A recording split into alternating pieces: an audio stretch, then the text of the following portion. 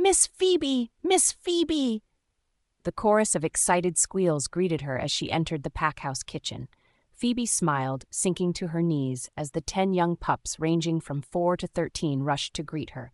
She laughed, hugging each of them tight, rubbing noses with a few she was particularly close to. "Thank you so much for taking them today," one of the female wolves said, carrying a 2-year-old.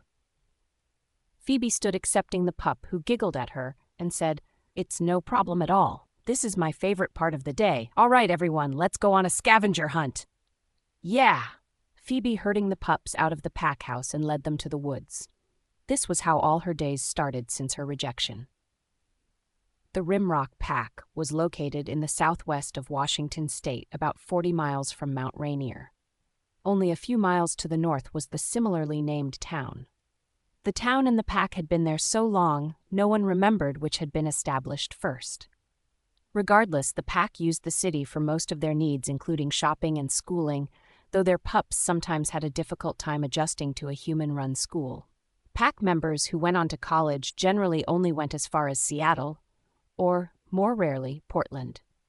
And Phoebe was no exception. Their pack was not overly large, about 400 members, a respectable size, carefully nurtured by their previous alpha. While most pack members lived in the pack house, Phoebe still lived in the small cottage she once shared with her parents. She was not an Omega, but also not one of the high-ranking members. Like the majority of pack members, she was one of the unranked masses, the nameless cogs without which the pack would cease to function. Her parents had been fated mates and also unranked members, though not without their own bit of prestige. Her mother had been head cook and her father the chief groundskeeper in charge of the pack gardens, as well as a tutor for members struggling with their studies, as he was one of the few with a college education.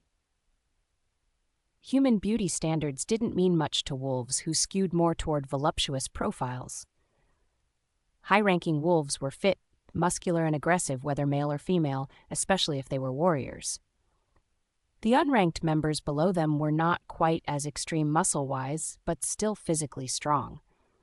Below them, Omegas lacked physical prowess and stamina. Though they didn't stand a chance in a fight against a high-ranking wolf, or even most unranked ones, Omegas were still far stronger than humans. As an unranked member, Phoebe was average. She was average height, if somewhat petite by wolf standards. Her form was pleasingly curvy, though her breasts were only B-cup. Like most wolves, she had a mane of thick, musy brown hair that reached just past her shoulders, though her skin was on the pale side. Her only notable physical feature was her silver-gray eyes. Phoebe was average in every way, except her wolf. Wolf spirits usually awakened in their mid to late teens. The more powerful the wolf, the sooner it emerged. Alphas, betas, and some gammas awakened as early as 16, while omegas might awaken as late as their early 20s. Phoebe's wolf awakened when she was 15. Phoebe was in a deep asleep when Mani suddenly woke her up with a bright, "Hello, moonshine!"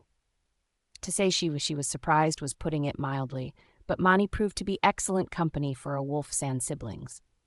An even greater surprise awaited Phoebe on the first full moon after her 16th birthday. Mani woke her in the dead of night and insisted she go out into the forest behind her parents' cottage. Sleepy and confused, Phoebe nonetheless obeyed her wolf's directives. Once outside, she greeted the rising full moon, only to be racked by a sudden excruciating pain as her joints popped and bones lengthened and realigned. Fur bristled, covering her body as her nose elongated to a muzzle. Mani talked her through the pain, urging her not to resist and to let her wolf spirit take over. After an excruciating hour, Phoebe stood on 4 padded paws.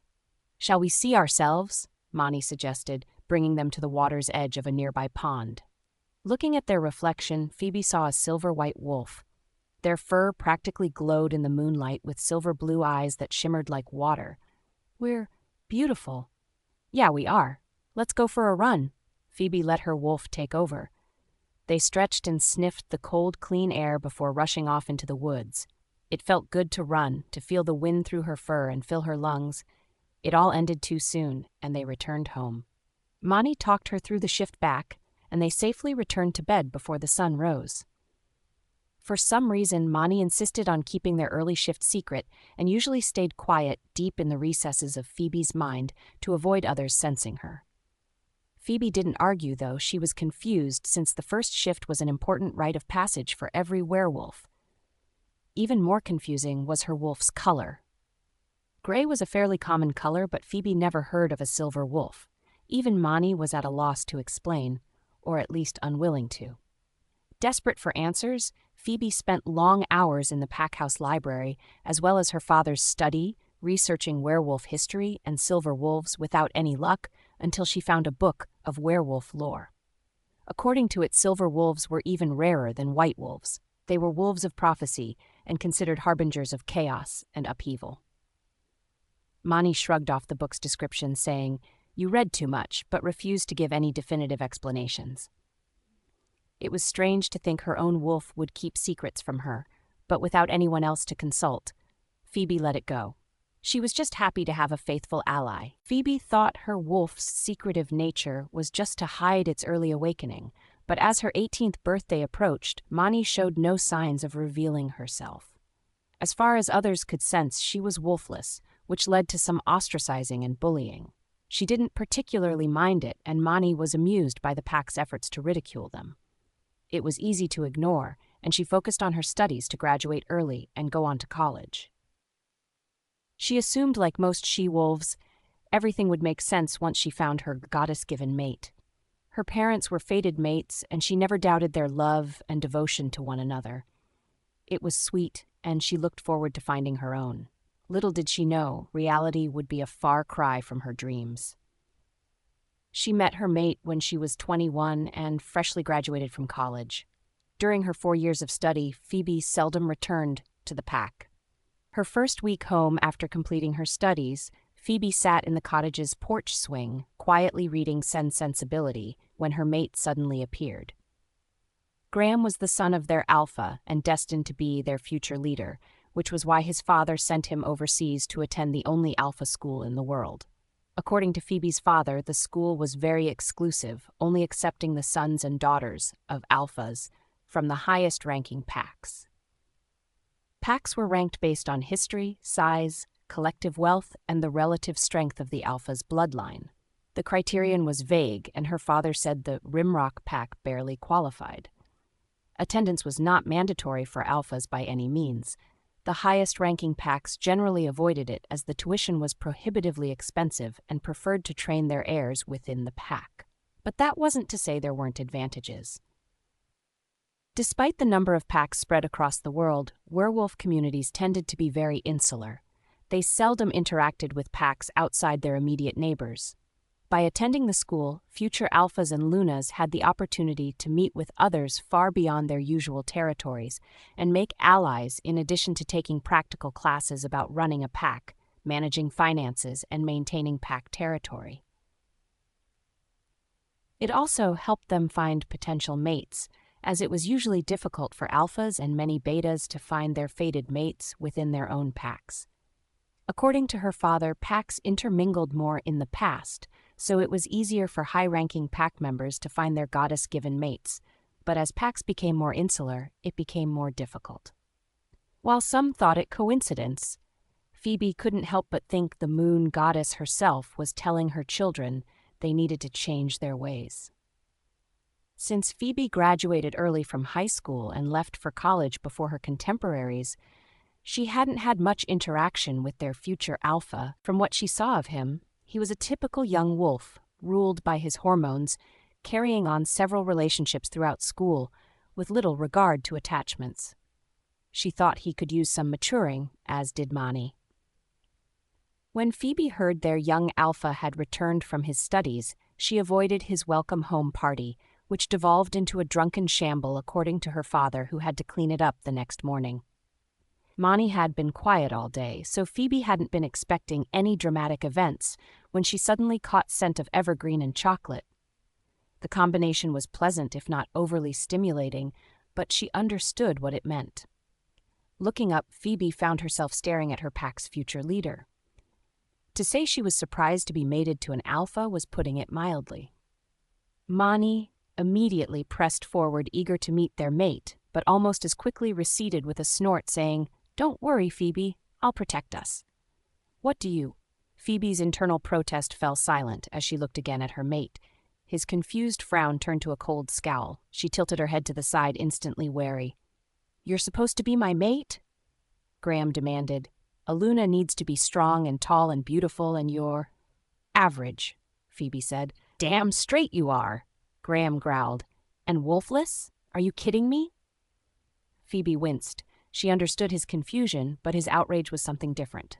The goddess did not choose their mates randomly. There was reason behind it. Just as their wolf spirits were their center, their mates were their second halves. Only together were they complete. At least that was what her parents taught her. "What is your name?" Graham demanded. "Phoebe Luan," she answered after a moment, already anticipating his next move. "You don't have a wolf, so this won't hurt at all," Graham said as a word of caution. "I, Graham Archer, future alpha of the Rimrock Pack, reject you, Phoebe Luan, as my mate and Luna." Phoebe leaned forward, whimpering as a sharp pain pierced her chest. Her book fell to the ground as she hugged herself, and a burning sensation spread to her extremities. It felt as if she were being stabbed by hundreds of needles. "Hurry up and accept it, or it will just hurt more," Graham snorted, unhappy with her dramatics. "I, Phoebe Luan, accept your rejection," she managed to gasp. The pain eased to a dull ache similar to heartburn. To her surprise, Graham suddenly bent over, groaning in pain as their bond snapped. Perhaps it was cruel, but she was glad not to be the only one suffering. Slowly straightening, he sneered at her before hurriedly departing. "Mani, are you all right?" "I will be. We will be. The moon goddess loves us. If she loved us, why did she make him our mate? She has her reasons, you'll see." Phoebe thought the worst was over, but another surprise was waiting. 2 weeks after her rejection, Christy arrived with Graham proclaiming her to be his Luna. Their alpha succession and Luna ceremonies were held in tandem at the following full moon.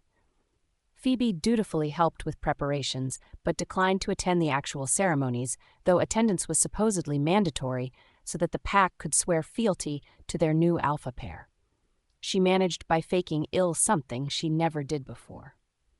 Mani suggested a run, a precaution that proved advantageous when she was suddenly assailed with pain as her mate marked another. Despite the severing of their bond, Phoebe suffered whenever Graham and his chosen mate were together. She hoped that the marking would finally bring an end to the pain, but it continued to linger slowly, dulling over time. Phoebe kept her distance, avoiding the pack house, except when it was absolutely necessary. She knew her parents wondered about this behavior, and probably had an inkling why she did it, but they respected her privacy and did not directly question her. 5 years had passed since then, and Phoebe continued to avoid the pack house. The only difference now was that her parents had passed away, leaving her alone to maintain the cottage and garden. Now, whenever Graham and Christy mated, she only felt a dull ache, and thankfully those times were few and far between. The alpha pair had yet to produce a pup and heir, but that wasn't completely unexpected. Chosen mates were less fertile than fated ones. While a fated pair could easily produce 4 or 5 pups, chosen ones would only have 1 or 2 in the same amount of time.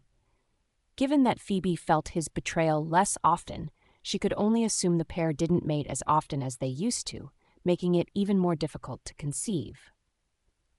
Though she wondered about the pack's future stability, it wasn't her place to question their alpha. No one knew she had been his fated mate, and no one would listen to a wolfless, unranked she-wolf anyway. So she focused on what she could do for the pack, namely educating the pack pups. "All right, gather around." Phoebe laughed as the kids swarmed around her. Phoebe carried the 2-year-old on her hip while the others waited for the rules of their game. Sometimes it felt as if the pack treated her as a glorified pup sitter, but she didn't mind, as it allowed her to spend time with them without interference. She used their numerous outings to teach them various bits of practical knowledge. She had brought them to a wide clearing filled with wildflowers. When they arrived, a pair of deer spooked and leaped back into the safety of the forest shadow. It was a promising sign that no one from the pack had sullied the area, so they should have no problem with their scavenger hunt. Piled off to the side were several baskets woven from wild grasses. The pups immediately noticed them and fidgeted with excitement. "Okay, so did everyone bring their herb book?" Phoebe asked, holding up her own. Eagerly, the pups held up their homemade pamphlets they made during their craft project earlier in the week. Taped to each page was a medicinal herb that had been pressed and dried specifically for the application. Each page also included the plant's name and most common uses, written in Phoebe's neat scrawl for the younger pups, while the older pups wrote theirs themselves. Over the last few weeks, they had learned about herbs, how to identify edible plants and poisonous ones, and where to find them. Now it was time to put that information into practical experience. "So today we are going to have a scavenger hunt," Phoebe announced to excited cheers. "As I'm sure you've figured out, we are going to collect herbs. I want you to split into pairs because why?" "Safety first," the pups answered in chorus. "That's right. So in pairs, you will take your baskets and collect as many herbs from your books as you can find," Phoebe said. "I will award special prizes for the most herbs picked, the biggest variety of herbs collected, and for the rarest herb found." The pups bounced on their heels, eager to begin. "Remember to stay in the boundaries of the clearing. Ready? On your marks. Remember our safety rules. Go!" Squealing, the pups darted to the pile of baskets before dispersing through the clearing. Phoebe smiled, cooing at the 2-year-old pup in her arms. He was too young to take part in this event, but he would still benefit from being able to run around in the fresh air. "Miss Phoebe? Miss Phoebe!" She turned as an eager pup hurried up to her, holding a sprig with bright yellow flowers. "Is this wormwood?" "No. That's mustard," Phoebe answered, kneeling down to the pup's level. She never liked to talk down to them. "Let's see what wormwood looks like again, shall we?" The pup dutifully opened her book to the appropriate page for comparison. Phoebe was always patient with the pups and never lost her temper. They were young and still learning, so it was natural for them to make mistakes. Once the mini-lesson about the difference between the two herbs was over, the pup returned to her brother and continued their hunt. The pups were free to ask her any questions, but she wouldn't help them find the herbs. Phoebe smiled at the young pair. Blake and Emma were brother and sister, born 1 year apart, so they were close. Their parents had also been unranked members of the pack. Their mother was the alpha's maid, and their father an architect who designed most of the pack house, as well as many of the private homes scattered throughout the territory. Unfortunately, both had been killed in a rogue attack 2 years ago, leaving the pups orphaned. Since then, Phoebe did her best to look after them, taking them shopping for clothes and school supplies, as well as making sure they were included in activities. Orphans could easily be ostracized by other pack members, and that was something Phoebe wanted to avoid. Strong bonds kept a pack together, and she wanted the pups to maintain and cherish those bonds. So far, her efforts seemed to make the difference. The others included the orphaned pair in their games and didn't bully or belittle them for what they lost. After an hour, the pups gathered around her to show their efforts. Phoebe led the group to the pack hospital, where Bridget waited to receive them. Bridget separated out the herbs and gave the pups what appeared to be an impromptu lesson in first aid, demonstrating how some herbs could be used with minimal handling and how to bandage injuries. Like Phoebe, Bridget was on the petite side, though slightly taller than the former. Her hair was a rich chestnut with a hint of an auburn sheen, and her skin a soft tan color, as was usual for werewolves. She had a round, pretty face and a small, pert nose. Bridget was another unranked wolf that kept the pack working. A couple years younger than Phoebe, they met shortly after the latter's rejection. In fact, the young, talented nurse was the only pack member who knew about it. She didn't know who rejected Phoebe, but she knew they were a pack member and assumed they were fairly high-ranked given Phoebe's aversion to the pack house and official ceremonies.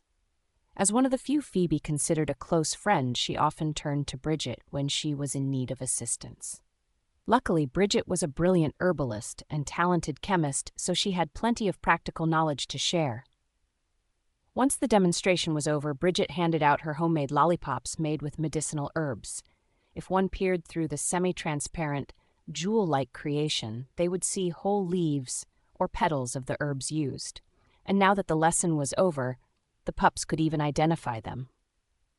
The excited pups followed Phoebe back to her cottage, where she handed out their prizes. Praising them for their impressive finds and sheer amount collected, she gave out prizes accordingly. A pair of boys collected the most and received a pair of gloves and a baseball. Surprisingly, Blake and Emma found the greatest variety and received a jug of bubble solution and bubble guns. A young pair of she-wolves found the rarest herb to receive a styling kit with a variety of barrettes and colorful hair extensions. Phoebe always made sure the prizes suited the awardees and their interests. All the pups received large bouncy balls for participating. She was certain the winners would share their special prizes during their daily games. After the prizes were awarded, Phoebe led her troop back to the pack house. The pups were eager to play with their new toys, and Phoebe hoped they would retain the lessons that earned them their prizes. What she wanted most was for the pups to take pride in their own abilities. Not everyone would rise through the ranks as warriors, but everyone could contribute to the pack in some meaningful way. Most would always be in the middle like herself. It was important to do what they could do. Finding, collecting, and delivering herbs to the pack hospital benefited everyone. Being able to perform simple first aid could save a life in dire circumstances. Those were the kinds of lessons she hoped to instill in the pups. "Miss Phoebe?" She paused, seeing Blake and Emma had remained while the other pups dispersed. "Can we come over tonight?" Emma asked. "Are you sure you won't get into trouble?" "Jake is patrolling tonight, and he never checks on us." Blake wrinkled his nose. "Boss, all right. I'll make something special for us," Phoebe smiled. The pair hugged her before hurrying to catch up with the others. Phoebe watched them, feeling a familiar pain in her chest. Ever since they were orphaned, she did her best to care for them. She remodeled her own childhood bedroom to suit the brother and sister, filling it with books, toys, and games, as well as a closet full of clothes. Phoebe even petitioned to adopt the pups officially, but had been denied. Her face warmed at the memory. "Alpha!" Phoebe stormed into Graham's office without waiting for permission. "Explain this." Phoebe tossed the denied adoption papers onto his desk, staring at him as he flinched. It had been years since she last set foot in the pack house, and it was the first time she entered his office. Despite the vast difference in their status, Phoebe showed no inclination to give him proper respect. Her eyes shimmered silver as she glared at him, and his wolf cowered. Trying to maintain some semblance of his authority, he looked at the paper she tossed at him, stating, "It seems pretty obvious." "I didn't ask you to identify it," Phoebe practically snarled. "I told you to explain it. Why did you deny the application? Why would you want to adopt 2 pups in the first place?" he snorted. "Their family can take care of them." "They don't have any family," Phoebe snapped. "Their aunt and uncle were killed 3 years ago in a rogue attack. Their grandparents passed the year before that. Their mother was from a different pack." "Was she?" Graham frowned. "She was your exclusive maid. Do you even remember what she looked like?" Phoebe snorted in disgust. "Have you compensated those pups for their loss before you sent your yes-man to turn off the water and power to their home? A home they were still living in. They nearly froze to death." Graham winced. He did remember signing the order to turn off power to the abandoned home, but he had been assured it was empty. "Those pups have been living with me for the past 6 months, so why can't I adopt them? You aren't even mated." "And why is that, I wonder?" Phoebe growled. Mani had never made herself known since she awakened, but now she pressed close to the surface, adding power to Phoebe's anger and enhancing her aura. Graham involuntarily shuddered as her anger washed over him. It made his wolf completely withdraw. Feeling his wolf become submissive irritated him. He was alpha and everyone was beneath him, especially a wolfless female. What made it worse was that she was right. He should have been aware the pups' parents were gone and that they had no close relatives within the pack. They should have been placed in appropriate lodgings, and whoever adopted them compensated for raising them. None of that had been done because he hadn't bothered with the paperwork. Compounding the issue was the fact Christy overspent her weekly clothing allowance, and he had to get the money from another part of the pack's finances. "It's not your place to question your alpha." He forced himself to stand, giving him a height advantage since he was little over 6 feet and Phoebe only 5'4". The pups will be taken care of. They don't need you, understand? The pups had been given a room in the pack house that was hardly larger than a closet. Somehow, they crammed in 2 camping cots and a pair of trunks inside. According to the pups, it was drafty and dark since it only had 1 small window, and no one bothered to install a light bulb in the single overhead light. Even worse, the pups had mandatory bed checks. After bedtime, the patrolling security made periodic checks to ensure the pups were actually in bed. It had been bad in the beginning, but now the patrols were getting more lax, allowing Blake and Emma to sneak away, returning to her cottage where she kept their room ready. Her heart ached, knowing her anger made life difficult for pups that already had enough tragedy in their young lives. Mani whimpered in her mind, sharing her guilt. Their anger was completely justified, but they expressed it in the wrong setting. Even so, Phoebe continued to care for the brother and sister, providing them with new clothes, much better than the shabby hand-me-downs from the pack's donation closet. Turning away from the pack house, Phoebe made her way back to her cottage. Her mind raced with meal ideas. She smiled, already looking forward to company. Normally her meals were solitary affairs, unless Bridget stopped by, so the pups would most certainly be a welcome change. Mani perked up. Phoebe could practically feel her tail wagging in anticipation. One day they would find a way to keep the pups close. She just had to be patient and avoid Luna Christie's notice. "There you are, Phoebe." "Speak of the devil," Mani huffed. Inwardly, she cringed as she turned. "Hello, Luna." Christie was almost a half-foot taller than Phoebe, with a lithe body punctuated by an hourglass figure. Her long, blonde hair was neatly highlighted and professionally styled, as were her nails. It was clear she spent a lot of time and money on her appearance, yet her aura was minimal. In fact, Phoebe barely felt it even when Christie tried to exert influence over her. Mani confirmed the Luna's aura was exceptionally weak, so Phoebe knew she didn't imagine it. Despite this, or maybe because of it, Christie resorted to rather extreme measures to keep her authority over the pack. Phoebe struggled to maintain a neutral expression, keeping her disgust contained. "How can I help you, Luna?" Christie smirked. "We're having some very important visitors next week, and I don't want those annoying little spawn to bother them. Do I make myself clear?" "Yes, Luna. I'll arrange some activities to keep them busy and out of the way." "Good," Christie smiled, tipping up her nose. "Poor Phoebe, I do pity you." "Pardon? If only the goddess had been kinder to you and gave you a wolf, then you wouldn't have to deal with those snot-nosed kids." With a condescending smile, Christie walked away. With a sigh, Phoebe tried to calm herself. A Luna was meant to be the heart of the pack and ensure the pack's future. How could she not like pups? "She is no true Luna," Mani gave a dismissive snort. "A Gamma, maybe. Delta, most likely." Phoebe really couldn't argue, considering the Alpha had been her fated mate. "I don't see why she has to act like that. She'd get more respect if she was more personable." "She is in a position she was never meant to have, so I suppose an inferiority complex is natural," Mani said, "especially since her wolf is submissive to us." "It is?" "Oh, yes. Imagine how much her pride must smar every time her wolf shows its belly to you. A wolfless she-wolf." Phoebe frowned. This was not the first time Mani mentioned something similar.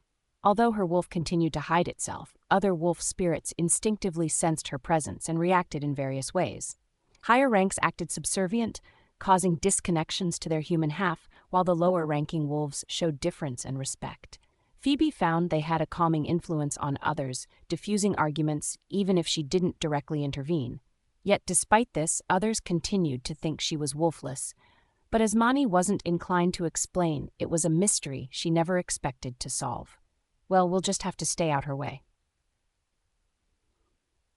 Or she could stay out of ours, Mani countered.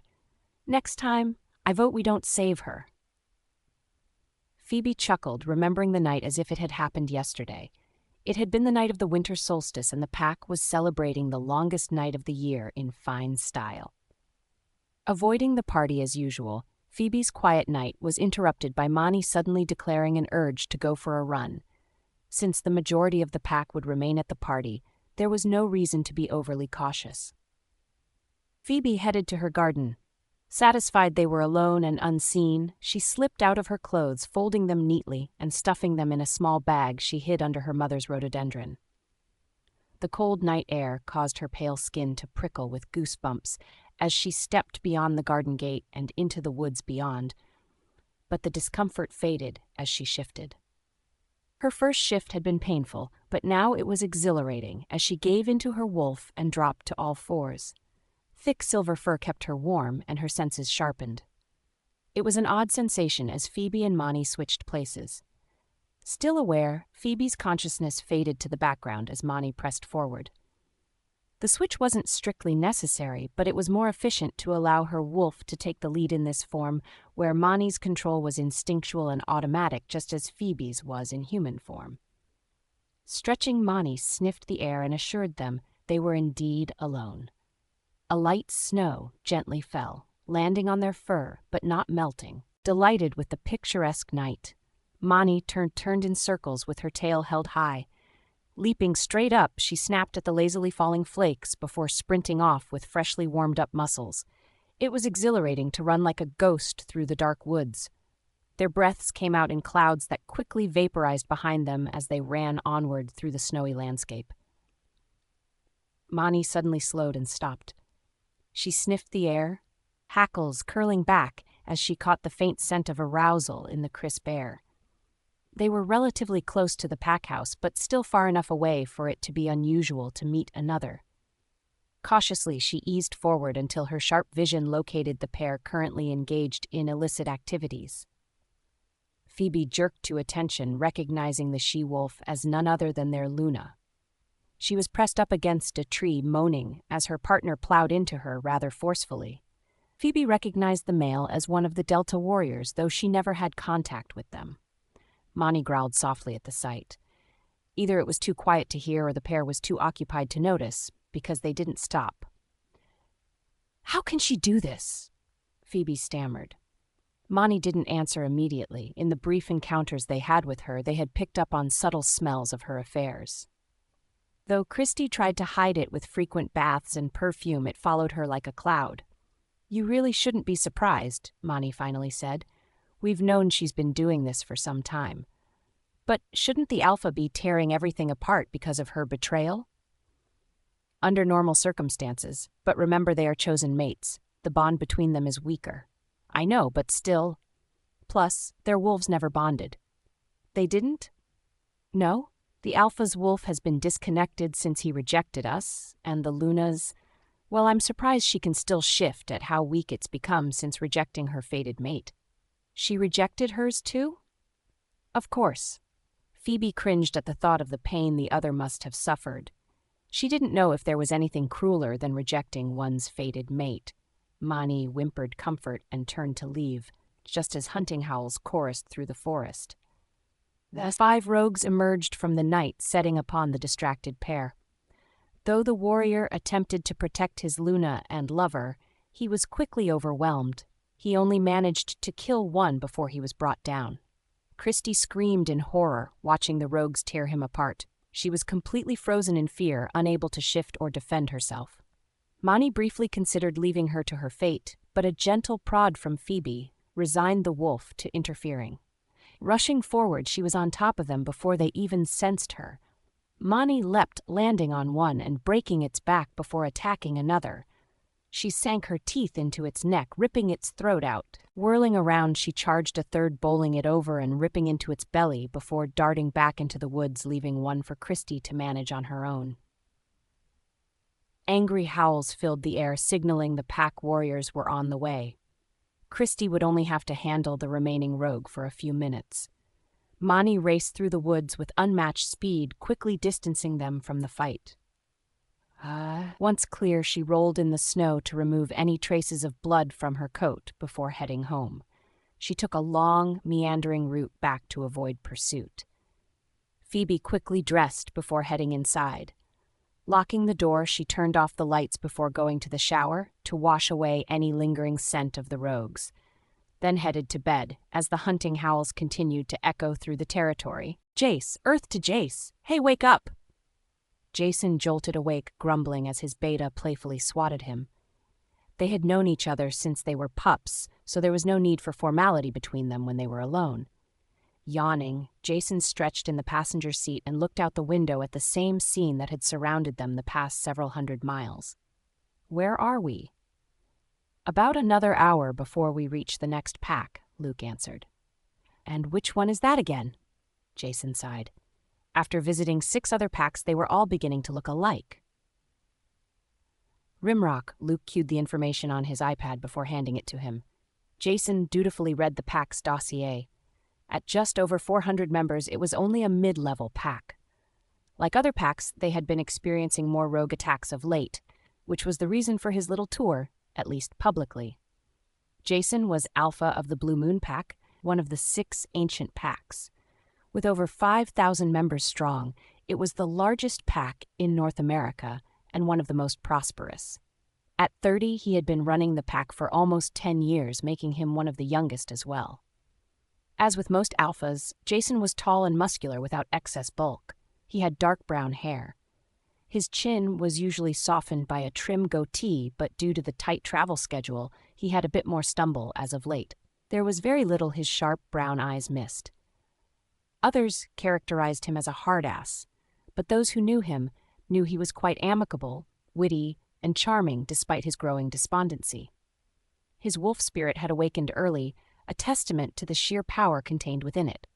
Lobo was a large brown, nearly black wolf with burning amber eyes and stood almost a foot taller than other wolves, even other alphas including his own father. Lobo's early emergence was part of the reason Jason assumed the mantle of leadership sooner than planned. His alpha aura was simply too powerful, overshadowing his father's and funneling the pack's loyalty away from his predecessor, whose rule was waning. Jason always knew he would be alpha, so he had no problem assuming the mantle. His one regret was not having his Luna at his side. As his father's successor, normally Jason would have marked his Luna before leadership was passed, but despite years of searching and traveling among his neighbors, he had yet to scent the one fated to stand by his side. After a werewolf's wolf spirit awakened, and once they experienced their first shift, they were able to sense their fated mates. He had been promised he would know her immediately by her scent. It would be so intoxicating he would have difficulty focusing on anything else. Yet, despite the fact his Beta and Gamma, even his sister, found their mates with relative ease, Jason still searched for his. To pass the time, most wolves engaged in activity to take the edge off their pent-up drive. Jason, however, abstained from such frivolous activity. The last thing he wanted was to be covered in another she-wolf scent when he finally found his mate. He was determined she would be his first, only, and last. Lobo was in complete agreement. But after a decade of searching, they both were feeling the strain. A pack was meant to be led by a pair. An alpha was the pack's strength, but a Luna was its heart. His pack desperately needed the heart they had been missing, as much as he needed his Luna by his side. Tensions were ready to snap, and discord wormed its way into the pack harmony. Jason was beginning to wonder how long it could maintain its tenuous balance. Wanting to help his mother suggested a security tour. Rogue attacks were on the rise. It was a good time to tour the packs most affected and evaluate their security levels to determine if they were adequate. It was also good cover to extend the search for his Luna, as he would be visiting packs he hadn't been to before. That was the real reason for this trip, but after a half-dozen packs, he was beginning to lose hope, especially after the last one. Jason cringed at the memory of the alpha's daughter naked in his bed covered in rose petals. Despite numerous complaints and even threats, she continued to try and enter his bedroom. Lobo was ready to go on a killing spree, so Jason cut his visit short. "Cheer up, Jace," Luke eyed him with concern. "Hey, lucky number 7, right?" "Right." Jason sighed, looking again at the dossier. "Looks like the alpha's a little younger than me, and he's mated. Lucky bastard." "Yeah, well, maybe not. If rumors are true, they aren't fated mates." "He took a chosen mate?" Jason frowned. It was common knowledge a mated alpha was more powerful than an unmated one, and a fated bond stronger than a chosen one. That was the reason why alphas went out of their way to locate their fated mates, as it would guarantee them more influence and strength. There was no reason for a young alpha to resort to taking a chosen mate if his fated was not yet found. Was the Rimrock's alpha just impatient, or had he lost his mate in a rogue attack, in which case the goddess would certainly have granted a second chance mate? There was no way the alpha would have done the unthinkable and actually rejected his mate. The goddess was benevolent and caring, but she never forgave anyone if they rejected their fated mate. While the rejected wolf would be given a second chance, the one who rejected them would not. Their soul would be cursed, never to know the serenity of finding their match. They would have no choice except to settle for a chosen mate, which was cruel enough, but when they died, they would be cursed to wander the moonlit territory alone, forever. Lobo stirred, whining. His wolf was desperate to find its mate, but not so desperate to resort to taking a chosen mate. No, their fated mate was out there, and when they found her, she would be perfect. Lobo settled in the back of his mind, comforted for the time being. Jason turned his attention back to Rimrock's dossier and tried to forget his anxiety, but that was easier said than done. His apprehension remained as they entered the pack's territory and arrived at the pack house. With a sigh, Jason opened the door and climbed out while Luke conferred with their escort emerging from 2 other vehicles and reminding them of proper visitor conduct. Grabbing his jacket, Jason breathed deep and suddenly froze as Lobobo practically leapt to attention and surged to the forefront of Jason's mind. It was a struggle to keep his wolf in check even as he breathed in the cool air again. There was no mistaking it. She's here. Jace, what's up? Luke asked, joining him. Jay, you look like you've seen a ghost. She's here. What? Who? My mate. Luke blinked, hardly willing to believe it. Are you sure? Yeah, it's faint, but it's definitely her scent. She's here. I told you lucky number 7, Luke grinned. Spying their approaching hosts, he said, but let's keep it together for now. Jason growled. His dark eyes swirled amber as Lobo pressed closer, wanting nothing more than to tear straight through the pack until he found his mate. He had waited long enough. Easy, Jace? Easy, Jace, Luke muttered, feeling Jason's aura washing over him. Your mate is here, right? Well, we'll be going on a tour soon, so it'll be the perfect time to find her, right? Right.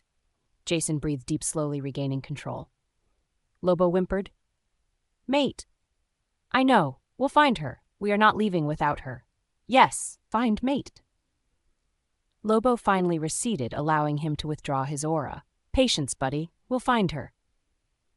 Jason stepped out of the bathroom, drying his hair before dressing. After a tedious tour of Rimrock's pack house and surrounding grounds, he now had to sit through a welcome party with his hosts. Lobo impatiently prowled the back of his mind. They had picked up their mate's scent just about everywhere, but it was always faint and impossible to track. His mate was like a ghost, everywhere and nowhere, except in the pack house. Oddly enough, her scent was everywhere except within it. It was strange. The pack house was the one place most wolves spent the majority of their time, especially unmated ones. It was only through mingling and meeting others that one found their mate after all. Unless, had his mate given up on finding him? Or did she have a mate previously and lost him? Though he was somewhat disappointed he would not be her first, his heart also ached for her if she had gone through the pain of losing a mate. Lobo whimpered his sympathy. In either case, they wouldn't know the answer until they found her. Dressing in a pair of simple slacks and a button-down shirt, Jason was ready long before Luke arrived to collect him. Together, they headed to the back patio, where tables and decorative lights had been set up.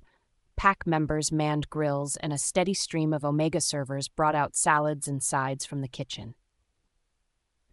Every pack he visited insisted on these welcome parties, hoping to impress him. This meant he sat through the same party 7 times, only the faces changed. Still, it was a pleasant and relaxed atmosphere. Jason saw several of his warriors mingling with the crowd. Aside from Luke, his escort was comprised of unmated wolves. It was not only difficult for alphas to find their fated mates, but also for warriors to find theirs. To help his warriors as much as possible, he always traveled with unmated ones, giving them the opportunity to search for their mates. Whenever his warriors found their mates, he was both happy for them and jealous.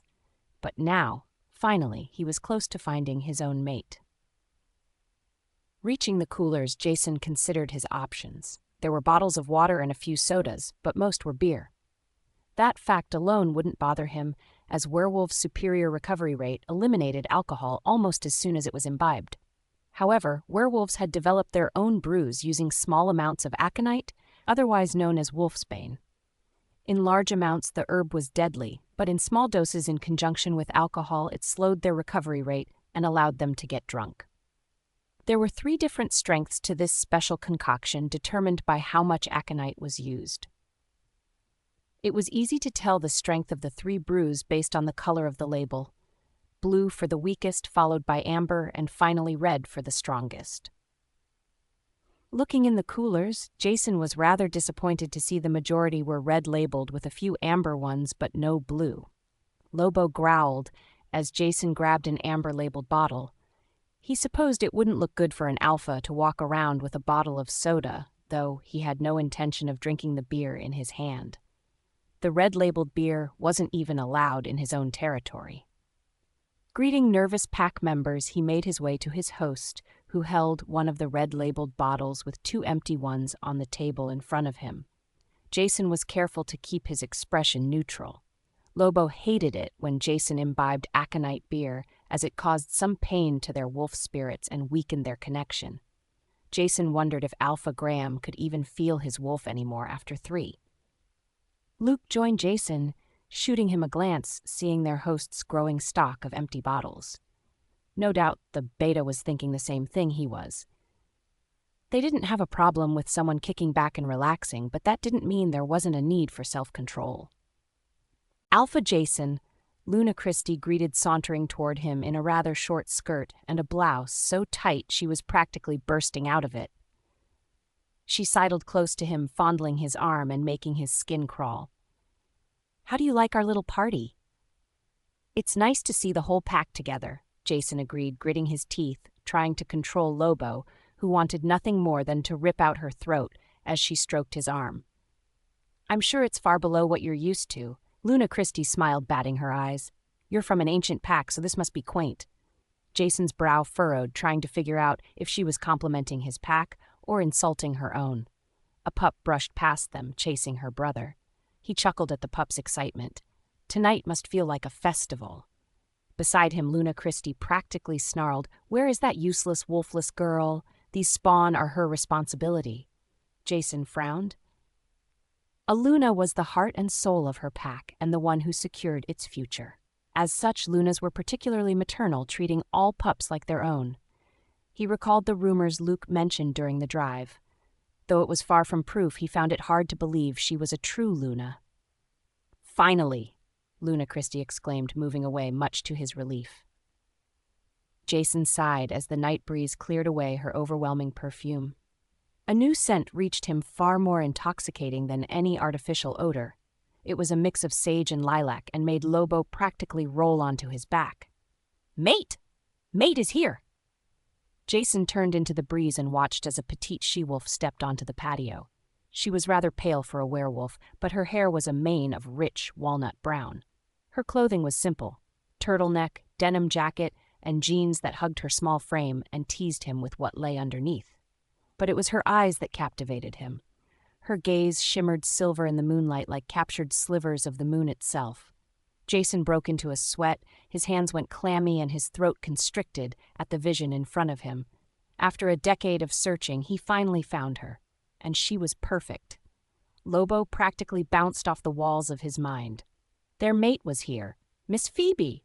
An excited squeal erupted from the crowd as several pups emerged from the crowd. They ran up his mate like moths drawn to a flame. A dazzling smile warmed her face as she knelt, embracing the first little she-wolf who reached her. They rubbed noses in a familiar gesture usually reserved for mates or between mothers and their pups. Another she-wolf approached, carrying a 2-year-old, handing off the pup to Jason's mate. She accepted the pup with open arms. The pup didn't show the least amount of stress as its mother gave it to another. It was clear the pup was used to these handoffs and contentedly clung to his mate, who tenderly nuzzled him. "Phoebe. Her name is Phoebe." "Yes, Phoebe." Lobo happily whined, eager to learn the name of her wolf. "I thought I told you I didn't want to see these heathens while we had guests," Luna Christie snapped as she neared Phoebe, surrounded by pups.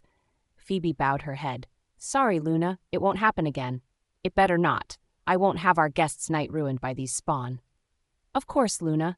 Come along, pups. Phoebe herded the little ones inside the pack house and out of view. Jace, you okay? Jason's hair bristled as he tried to calm his wolf. Easy. How dare she talk to Mate like that? I'll rip her throat out. Lobo growled. Easy, let's be smart about this. Jason frowned. It wasn't right for his mate to bow to any wolf, Luna or no. Christie's attitude had been rubbing him the wrong way since his arrival, and now he had a hard time controlling his disgust. Jason never heard of a Luna who hated pups or treated them with such contempt, chosen or not. As his mate disappeared inside, Jason struggled to suppress his urge to follow. He searched for her for so long he wanted to keep her within his sight at all times. But he was the guest of honor and could hardly leave without drawing notice. He had to handle this situation carefully. Alphas were very protective of their territory, and there was protocol to follow for a wolf to transfer packs, though no one would prevent an alpha from claiming his rightful mate. Mate, come home with us, Lobo growled. Jace, what's wrong? Luke's voice finally cut in. My mate, that was her. You mean the one who took the pups inside? Phoebe. Her name is Phoebe. What do you want to do? Go inside and watch her for me, please. Sure, don't worry, she'll be safe. Keep me updated, I want to know everything. Yeah, it'll be like you were there yourself. Jason suppressed a growl. He wanted nothing more than to be at her side, but something told him not to reveal his hand too soon to his hosts. There was something off about them that went beyond simple chosen mates. What was that about? Jason casually asked as Christie returned. Oh, nothing. Just a little trouble with the staff, she smiled. Staff? Yeah, poor wolfless Phoebe. Minding those little heathens is all she is good for. Jason raised an eyebrow looking at Graham for insight as the latter downed the rest of his beer. With a belch, Graham set down the now empty bottle with the others before demanding another from the nearest pack member. A new bottle soon replaced the last, and he didn't hesitate to drink deeply from it, despite the fact his wolf had to be suffering. Jason warily eyed his hosts. Something was very, very wrong with these two. While Jason was too prominent a figure to slip away, Luke had no such issue, quietly returning to the pack house. Entering the dining hall, the echoes of laughter directed him to a small room off from the kitchen. This room, unlike the dining hall, was plastered with the children's artwork and educational posters from their lessons. It made the room cozy, unlike the sterile atmosphere of the larger room. The same sense of unease that made Jason wary of their hosts also piqued Luke's mind. Packs thrived on their pups, which were literally their future. It was unnatural to hide them away like some dirty secret. Not wanting to disturb the little group, Luke stood near the door out of sight, peeking around the corner to keep an eye on his pack's Luna. She was average height, standing only a little over 5 feet, but more concerning was the fact she seemed thin. Luke didn't recall seeing her at lunch, and now he wondered if she was getting proper meals. Wolves tended to have a higher metabolism than humans, so it was important they consumed enough calories or else they would rapidly lose condition, especially if they shifted often. She also seemed paler than normal, though she could also have a naturally lighter complexion. Luke knew wolves from certain parts of Europe and the East Coast tended to be paler than those on the West. Her hair was a mane of rich chestnut with a healthy sheen, and her smile was warm, causing her eyes to shimmer from gray to silver. It could also be her wolf hovering close to the surface, though he never heard of a wolf with silver eyes. Most had brown or amber. The pups quickly took their seats at a long table laden with colorful paper, glitter glue, markers, sequins, buttons, and string. In front of the younger pups, the paper had been cut into star shapes with rows of plastic bins full of different craft supplies so they could color and decorate their stars as they wished. The older pups were given plain paper squares. Once they were seated, Phoebe demonstrated how to fold the paper square into an origami star once they finished decorating it. The older pups colored their paper, folded it, and if they chose, Phoebe would spray the finished project with adhesive, and they could sprinkle glitter over it for the final touch. Attaching strings to the finished projects, Phoebe climbed up on a step stool to hang the stars from the ceiling, much to the pups' delight. When they were done, they cleaned up their project table before pushing it to the wall. Once it was out of the way, Phoebe brought out her final surprise, a bucket. She placed a light in the bottom before setting it on the ground. Over the bucket, she added a paper fire, effectively making a faux campfire. The pups giggled, gathering around it, as if it was real, holding branches with paper marshmallows and hot dogs on the end. "Excuse us." Luke jerked back, allowing the kitchen omegas to enter, bearing plates laden with real hot dogs, salads, coleslaw, and other goodies from dinner. The pups squealed delight using the ketchup, mustard, relish, and other condiments on their hot dogs. Each was given a soda, and they happily ate their dinner around the pretend campfire. Luke's stomach complained about its own empty state. He stepped into the kitchen and helped himself to the sides lining the center counter. Outside, he knew there were barbecue ribs and steak along with burgers and hot dogs, but he didn't mind missing out as he watched over his future, Luna keeping Jason informed about her activities. Slowly, he became aware he had an audience. Luke turned to see one of the cooks watching him closely. The she-wolf studying him was an omega, but well within her prime, giving her an aura of experience and elevating her status somewhat even toward a beta like him. Luke gave her a respectful nod. She pressed her lips together before asking, "Just what do you want with her?" "She doesn't like playing games, especially the ones you want to play." Luke grimaced at her candor before turning his head to show his mark. He thought the gesture would be enough, but she continued to study him unimpressed. "I'm just confused," Luke finally said. Maybe he could glean some much-needed information. "Why are the pups in here and not outside?" "Because our Luna doesn't like pups. She thinks they get in the way. But pups are a pack's future. Not according to her." Luke frowned. Alpha Graham was still young by werewolf standards, so there was no reason for him to feel rushed into securing a mate. He didn't have to wait as long as Jason, but certainly he could have given it a little time. Given the advantages of a fated mate, not to mention the risks of taking a chosen one, every alpha made an effort to find their destined mate. "Phoebe takes care of those pups like she was their mother," the Omega continued. "She's sweet and gentle, so I won't tolerate no playing around with her." "I promise you, I have no intentions of doing that." The cook watched him a moment longer before returning to her duties. Luke hesitated but slowly sidled back to the door as the pups finished their supper. "Miss Phoebe, tell us a story." "Yeah, story time." Phoebe chuckled as she gently cleaned the 2-year-old's face. "And what kind of story would you like?" "An adventure story. A story about kids like us. Adults are boring. A scary story." "Oh my, that's a tall order," Phoebe laughed. "Let's see, how about Treasure Island? I haven't told you that one yet, have I?" "What's it about?" "Well, it's about a treasure hunt." The pups shared dubious looks. "It has adventure on the high seas, about a young boy just your ages, and it has scary pirates." "Okay," Phoebe chuckled, urging them to settle down. When all were comfortable, she started, "Once upon a time in a small English town." Jason struggled to keep his revulsion in check as Graham continued to drink heavily. Christy flashed him flirty smiles and tried to play footsie under the table. The only thing keeping his wolf under control was Luke's running commentary of his mate's activities. Jason could almost picture the scene as she and the pups crafted their stars, then pretended to camp around their campfire. By the time she related, the plot of Treasure Island, Lobo was practically purring. "Mate is amazing." "Agreed."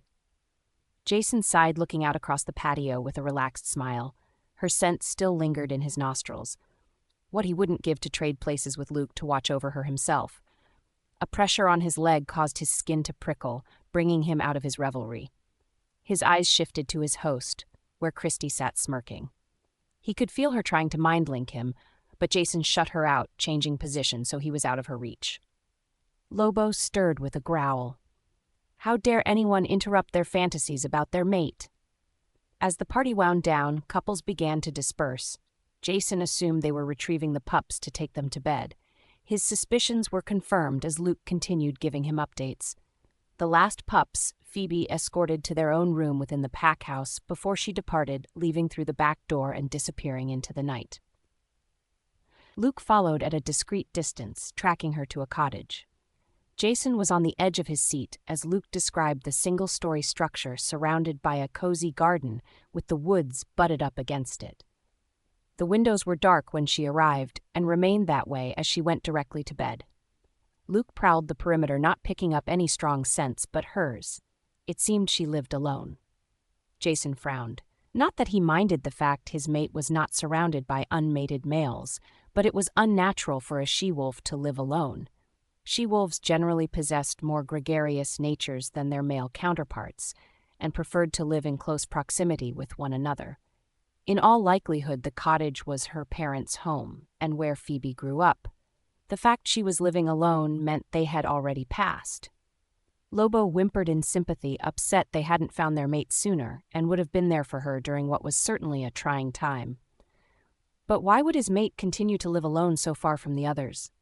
Most in her situation would have moved into the pack house to be closer to other she-wolves, their support and comfort. "Looks like she's gone to bed," Luke commented.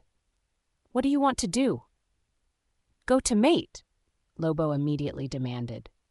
He would give anything to follow through with his instinct, but Jason hesitated. Waking her from slumber by suddenly appearing on her doorstep was sure to be confusing for her. No, he needed to talk to her. They needed time to get to know each other. But I don't like leaving her out there alone so far away from the pack. Agreed, Luke answered. His pack's Luna needed to be protected at all times. It was an instinct he didn't dare fight. What about a guard? Jason hesitated. Aside from Luke, the rest of his escort were unmated males, a fact that made Lobo bristle. He didn't doubt the loyalty of his warriors, but he also couldn't fight his instinct to protect his unmarked mate from interlopers. What about Cam? Luke suggested, knowing his thoughts. Cam was a fierce warrior and a skilled fighter. He was also gay. Unmated or not, he would certainly be no threat to the bond slowly forming between Jason and his mate. Good. Have Cam meet you. Should I tell him why he'll be guarding a random she-wolf? He's smart. He'll figure it out on his own. But yeah, tell him to keep it to himself for now. At least until I can speak with her. Got it. Jason escaped the party and Christie's amorous overtures as soon as he could, retreating to his room. Double-locking his door, he hopped in the shower to try to cool his eagerness to see his mate. His arms itched to hold her, caress her. He was dying to bury his nose in her neck and breathe her scent. "Mate!" Lobo growled, pacing in the back of his mind like a caged animal. "I know, pal," Jason sighed. "I want to be with her just as much as you do, but we have to be cautious. There's something wrong with this pack. If that Luna touches us again, we rip her throat out," Lobo snarled. Strange Alpha Graham didn't react at all. Jason suddenly realized something that had been bothering him the whole night. A chosen bond wasn't as strong as a fated one, but it still connected one's wolf spirit to another, allowing them to communicate and sense each other. If one member of the pair betrayed the bond, the other would certainly feel it. Though Christie had only been flirting, her mate should still have felt her intentions, and yet Graham hadn't even flinched despite the fact she was sitting next to him. Then again, he had been drinking quite heavily, so perhaps he couldn't sense his wolf through the haze. Or was he drinking to deliberately suppress his wolf and dull the ache of his mate's betrayal? Jason couldn't decide which scenario was more disturbing. In either case, his instinct told him it wasn't safe to announce his fated mate had been found, at least not until he had a chance to speak with her. The sooner they could leave and get his mate back to the safety of his own pack, the better. "Yes, take mate home." "We will. We are not leaving without her." Lobo growled assent. No matter what he had to convince Phoebe to leave with him, nobody could stop him from claiming what was his. Stepping out of the shower, Jason felt more exhausted than when he entered. Quickly drying himself, he splayed out in the large bed. Sleep didn't come easily. His mate was etched in his mind, and he saw her as soon as he closed his eyes. He wanted nothing more than to curl up with her in his arms, her warm scent wafting around him and filling his nose. Only with that image firmly in place did he finally manage to fall asleep. The buzzing of his phone woke him the next morning. With a groan, he reached for it, setting it against his ear without looking at the screen before answering. "Yeah? Oh, I'm sorry, dear. Did I wake you?" "Mom?" Jason was instantly awake. "Is everything all right?" Of course. Ben has the pack running like clockwork, his mother assured him. But we did have a pretty serious breach. What do you mean? Rogues. They breached our southern border. Daddy, Ben, and the warriors drove them out. Causalities? None on our end. It's just what? You know how packs are. They get anxious when their alpha is away. Yeah, got it loud and clear, Jason sighed. Since he had no Luna tying the pack together, they relied on him to maintain the pack bonds. While loyalty and trust were powerful, it didn't quite make up for the natural strength of a Luna's care and love. I'm sorry, dear. I know you were counting on this trip. It's all right, Mom. I found her. You did? Is she there with you? Can I talk to her? What's her name? What's she like? The question spilled out of his eager mother like a river. No, she's not with me at the moment. I just scented her last night. Her name is Phoebe. Mom, she's gorgeous. You should have seen how she interacts with her pack's pups. Just the mention of it had Lobo wagging his tail. Oh, sweetie, she sounds wonderful. I'm so happy for you, his mother gushed. But you haven't spoken to her yet? No, not yet. This pack, the Alpha and Luna, are strange. What do you mean? I'm pretty sure they are chosen mates, but their bond, it almost seems, well, repressed, Jason sighed. He couldn't think of a better word to describe it. It's not like yours and Dad's bond and how strained it became. It's like they are doing everything they can to deliberately weaken it. If that's true, it means the Alpha most likely met his fated mate and rejected her before taking his chosen mate. You think so? He had to know it would be risky. Aside from the advantages of a fated mate, there was another danger when it came to rejecting them, and that was the possibility of losing one's wolf entirely. Their wolf spirits hungered for their fated mates. If their human counterpart rejected that mate, it could drive their wolf insane. Their spirits became unpredictable or depressed, refusing to even communicate with their human half. Sometimes they completely lost the ability to shift. Other times they went feral and became a crazed rogue. For an alpha, the risks were far too great. Why take such a gamble? Just what could the Rimrock Alpha have been thinking when he rejected his mate for another? You're right to be cautious, his mother intoned. If he finds out your fated mate is a member of his pack, it could send his wolf over the edge. There's no telling how it could react. Must protect mate, Lobo growled. Cam guarded her place last night. Jason said, I'll talk to her today and wrap up my visit as soon as I can. Take your time and don't rush the bond. Your mate deserves some romance before you sweep her away. Once I tell the pack you've found your Luna, they'll settle down and prepare to welcome her. Jason grimaced. His pack had been waiting over 30 years for their Luna.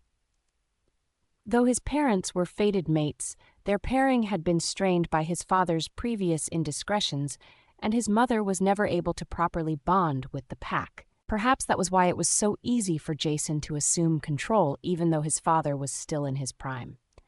Most alphas handed down leadership only after years of training and preparation. Jason had taken over his pack when he was 21. He had been through warrior training and alpha training since he was 12, but he was hardly ready for such responsibility. Yet the moment Lobo awakened, it was clear he was no ordinary wolf, and almost immediately eclipsed his father. His father tried to deny it, but there was no hiding how even his wolf bowed to his son. Once Jason turned 18, his father finally accepted the truth and started preparing to officially hand over control of the pack, even though Jason had yet to find his fated Luna. For years, Jason managed his pack on his own, building their confidence and loyalty in stages until they were united under his leadership.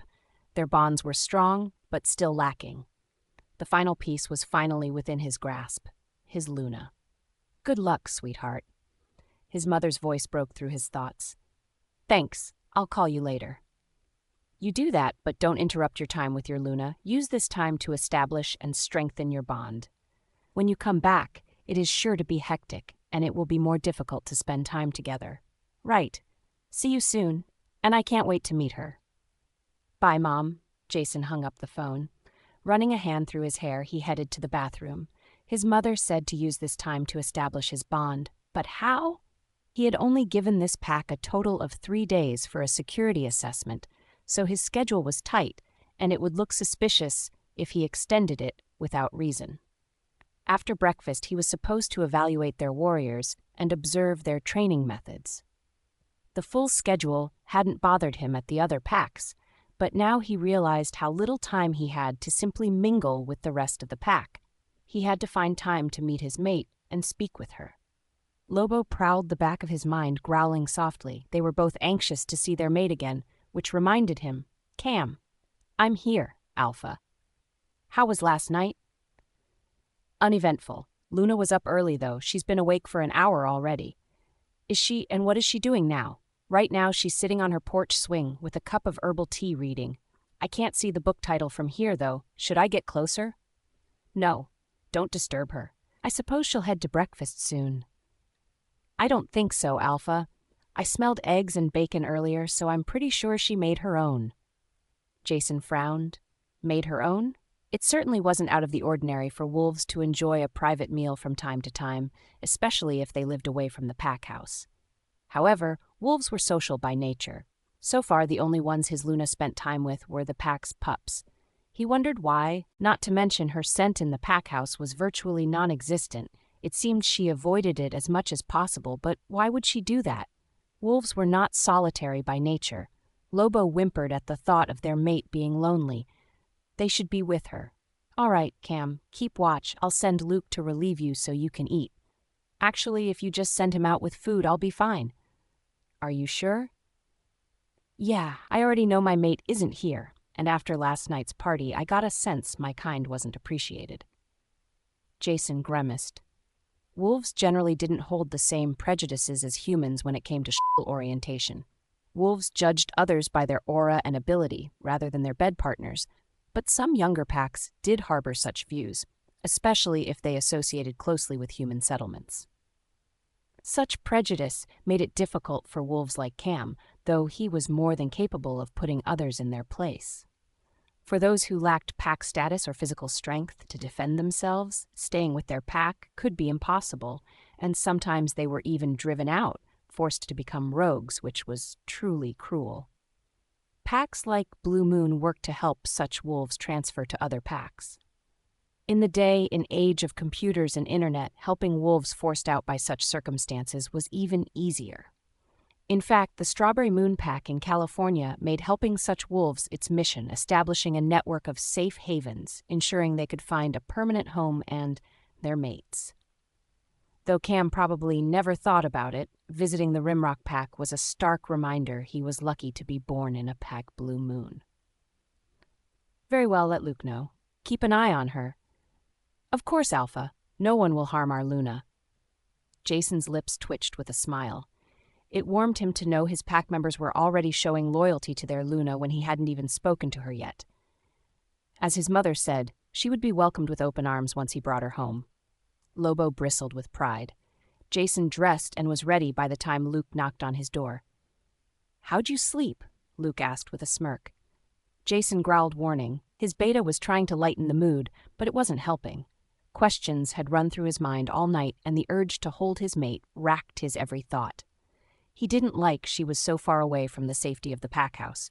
One thing he knew for certain, he could not spend another night without her. "Okay, bad joke." Luke held up his hands in surrender. He was, in fact, impressed by Jason's self-control. When Luke first scented his mate, he couldn't keep his hands to himself. All night long he held his mate close, nuzzling her, kissing her, and rubbing his scent over her before they mated and marked each other that very night, leaving the party early. "My mother called," Jason said. "What happened?" Luke asked, immediately on edge. "There was a breach. No casualties, but the pack is getting anxious." "Without their alpha present, I can understand why," Luke nodded. Even with Ben, Jason's sister and mother present, the pack would still be anxious without their alpha, especially with no proper Luna to keep them calm. "So, what do you want to do?" "I'm canceling the rest of the tour," Jason said. "The one thing I've been looking for is here. Mom said not to rush, but I plan to head home as soon as possible." Luke nodded. Jason took the safety of his pack very seriously, so it didn't surprise him that they would drop the rest of their schedule. But he also knew Jason was anxious, since he hadn't even had a conversation with his Luna yet. Somehow, he had to introduce himself and convince her to leave her home to go with him back to his pack. Normally, if a newly mated pair came from different packs, they would discuss which pack they wanted to join. But in this case, there could be no discussion. Jason couldn't simply stop being alpha. It shouldn't be too difficult with the bond pulling her to stay with her mate, but it was clear she was very attached to her pack, or at least the pups. Luke wasn't certain how this would fall out. Together they headed down to the dining hall. Because of his conversation with Jason didn't expect to see his mate at breakfast, but he was still disappointed by her absence. As they loaded their plates, a shrill voice called to them. "Over here, Jason." He suppressed a growl as he looked over at the table where their hosts sat. Christy stood waving them over enthusiastically, while Graham nursed what had to be a severe hangover with a strong cup of coffee. After one day, it seemed they thought they were free to address him casually. "Well, have fun," Luke said. "Don't you dare leave me alone with those two," Jason warned. Last night had been torture in more ways than one. "Yes, Alpha," Luke said, "but I do still need to bring Cam his breakfast, so don't take too long." Together, they joined their hosts. Jason made Luke sit across from the overeager Luna, allowing him to sit as far from her as possible. An awkward silence descended on the foursome while Jason warily eyed his hosts. "So, Alpha Graham," Luke said after a moment, "we're looking forward to training with your warriors today. I'm always interested in new techniques." Graham grunted, sipping his coffee. He hadn't shaved, and dark bags hung under his bloodshot eyes. Luke was fairly certain he never saw any alpha in such a condition, and certainly not Jason, who took his responsibilities seriously. Given the conversation Jason related to Luke, he was inclined to agree with his pack's former Luna. Not only had Graham taken a chosen mate, but he had rejected his fated one. As a result, a rift opened between him and his wolf spirit. The disconnection also damaged his bond to the pack, affecting his connection to it, and perhaps the pack's bonds to each other as well. All of that could have been negated if his chosen Luna was serious about her position, but Christy was not a proper Luna in the least. If her designer clothing was anything to go by, she was only concerned with shopping and self-gratification. If not for the fact Jason had found his mate, they would certainly have cut this visit even shorter than the last. Hopefully, the warriors would make up for their lackluster leadership. After an arduous breakfast, Luke slipped out to deliver Cam his meal before meeting Jason at the training facility, ahead of their host, who continued to linger over his coffee.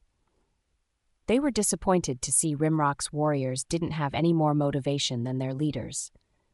Far fewer than they predicted even showed up, despite knowing Jason and his visiting warriors were training with them. Compounding the problem was the fact neither Alpha Graham nor Beta Michael showed up. Jason gritted his teeth, struggling to suppress Lobo, who prowled the back of his mind. "Do you suppose this is their actual everyday training?" Luke asked, eyeing the disorganized troop struggle with inadequate equipment. Jason rubbed his temple, fending off a headache. "Well, at least there is good news." "Such as?" Jason sighed. "Now you can spend time with your Luna," Luca smirked. Jason blinked, glancing at his Beta. That was right. If their hosts were not attending the training session, then sneaking away was much simpler. Luke could handle the joint training without him. A smile twitched his lips as Lobo came to attention. "Cam, where are you?" "In the woods." "Woods? Head south if you are coming from the pack house." Giving Luke a silent nod, Jason slipped away and headed in the direction Cam indicated. The nature of his bond with his pack members made it easy to locate them. Entering the woods, he stuck to trails and eventually reached Cam standing just off of it. "Cam, where?" "Up ahead," Cam nodded. Anxiously, Jason peered through the trees to see Phoebe watching over the pups as they scattered through the woods with baskets in hand. The 2-year-old that normally was always on her hip was now being carried by one of the older girls, eager to test their motherly skills. "What's going on?" Jason asked. "I think they are looking for wild mushrooms and berries," Cam said, keeping his voice low. "It seems to be part of a lesson on plants and foraging. Looks like she's teaching them life skills." Jason smiled. She was concerned with the health of her pack. Teaching them how to forage for food and healing herbs made good sense, especially considering the current state of the pack's leadership. While the pack warriors were definitely adversely affected by their leadership, the pups still held strong bonds with their fellow playmates, no doubt due to Phoebe's influence as one would expect of a proper Luna. "Keep an eye on the pups. Make sure they don't wander too far," Jason instructed. "Right. Good luck, Alpha. Go get her." Cam patted his shoulder in encouragement before slipping away. Jason took a deep breath, trying to calm his racing heart as Lobo paced his mind. They were finally going to meet their mate. All his years of waiting were at an end. But what was he going to say? Jason hesitated. How should he even approach her? He didn't want to be overbearing or overwhelm her with his aura. If he walked up to her and said, "Hello, mate," would that be too much? "I know you are there." She suddenly spoke. "Come out." "Miss Phoebe, can I take Jack? Please. I promise I'll be careful." Phoebe finally relented at the young girl's urgent plead, handing over the 2-year-old. In general, she knew the girls would take care of him and knew better than to intentionally place him in harm's way, but toddlers tended to find trouble easily enough on their own. She watched the pups carefully. There was no fear of them wandering too far, and they knew the safety rules, which she was confident they would adhere to them. The wind shifted, and Mani was suddenly on alert. Ever since last night, her wolf had been anxious and unsettled. Nothing seemed to help, and even her wolf didn't know the reason. But now she caught the smell of dogwood and campfire that stirred a part of her she thought long dormant. But that couldn't be, unless— "Mate!" Mani exclaimed. "But it can't be, Graham." "Not him. Our real mate." "You mean our second chance mate?" "Yes, he's here, he's here." "But why would the moon goddess give us a second chance mate? I'm not— She wouldn't care about someone like me." "The moon goddess loves us, I told you so," Mani said. "Oh, call him over and you'll see." Phoebe bit her lip and steeled her nerves before she slowly turned. "I know you are there. Come out." "Shit," was the muffled reply. It was followed by snapping twigs as a tall, well-built male stepped into view. An undeniable alpha aura washed over her. Like most males, he sported a trim goatee and a bit of a 5 o'clock shadow. It wasn't easy for wolves to maintain a clean-shaved look, so most gave up. His dark brown hair fell over his forehead, making her fingers itch to run through it. Why? Why would the moon goddess do this to her again? Another alpha? She didn't know if she could survive another rejection. "Don't think like that," Mani admonished. "He won't do that." "Our last one did," Mani whimpered. Hi," he said, his nervousness palpable. Perhaps she caught him off guard by calling him out. She knew how important it was for alphas to be in control, but she didn't have any desire to allow another to walk all over her. Jason hesitated. "I didn't mean to startle you. I know who you are, Alpha Jason. The pack has been buzzing about your visit for a week." Jason clenched his jaw at her dismissive and formal answer. He wanted her to call him by his name and only his name. There should be no titles between mates. "So do you want to do it here, or do you want to move further away?" Phoebe asked. "What do you mean?" "The rejection." "What?" His eyes practically bulged from his head. "That's why you waited until now, isn't it?" Phoebe asked. "You waited until I was somewhere alone so no one would see you." "Why would you think that?" "It is what my first mate did." "Your first? Then I'm your second chance," he said. She could almost see the wheels turning. No alpha wanted leftovers, especially one that had already been rejected. "So should we just get it over with now? Let's move away from the pups. I rather they didn't see." "No."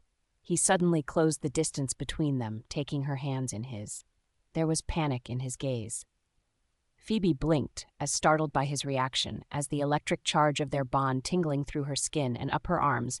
"Please, no," he said more softly, afraid he scared her before stepping close.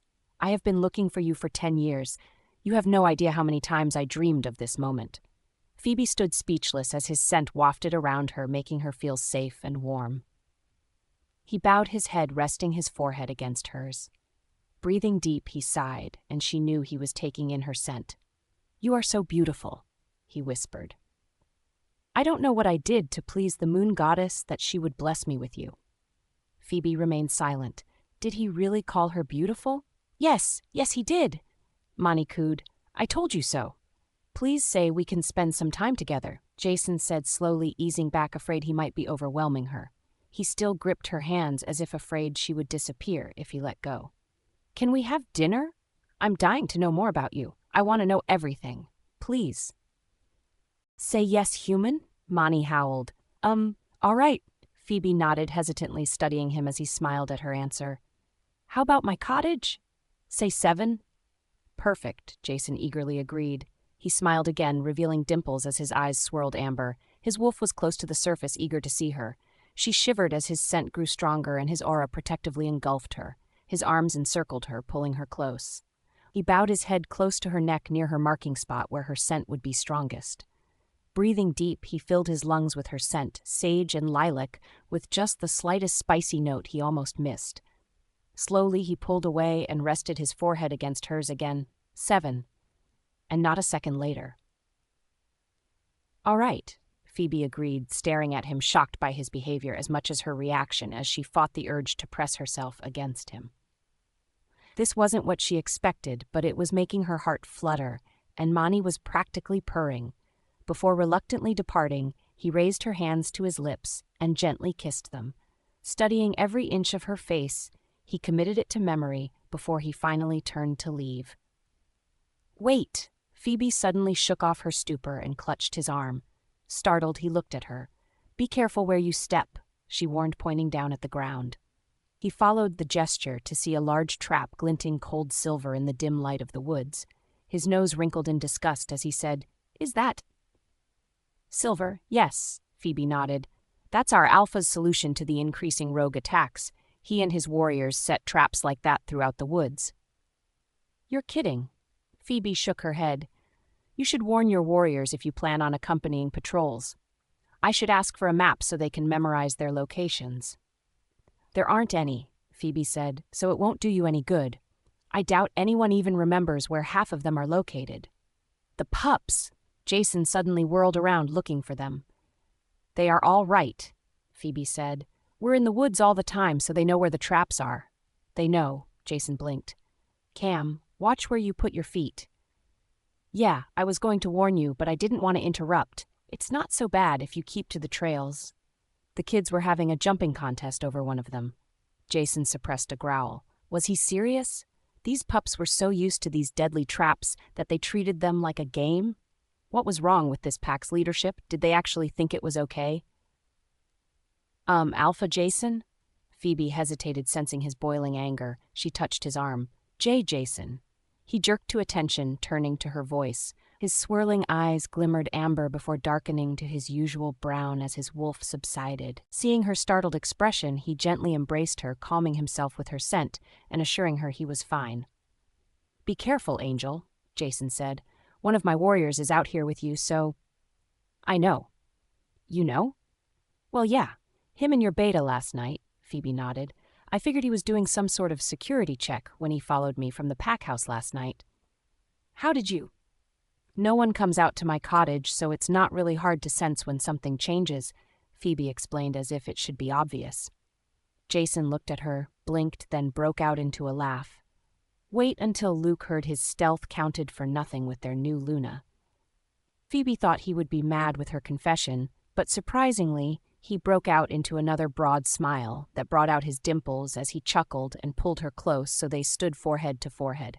"You are amazing." He backed off slowly and kissed her forehead. "His name is Cam. Call him if anything happens. He can contact me directly if you need me, so don't hesitate. I'll drop whatever I'm doing. All right?" "Okay," Phoebe nodded. Reluctantly, he released her and headed back the way he came, carefully skirting the trap. Phoebe watched him go with a mixture of emotions. Her heart hammered in her head. His scent lingered in the air, making her shiver with longing, suddenly feeling cold and wanting his warm body next to hers. What was wrong with her? "Nothing," Mani answered. "It's natural to want your mate close to you, especially one as yummy as ours." "Mani, what?" "You think he's yummy too. Don't deny the thoughts that have been running through your head the moment he kissed your hands." Phoebe blushed. The blessing and curse of having a wolf spirit was that you could never keep a secret from them. Every thought that flitted through her mind when their mate held her, no matter how lewd or fleeting, was shared with her wolf, currently prancing about in her mind. You don't have to be embarrassed. It's natural. But our first mate. Oh, forget about him. Focus on our new mate. He'll make the waiting worth it. Phoebe sighed. There was no talking to her wolf when she was like this. Mani might be ready to accept their mate at face value, but she couldn't help but have reservations. She had been looking forward to meeting her fated mate, but the dream had become a nightmare in a single moment. Could she really have faith in this second chance and know it wouldn't also become a nightmare? Jason returned to the training facility to see not much had changed. Graham and his beta still hadn't shown up, but Luke had organized the warriors and drilled them with a proper exercise routine. Go back to mate, Lobo demanded. Mate not safe out there alone. She's not alone. Cam is watching her. We should be watching her. Jason couldn't help but agree. Her scent was still strong in his nostrils and his clothes. Most she-wolves he met invariably had a sweet smell, either of fruit or flowers, which generally made him gag. Phoebe's scent, on the other hand, was much richer and earthier, more soothing and enticing. It was like her scent was specifically crafted just for him, and perhaps that was true of all fated mates. But he was her second chance mate. The thought of another wolf touching her irritated him. Yet she said she had been rejected, which was all the more infuriating. Who would reject such a perfect mate? Her gentle curves fit so neatly against him, and he could only imagine how soft her pale skin would feel under his fingers. And her gray eyes that shimmered silver. Silver. Jason frowned. Christy claimed Phoebe was wolfless, but how then would Phoebe have the ability to sense his warriors if not for a wolf's extended senses? When her eyes shimmered, was that not her wolf coming to the surface? Why would they say she was wolfless when she clearly possessed a wolf? Unless they didn't know? But how could that be? If she was rejected, perhaps the shock of the bond breaking caused her wolf to regress. He heard of it happening before. Rejected wolves were often weaker because their wolf spirits suffered horrendous pain and loss when the bonds were broken. They also sometimes lost the ability to shift because of that. Perhaps that was what happened to Phoebe. Lobo whimpered at the thought of their mate enduring such pain, but it made sense. It explained why Phoebe avoided the pack house and chose to live alone. No doubt her first mate was as member of the pack, and she would want to avoid him, especially if he took a different mate. It also explained why she was so thin. When he held her, Jason couldn't help but notice she was underweight even for her petite size. After the rejection, she probably lost her appetite, further weakening her and making it more difficult to shift, which took a lot energy and calories to maintain. Mate hurting? Lobo whined. Yes. But not anymore. It stops with us. Yes, we make mate feel protected and loved. Jason grinned. He and his wolf were in full agreement. They would erase every bad memory their mate suffered one by one. Someone looks happy, Luke commented. And by your smell, I take it the talk went well? We're having dinner tonight. Jason couldn't wipe the smile from his face if he wanted to. At her place. Luke smirked. Given how long Jason waited for his mate, he was certainly entitled to enjoy this moment. In fact, Luke was a little jealous. His own mate was a horrible cook, but the thought of enjoying a meal cooked by one's mate was very appealing. If he had any skill in the kitchen, he would treat his mate to a meal as a surprise. So it went very well. Jason's smile faded. What? When I first saw her, she asked if I was going to reject her. Why would she ask that? Because that's what her first mate did. First mate, so you are her second chance, Luke said. Jason nodded. Well, that explains a few things. Like Jason, Luke now understood why Phoebe avoided the pack house and lived alone. Depression and loss of appetite wasn't uncommon for rejected wolves, especially if their mate betrayed the bond after the rejection. But it also meant Jason had his work cut out for him. Wolves who suffered rejection were often reluctant to commit to their second chance mate, afraid of being hurt again.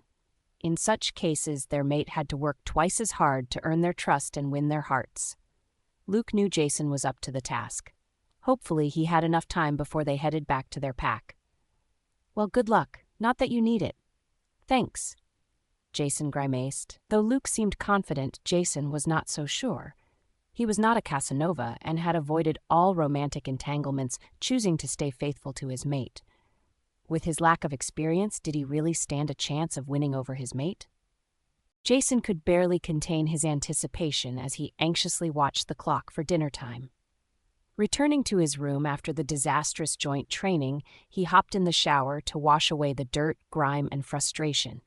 Not only did the Rimrock Pack's warriors lack discipline, but also strength and stamina. His warriors could run circles around them. However, when pressed by Luke's aura, they quickly fell into line and pushed themselves so there was some hope. What was truly lacking was the pack's authority. The warriors' lackluster performance was clearly due to their alpha's absence and lack of motivation. Even if just their beta participated in training, it would be a huge improvement to morale. Luke's reaction to learning about the traps was predictably incredulous. He shook his head at the sheer idiocy of the whole idea, especially if the pack's warriors didn't know the location or placement of the traps. If the warriors didn't know where the traps were located, their movements would be equally hampered, and the traps just as deadly to them as their enemy. For a small pack controlling a vast area, traps weren't necessarily a bad thing, but implementing them called for strategy. Placing them in areas difficult to patrol would be smart, but not everywhere, and especially not remembering where they were placed was a problem. Rimrock was a mid-size pack, so there should be no reason to employ so many traps given the size of their defensive force. It all came down to laziness and their alpha's disconnection with his pack duties.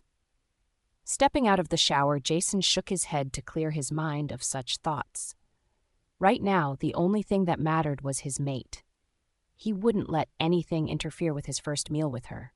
Tonight would be perfect. Not wanting to appear too formal, he dressed in a sweater and jeans with his leather jacket as the final layer. Jason considered his reflection carefully. Normally, he didn't care what he looked like, but tonight he hoped to impress. Touching his now smooth cheeks, he thought he struck a handsome profile. Hopefully his mate would be impressed. Lobo was practically climbing the walls of his mind, eager to see their mate again. Leaving the pack house through the kitchen and out the back door, Jason avoided his hosts and any needless questions.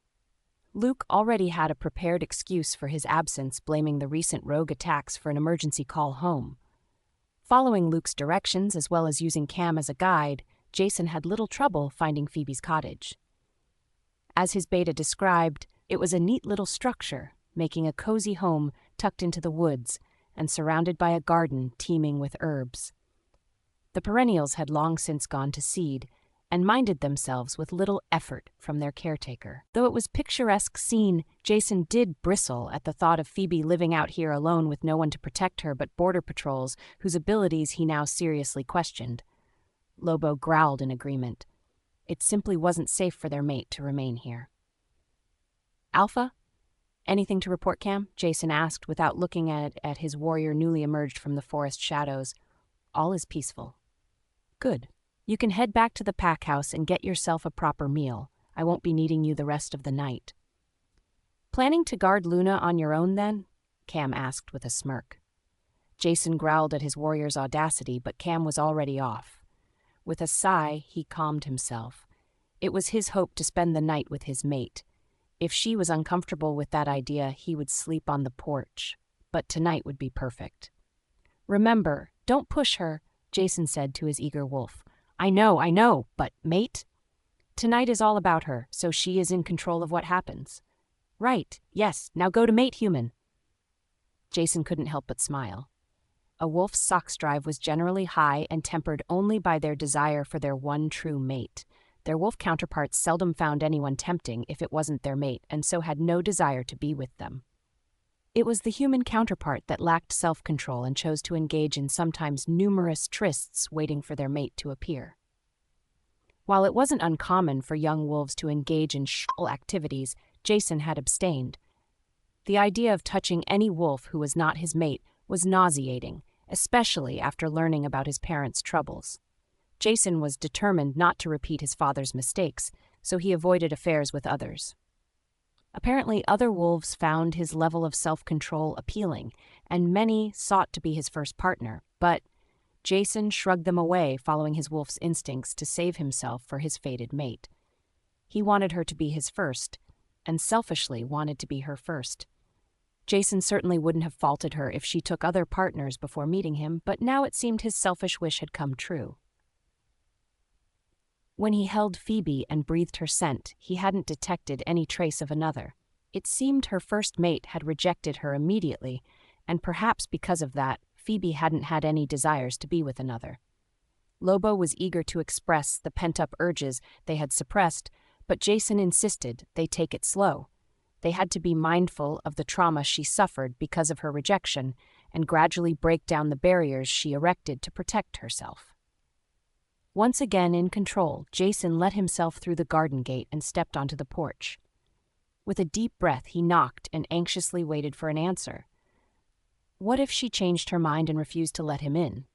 Lobo whimpered at the thought. After an agonizing minute, the door opened a crack. Verifying her visitor, Phoebe undid the last latch and opened it wide. Shyly, she smiled, "Come in." Jason stepped across the threshold and was immediately engulfed in her scent. Around the pack house, he only ever caught a faint whiff of her, just enough to tantalize him, but in her home he was practically swimming in it. Jason breathed deep, letting her scent soak into every fiber of his being while Lobo rolled onto his back, belly up. Blinking, he realized Phoebe was still anxiously watching him. Smiling, he said, "Your home is almost as beautiful as you." Her gray eyes blinked wide, startled by his announcement, then a rosy blush colored her cheeks. "Thank you. Dinner will be ready in a few more minutes. Make yourself at home." She closed the door and hurriedly retreated to the kitchen where he could smell the tantalizing odor of chicken, sautéed vegetables, and rice. "Make myself at home." Jason smiled at the idea. He had every intention of doing just that. Spying a coat rack next to the door, he shrugged off his jacket and hung it up. His eyes shifted to her front door, and he frowned as he counted the number of latches and deadbolts that had been installed.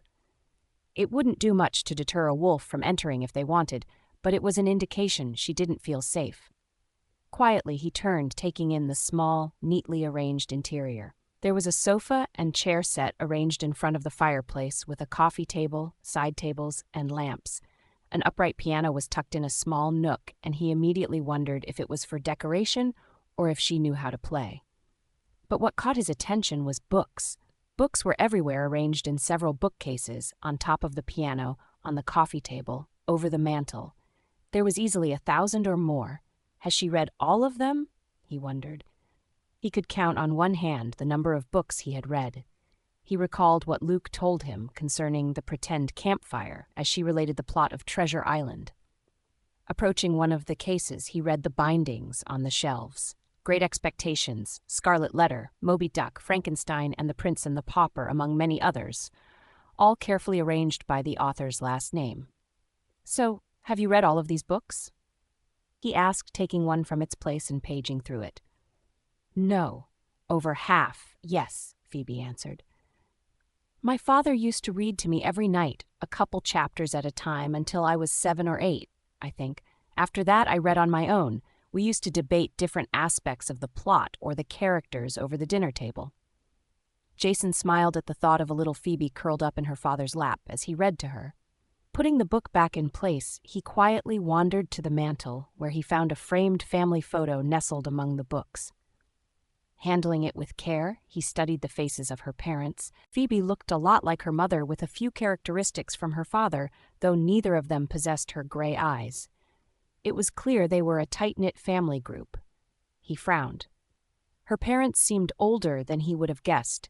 Werewolves in general aged slower than humans, often appearing no older than their 30s, well into their 60s or 70s, but Phoebe's parents already showed some gray and fine lines around their eyes. "Dinner's ready." Setting aside the picture, Jason walked back to the kitchen. A small, round table sat in front of a bay window, with 2 place settings arranged across from each other. The kitchen was small but not cramped, with everything carefully arranged for function. As he watched, Phoebe plated chicken breasts on top of a mound of rice with vegetables on the side. She brought them to the table, setting them down before heading to the refrigerator. "I don't have any wine. I hope milk is all right." "Milk is fine," he agreed, though he would have agreed to anything, as she poured 2 glasses before returning to the table. With a nervous smile, she gestured to his chair. Have a seat." Jason stepped into the kitchen, taking her chair and helping her to sit. When she was comfortable, he carefully moved his place setting so that he sat beside her rather than across before he took his own seat. Phoebe blushed but remained silent as he surveyed his meal. Tantalizing smells of herbs and oil made his mouth water as he studied a meal that was certainly camera-worthy. Having been the victim of his sister's cooking in the past, Jason was pleasantly surprised by the skill Phoebe demonstrated with this one meal. "It looks fantastic," he smiled. "Are you a master chef?" Phoebe blushed and chuckled. "No, my mother used to run the pack house kitchen. I learned from her." "And quite well," Jason added before picking up his utensils and cutting into the chicken. "I wish my sister had half your talent." It was so tender, he didn't even need the knife. His mouth was already watering before he took his first bite. The savory flavor exploded in his mouth, punctuated by the clever mix of herbs and seasonings. Even the pack cooks never made anything so engaging. "So, you have a sister?" Phoebe asked by way of conversation as she cut into her own meal. "Yes, Lucille. She's a few years younger than me and already mated," Jason said through mouthfuls. "My gamma and one of my best friends was her fated mate. I couldn't tell you who I was more jealous of at the time." Phoebe stifled a chuckle. "And you? Siblings?" "No," Phoebe shook her head. "My parents met late in life. My mother wasn't originally from this pack, so it was pure chance she met my father at all." "Really?" "She was the head cook at her original pack, too, and my father was one of our foragers and gardeners, so he was the one usually sent out to buy groceries. One day he stopped at a farmer's market, and it just happened that my mother was at the same one. They'd both had all but given up on finding their fated mates by the time they met." Jason smiled, picturing the moment the pair, well out of their primes, came face to face. Aloud, he said, "Then they had you." Phoebe nodded. "My father went to school for teaching. He was something of a scholar and the pack tutor." "Next, you're going to tell me he was an expert piano player." "No, that was my mother. She loved music." "Amazing." Phoebe shrugged. "Is it? I mean, my parents were unranked pack members, just nameless cogs in the machine." Jason grimaced at the description, but it wasn't wrong. The majority of pack members were unranked, existing somewhere between the Delta Warriors and low-ranked Omegas that did the majority of the grunt work. While Delta Warriors could advance to Gamma Fighters over time, other pack members had little hope of advancement unless they were lucky to find a mate in the higher ranks. "So you learned to cook and music from your mother and garden and read from your father?" Phoebe nodded. "I went to college after high school for my teaching degree. I guess that's why I decided to look after the pups. I make up lessons for them. Keep them busy and out of everyone's way, especially Luna Christie." Jason grimaced. "She doesn't seem to like pups in the slightest." Phoebe shook her head. Christie had a short temper, and there were many in the pack that bore scars from incurring her wrath. Phoebe was determined to spare the pups by keeping them away from their unpredictable Luna. "So you went to college?" Phoebe nodded. "That's amazing," Jason said. "Is it? Yeah. Most pack members stick to whatever work they like, but for someone to have the passion to actually go into higher education is pretty rare," Jason said. "You are amazing." Phoebe blushed at his compliment, making him wonder if anyone had ever expressed appreciation for her skill and dedication before. He, for one, would never stop being impressed by everything she accomplished. They took turns talking about themselves as the meal continued. After dinner, they moved to the living room and sat across from each other on the love seat. Normally, Phoebe would have washed the dishes immediately, but this time she left them in the sink. Jason fondled her slim hand, listening to her. "My mother passed away shortly after I graduated. She got sick and just never recovered." Jason frowned, but it wasn't an unusual fate for aging wolves. While their healing abilities slowed the aging process, it didn't stop it. Their regenerative abilities worked better against injury rather than disease. "My father only lasted another year or so," Phoebe continued, "but he was never the same." Jason nodded. That was also not unusual. It was not easy to overcome the breaking of mate bond regardless of how. Once one half of the pair passed, the other usually deteriorated and followed rather quickly. While his own father had passed away years ago, his mother was alive and well, but she was a special case. She had a strong desire to watch over her children and was eager to hold her grandchildren before she left the world. Jason raised her hand to his lips. "I'm sorry you had to go through that alone." Phoebe gave him a shy smile and a slight blush colored her cheeks. He wasn't sure if it was a reaction to his sympathy or the kiss. Despite the fact she had been rejected, it was clear she had never been romanced. "How about you?" Phoebe finally asked, hoping to take the spotlight off herself. "What's your family like?" "Well, I already told you about my sister. Our mother is still alive, though my father has passed on." "Really?" "Yeah, that was 5 years ago?" Jason nodded. "Not long after I took over the pack, my father began to deteriorate." Phoebe frowned. Alphas lost some of their prowess once their heirs took over. However, they often went on to live a decent retired life. For Jason's father to have reacted that way indicated the passing of leadership was not amicable, but she didn't think it was her place to ask. "My father and I never really saw eye to eye," Jason sighed, continuing without prompting. "We had different ideas of what it meant to be alpha, especially when it came to our Luna." Phoebe inclined her head to the side. "He thought I was being stubborn waiting for my fated mate," Jason explained. "An alpha's aura is more potent with a mate, so he thought I should take a chosen one." "But you didn't," Phoebe said. "If he had, it would have broken their bond sight unseen. I knew somewhere out there was my perfect match. The goddess is never wrong. But I never imagined she would choose someone as perfect as you." Phoebe's blush deepened. She looked away, her gray eyes shimmering silver, her brow furrowed as if having an internal debate. Biting her lip, she slowly looked back at him. Her gaze still shimmered with her indecision. Can I ask you something?" "Of course, Angel. You can ask me anything." "Could you... I don't want to push you or anything, so you definitely don't have to. It's just I never did it before, so would you kiss me?" Phoebe's blush deepened further until she was nearly as red as a beet.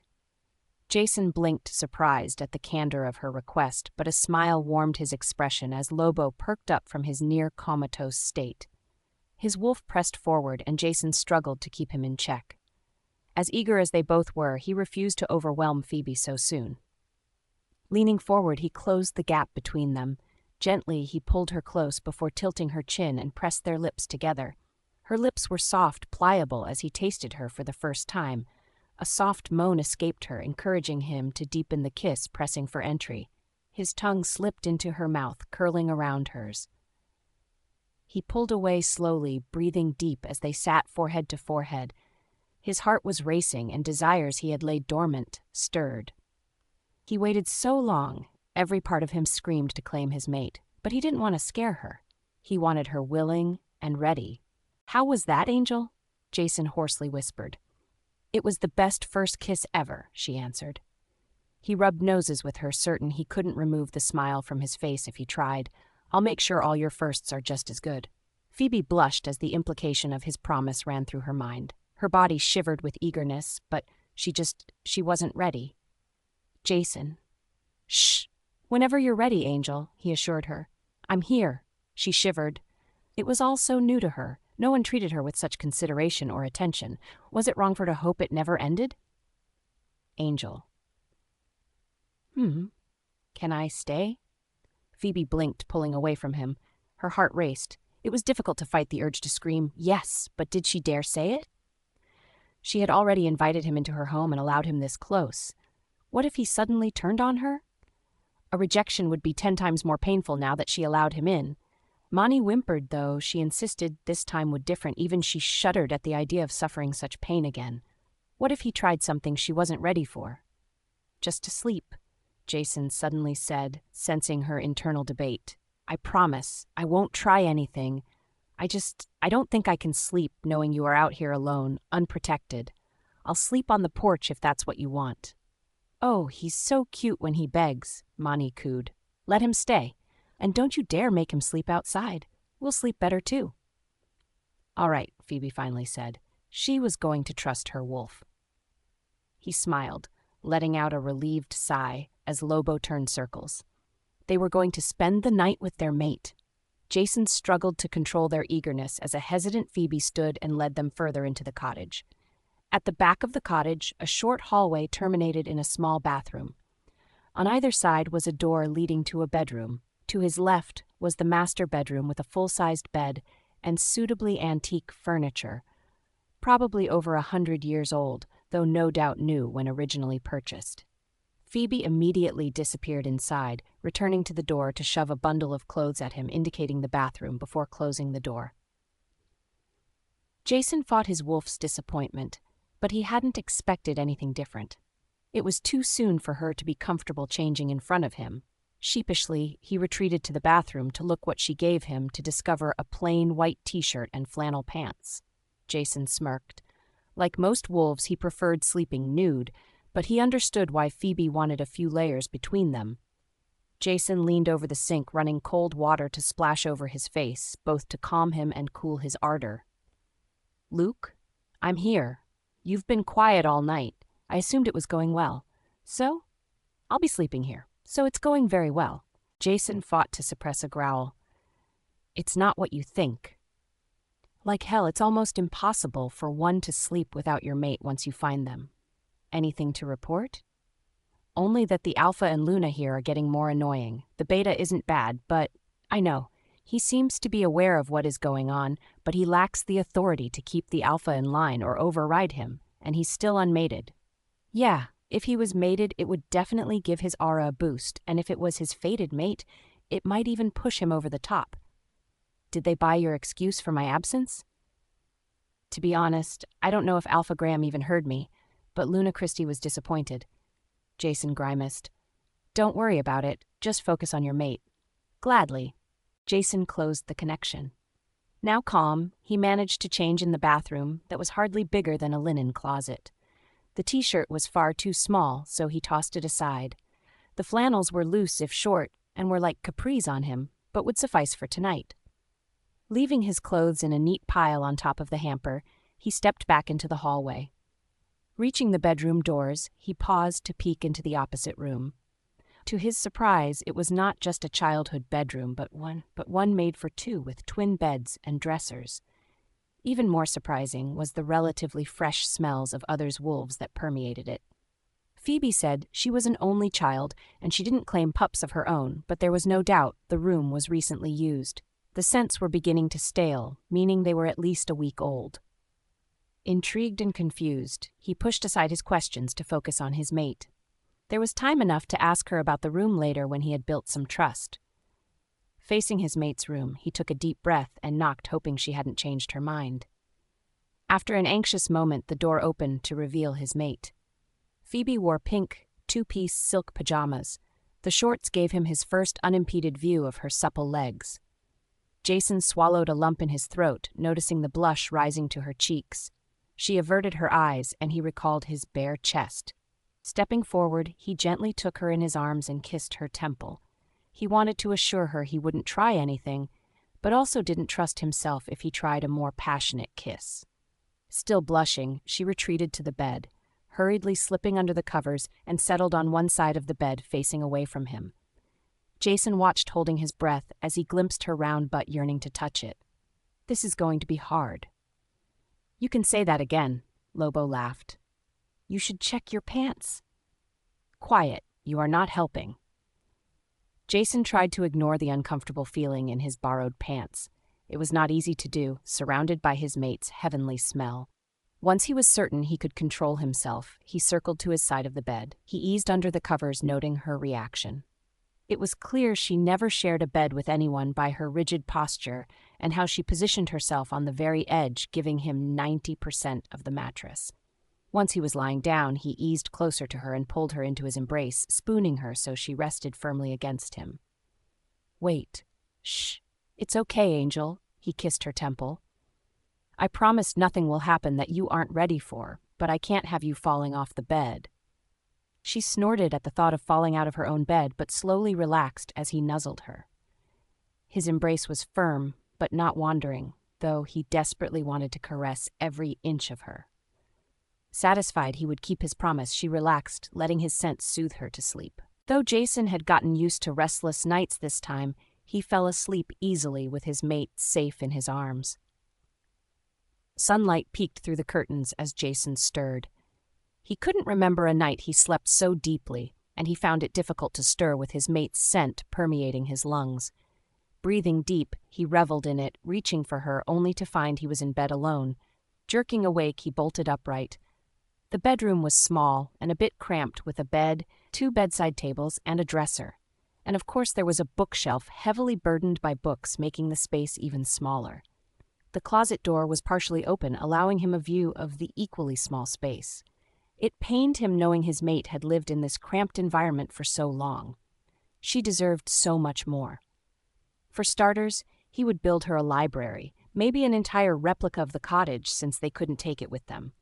But first, swinging his legs over the bed, he stood. As he did, the bedroom door suddenly opened and Phoebe entered wrapped in a towel, her thick brown mane contained and twisted in another. Her eyes suddenly went wide, seeing he was awake, and hesitated. With a sigh of relief, Jason closed the distance between them and held her. Bowing his head near her neck, he breathed in her scent, now freshened after her shower. Raising his head, he kissed her forehead before pressing his lips to hers with a relaxed, lazy kiss. "Good morning, Angel." "Morning." She blushed at his intimate yet chaste gestures. "Did you, sleep well?" "Best I have in years." He chuckled, nuzzling her. "And you? Did you sleep well?" "Yes, I did." "Good." Jason kissed her temple. "Hope I'm not interrupting." Luke's voice suddenly announced through their mental link. Stifling a growl, Jason answered his beta's entreat. "This better be important. I took the liberty of packing your things. I left your bag on the porch." "Fine." "Why so grouchy?" "It just so happened I'm greeting my mate good morning before you interrupted." "Oh, oops, I'll be going now." "Is something wrong?" Phoebe asked, feeling his tension. "No, my beta thinks he's funny." Jason shook his head. Phoebe smiled at his excuse. It never occurred to her that a beta could be funny, but perhaps that was the difference between an older pack like Blue Moon and a younger one like Rimrock. Or perhaps the difference was in how the alphas managed their respective packs that allowed them to be more casual. He kissed her forehead again before slowly releasing her. "He dropped off my bag, so if you don't mind, I'll use your bathroom." "Oh, yes, that's fine. The towels are in the linen closet right as you walk in." "Thanks. I'll make breakfast. Omelets sound okay?" "Sounds perfect." Jason smiled, taking a final long look at her, wanting nothing more than to rip away the towel, hiding her from his sight, before he let himself out of the room. His ill-fitting pants were already uncomfortable, and it was getting more difficult to temper his desires when he was around her. It was his instinct to claim his mate and mark her as his, and it was clear she desired him, but her mind and body were at war with each other. She had been hurt deeply, and her trust was not easily earned. This wasn't how he envisioned meeting his mate, but he would not give up. He would show her his earnestness and find a way into her heart. Jason headed to the front door, finding his bag where Luke left it. Silently, he hefted the duffel and carried it to the bathroom. He leaned over the sink, breathing deep. The small space was hot, humid, and heavy with Phoebe's scent. Lobo lazily stirred. Normally, his wolf was restless in the mornings, trying to claw its way out of his mind, but now Lobo was practically comatose, utterly relaxed, surrounded by their mate's scent. All night long, he hadn't stirred once. "You still alive, buddy?" Jason chuckled. "Mate smells so good." "Yes, she does. And she feels so soft and warm." "Yes," Jason agreed, remembering how neatly she fit against him. "But she's too thin," Lobo whimpered. "Yeah, I know," Jason sighed. Luke had mentioned it, and there was no denying it when he held her. While Phoebe certainly wasn't skin and bones, it was clear she was thinner than she should be. He heard rejected wolves often pined for the mates who rejected them. They often fell into deep depression, and loss of appetite was not uncommon. Some even went as far as harming themselves. Thankfully, that didn't seem the case with Phoebe, but it was clear she suffered the effects of the broken bond. Lobo growled at the thought of their mate longing for another. "We'll make her forget she ever had another mate," Jason assured him. "Yes, mate is ours." Though curiosity gnawed at him, Jason refused to ask about Phoebe's previous mate.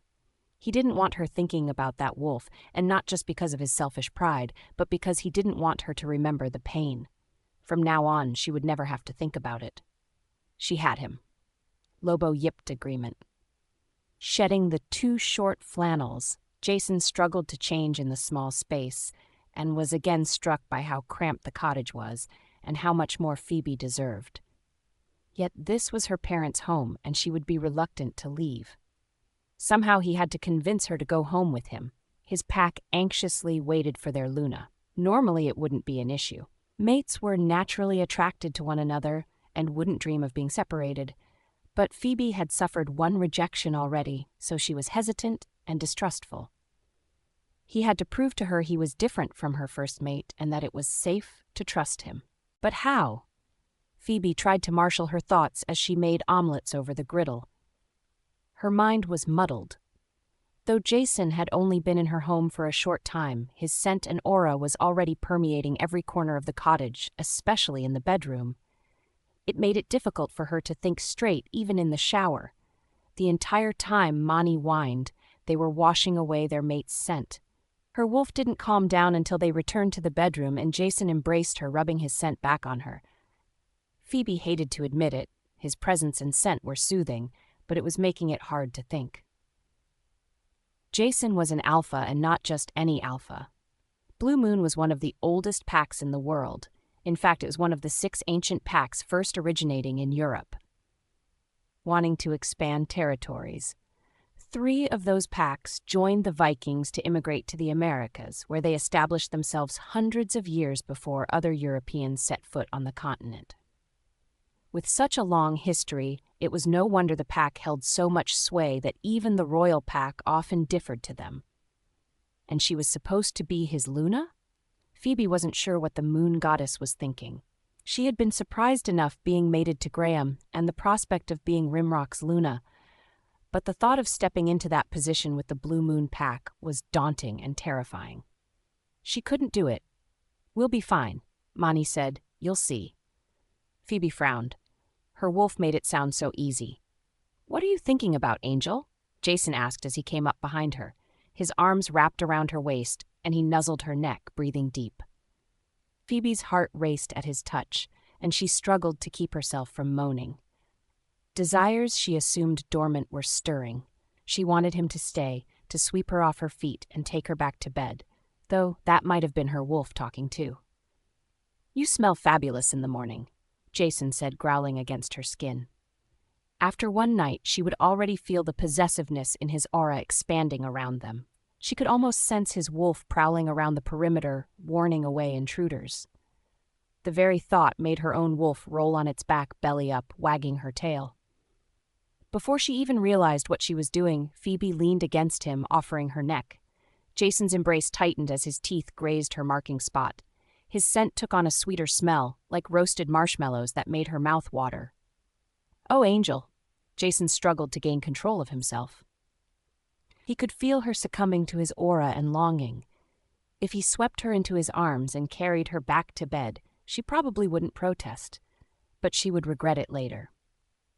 Her mind and body were at war with each other, fighting for control. He wanted her willing, which meant her mind and body had to be in agreement. "Is this breakfast?" he said, finally dampening his aura. Yes, it's almost done." Phoebe struggled to regain her composure. "See, could you grab the juice from the fridge? Apple or orange, whichever you prefer." "My pleasure." Jason kissed her temple before releasing her. Opening the refrigerator, he grabbed the carton of orange juice before moving to the table. He paused before filling their glasses, smiling to see she had set the table with the place settings beside one another rather than across. It was already progress. Breakfast with his mate sounded no less appealing than dinner. Lobo was already strutting through his mind. Phoebe plated the omelets and brought them to the table along with fresh toast and jam. Jason held her chair for her and helped her to sit before taking his own seat.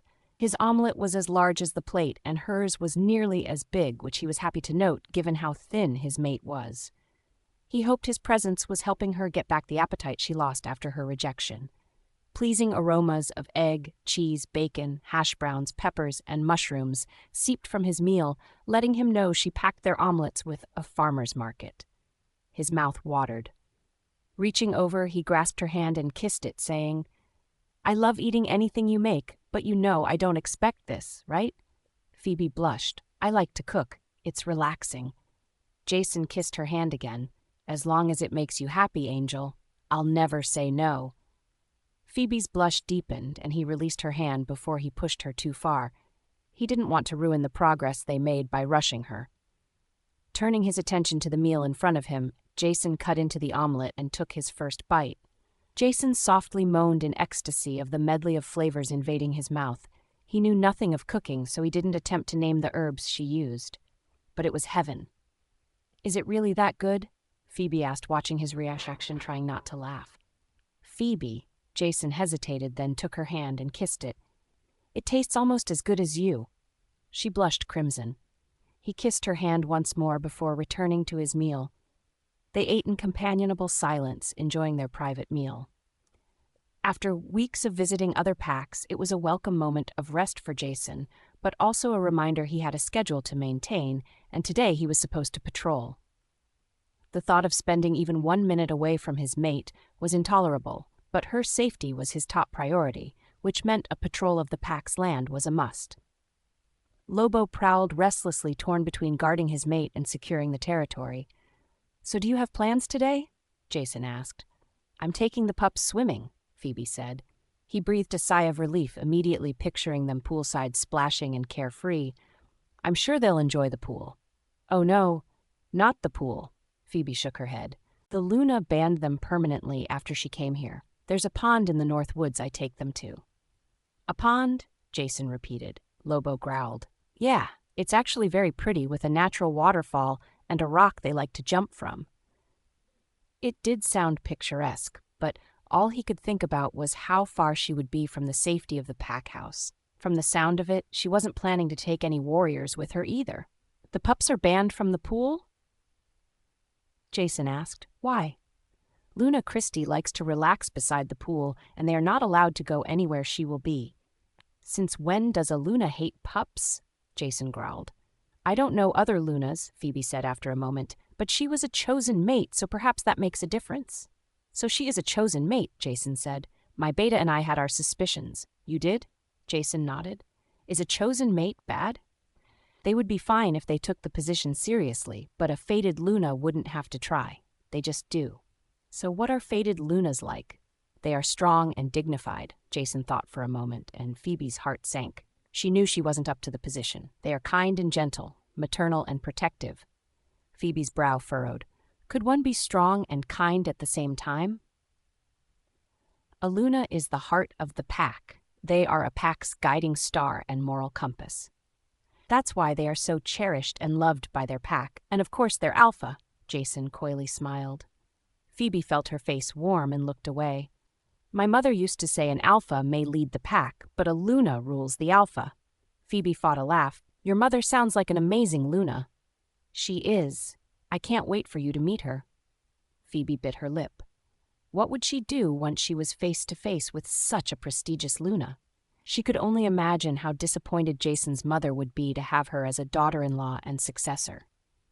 She's looking forward to meeting you, Jason said, watching her reactions closely. I told her about you the first night I saw you. She said the whole pack is preparing a party to welcome you. They are? They will absolutely love you, Jason assured her, his eyes swirling with desire as his wolf pressed close. His gaze was too intense for her to hold, and she averted her eyes to focus on her breakfast. He sounded so sure, but she found it hard to believe. What did she know about leading a pack or being Luna? Phoebe? Jason reached for her hand, gently caressing it. He waited until she dared meet his gaze. You're a natural. You'll make a fantastic Luna. What makes you so sure? You've only known me for a day. A day is all I need, Jason smiled, especially after seeing you with the pups. No wolf could be better than you. I just hope I don't fall short of your expectations. How could you fall short of anyone's expectations? You're perfect, and... Phoebe fell silent and blushed, realizing what she said. Jason chuckled, kissing her hand. I'll do everything I can to live up to your high standards. Phoebe's blush deepened as she thought it should be her making that promise. Even so, it was a nice feeling someone thought she deserved to be earned, that she was worthy. Was it selfish of her to want him to keep saying such things? Jason suddenly frowned. I don't like the idea of you and the pups out there unprotected. Phoebe blinked, giving him a curious gaze. I haven't patrolled your pack's lands yet, but after seeing the warriors train and knowing they are using silver traps, I don't think it's safe. The kids and I go to the pond all summer, Phoebe protested. It's fine. His grip tightened and he let out a growl that startled her as his aura swept over her. Jason struggled to contain the outrage bubbling up from him and his wolf. Phoebe, he said when he was finally able to speak, you have gotten so used to being unsafe, I can barely stand it. It's not right. And the pups, the fact the pack thinks it's all right for them to wander in the woods. Right now, all I want to do is rip that so-called Luna's throat out. Jason? Phoebe shook her head, wanting to protest, but his aura surrounded her like a protective blanket. It was overwhelming. He was fighting his wolf for control, but she knew they both wanted to keep her safe. What should she say to calm them down? Sit in his lap, Mani suggested.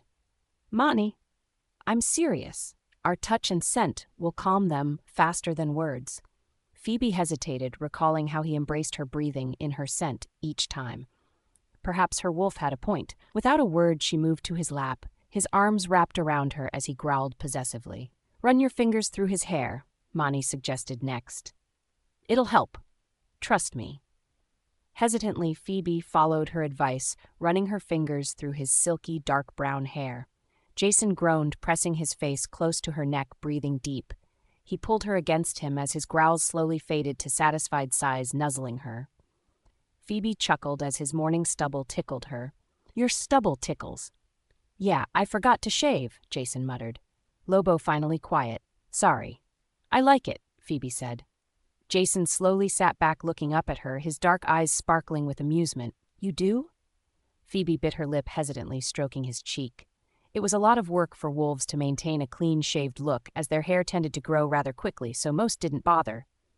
Her father let his grow to a full beard, and she remembered being tickled by it every time he kissed her good night.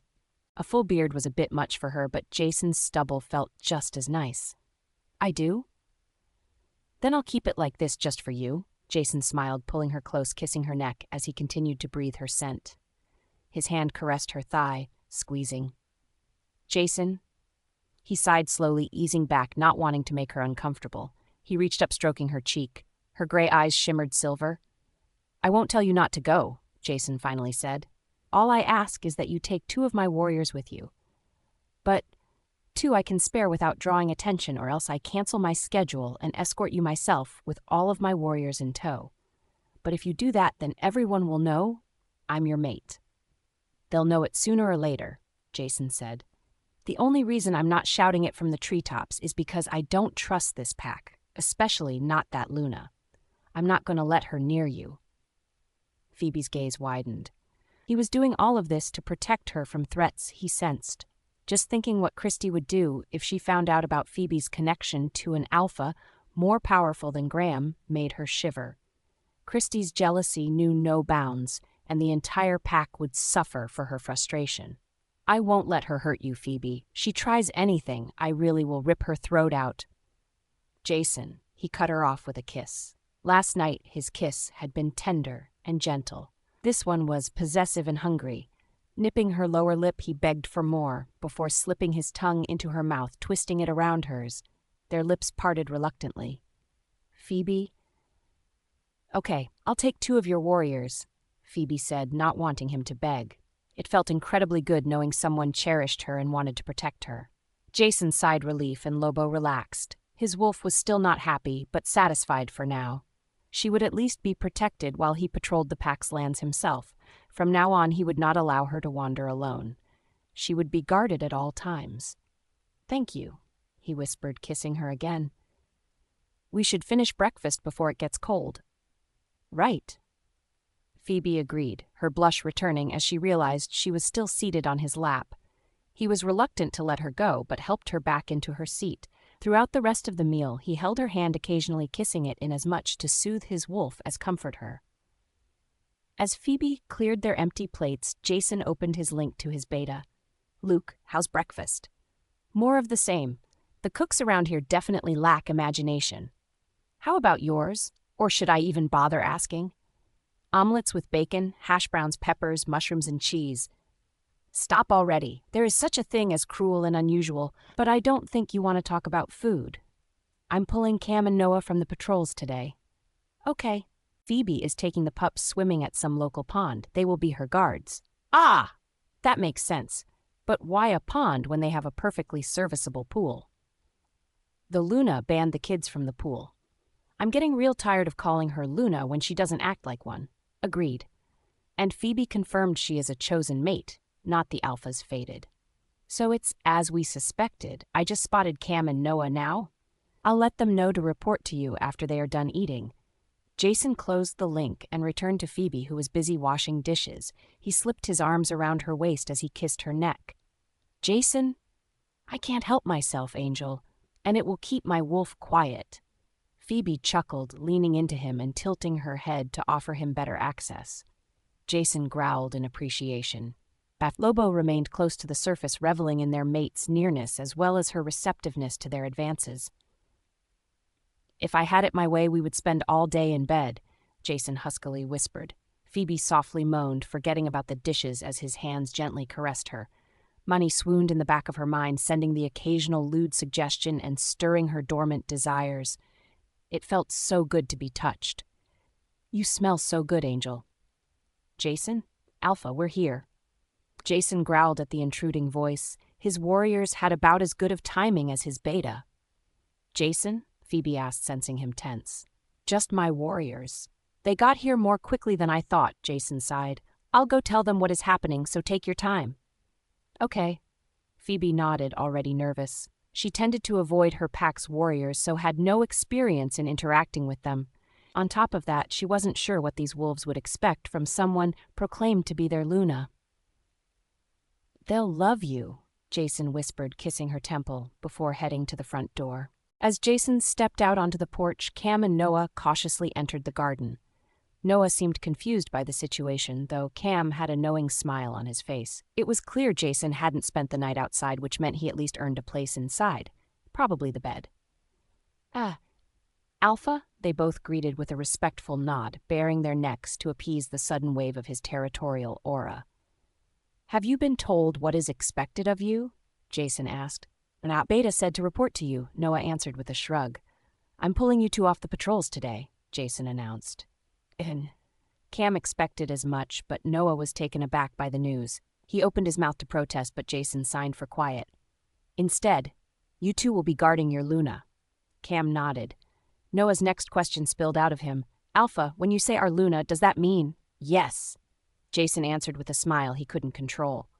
Before he said anything else, Phoebe stepped out of the cottage with a duffel bag on one shoulder. Though the pups usually brought their own towels, she always brought extras. Sensing the tension between the three males, she looked up and gave the warriors a nervous smile. Luna, Cam smiled and bowed.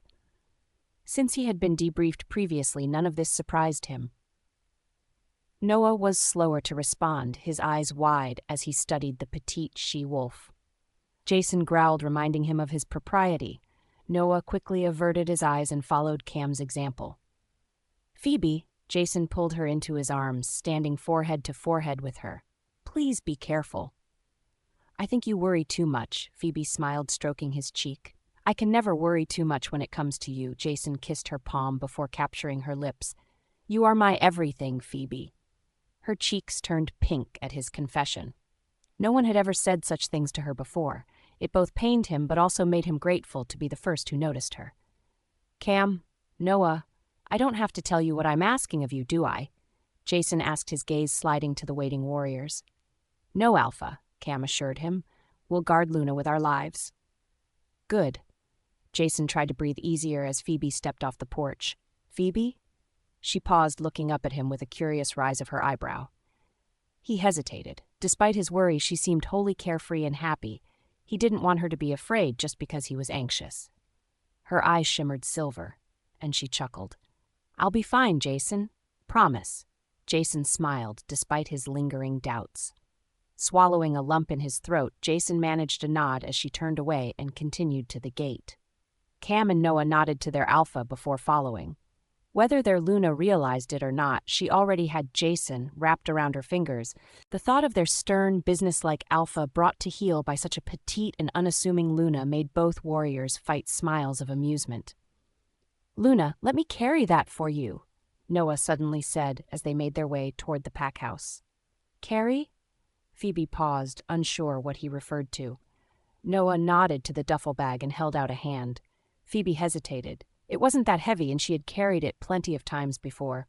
Yet the warrior seemed earnest, so she handed the bag over. With a smile, Noah slung it over his shoulder, and they continued on. Nearing the pack house, Phoebe slowed, saying, "Could you two hang back a moment? I don't want to scare the pups."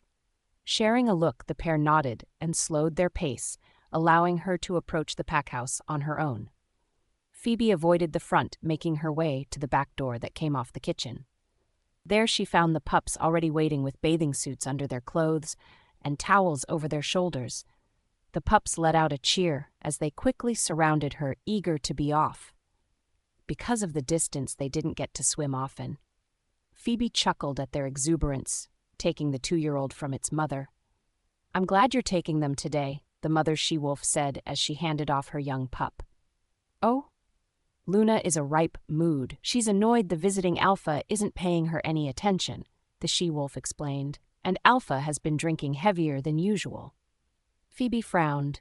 It wasn't unusual for Luna Christie's mood to fluctuate suddenly and without warning, especially if she was frustrated. But the thought she was trying to catch Jason's eye made Phoebe uncomfortable. "That pooch better stay away from our mate," Mani growled, stirring deep within her mind. "Mani?" Her wolf offered no apology. Phoebe's thoughts turned to their alpha as she herded the pups away from the pack house.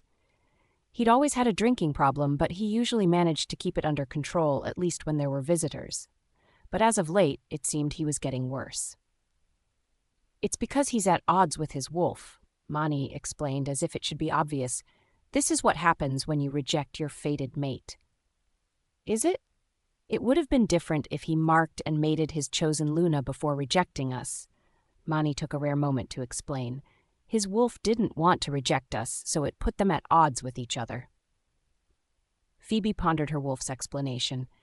It wasn't often Mani offered information for things she deemed obvious, especially when it came to mate bonds. It seemed meeting their second-chance mate opened her wolf up. She had a lot of questions, but for now she had to focus on the pups. Miss Phoebe?" "Yes, Kyle?"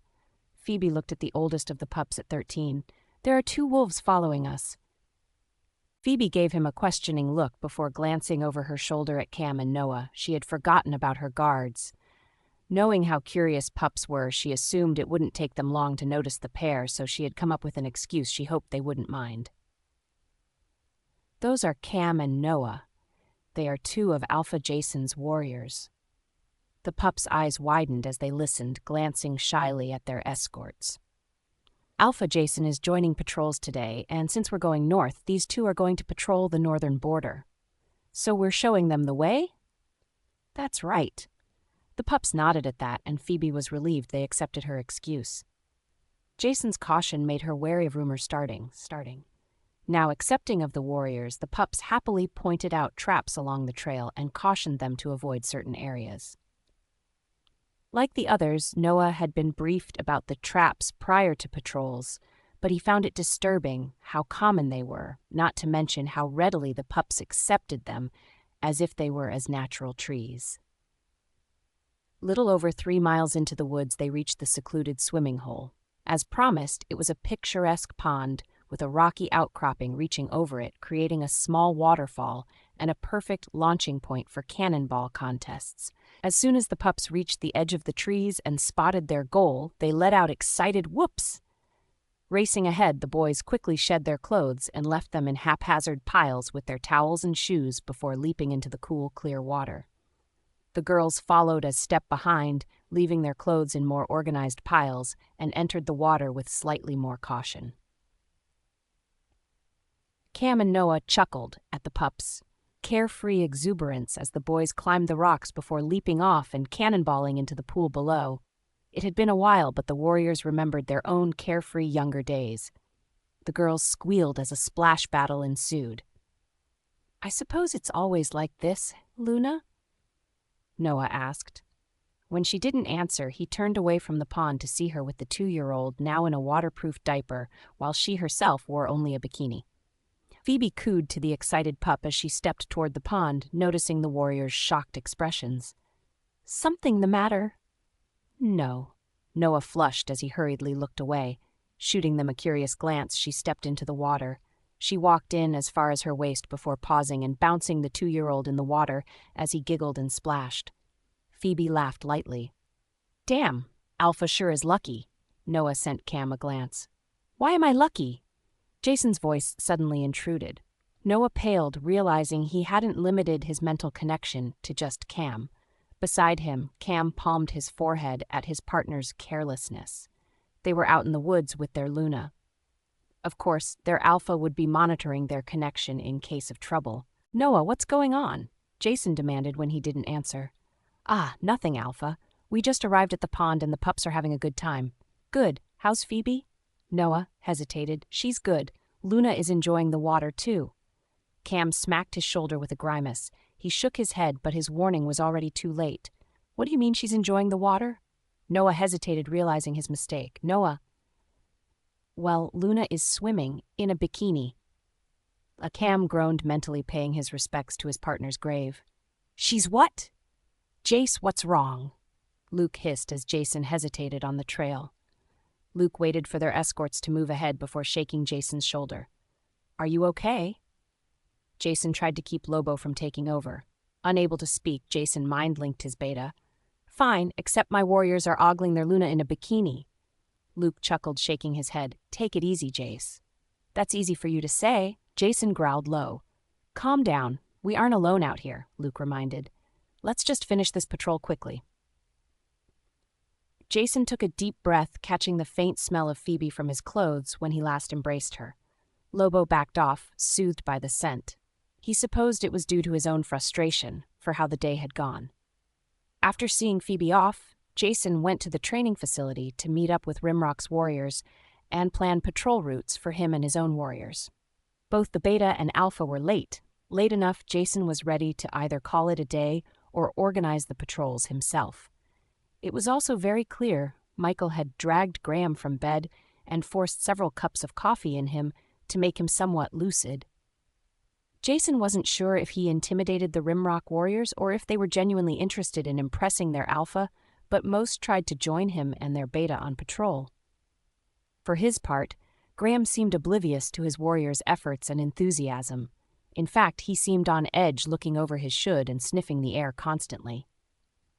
Jason and Luke refrained from speaking, letting the Rimrock Alpha and Beta lead their warriors and assign patrols.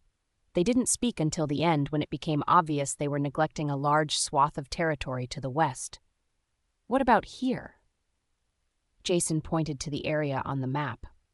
"That's rough territory." Michael explained, "It's not easy to navigate and difficult terrain to cross." "All the more reason to patrol regularly," Jason insisted. "Rogues prefer rough territory with places to hide and avoid patrols." Michael hesitated. Jason's arguments were not without merit. It was important for pack members to patrol the pack's borders and keep their scent marks fresh and strong. Scent markings could ward off rogue intrusion, especially if they were fresh. Pack territory was also how a pack maintained and grew their notoriety and prestige. In the end, Michael acquiesced to Jason assigning a handful of warriors to attend him and Luke as they explored the western border. Jason didn't mind the rough terrain, and Phoebe had already warned them about the traps. It seemed they were better prepared to traverse the terrain than Rimrock's warriors, who struggled to keep from stepping in their own traps. It was truly a minefield. In the midst of this, Jason wondered how it was Phoebe knew trap locations with such accuracy. Then Noah's thoughts slipped through. The idea Phoebe and the children were enjoying themselves at the pond didn't bother him, and the image of Phoebe in a bikini was tantalizing. But not in front of his own warriors. Not while he was dealing with such frustrations. "Take it easy, Jace," Luke repeated.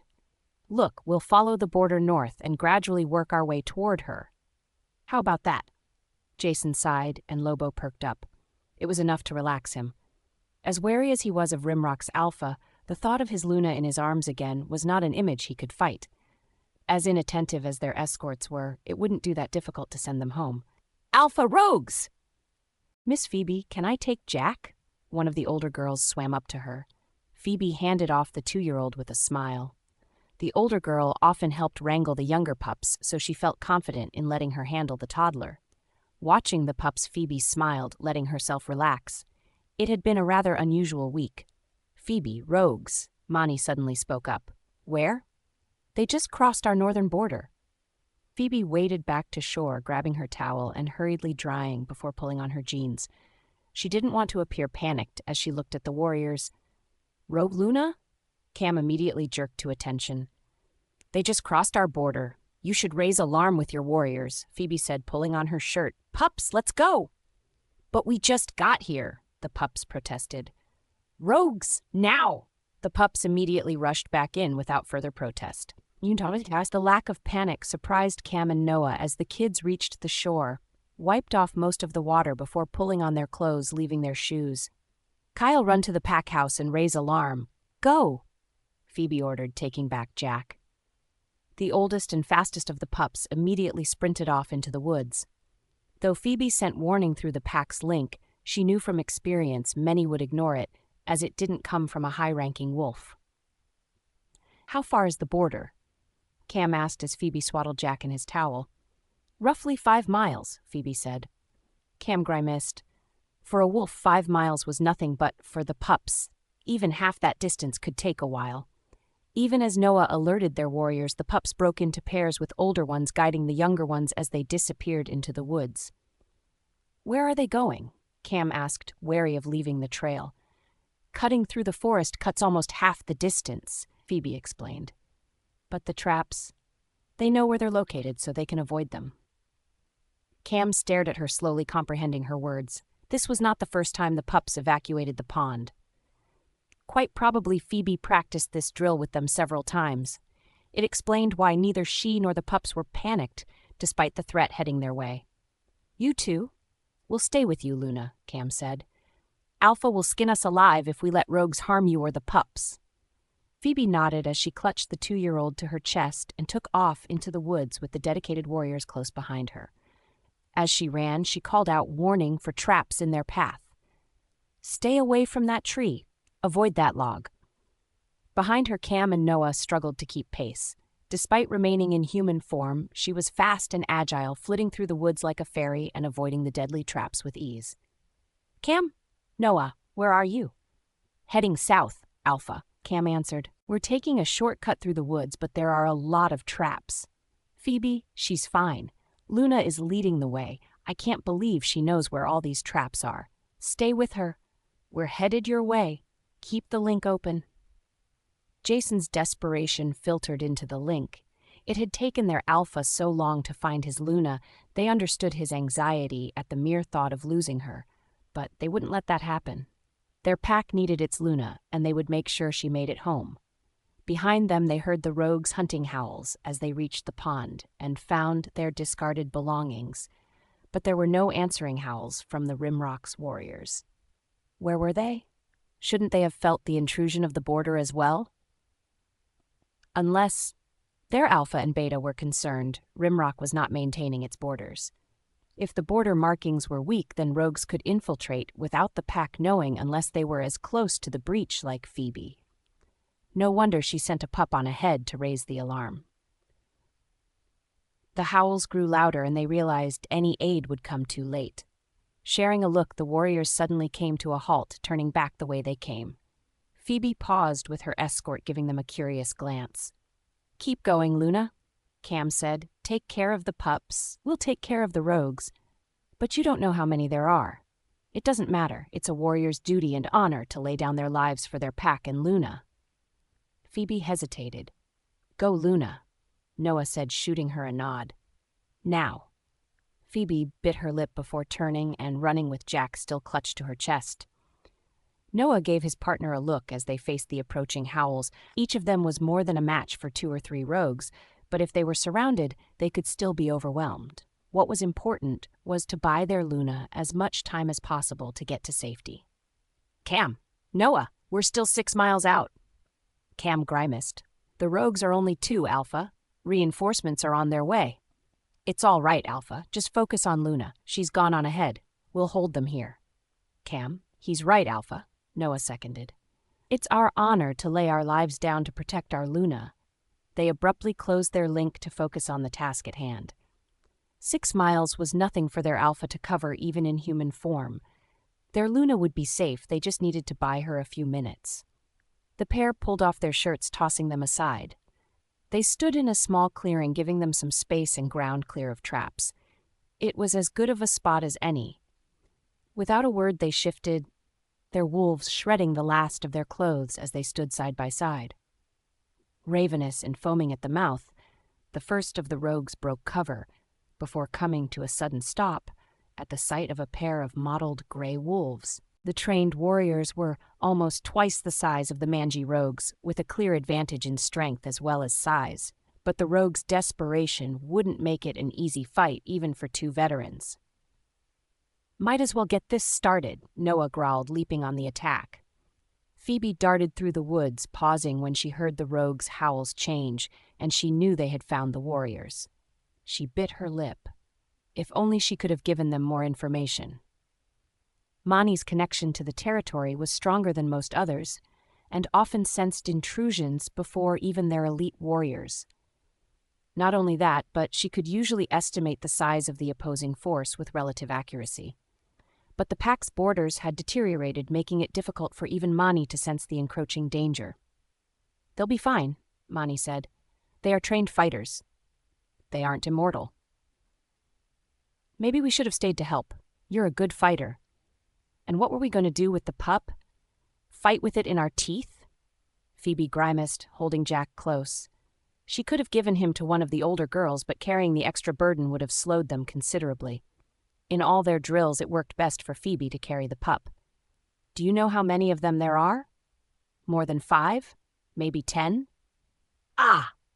Phoebe stumbled to a stop at the pained cry.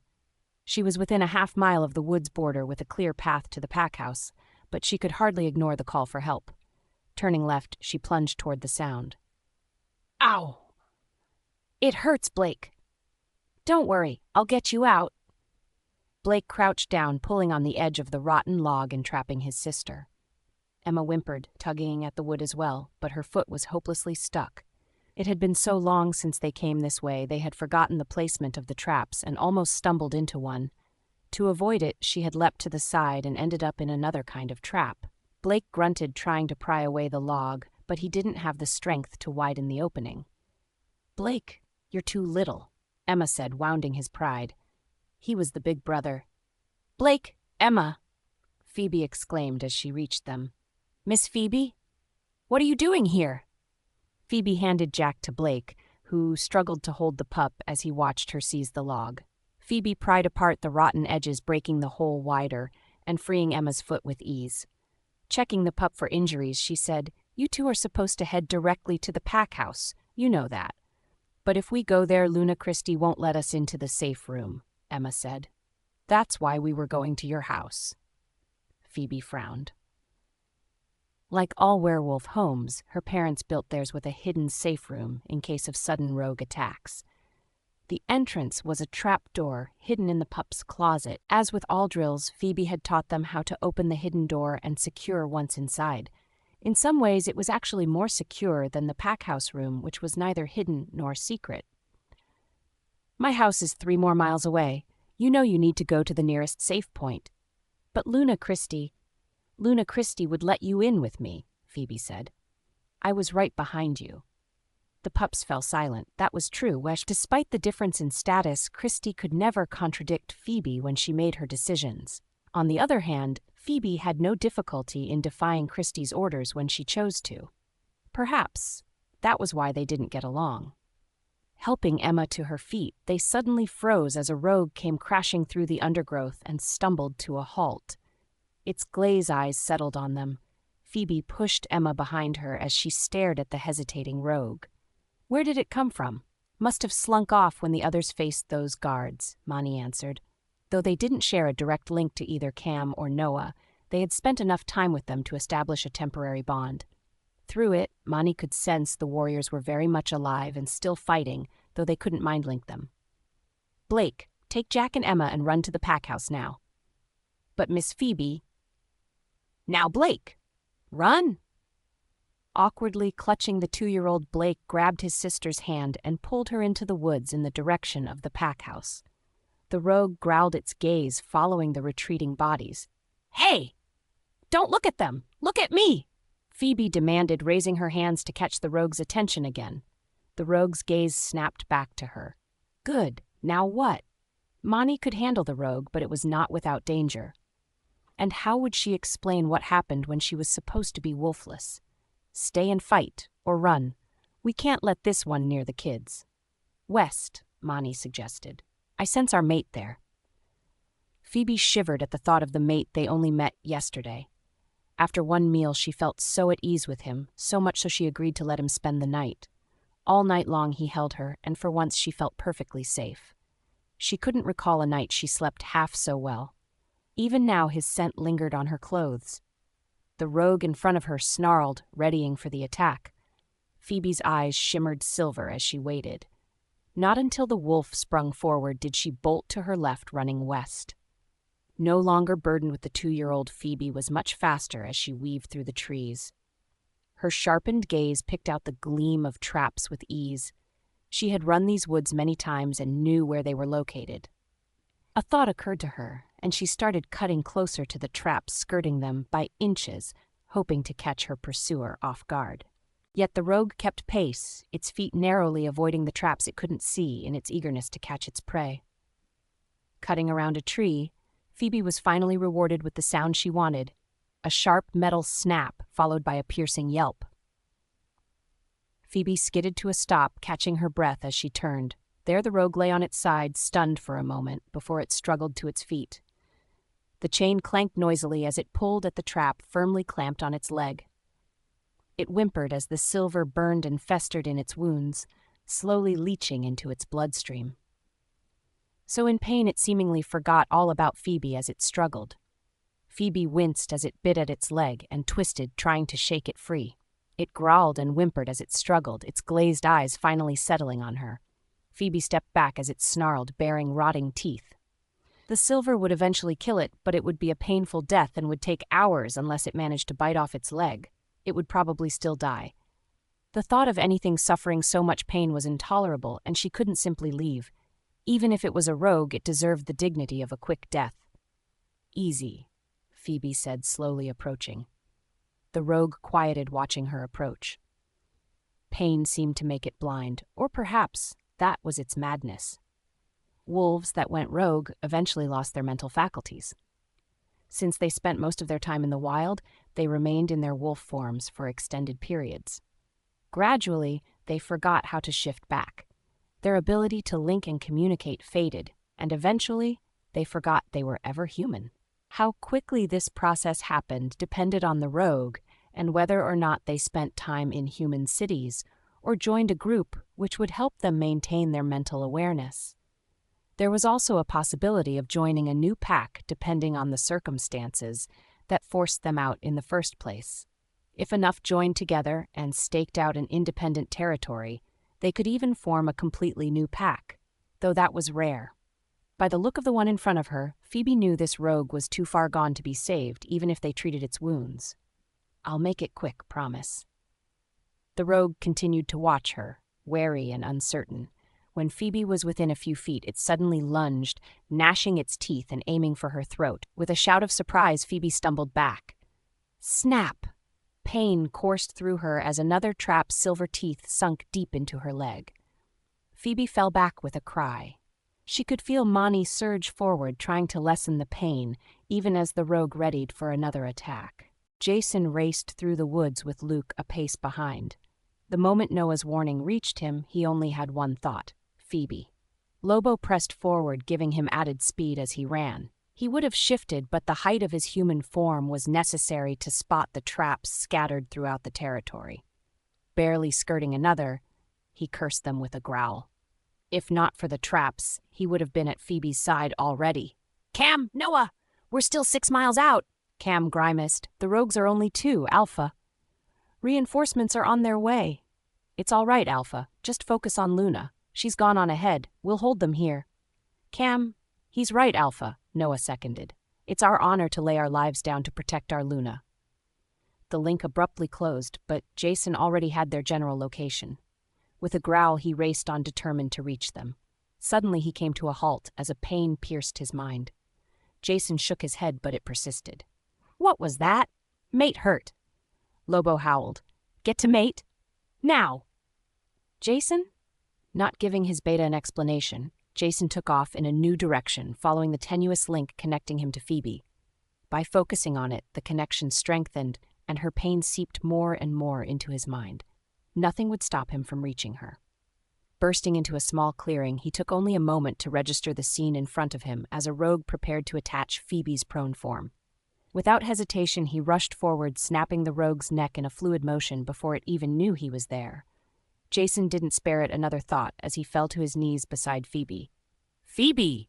Angel! Jason? Phoebe blinked his scent, permeating the pain-induced haze. Mani struggled to keep at bay. Unlike other wolves, Mani seemed to have an innate resistance to silver. Phoebe could never explain. Jason's face filled her vision, and she immediately felt at ease. He really came for her. Jason? Shh! I'm here, Angel. I'm here. Jason kissed her forehead. Jace, Luke called his attention, kneeling beside the trap, biting into her leg. They shared a look, as Luke grasped the trap's jaws, forcing them apart despite the burning sensation that coursed through his hands. Once the trap was open, Jason carefully pulled Phoebe's leg free, wincing as she whimpered. Luke released the trap, letting it snap shut before kicking it away. Jason gently laid her leg on the ground. Shedding their jackets, they ripped their sleeves to use as bandages, wrapping her wounds as best they could. Phoebe, Angel, Jason returned to her, pulling her into his arms and holding her to his chest. Angel, Phoebe? Jason. She snuggled into him, breathing deep. The pups. Pups? Alpha, the last of the pups, just made it out of the woods. Chaz, the warrior they left at the pack house in order to coordinate, announced. They're saying something about Luna facing off against a rogue on her own? We're with her now, Chaz, Luke answered. She's alive but hurt. We're going to need a doctor to meet us at the pack hospital. Everyone's gathered in the safe room. I'll bring these pups there and grab the doctor. What about the rogues? Luke turned his attention north, hearing the howls of their own warriors as reinforcements reached Cam and Noah. They've been taken care of. Reinforcements have arrived. I'll sound the all clear. Jason, we need to move, Luke said. Jason clutched Phoebe close. The scent of her blood was driving him crazy, as Lobo pressed forward, eager to exact revenge, but the rogue was already dead and rage would not help Phoebe now. The trap had bit deep, infecting her with silver, and there was no telling if she could survive the poison slowly creeping through her. Jace! Luke shouted to get his attention. Let's get her to the hospital. His beta's words finally registered. Wrapping his jacket around Phoebe, Jason cradled her as he stood. Carrying her bridal style, he followed as Luke took point to spot traps in their path. If Phoebe died, nothing would stop him from killing everyone responsible, starting with Graham. Reaching the forest edge, their pace increased, rushing to the hospital where a worried nurse met them. "Oh my goddess! Phoebe!" she exclaimed the moment she saw them. "This way, hurry!" The nurse led them to an exam room where Jason could finally lay Phoebe down. He smoothed away the hair that had fallen over her face as he stroked her cheek. "Phoebe, Angel, can you hear me?" He paid no attention to the nurse circling around them until she grasped Phoebe's arm, preparing a needle. Jason growled low, his eyes gleaming amber as his wolf saw it as a weapon. The nurse yelped, feeling his aura press against her. It's an IV to help her fight the silver." Jason forced Lobo back down, nodding to her and allowing her to continue. The nurse worked quickly to start the drip before moving to Phoebe's leg. She gasped as she unwrapped the leg and cut away the jeans to see the damage. "Where the hell is the doctor?" Luke demanded. "He might still be in the safe room," the nurse said. Luna Christie didn't want him to leave until the attack was confirmed over. "What? We called the all clear." Luke struggled not to snarl. Snapping at the nurse certainly wouldn't help. "It's what the Luna said," the nurse shook her head. "Then why are you here?" Luke asked. Certainly the nurse had been in the safe room too. Blake and Emma were so panicked. I knew it had to be Phoebe that was hurt, the nurse said as she cleaned and disinfected the wounds. I wasn't going to let anyone stop me. You know Phoebe? Jason looked at the nurse for the first time. She's pretty much my best friend, the nurse nodded. Your name? Bridget. Jason felt Lobo relax. If the nurse was Phoebe's friend, then she could be trusted. He turned his focus back to Phoebe, resting his forehead on hers, trying to reach her through their untested link. I don't think her leg is broken, Bridget announced. I just have to close the lacerations. Hey, you. Me? Luke blinked, startled by her informal tone. Yes. Wash up and glove up. I don't know anything about medicine. I don't need your opinion, Bridget snapped. I need your hands. Help me for Goddess's sake. Luke hesitated before hurrying to the sink. He scrubbed quickly before snapping on a pair of latex gloves and coming to the nurse's side. Stand here. Now hold her leg so the edge of the wounds line up while I close them. Luke winced, trying not to look as the nurse worked to close the deep gashes. After stitching the worst of the wounds, she smeared a generous amount of a thick yellowish balm over the injuries before bandaging the leg with practiced efficiency. Jason tried not to watch. The sight of his mate's blood only infuriated his distraught wolf. Instead, he continued to rest his forehead against Phoebe's, breathing her scent and hoping their physical contact soothed her. Phoebe, Angel? Alpha? Jason looked up at Bridget. You're Phoebe's second chance mate, aren't you? You know? Bridget nodded. I might be the only one who knows about her rejection. I don't think she even told her parents. Do you? No. She never told me, but I assumed they were a pack member given how she avoided the pack house. Jason nodded. It was probably best he didn't know. Turning back to Phoebe, he kissed her hand. Physical contact and her scent were the only things keeping him sane. Alpha, how's Luna? Cam and Noah suddenly burst into the exam room. The warriors wore only borrowed shorts given to them by their reinforcements. They were also covered in wounds, though, thankfully, none of their injuries seemed fatal. Cam did have a rather deep gash in his shoulder, however. Alpha, Noah suddenly froze, blinking in confusion. His brow furrowed as he stared at Bridget. It was several moments before he said, Mate. Bridget shivered, her eyes wide in wonder at the unexpected meeting. She knew a long time ago her mate wasn't a member of their pack and hadn't had much hope in ever finding them. She didn't move as Noah closed the distance between them, gently cupping her chin in his palm and staring at her as if memorizing every inch of her face. Alpha? The door opened again as Chaz entered. Noah jumped, spinning around and growling as he stood between his mate and the unmated male. Whoa, easy, Chaz held up his hands in surrender. We got an issue. I'll say, this pack is screwed if their doctors are so incompetent they don't even show up, Luke snorted. That's not even the half of it. Chaz shook his head, herding a pair of pups into the room and helping them sit on another exam bed. Pups? Luke raised an eyebrow. Blake. Emma. Bridget immediately went to them, checking them for any injuries, something she hadn't been able to do in her rush to help Phoebe. The Luna here wouldn't let them into the safe room, something about them using up all the oxygen or some shit, Chaz growled. Luna Christie is always like that, the little girl said. She hates us. Why? Luke asked, curious and impressed by the pup's forwardness in a small room surrounded by warriors. Because we don't have a mommy or a daddy, Emma answered. Emma, Blake warned her to hush. What? Emma shrugged. Miss Phoebe is the only one who cares about us. She takes care of us, but the Alpha made us live in a closet. Oh, Blake admonished nervously, glancing at the warriors. Luke shared looks with Chaz, confused, but it made sense to Jason, who recalled the bedroom in the cottage that was made for a pair of pups. He had no trouble believing Phoebe would take the pups in, but the bigger question was why she seemingly had been prevented from adopting the pups outright. It wasn't uncommon for pack members to adopt orphaned pups if they didn't have any close family relations. Is Miss Phoebe going to be okay? Emma asked. Is she going to die? What? No, Emma, no, Bridget assured her. She's going to be fine. Are you sure? Yes. There is nothing to worry about. But she got hurt because of us, Emma said. She was protecting us from the rogues. Are we going to be punished? No, of course not, Bridget hugged the worried pup. Alpha Jason. A crazed shout echoed through the hospital, causing the pups to yelp and set the warriors on edge. Graham stormed into the already cramped room, trailed by his beta, the doctor, and a whining Luna. Jason stifled a growl as he glared at them. Luke and the others immediately tensed, not liking the hostile atmosphere near their injured Luna. Noah took a defensive stance, protecting Bridget as Chaz did the same for the pups. "This is my territory! You can't walk around like you own it," Graham said. "Get out!" Jason growled, raising his aura to match Graham's. No one commanded him, especially not this pathetic excuse for an alpha. In a calm voice, he said, "My warriors raised the alarm. They were also the first to reach the invading rogues. They were injured defending your territory.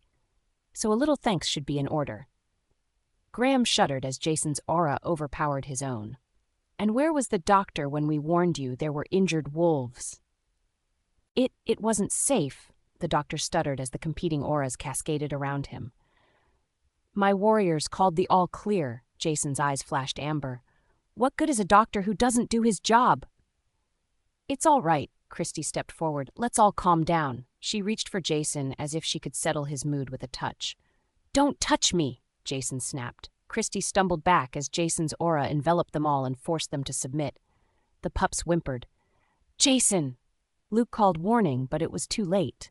"Phoebe, you have to wake up," Mani pleaded quietly. "Mate needs you. Phoebe, wake up, just a little." Phoebe stirred at her wolf's prodding. Mani was weakened by the silver, but still aware of their surroundings. Everything was heavy and indistinct, and she reached for the one thing that seemed real, Jason. Jason's amber eyes immediately darkened, and he retracted his aura as he spun around and grasped her hand. "Phoebe? Angel?" "What's wolfless Phoebe doing here?" Christy asked, earning a chorus of growls from the Blue Moon warriors. "Watch your tone." Jason barely spared her a glance, kissing Phoebe's hand. "What are you doing?" Graham demanded. "Let go of her." "You will not tell me what to do with my mate." Jason snapped, bristling again, though he maintained control. "Your mate," Graham repeated. "That's impossible. She's mine." The tense atmosphere stilled as if they were in the eye of a storm. The words slowly clicked and Jason quietly said, "So you are the one who rejected her." It all made sense. The reason Phoebe avoided the pack house, the reason she had lost her appetite, why she was so good with pups, why she assumed Jason, another alpha, would reject her, why Graham denied her adoption of the pups. "What?" Christy looked from one alpha to the other. "What's going on? Are you saying you're both mated to little wolfless Phoebe?" "I warned you once. Mind your tone." Jason growled. "It seems your alpha rejected his fated mate, but the goddess always grants rejected wolves a second chance mate. And here I am." Jason stepped closer to his rival, dropping his voice low as he glared at him. "You were dumb enough to let her go. Now she's mine, and it'll be my name she screams when I fill her up." "No." Graham moved to attack, but his beta gripped his arm. "Let me go." "Graham, would you look at the room?" Michael demanded. "This is neither the time nor the place. He's her mate now." "Jason?" Phoebe stirred with a moan. Jason immediately returned to her side, kissing her hand. "I'm here, Angel. I'm here." She sighed, relaxing and turning her head towards him. A smile twitched his grim expression. He had been worried about earning her trust, but it seemed he succeeded. Graham shook as he watched Jason kiss Phoebe's forehead and nuzzle her. Her pained expression softened, comforted by his presence. Rage and jealousy shuddered through him as his wolf whimpered. "Get off my land," Graham growled. "Out of my territory." "Oh, I will." Jason's eyes swirled amber as he glared at the other alpha. "And I'm taking everything that belongs to me, Luke." "Moving truck?" Luke nodded, taking out his phone, dialing with a single press of a button, and making Jason wonder if he didn't already anticipate this to some degree. "Moving truck? For what?" Graham demanded. "Phoebe belongs to me. I'm not leaving a single trace of her behind. You can't." "I would advise you to be careful what you say I can and cannot do with my mate," Jason warned. "Now get out. My mate needs to rest."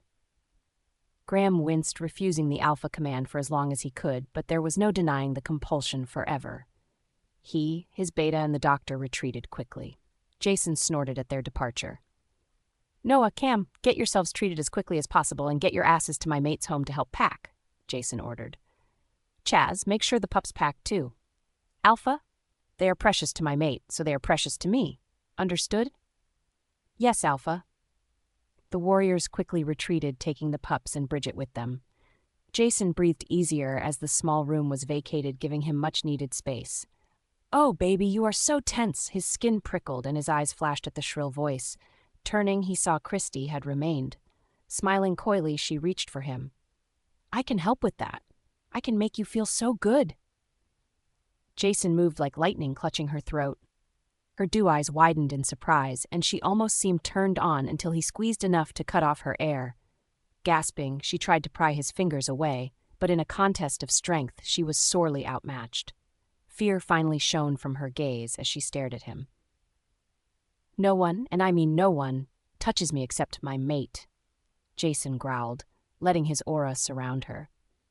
I've wanted to rip your throat out and feed it to the rogues since I set foot in this territory. If you value your life, you will stay as far from me and my mate as possible. Got it? With a snarl, Jason tossed her toward the door. Even before she landed in a whimper, he had already turned back to Phoebe. Tenderly, he smoothed her hair and kissed her forehead. Christy whined as she stood clutched her side where she cracked 2 ribs during her landing. She glanced at him hoping for sympathy, but Jason was no longer aware of her as he quietly caressed Phoebe's pale face. Growling, Christy moved to approach him again when another aura suddenly slammed against her. Turning, she saw Luke watching her, guarding his Alpha and Luna from interference. She wanted to protest but found herself unable to break his aura. But how? She was Luna, and he only a beta. Her aura should be dominant, but it wasn't. His presence easily overpowered hers and held her in check. Flushed with embarrassment, she finally fled, allowing them to relax. Luke breathed a sigh of relief before looking to Jason, who continued to stand over Phoebe. Jason pressed his forehead to hers, willing her to feel his presence and know she was safe. She had to wake up. She couldn't leave him like this. Lobo paced through his mind, whimpering. They couldn't lose their mate after only just finding her. Luke wanted to comfort his friend, but remained silent. There was nothing he could say that would make it better or ease his worry.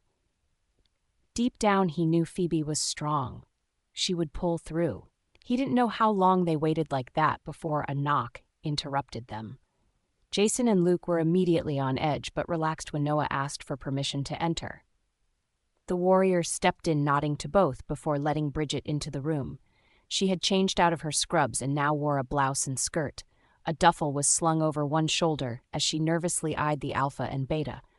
Noah's wounds had been treated, and he wore a t-shirt and cargo shorts. Jason continued to hold Phoebe's hand as he surveyed them. Congratulations to you both. I'm always happy when one of my warriors finds their mate. Bridget, Noah is a good man. She blushed, and even Noah's cheeks flushed a bit. You are welcome to come back to Blue Moon with us, Jason said, or if you prefer to stay, I'm sure Noah can make himself useful here.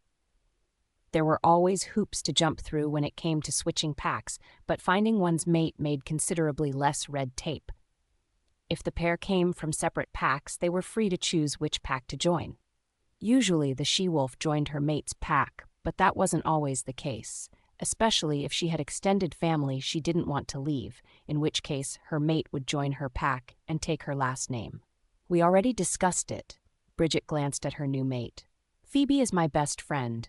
I'd rather follow her to your pack, if that is all right. Of course, Jason nodded. Noah was an excellent fighter, and Jason would have been sorry to lose him. What was more trained medical staff was vitally important to every pack, so he was more than happy to accept Bridget, mate or no, but most importantly, he appreciated her loyalty to his Luna. So, the movers are busy packing, and I thought if we're leaving I should help Phoebe change. Bridget gestured to the duffel. So maybe you can give us some privacy? The trio of males blushed at the same time, realizing what Bridget was asking. Jason's gaze immediately shifted to his beta and warrior with a growl. Just the thought of another male seeing his mate bare raised his hackles. Normally Noah would have immediately backed down, but his mate was here, and he wouldn't tolerate anyone threatening her.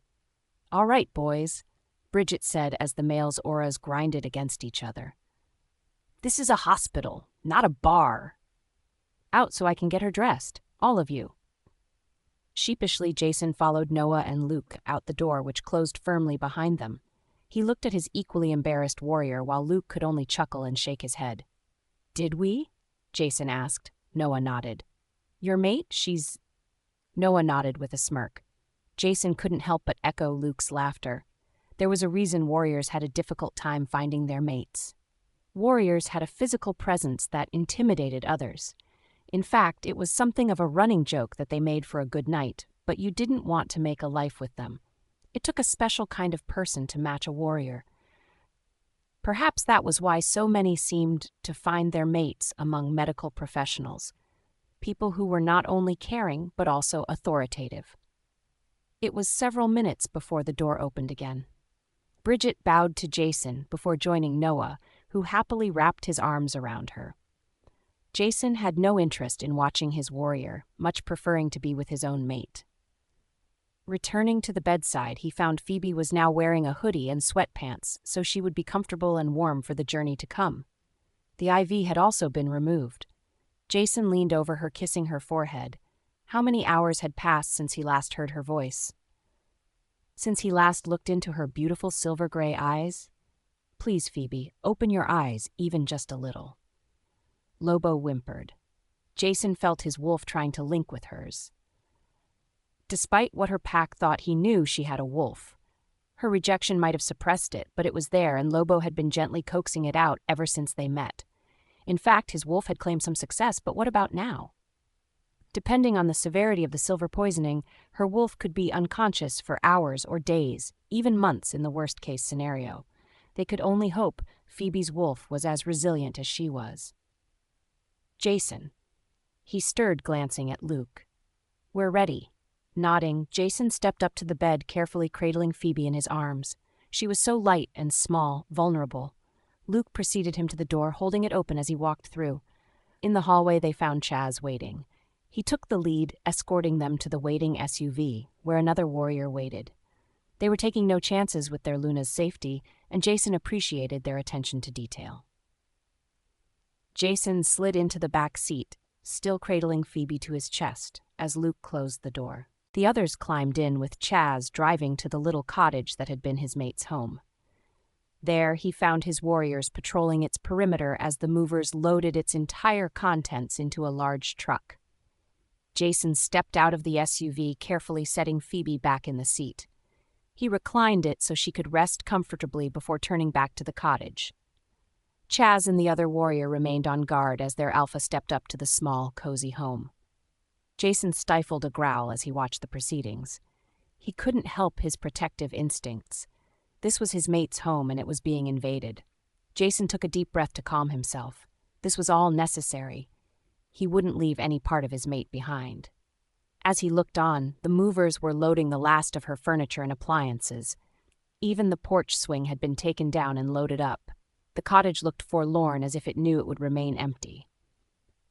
Bridget packed Luna's clothes and keepsakes. "They put those in one of our vehicles," Luke said. "Those can be taken directly to the pack house. The rest will have to be stored until Luna can decide what she wants to do with it all." "And the other thing?" Jason asked. "Riley took pictures of everything. Every room and every inch of the garden," Luke said. "Good," Jason nodded. He had played with the idea of making himself a private home for years. Just a place to escape to every now and again, though he never carried through with such plans. But now he had incentive. He was certain Phoebe would miss her childhood home. Imagine her surprise if he managed to recreate it. His gaze took in the scene once more before settling on the pups waiting nervously at the garden fence. With a concerned frown, Jason quietly approached them. They sensed him almost immediately, looking up at him with wide, startled expressions. Jason crouched, bringing himself to their level, hoping he didn't seem as threatening, though he couldn't really do anything about his aura. "What are your names?" Jason asked. "Blake," the boy said after a minute. "And this is Emma." "Blake, Emma, has anyone explained what is going on to you?" "They said you're taking Miss Phoebe away because she belongs to you," Emma said. Jason grimaced. It wasn't technically wrong, but it also didn't paint the right picture. With a sigh, he said, "Phoebe and I are mates." "Do you know what that means?" The pair shared looks before Blake said, "It means you are supposed to be together, like our mom and dad." "That's right. I need to return to my pack, so Phoebe is coming with me. She'll become a member of my pack, and I'd like you two to come with us." "You want us to come too?" Emma asked. "I do. My pack is a lot bigger than this one, and there are a lot more pups to play with. Everyone will welcome you." "And if we go with you, we can stay with Miss Phoebe?" Emma asked. "That's right," Jason smiled. "What would you say to Phoebe and me adopting you?" "Adopting us," Blake repeated in awe. "What does that mean?" Emma asked. "It means you two would be our pups, and we'll be your mommy and daddy," Jason explained. "You and Miss Phoebe will be our mommy and daddy?" Emma asked. "That's right, and you will have an aunt and uncle too, and a grandma once you meet my sister, her mate, and my mother." "And they'll like us?" Emma asked. She was tired of the pity stares they received from the pack. "They'll love you." Emma shivered with anticipation of having a family, not just a daddy and mommy, but a whole family. It was like a dream. She glanced at her brother, but his response was less favorable. He was suspicious of anything that sounded too good to be true.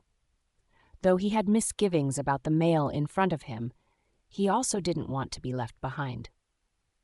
As long as Miss Phoebe was there, he knew they would be taken care of even if others changed their minds. "Okay," Blake finally agreed. "Good," Jason smiled. "You two go with Bridget and Noah. They'll take care of you until we get home." "We can't go with Miss Phoebe?" Emma asked.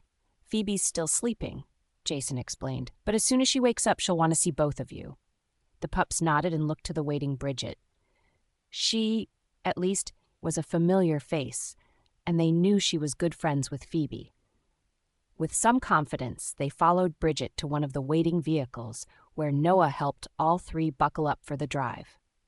Jason stood watching the movers secure the truck and receive directions from Luke. Everything was finally ready. Leaving the arrangements to Luke, Jason returned to Phoebe. She still seemed to be resting comfortably, but he worried she would catch a chill. Without a word, Chaz handed him a blanket from the vehicle's emergency kit. With a nod of gratitude, Jason buckled Phoebe in before tucking the blanket around her, careful to avoid disturbing her injured leg. He leaned forward, kissing her temple. Soon they would be home and she would safe. She would never suffer like this again. Quietly closing the door, Jason paused as his skin prickled with the knowledge of being watched. Turning, he scanned the tree line before his keen eyes finally settled on a lone figure, Graham. He could feel the other alpha's indignation and envy. Lobo growled, wanting nothing more than to tear apart the one who caused their mate so much pain. "Let him look," Jason said. "Let him see exactly what he lost, and we gained." "Yes! Mate is ours!" Smirking at his would-be rival, Jason circled the SUV and climbed in beside Phoebe. He would love nothing more than to hold her the entire trip, but it was safer this way. Jason settled with holding her hand for now. Chaz and Luke joined him, sitting in the front seats. The moving truck slowly pulled away, and they followed. The trio of SUVs lined up randomly as they trailed the larger truck and would shift positions as they continued their journey north, making it more difficult to know who was in which vehicle. They paused as Rimrock's border to allow Bridget and the pups to renounce their pack bonds. The pups cried at the severing of the bond, but Bridget was there to comfort them, and they soon settled, especially after stopping at a McDonald's drive-thru. Jason worried about Phoebe and her pack bond, but Lobo informed him it was already done. Perhaps her rejection had started the process, allowing it to break on its own, or perhaps her wolf was aware enough to sever it itself. In either case, he was happy her last bonds with her former pack were gone. He would do everything he could to ensure she didn't regret it. A new pack waited for her, eager for their Luna. Once on the road, he dialed his mother. She answered on the second ring. "Jason? How is everything? When should we expect you?" Jason chuckled. "Everything is fine. We're on our way home now. We probably won't be there until tomorrow late. I have a moving truck filled with everything from her house. It'll have to be stored until she can sort it." "I'll have them clear out Storehouse E. That should give her plenty of room sorted out. But, sweetie, you sound stressed." "There was a rogue attack. Phoebe was hurt. Is she all right?" "It's a long story, but yeah, she'll be okay. She's asleep now, or else I'd let you talk to her. Let her rest. We have plenty of time to talk once she gets here. Maybe less than you think." What's that supposed to mean? Now, Jason the pack needs to bond with their Luna, so don't think you can hog her all to yourself. I know, it's not that. Then what? We got 3 new pack members besides Phoebe. Noah found his mate, so she's with us, and, well, Phoebe adopted 2 pups from her pack, orphans, so they are also with us. Well, of course they are. You certainly couldn't leave them behind. What are their names? How old? Blake and Emma. I think Blake can't be too much more than 6 or 7. What? Emma is a year or so younger. I'll have the housekeepers prep their rooms. This is so exciting. And Noah found his mate, too? Then this trip was well worth it. Yeah, I'd say so. It'll be late when we get back, so official introductions will have to wait. Of course. Take care of your Luna. We'll see you soon. Jason set down the phone. He raised Phoebe's hand to his lips, kissing it as he gazed on her serene face. Everyone can't wait to meet you, Phoebe.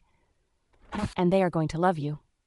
Jason dozed on and off during the long drive, waking only when they paused to stretch their legs and change drivers. They were stopped briefly at the Canadian border, but were quickly waved through when the agents realized they were wolves. Human boundaries meant little to werewolves.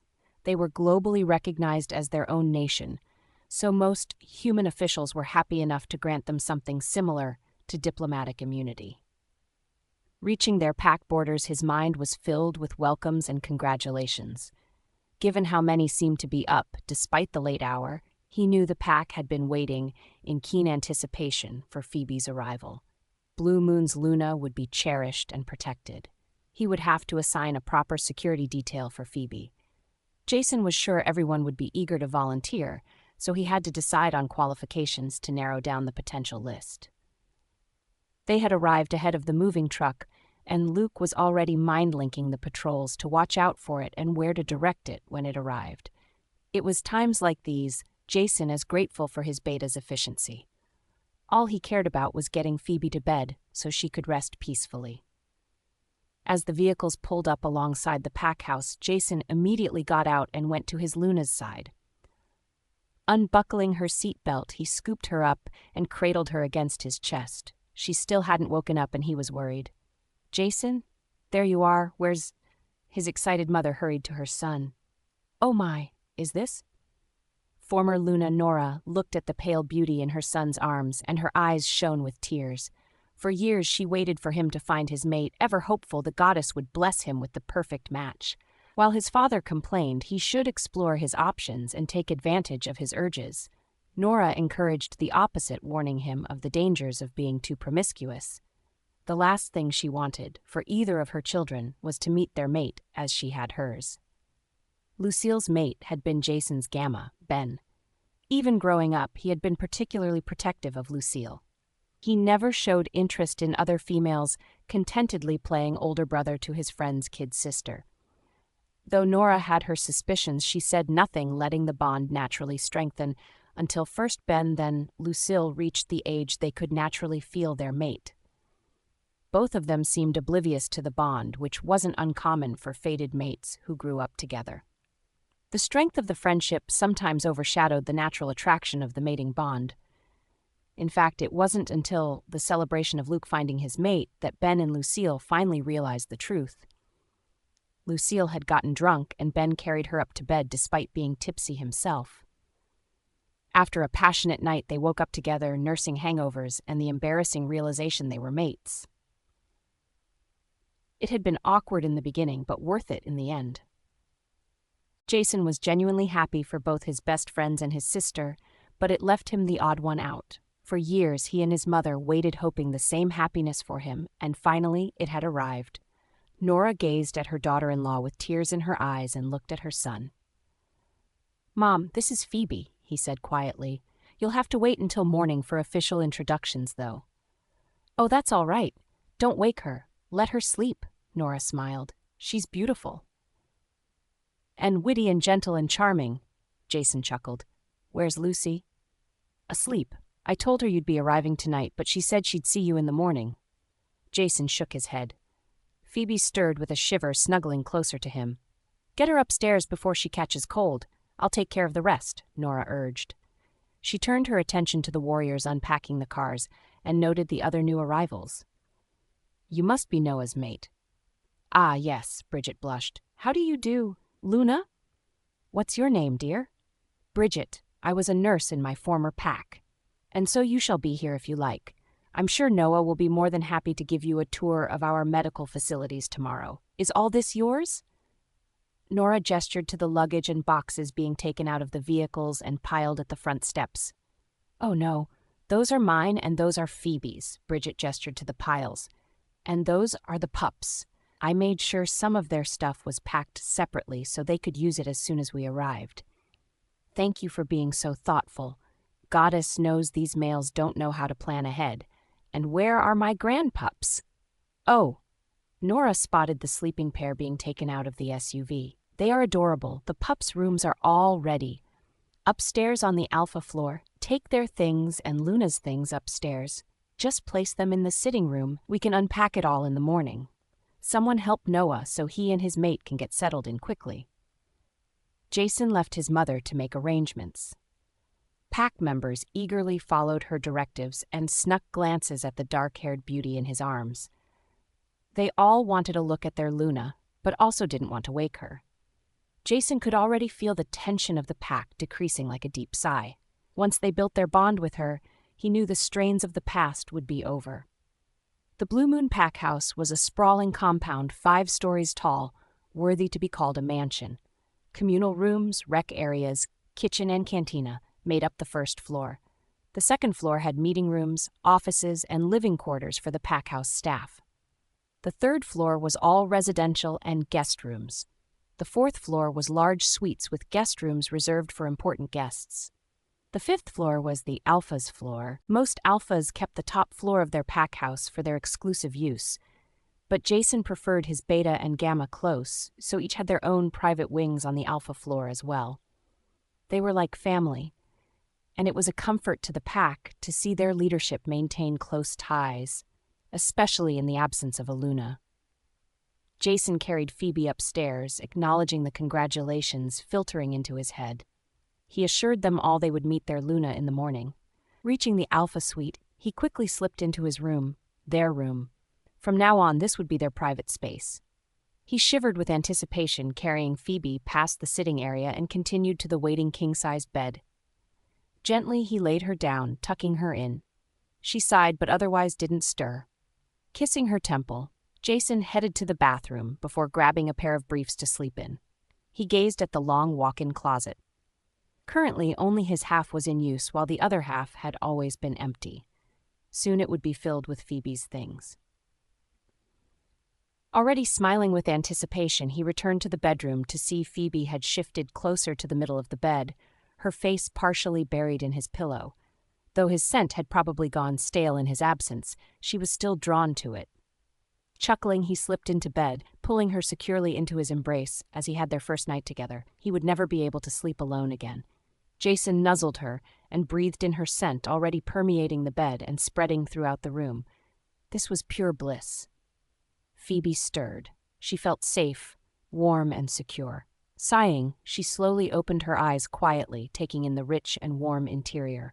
The walls were a deep, comforting hunter green, complementing the ebony tones of the walnut trim. She felt immediately at home and relaxed, no doubt due in part to her mate's scent permeating every nook and cranny of the room. She felt his presence before while at Rimrock, but he had been suppressing his aura out of respect since he was on another Alpha's territory. Here he could freely wield it. Here he was king. Surprisingly, she didn't feel the least bit stifled or oppressed. It surrounded her like a warm, comforting blanket. "Morning, Angel," a voice husky from sleep greeted her. "Sleep well?" She flushed. "You could have warned me he was awake." "I figured you'd find out soon enough," Mani snickered. Phoebe rolled onto her back so she could gaze upon her mate. His dark eyes were filled with adoration. She could feel her face warm under his gaze, and she shivered as his embrace drew her closer so he could nuzzle her. "You smell heavenly, Angel," Jason mumbled, nipping her earlobe as her scent grew stronger, taking on a spicy note that made his mouth water. He growled against her throat. "Oh, Angel!" Jason. Phoebe shivered, feeling his stubble against her skin as ever-increasingly lewd thoughts filtered through her mind. Jason growled again, forcing himself to pull away, His gaze swirled amber as his wolf pressed forward. Her eyes shimmered silver in response. "Angel, you are dangerously tempting this morning." Phoebe blushed. He rested his forehead against hers, nuzzling her. Phoebe had never been so comfortable just being with someone. After her rejection, she gave up on ever enjoying such an intimate moment. "So, safe to assume we're not at Rimrock anymore," Phoebe said after a time. Jason sighed. "No. After the attack, I might have said some things that made Alpha Graham order me off his territory. I wasn't leaving you behind." "What about the pups? The rogues?" "The pups are fine. My warriors took care of the rogues," Jason said, anticipating her next question. "Cam and Noah are fine. In fact, Noah even managed to find his mate, a nurse, your friend, I believe." "Bridget?" Phoebe asked and smiled. "Their mates? Yes, she came with us too." Phoebe's expression became pensive. She was happy for Bridget, but she had hoped the nurse would take care of Blake and Emma in her stead. Phoebe couldn't help but be concerned for their well-being. "My mother has the pups now, in case you're wondering," Jason said again, sensing her concern. "Pardon?"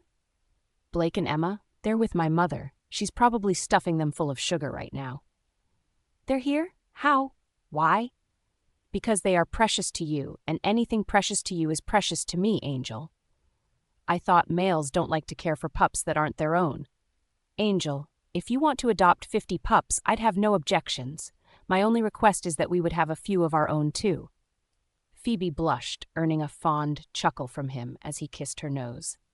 He smiled at her, loving her reactions and catching the spicy note of her scent again. After a moment, his smile faded. "Angel, why didn't you tell me Alpha Graham was your first mate?" Phoebe's expression became pensive again. She had avoided the topic for so long she honestly didn't know how to approach it anymore. Finally, she said, "I never told anyone, not even my parents. Bridget?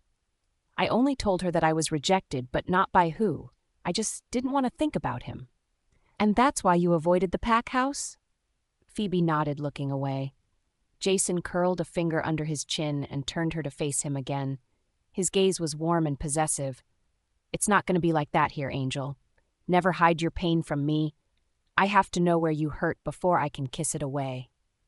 He captured her mouth. His tongue slipped into her mouth, twisting around hers. He felt her hesitant fingers run through his hair, sending electric charges through him. Groaning, Jason finally released her mouth and forced a heavy breath, staring into her shimmering eyes. "You are very dangerous in the morning, Angel." She shyly smiled, earning her another quick kiss before his eyes suddenly glazed over. Phoebe watched and waited, knowing someone was mind-linking him. She enjoyed this relaxed morning and hated for it to be interrupted, but he was Alpha, so it was to be expected. Jason growled, shaking his head before looking down at her again with a smile. "My sister. She wanted to know when I'm going to stop hogging you and let the pack meet their Luna. Do you think you're ready?" Phoebe forced a nervous breath. She couldn't put if off forever if she intended to stay with Jason. Looking at her crumpled clothing, she said, "I think I should shower first and change, if I want to make a good first impression." "You could never not make a good impression, Angel." Jason nuzzled her but stood and helped her up. She winced as she put weight on her injured leg. His arms immediately wrapped around her, holding her protectively. "Are you okay, Angel?" "Yeah, just a little sore. Do you want me to carry you?" "No, I should walk." Jason kissed her temple before escorting her to the bathroom. He grabbed towels from the linen closet and set them on the sink counter. Phoebe's expression became pensive again as she pulled up her pants leg to look at the bandage. "What should I do about this?" He looked at the wrap before rummaging in the cupboard under the double sink. Pulling out a trash bag, he asked, "What do you think?" "Oh, that's perfect. Thank you. These are the controls. This is to change the water feature. Here is the temp, and this is for the sound system in case you want music. All right?" She nodded. "Need any help?" "No." Phoebe blushed before shooing him out. Phoebe shook her head before carefully pulling down her pants to really look at her leg for the first time. It was securely wrapped, which was certainly Bridget's work. "Monty, are you all right?" "Silver is never a pleasant experience," her wolf sighed. Phoebe wasn't sure when she realized she had a natural resistance to silver. Their bodies reacted to it like a poison. It interfered with their healing abilities and suppressed their wolves. Mani was different. Her wolf maintained awareness no matter how pure the silver. In addition, they recovered much more quickly and with less scarring. It was too painful to say she had true immunity, but it certainly gave her an advantage. The same was true of wolfsbane. While the herb was harmful and could be fatal to wolves in large doses, it barely seemed to affect Mani at all. Phoebe pulled the trash bag over it and tied it at her knee before she finished stripping off her clothes and headed to the shower. She had listened to Jason's instructions, but still struggled with the interface before finally succeeding in starting the water. It was a little hot, but it felt good on her aching muscles. There were only male bath products on the shelf, but it was fine. As she lathered and rinsed, she tried to shove away her anxiety. It was going to be fine. Jason chuckled as the door closed behind him. He turned, resting his forehead against the cool door, his wolf hearing listening to every little sound she made until the water started running. To distract himself, he went out to the common area, retrieving Phoebe's things from the living room. It took several trips, but he moved 3 boxes and 2 suitcases into the bedroom, piling them alongside the trunk at the foot of the bed. He would have begun unpacking, but didn't want to invade her privacy. Jason?" He turned to see her standing at the bathroom door, wrapped in a towel. The towels she used at her home were oversized and covered her easily.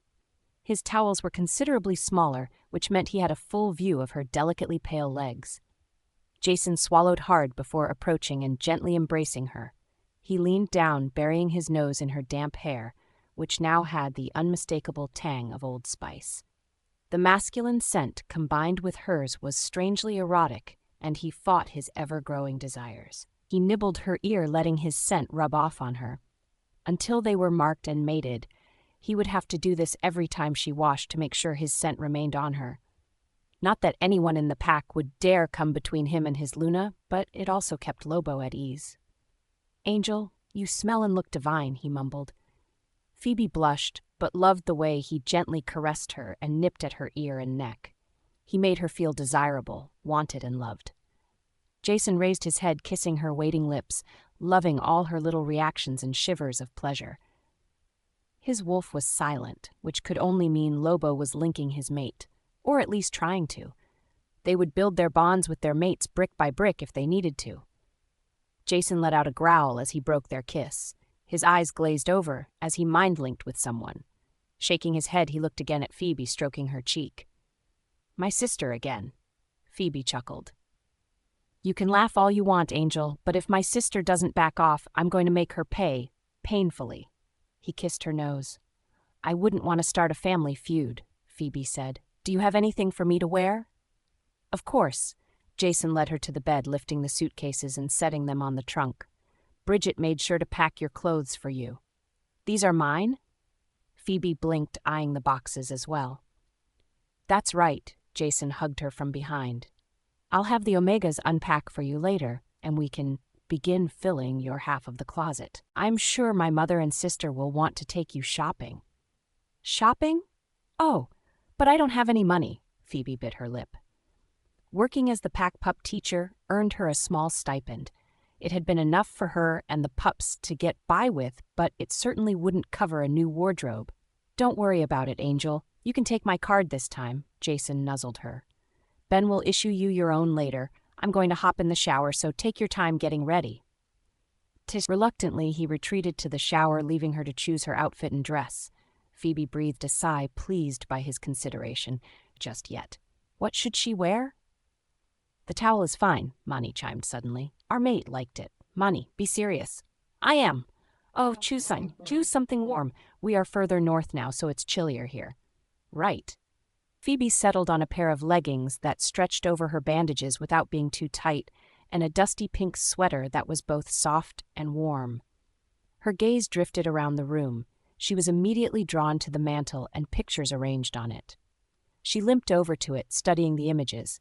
There was a picture of 4 young pups ranging from 12 to 7 and were clearly a young Jason, his beta, along with 2 others she assumed was his gamma and sister. Another image displayed a distinctive gentleman and woman Phoebe knew to be his parents, given the features they passed down to their son, But there was something strange. Despite the couple's close proximity, they seemed disconnected, their facial expressions strained. She was certain Jason said his parents were fated mates, so why did they look as if they didn't want to be in the same room? "Jason is taking a long time, isn't he?" Phoebe asked, wanting his comfort. "Considering the state of his little friend, I can see why," Monty chuckled. "Friend? What friend?" "Oh, sweetie, did you not notice the tent in his pants? Why would he— Oh, face it, we're just too sexy in a towel."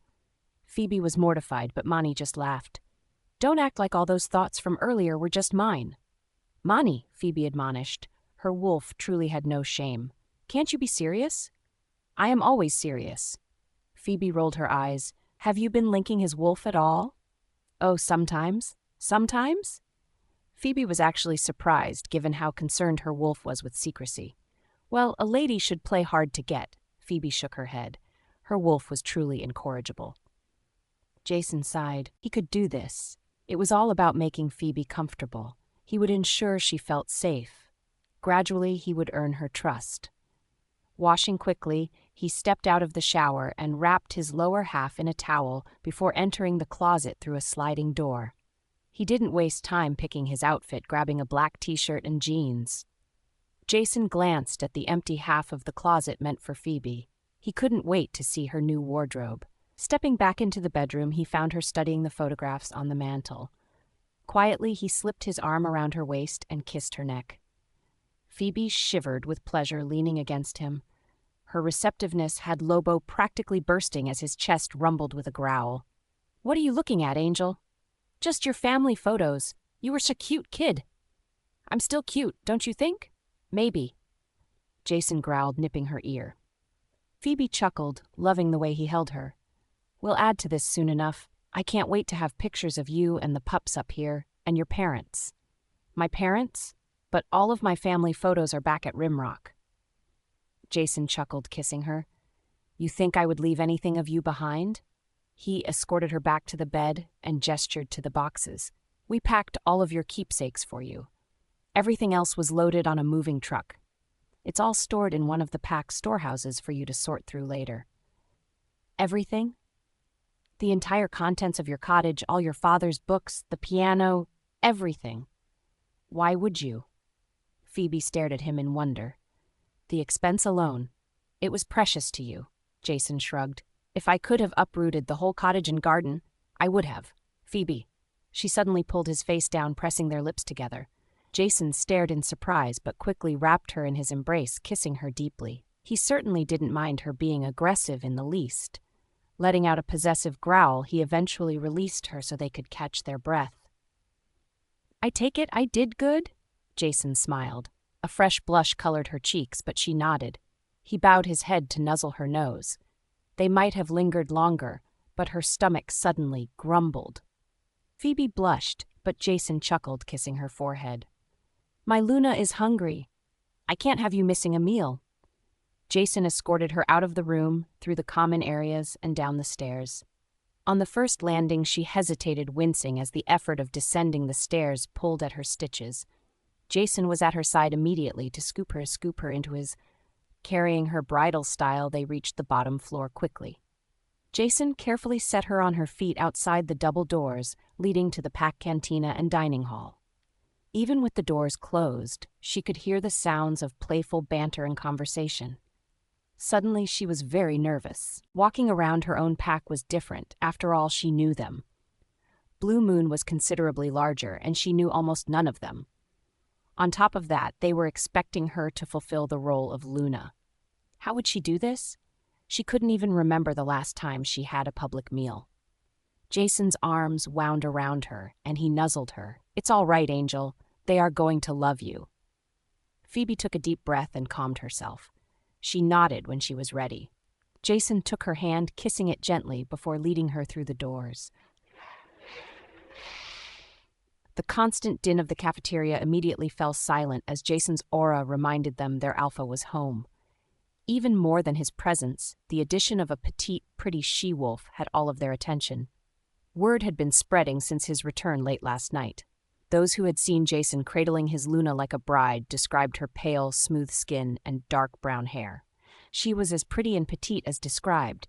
She had been asleep, so they weren't prepared for her otherworldly gray eyes. Some were old enough to recall Nora's introduction to the pack and were anxious about meeting their new Luna, who they knew very little about.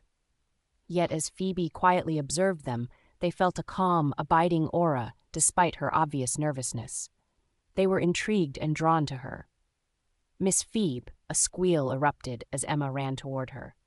Phoebe greeted the pup with a dazzling smile and scooped up the adorable little girl. Pressing her forehead to Emma's, they rubbed noses as a mother would do with her pup. "Did you sleep all right in your new bed?" Jason asked when the pup's gaze fell on him. "Uh-huh," Grandma Nora said. "I have the princess room." "That's right, a princess room for a princess," Jason smiled gently, tugging on one of her pigtails. In fact, his mother had given Blake and Emma his and Lucille's childhood bedrooms, which were connected through a shared bath. Emma giggled shyly at him. It would take time for him to build a strong bond with the pups, but he would. This was the beginning of the family he and Phoebe would build together. Jason glanced at Phoebe to see her eyes shimmering. It seemed the surest way to hers and her wolf's heart was through the pups. "Why don't you two head to the table? I'll grab us breakfast." Jason smiled, planting a kiss on Phoebe's temple. Phoebe blushed, but carried Emma to the table occupied by the pups, Luke and several she-wolves she had yet to meet. The pack continued to watch her, scrutinizing every movement she made as she set Emma down and sat next to her. "Everyone, you'll have your chance to meet your Luna, so relax," Luke commanded over the pack link, reminding them of their manners. "Good morning, Luna." "Good morning." Phoebe blushed.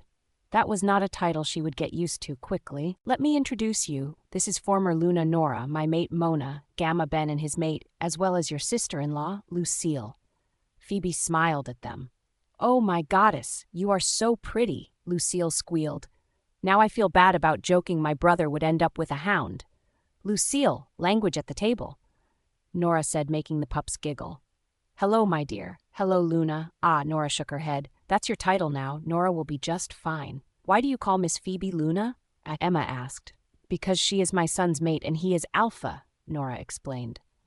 "Oh, then are we supposed to call her Luna too?" "No.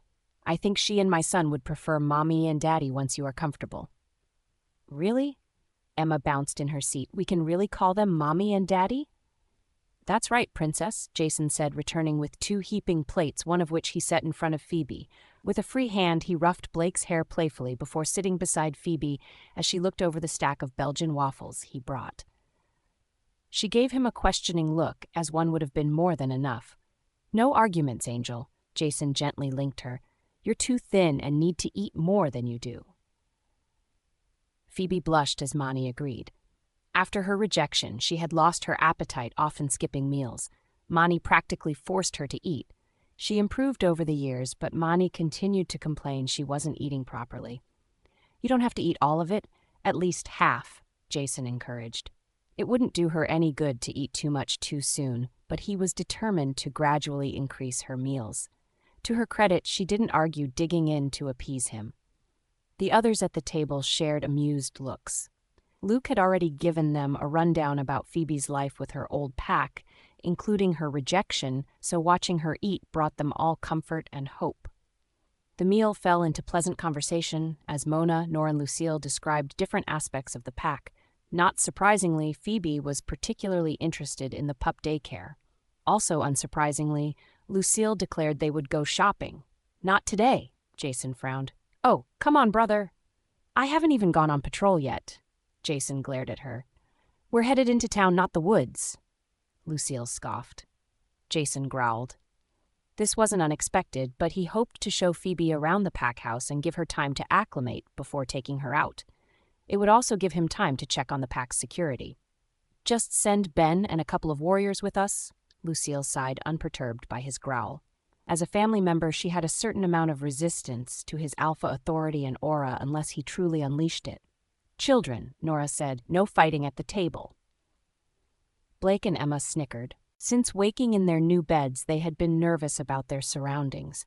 Nora was waiting for them when they emerged and immediately put them at ease, helping them settle in by unpacking and showing them around. She wasn't quite like Phoebe, but nearly as good.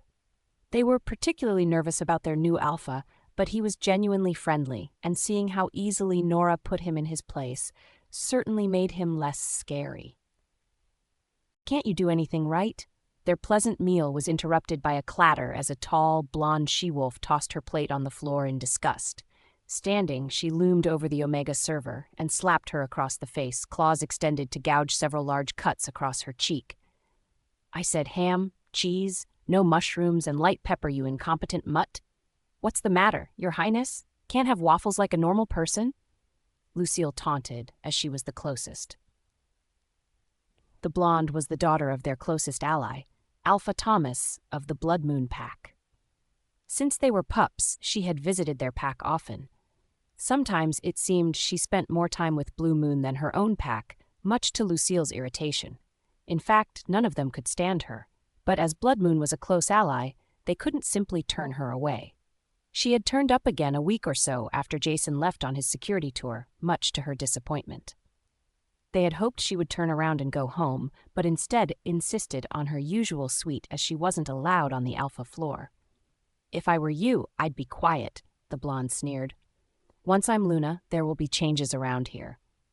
Jason rose to his feet, growling. "Care to repeat that? You are a guest here, Katrina. You will respect this pack's ranking members." "Oh, Jason, you're back." The blonde's attitude turned immediately as she coyly smiled. "You dare harm a pack member in front of me." He snarled, his eyes swirling amber as his wolf pressed forward. "Oh, she's just a worthless Omega. She needs to learn her place."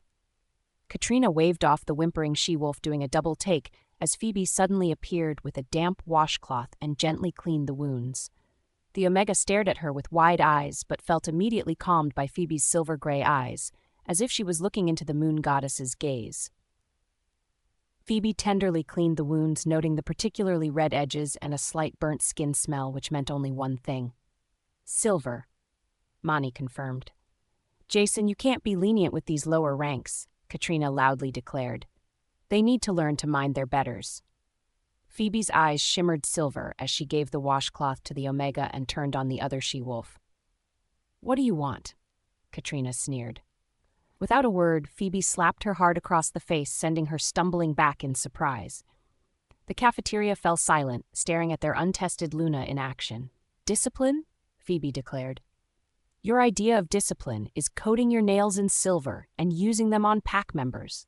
Wounds like that can maim a wolf for life.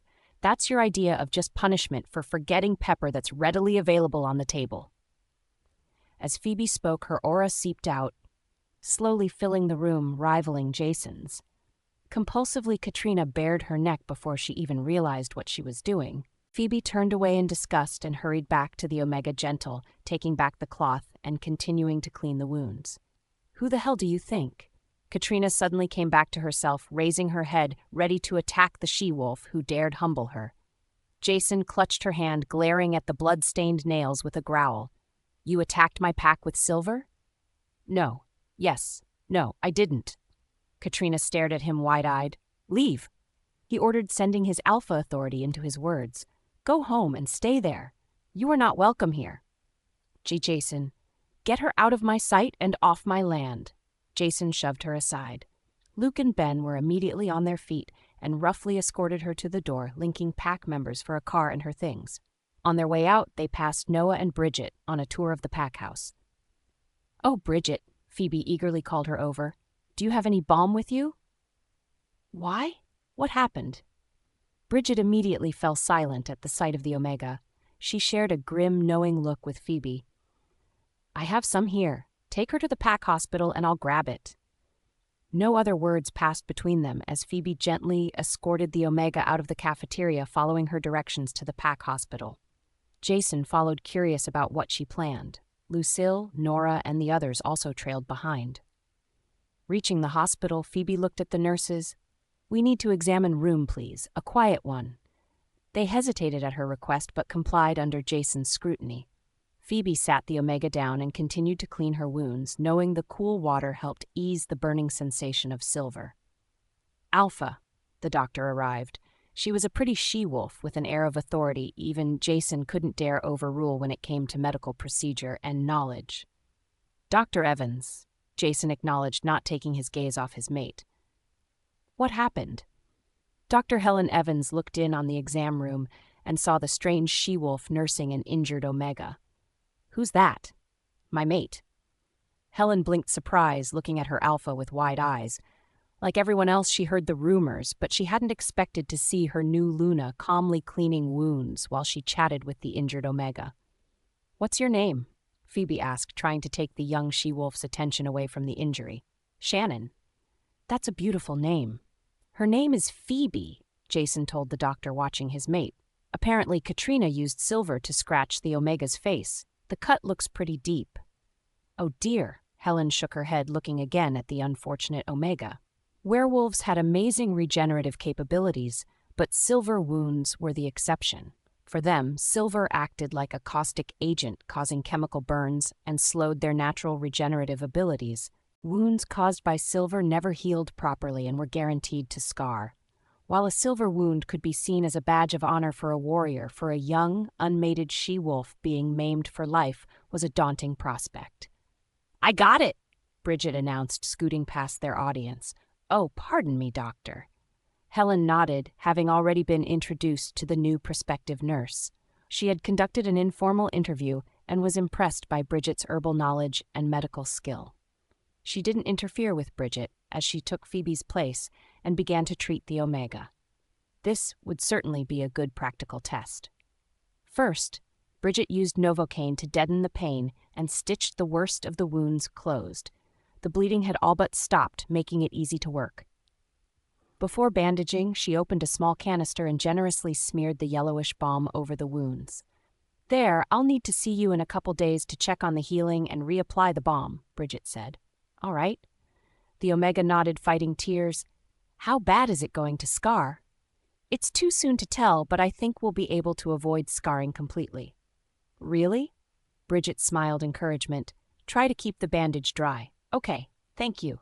"Luna, thank you." "Of course," Phoebe smiled. They saw the hopeful Omega off, and Phoebe suddenly found herself wrapped in Jason's protective embrace. He nuzzled her, whispering, "You were amazing." She blushed, noticing he wasn't alone. Nora, Lucille, Mona, the pups, as well as Luke and Ben had joined them along with Noah, who had followed his mate. "Not bad," Helen nodded to Bridget after she tossed her gloves and washed up, "but it would be wise not to get the patient's hopes too high." "Sorry?" "Silver wounds scar pretty badly no matter how well they are treated," Helen said. "I know, that's why I used this," Bridget said, giving her the container of balm. "What's this?" "It's a healing salve. It helps silver wounds heal and prevent scarring." "What?"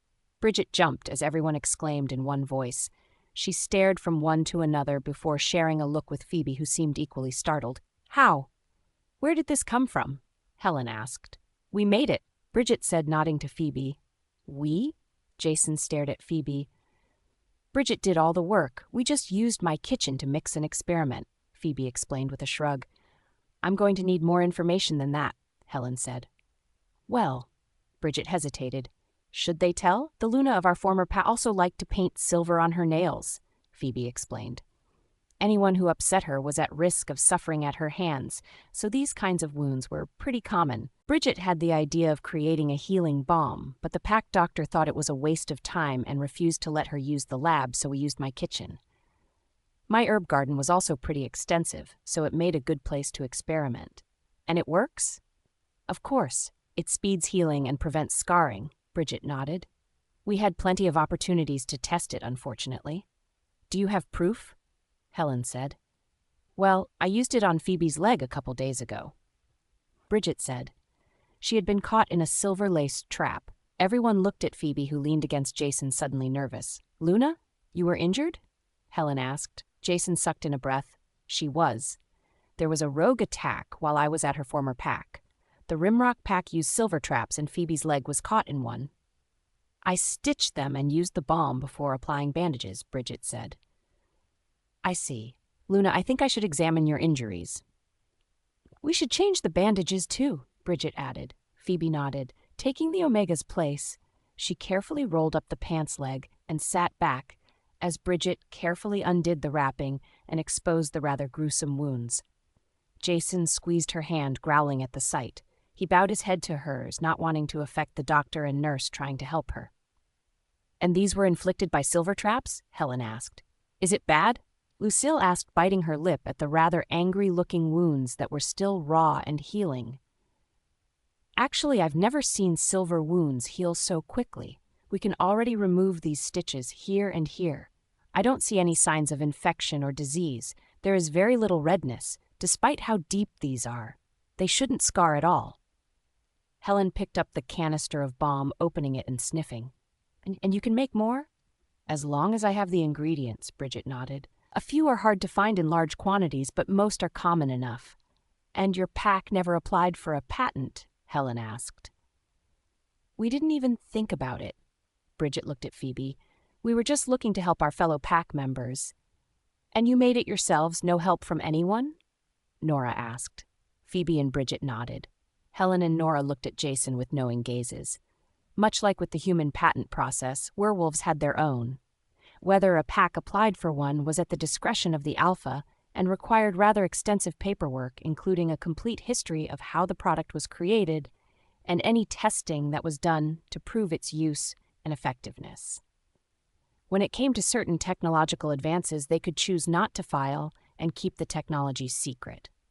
However, if it was stolen or copied, the pack could not seek legal compensation. However, with medical advances that could benefit the whole of werewolf kind, applying for a patent allowed a pack to make the discovery public as well as control production and distribution, which would also net the pack a tidy profit, depending on how the pack chose to market and sell it. Every pack had their specialty. Blue Moon's specialty was in security, data, and physical. They had several computer security programs as well as offered trained security personnel for traveling dignitaries. Anyone would apply to the pack for a security detail, but would also have to sign a waiver that if they engaged in activities against the pack's standards, protection was null and void. Wolf packs operated outside human law, adhering to their own moral standards, standards which could vary significantly from pack to pack. Treaties with human authorities granted packs the same legal rights as independent nations, as well as ensuring friendly trade and fair conduct. Given Blue Moon's ancient origins, they were not only respected among wolf communities, but treated as an authority by human officials as well, which meant their services were highly sought after. While Jason was proud of his pack's extensive network, they weren't equipped to mass-produce a new healing balm. However, other packs certainly were, and if a patent was approved, they could make a deal with another pack to produce it. Profits for their pack would be less, but it would mean the balm would be readily available for others to use. "Bridget," Jason said after a moment of thought, "I'm going to need a detailed history of exactly how the balm was made, ingredients, and any results you have as proof. I'll also need a signed statement proving you and Phoebe are the sole creators, and your pack did not offer any assistance or facilities to aid in its creation. All right?" "Yes, of course, Alpha," Bridget nodded. "So you want to apply for a patent?" Nora asked. "This is far too important to keep secret, and I know Alpha Reed will be interested in a partnership." Nora nodded, pleased with her son's decision. Their packs would share profits with the Harvest Moon handling the manufacturing and distribution. Such an arrangement would ensure the balm was readily available to all werewolves. It would be a win-win for everyone concerned.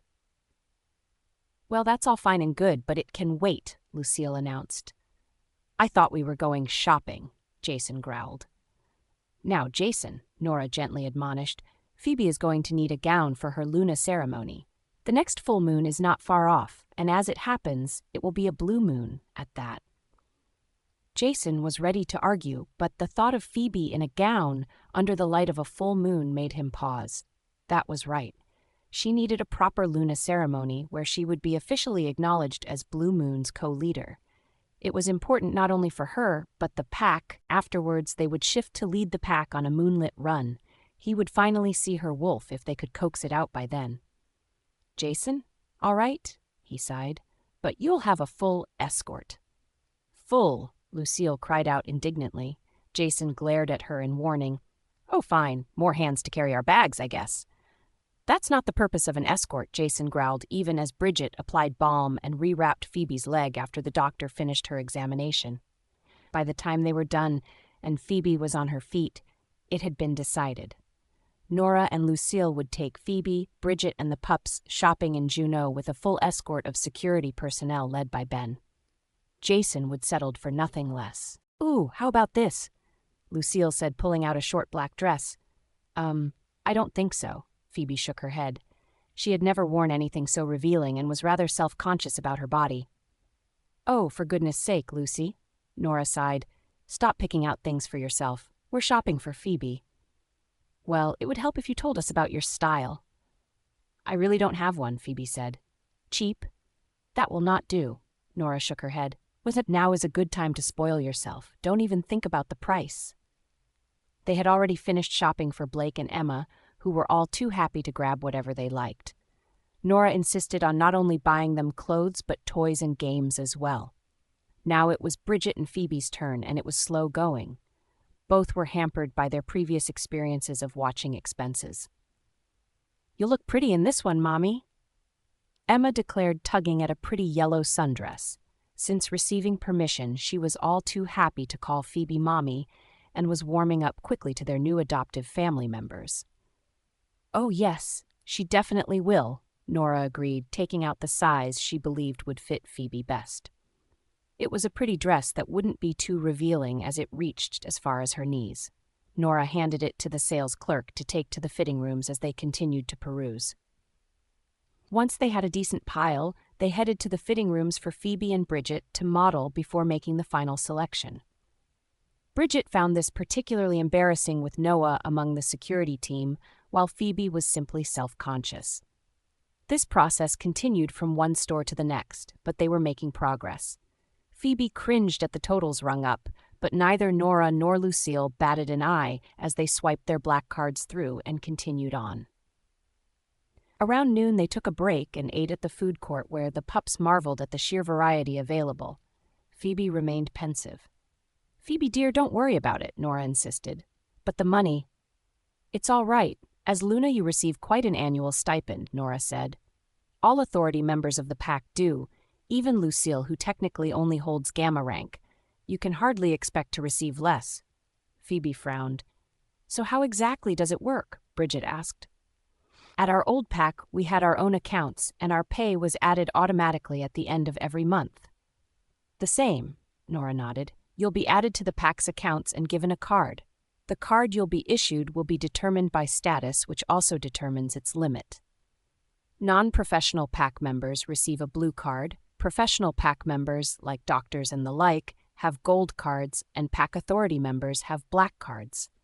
Black cards have no limits. Bridget, you'll be issued a gold card with a limit approaching that of a black card considering the patent. You'll receive full credit as its creator and a share of the profits." "Really?" "Of course," Nora said. "Blue Moon is very fair in that sort of thing." "And you are sure this trip won't strain finances?" Phoebe asked. "Believe me, darling, Blue Moon could fund 100 of these shopping sprees and not worry about it." "It's fine," Nora patted her hand. "It's a matter of pride for a pack to care for their Luna. Don't insult them by refusing." "Right," Phoebe sighed, still hesitant. "Now eat. Jason will throw a fit if we don't make sure you eat. You are too thin." Phoebe blushed but focused on her cannoli. She certainly didn't want any of them in trouble, and she was hungry. More importantly, she didn't want to be wasteful, especially in front of the children.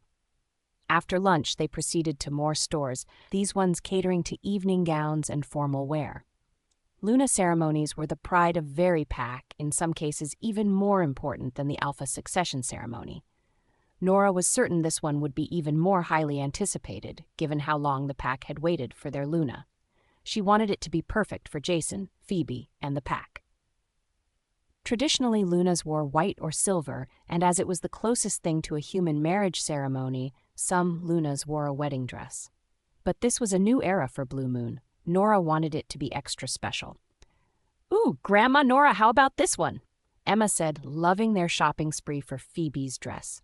Emma's pick was a shimmering silver gown with a cowl-style neckline that would lie beautifully across Phoebe's neck and chest.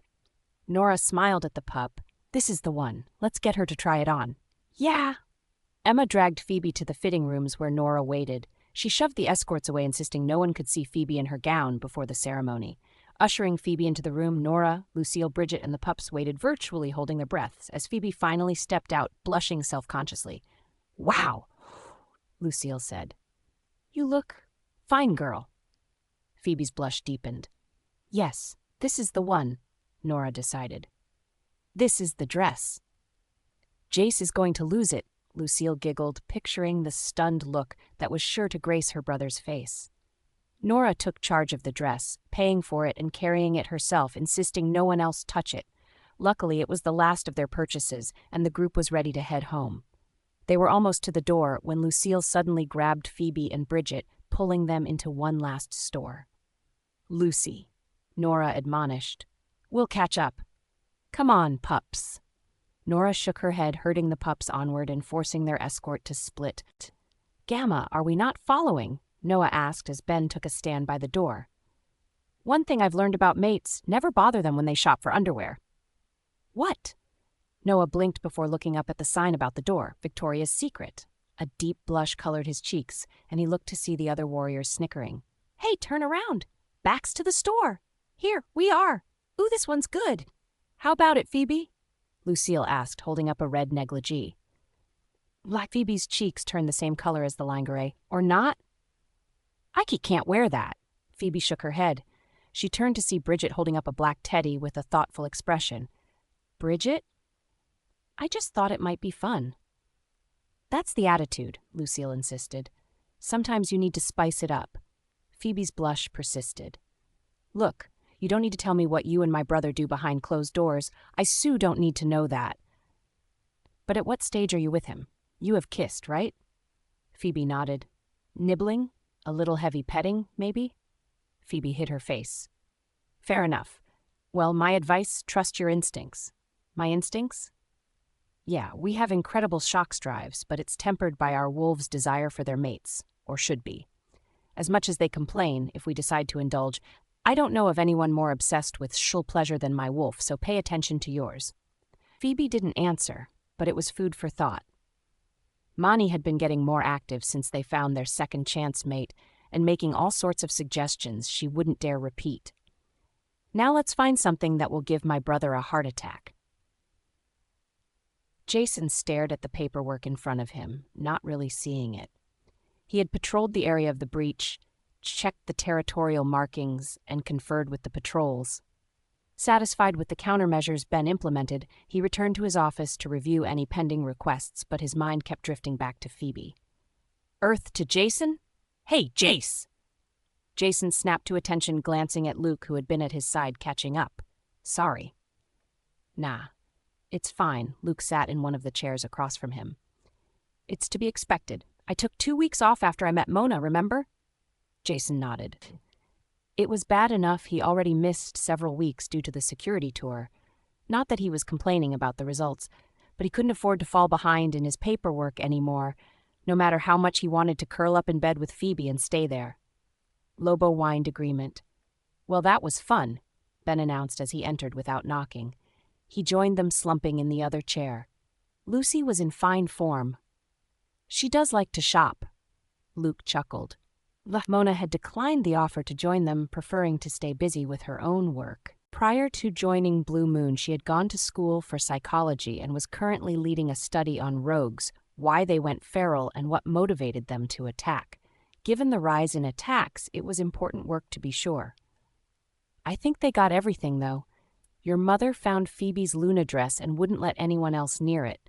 Lucy decided at the last minute to peruse Victoria's Secret.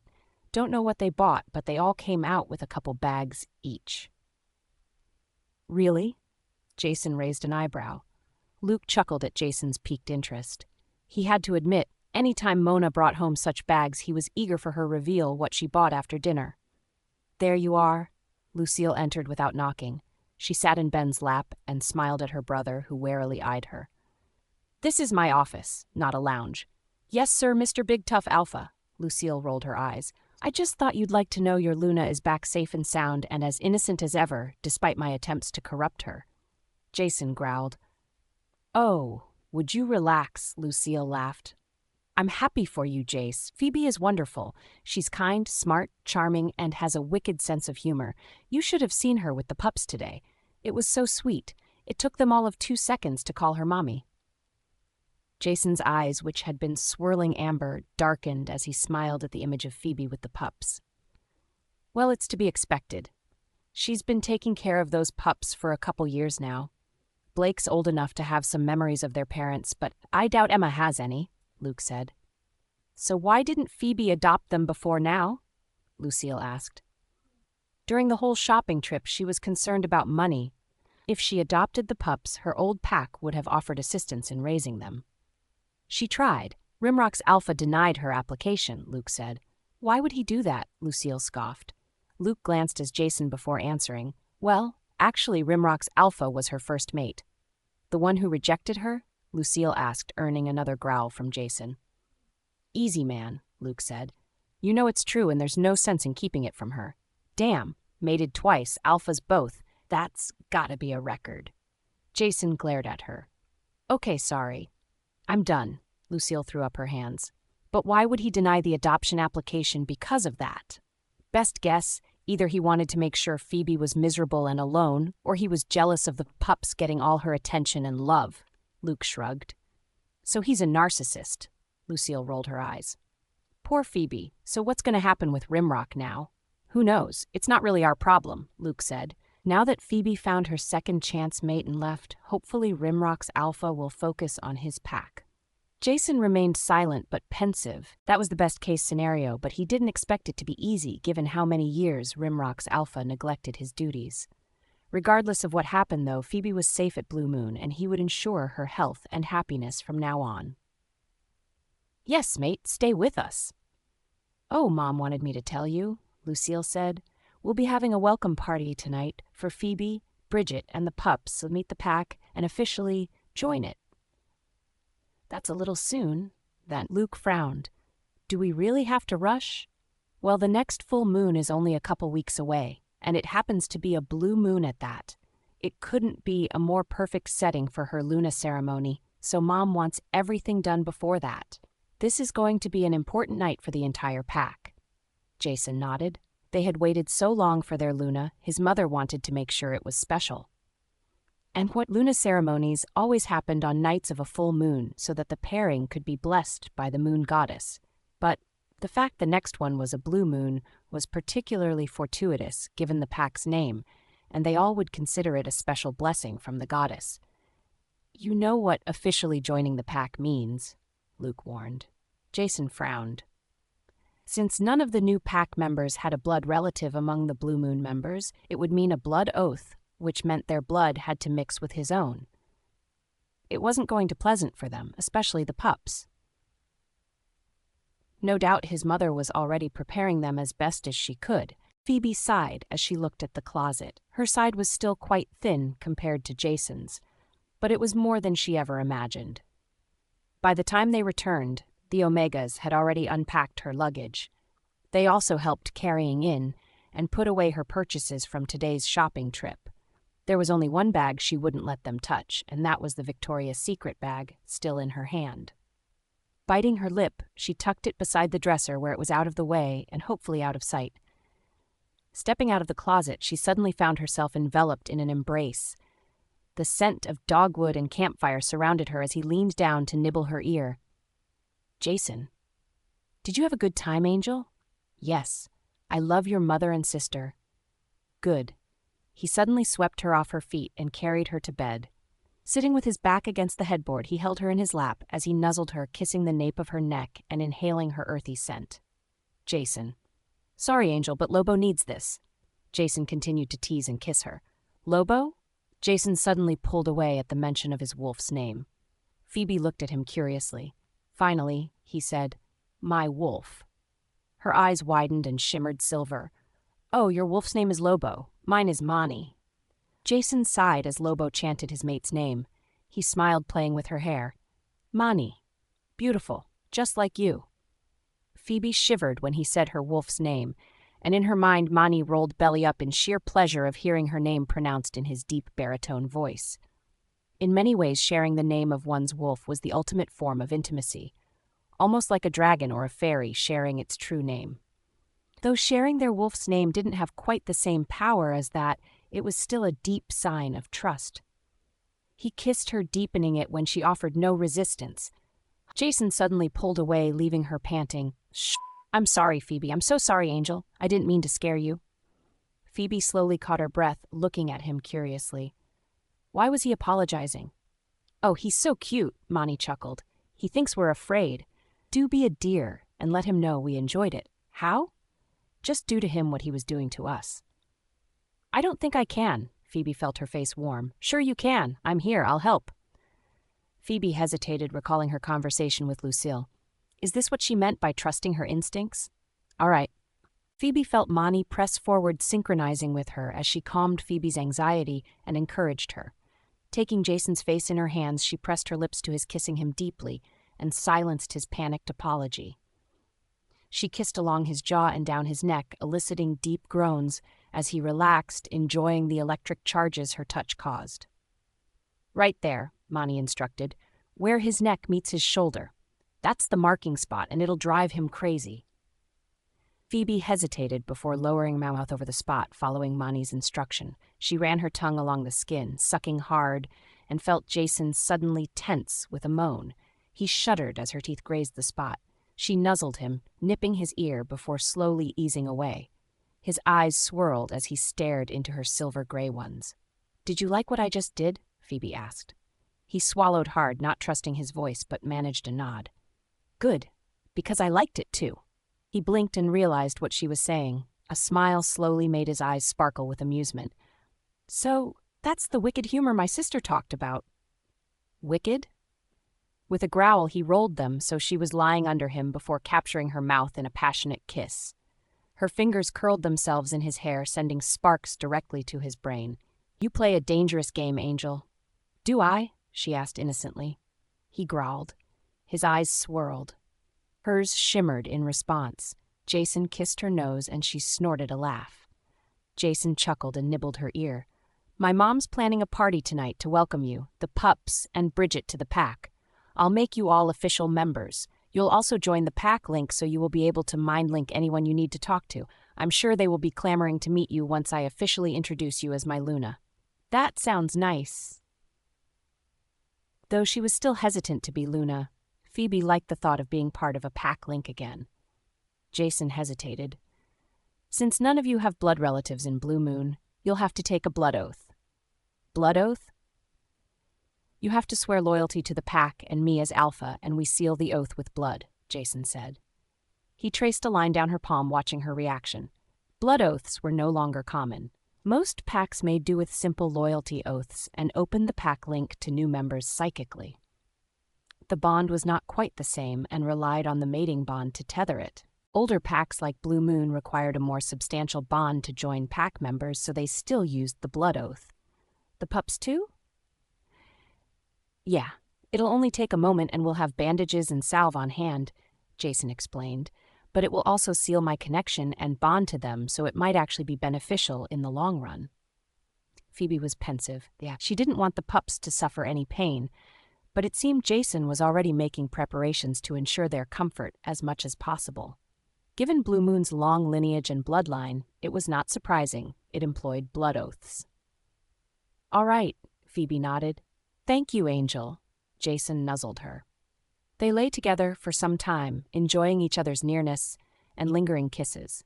Jason didn't seem to be in any hurry to get back to his work, but Phoebe didn't mind. Every kiss and caress caused her body to tremble in pleasure she never experienced before, and she wanted more. In truth, Jason was under strict orders to keep Phoebe occupied, while the final preparations for the party were completed. He and his wolf had no objections with this arrangement, but eventually the time to join everyone approached. Reluctantly, he retreated to the bathroom for a quick shower before relinquishing it to Phoebe. When she emerged wrapped in a towel, he was already dressed in a black silk button-up and trousers. Phoebe stared at her new wardrobe, asking, "What do you think I should wear? I mean, is it formal?" "Casual is fine," Jason chuckled, hugging her from behind. He bowed his head to kiss her neck and nibble her ear, to ensure his scent wrapped around her again. Phoebe moaned softly, leaning against him, and he was tempted to bring her back to bed, but this party was important for the pack. With a sigh, he looked over her side of the closet. Even after today's shopping spree, it was barely a third full, but it was an improvement, and there was plenty of time to spoil her. Anything will be fine, especially if you wear something from that. From what? Phoebe asked before noticing his attention was on the Victoria's Secret bag. She blushed deep red. Is that a no? He asked, not bothering to hide his disappointment. Jason, he kissed her with a chuckle and said, it gets cold after dark, so make sure to pick something warm. All right. Phoebe eventually settled for black, thermal-lined leggings and a gray turtleneck. She stepped out of the closet and looked at her reflection self-consciously. Jason embraced her again, kissing her temple and admiring her modest yet tantalizing look. In truth, she could wear anything and be just as tempting. Leaving their suite, they quietly made their way downstairs. Phoebe made it to the first landing before she hesitated at the pain of the stitches. Without a word, Jason scooped her up and carried her. Jason, I can walk. I know it's better this way. Phoebe laughed, wrapping her arms around his neck and nuzzling him. Jason growled in pleasure. Reaching the ground floor, he carefully set her on her feet and led her to the patio hand in hand. Phoebe hesitated at the sliding doors looking out into the evening, where over 500 pack members were gathered, and more would arrive as the evening progressed. No doubt the attendees were deliberately spacing their arrivals so she wouldn't be overwhelmed, but Blue Moon was such a large pack. She wasn't sure she could do this. Jason hugged her. They'll love you, Angel. Promise. Phoebe leaned into his comforting embrace. If you feel uncomfortable, we can just go, so be sure to tell me, okay? Okay? Good. Deep breath. Phoebe sighed. And here we go. Jason slid the door open and stepped out. The pack immediately fell silent as their alpha finally made his appearance. They sensed an immediate change in him. He had always been tense, disciplined, and logical. At times he was almost cold, but now there was a new relaxed feeling about him. His smile was genuine, and for once it reached his eyes. Their alpha was happy, truly happy, in a way only one's fated mate could make them. Everyone, we're here tonight to welcome 4 new pack members. I'm sure you've heard the rumors and snuck glances whenever you could, but let me introduce them properly. First and foremost, your Luna, Phoebe. Jason turned, reaching into the doorway and drawing Phoebe to his side. She blushed at his introduction, and it was clear she was nervous, but that didn't bother the pack. There was a gentle aura around her that complemented her petite form, but also something else. Her bewitching silver-gray eyes captivated them, and they could just sense the strength that belied her gentleness. There were layers to their Luna, and they were all eager to know more. Jason brought her out in front of him, wrapping his arms around her waist, and kissed her temple. Though she wasn't officially marked, there was no denying his devotion and claim. She was his Luna, and theirs. Any who doubted it would regret it. I'd also like to officially introduce Bridget Johansson, Jason announced, nodded to where she stood in Noah's arms. The warrior bowed his head, kissing her, making it clear she was already claimed. She will be joining our nursing staff, and I can assure you her skills are second to none. And finally, Blake and Emma. Seated at a nearby table, the siblings froze mid-bite as all eyes suddenly shifted to them. The pair wore their new clothes, matching striped sweaters. Blake wore trousers and Emma a skirt with tights. Nora had given the adorable 5-year-old pigtails as they were her favorite hairstyle. Come here, you two, Jason gently beckoned. They hesitated, but at Nora's encouragement, stood and slowly made their way to their new alpha. Giving Phoebe a final kiss, Jason stepped down crouching so he was at eye level with the siblings. He tousled Blake's hair fondly as Luke approached with a dagger. Emma whimpered at the sight of the gleaming blade. Jason hugged the nervous pup. He knew his mother explained the proceedings, but it was one thing to be told what was going to happen, and quite another for it to actually happen. Shh, little one, he whispered. I promise it'll only be a little prick, then it will be over. Everything will be okay. Emma nodded, but still looked nervous. We'll have your brother go first, okay? Jason gave her one more squeeze before accepting the blade and looking to Blake. Ready? Blake was nervous, but nodded. He was the older brother and determined to be brave. Jason held out his hand, wishing there was another way, but without blood relations, he had no other choice. Blake placed his hand into Jason's much larger palm. Brandishing the blade, Jason pressed it gently into the pup's palm until it broke the skin and a small cut appeared. Without a word, Jason turned the blade on himself, cutting his palm rather deep to ensure it would not heal before he was finished, and pressed their wounds together. I, Jason Amon, Alpha of the Blue Moon Pack, accept Blake Amon as your Alpha and Father. He smiled gently as the pup's eyes widened. I, Blake Amon, swear loyalty to the Blue Moon Pack and accept you, Jason Amon, as my Alpha and Father. Jason's smile broadened, ignoring the subtle gasps of surprise at the addition to the traditional oath. In all his time as Alpha, Jason had only a passing interest in pups. They were his pack's future, so he ensured their security, but he never got personally involved with them. Yet now he was declaring these young orphans were his own. Blake shivered as the pack link opened to him. Welcomes streamed into his mind like a gentle tide. The pack didn't want to overwhelm their new member, so they didn't flood the link as they might with others. Bridget and Nora stepped forward. They lathered healing salve over the cut before bandaging it. Nora hugged Blake, whispering good job to him. She had been worried about the pup's initiation, but that went much smoother than she hoped, even more so since Jason added the last clause. Your turn, sweetie, Jason smiled gently at the waiting Emma. She still looked nervous, but seeing her brother's reaction gave her courage. Nodding, she gave him her hand. As gently as he could, he repeated the procedure and pressed their palms together. I, Jason Amon, Alpha of the Blue Moon Pack, accept you, Emma Amon, as your Alpha and Father. She hesitated and seemed to forget what she was supposed to say. Her panicked gaze fell on Nora, who quietly mouthed the oath. Her eyes lit up in remembrance, and she stated, I, Emma Amon, swear loyalty to the Blue Moon Pack and accept you as my Alpha and Father. Emma gave a squeak as the link opened to her, forging and knitting her soul into the pack. Bridget and Nora quickly cleaned and bandaged her hand, just as they had done for her brother. Since the pup's wolves had not yet emerged, their healing abilities were repressed. The balm would help the cuts close much faster.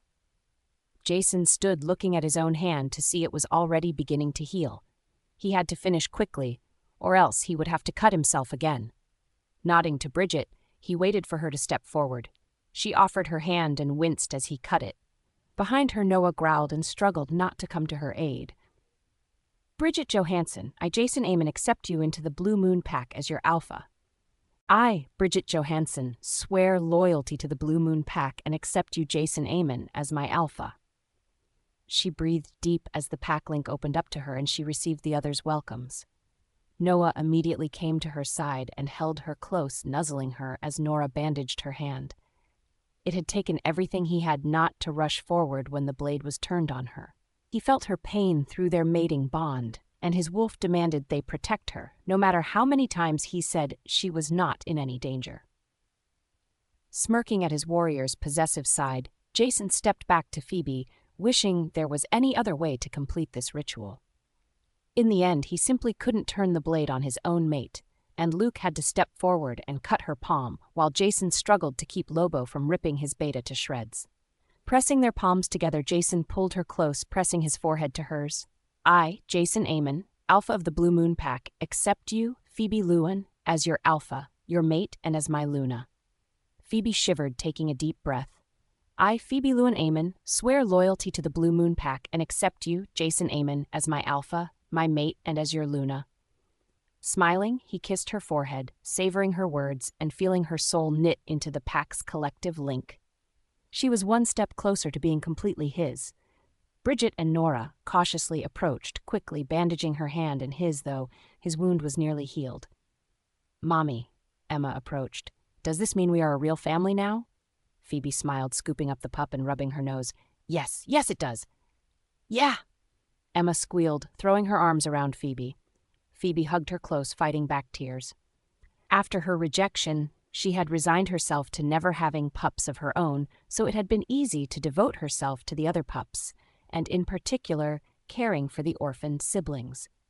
Second chance mates were never guaranteed, so she never considered the possibility, and others warned her males didn't like caring for pups that weren't their own.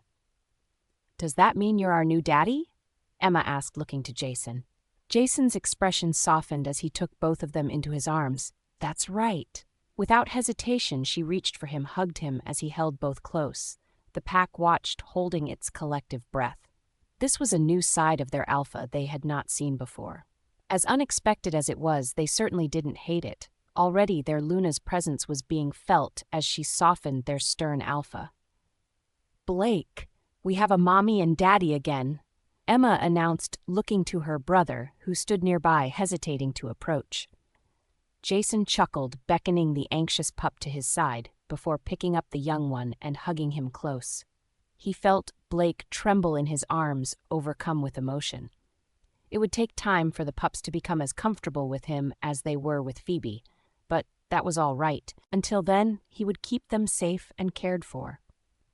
"You have much more than just a mom and dad," Nora corrected. "You have a grandma and an aunt and uncle, too." Emma bounced in Phoebe's arms, clapping her hands as Ben and Lucille hovered nearby. In fact, they had more than just one aunt and uncle. Though Luke and Mona were not related to them as the beta pair, as well as Jason's childhood friend, they would treat the pups as their niece and nephew. Blake seemed overwhelmed by it all, yet he smiled and clung to Jason.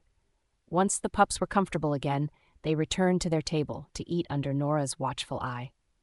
"You didn't have to do that," Phoebe quietly said as they watched the pups. "I told you, Angel." Jason held her close. "What's precious to you is precious to me." Jason chatted amicably with his pack members. Many asked him about his travels and what other packs were like, as well as the rise in rogue attacks. He answered their questions and tried to ease their concerns. Though there had been some incursions in their own territory, their warriors had stopped them well before they caused any major damage. Jason patrolled their borders himself and assured them the rogues had been driven out. Several congratulated him on finding his Luna, but though he accepted their congratulations, he couldn't help but notice most did not approach Phoebe. His gaze continually sought her out, watching as she conversed and laughed, but the only wolves who approached her were ones she already knew: his mother, sister, Mona, and Bridget. It worried him that the pack was not integrating her. Phoebe had been so isolated in her previous pack, he didn't want that for her here. The servers seemed to be paying particular attention to their new Luna. Not only did several approach her to thank her for her actions at breakfast, but they were also concerned she enjoyed her meal and that her needs were met. Their actions at least gave him some hope that she would be fully accepted by the pack. "Don't look so serious," Luke nudged him. "It's a party." "I'm aware." "What's the matter?" Luke asked. He followed Jason's gaze to Phoebe. She was laughing at something Lucille said, blushing. He could only imagine what racy comment had just been made. "She looks happy. Is there a problem?" "It's been an hour, but no one else has tried to approach her," Jason muttered. "Well, you can hardly blame them," Luke chuckled. "She's surrounded by the former Luna as well as the Beta and Gamma's mates. Not many would approach so many high-ranking members." Jason sipped his beer. Was that all there was to it? His brow furrowed in thought. "Try to relax. The night's still young." Luke patted his shoulder. "So, you adopted 2 pups today?" Jason cleared his throat. "Well, they are living on the alpha floor and my mother adores them." Luke chuckled. "There's more to it than that. I saw you with them after the initiation. You looked like a proud papa." Luke gave him a knowing smile. Jason had always been a good alpha, but there had been distance and disconnect between him and the other pack members. Part of it stemmed from the lack of a Luna as well as an uncertain future with no prospect of heirs. The pack trusted in his strength and leadership, but they lacked true connection. Lunas knitted a pack together, strengthening its collective bonds as well as their bond to their alpha. While alphas were often intense and difficult to approach, Lunas were generally gentler and welcoming. Pack members often brought their concerns to her first. Without a Luna, they sometimes sought Luke or Ben, or more rarely, Mona, Lucille, and Nora. Now that Jason had found his Luna, the disconnection he felt with his pack should naturally resolve itself. While the adults conversed, the pups darted around them playing various games or stealing bits of food. The pack pups were naturally curious about the newly initiated pair and welcomed them into their games. It seemed making friends was easier for younger pack members than their elders. As the pups chased each other, a young she-wolf tripped and fell, skinning her knee. The pup whimpered, but before anyone else could react, Phoebe scooped her up and cuddled her. Carrying the pup to a table, she sat down, cooing softly. "Shh, shh, it's okay, sweetie." Whether through the pack link or simply motherly instinct, an Omega brought a damp washcloth. Phoebe accepted it with a smile. "This might sting a little," she warned the pup before gently cleaning the injury. The pup whimpered but didn't cry out as it leaned into her, soothed by her gentle aura. Bridget still had the balm and extra bandages, so treating the skinned knee was a simple task. Phoebe cooed to the pup the entire time. "You are such a brave girl. There, all done. It doesn't hurt anymore, does it? Good. A brave little one like you deserves a reward." As if knowing exactly what their Luna intended, the Omega server brought a cookie for the pup, who seemed quite content with all the attention. Lexi, a she-wolf, emerged from the crowd, summoned by someone who recognized the pup. "What happened?" "Mommy?" The pup smiled with a mouthful of cookie. "Look what Luna gave me for being brave." Phoebe smiled at the nervous mother. "We just took a little tumble, but she was very brave." Standing, she handed the pup to the worried mother, who apologized. "I'm so sorry she bothered you, Luna." "Oh, she was no bother." Phoebe shook her head, tickling the pup. "She's adorable and such a sweetheart." "I think you're sweet too, Luna," Lexi declared. "Thank you." Phoebe poked her nose. The pup giggled. Across the quad, Jason watched as his mate tenderly cared for, comforted, and entertained the pup. She had not hesitated a moment to scoop her up, just as she had not hesitated to take in Blake and Emma. Pups definitely brought out her best, and his chest swelled with pride. "Mate is amazing," Loho howled in his mind. Jason couldn't agree more. He watched as Phoebe continued speaking with the mother, gleaning who knows what information. Phoebe had a comforting presence that drew others in, and they relaxed as they opened up to her. Eventually, the pup fell asleep and the mother excused herself. After that, it was like a dam broke. Other pack members began to approach, mostly other mothers. Some had doubted the rumors swirling around since breakfast, but they couldn't deny what they witnessed with their own eyes. Jason watched, finally content, as more pack members introduced themselves. Phoebe gave each of them attention as they asked about her old pack and answered her questions about Blue Moon. Despite the growing number of admirers eager to converse with her, she didn't seem overwhelmed or uncomfortable. "See," Luke slapped his shoulder. "I told you." Jason nodded. There was no denying Phoebe's natural charm. It drew others to her. How her previous pack was able to ignore her was beyond his comprehension. She was not a wolf, meant to live anonymously, or as she put it, a nameless cog. "Is that all?" Ben chuckled. "Stop it," Jason warned, earning more snickers. He growled, but there wasn't much threat to it. "Relax, Jace." Luke tried to suppress his laughter. "It's completely natural." Ben nodded agreement. The mating bond was not something one could fight, especially between fated mates. If the initial attraction was not overwhelming enough, the longer they were together, the stronger the connection and urge to mark them became. In fact, Jason was playing a dangerous game by holding himself back, yet they knew why he did. Phoebe was not a typical mate. She had been rejected once.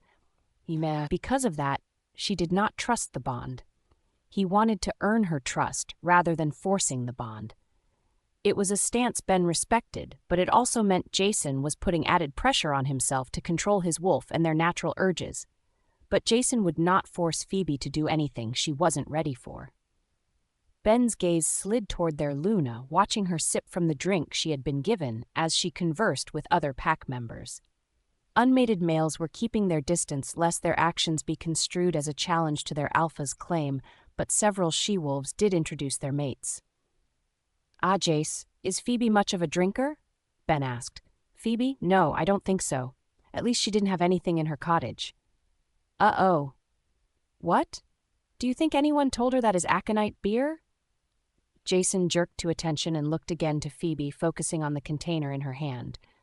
A growl burst from him. "Who the hell gave her that?" "Easy, easy." Luke patted his shoulder, not wanting to restrain him. "Take it easy." The aconite is less than 0.5%, Ben reminded. Jason only allowed the weakest of the 3 brews on his territory. Though the aconite in the beer wouldn't do any lasting damage, it still hurt their wolf spirits and weakened their connection, at least temporarily. There was also the danger of becoming addicted, just like with humans. Alcoholism was rare for werewolves because their wolf spirits constrained any desire for self-destruction, which made aconite beer so dangerous as it weakened the connection to their spirit. Jason's fur bristled as he fought Lobo for control. Someone had given their mate poison, and he was ready to tear the pack apart to find out who. Luke and Ben's words slowly reached him, and Jason was able to maintain control. They breathed sighs of relief as he calmed. This night was important for the pack to bond to their Luna, and it wouldn't do them any good if their alpha went on a rampage. Phoebe moaned. For some reason, her head felt fuzzy. She felt weighed down, but at the same time it was as if she was floating. Strong arms supported her, lifted her, and carried her. A pleasant smell invaded her nose, making her entire body relax. Groggily, she opened her eyes to see a firm chin softened by dark stubble. Raising her head, she saw the face near hers. "Jason? Feeling all right, Angel?" he asked, looking at her with concern. What time is it? What happened?" "Late. You had a bit too much to drink." "Did I?" He clenched his jaw. Jason had counted at least 5 cans in her hand throughout the night.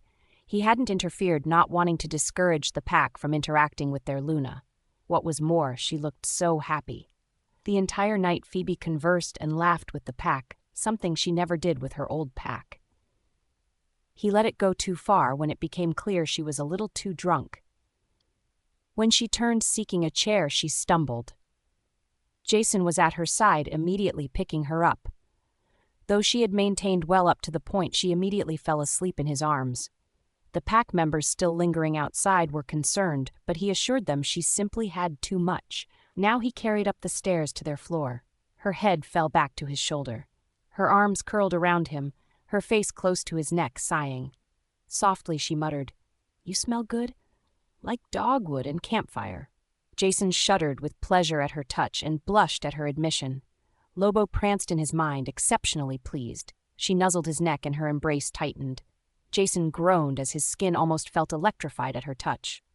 Reaching the alpha floor, he quickly ensconced her into their private suite, wanting to avoid his mother, who he knew was still up after sending the pups to bed. Laying Phoebe down in their bed, Jason carefully took off her shoes, then hesitated. She should really change into pajamas so she could sleep comfortably. "Phoebe," he smoothed her hair away from her face, taking out the clip, taming it. "Phoebe, Angel, I need you to get up and change." "Angel?" She stirred. "I really like it when you call me that." "You like it when I call you Angel? It makes me feel special." Jason leaned close, kissing her forehead. "You are special, Angel. I won't let you forget it. Can you wake up and change?" She moaned but fell back to sleep. Jason hesitated, not sure what he should do. He wanted her to rest comfortably, but he also didn't want to undress her without permission. With a sigh, he eased back, but she suddenly reached for him and pulled him back. Surprised and caught off balance, he nearly toppled on top of her. Jason caught himself, propping himself up on his elbows. "Don't leave." Phoebe muttered a slight pleading to her voice. "Shh." Jason kissed her gently before bowing his head and nipping her ear. "I won't even leave. I promise, Angel." She sighed, falling back to sleep. Slowly, he eased back and pushed himself off the bed. He stepped back, trying to get a hold of himself. Her scent was intoxicating. Forcing himself away, he retreated to the bathroom and into the shower. He leaned his forehead against the tile as the cold water fell on his heated skin. Lobo whimpered, pacing in his mind. "Get back to mate!" Jason shook his head. "Bet back to mate now. She needs us." "Not until we're in control," Jason insisted. Lobo growled. "I refuse to do anything without her consent, and she's not in any condition to give it. Do you want her to hate us?" Lobo whimpered and finally retreated. Drying himself, he pulled on a pair of sweats before returning to the bedroom. Phoebe, he found, had turned in her sleep, hugging his pillow, where his scent was strongest. He smiled, recalling her confession on the stairs. Slipping into the bed, he eased himself next to her and pulled her into his embrace. Phoebe snuggled against him, breathing deep and relaxing. Jason chuckled gently, caressing her. Lobo finally settled now that she was in their arms. Soon, Jason promised his wolf, we'll claim her soon. Yes, mate ours! But he couldn't until she was ready. He told her that her word was his law and he would never wrest control from her. An alpha bowed to no wolf but his Luna. Phoebe stirred, snuggling into the warm body beside her. The woodsy scent she loved surrounded her. Her fingers trailed through a mini forest of soft hair, peppering a firm chest. The campfire scent became more pungent and was accompanied by the smell of roasted marshmallows. It made her mouth water.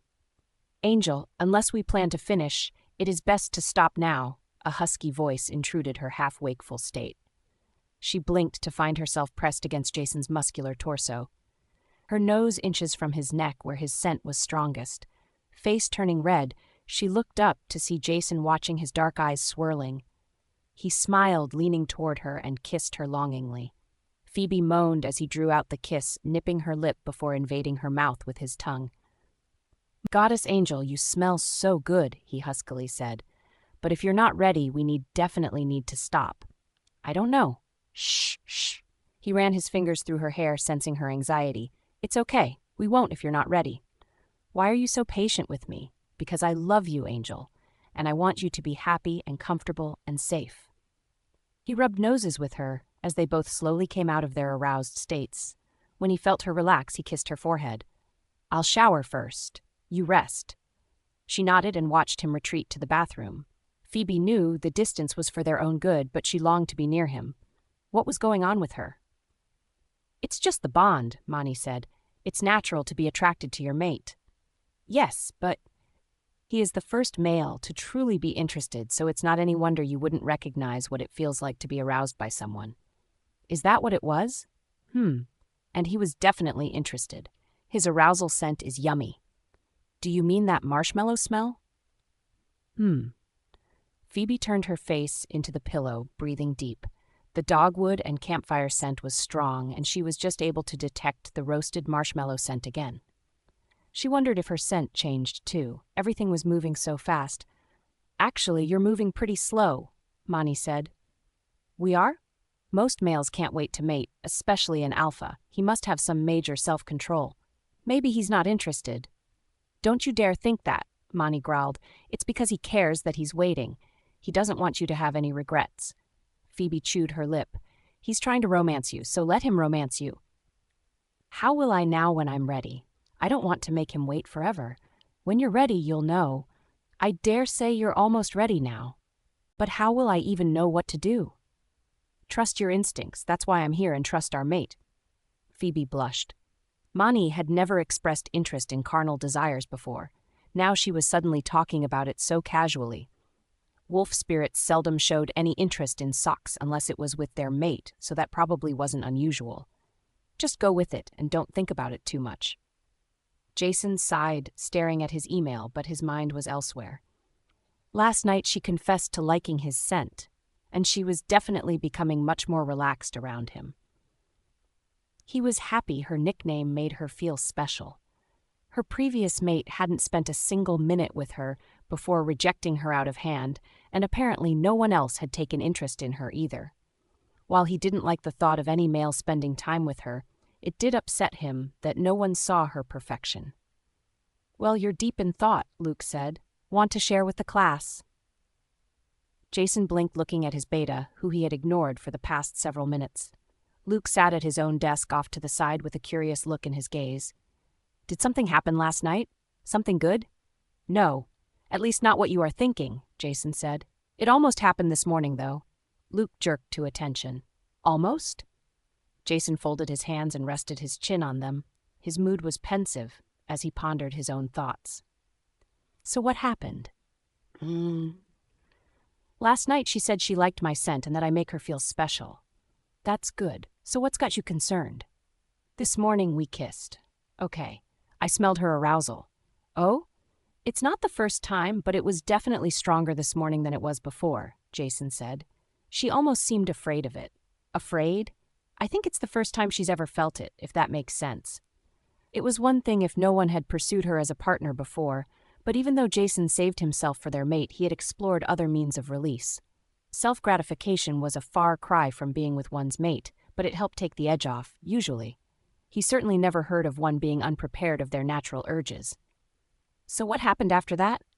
I calmed her down. But she smelled fantastic. Jason sighed, rubbing his face. Luke chuckled. That wasn't surprising. The scent of one's mate always seemed tailored to attracting them, making them hunger for them. Luke had a sweet tooth, so he hadn't been surprised his mate had a caramel note to her scent. Well, you know she likes your scent. She probably thought you smelled just as good. Jason grunted. Luke gave his friend a sympathetic look. At first, he thought Jason's problem was solved as soon as he scented his mate, but now Luke realized it was only the beginning. Jason was determined to move at Phoebe's pace. Luke only hoped his friend could take the slow pace when everything in him urged him to complete the bond. Alpha. Jason grunted as the border guards opened a link to him. I'm here. Alpha Thomas is at the main gate. He says he wants to talk to you. Thomas? Jason gave Luke a questioning look. The beta shrugged. Alpha Thomas was a close ally, so a visit wasn't unexpected. However, he usually planned his appearance well in advance. Does he say why? No, but he's here with his daughter and normal escort. Send him through. Jason waited for their affirmative before closing the link. Here with his daughter, Luke repeated. They shared a look, both their minds going to the incident at breakfast. Where is Phoebe? At the daycare, last I checked. Jason nodded. Unlike her old pack, here the young ones were minded by a collective of mothers and some unmated she-wolves, each taking turns watching and entertaining them for the day. Naturally, it had been a topic of discussion throughout the course of last night's party, and he wasn't surprised when Phoebe showed interest in it. As an education professional, she would have several ideas of how to improve and organize it. Have Ben find her and stick close. Expecting trouble? Maybe. There were consequences for assaulting an alpha's offspring. Phoebe may be his mate, but she wasn't marked yet. Until then, her position as Luna was unofficial. As far as he was concerned, those were just formalities. Phoebe was his mate and his pack's Luna, and she would not be harmed. Thomas was usually a reasonable wolf, but very defensive when it came to his daughter. However, if he insisted on retribution, he would find Jason was equally protective of his mate. What do you think? Jason asked. This pack will defend its Luna to the death. Jason nodded, satisfied. If Thomas or Katrina intended a fight, it would be one they couldn't win, though he hoped it wouldn't come to that. Their packs had been allies since Jason's great-grandfather's time. He hoped they could maintain amicable relations. After several minutes of waiting, there was a knock on his door. Luke went to answer it, bowing to the Alpha and announcing him, Alpha Thomas and Katrina. Jason nodded, closing his laptop, and stood. Ignoring Katrina, he greeted Thomas with a handshake. Welcome. Can I offer you a drink? No, that's quite all right, Thomas answered, surprised by Jason's cordial greeting and relaxed demeanor. Jason gestured to one of the couches for them to sit while he sat across from them in a chair. Katrina hesitated, expecting him to ask her to join him, but Jason continued to ignore her. Luke and Thomas's escort remained at the door, waiting for their respective alphas' command. To what do I owe this pleasure? Jason asked, feigning ignorance. Thomas cleared his throat, glancing at his daughter to Jason and back again. Jason merely maintained an enigmatic smile and waited. As you know, my daughter was visiting your pack, and she suddenly returned yesterday very upset. It seems one of your pack members assaulted her. Did she also tell you that the alleged assault was in retaliation for her assaulting one of my pack members? Thomas glanced at his daughter, brows furrowed. Jason knew it was unlikely she explained the entire situation. Katrina always cast herself as the victim. It wasn't my fault, Katrina whined. I was only defending myself. My beta, Gamma, my sister and myself witnessed the entire incident. Would you like to hear our testimonies? Jason asked, eyeing her with a frown. Katrina fell silent. Then there are witnesses to what your pack member did to my daughter, Thomas said, satisfied. What do you intend for their punishment?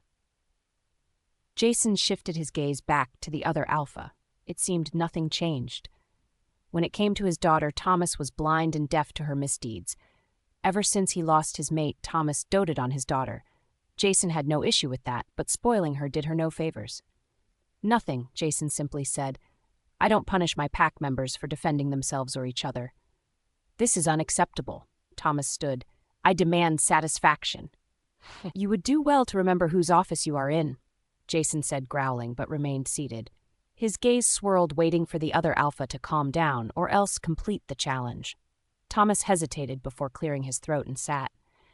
It wasn't like him to lose his temper or make needless demonstrations. Yet, Jason's outward calm unnerved him.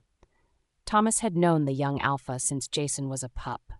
Ever since Jason's father passed, Thomas thought himself as an advisor, and Jason usually acquiesced to him as an elder. But now, there was a new dominating aura surrounding the young alpha, and he showed no sign of standing down. Jason, I respectfully request you hand over the pack member who assaulted my daughter for proper punishment. If she wishes to go with you, I won't stop her, Jason said, glancing at Luke. But I will be by her side at all times. With a nod, Luke stepped out. Thomas looked from one to the other, still unnerved by Jason's piercing gaze. Though he had not yet summoned his alpha aura, there was something dangerous in Jason's eyes. It was as if Jason's wolf was pacing around, sizing Thomas's wolf like he was a meal. Try as he might, Thomas couldn't shake the intimidation he felt as Jason's calm gaze bore into him. A knock at the door mercifully broke the standoff. Luke stepped in, holding the door for a petite, pretty she-wolf. He bowed to her as she entered. Jason was on his feet in an instant, beckoning her to his side. Phoebe gave both curious looks but went to Jason. Luke managed a brief explanation, so she was not surprised to see Katrina or the other alpha. Taking her hand, Jason kissed it before pulling her close and kissing her temple. Both were familiar gestures, so she only blushed slightly in front of their guests. Phoebe, you remember Katrina. Let me introduce her father, Alpha Thomas of the Blood Moon Pack, Jason said. Thomas, this is my mate, and Luna Phoebe. Jason watched as Thomas and Katrina's mouths dropped. He wasn't surprised. Many knew he had been searching for his mate for a long time, but few outside of his pack knew she had been found. Phoebe didn't seem the least bit perturbed. Inclining her head, she calmly greeted, It's nice to meet you, Alpha Thomas. I understand our packs are close allies, so you are always welcome. Shall we sit? Jason asked when neither of their guests replied. Sitting down, Jason gently pulled Phoebe into his lap. One hand remained at her back, while the other naturally rested on her thigh. Phoebe raised a brow at this position, but thinking it rude to mind-link in front of their guests, refrained from questions. She leaned into him, her near arm resting on his shoulder and allowing her hand to rest along his neck. Her fingers curled through the hair on the back of his head and sent tingles through him like electric shocks. Bewildered, Thomas and Katrina slowly returned to their seats.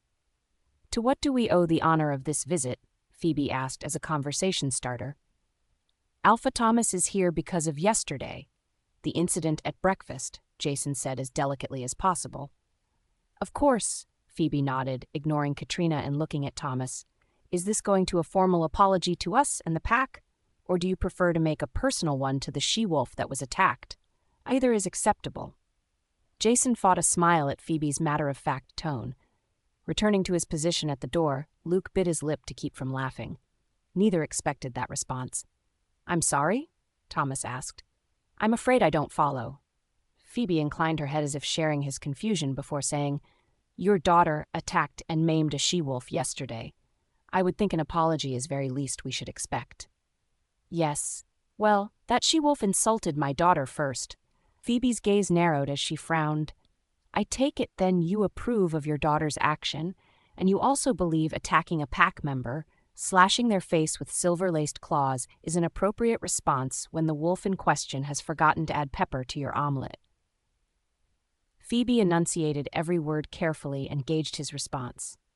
It didn't surprise her. He was unaware of the details of yesterday's incident.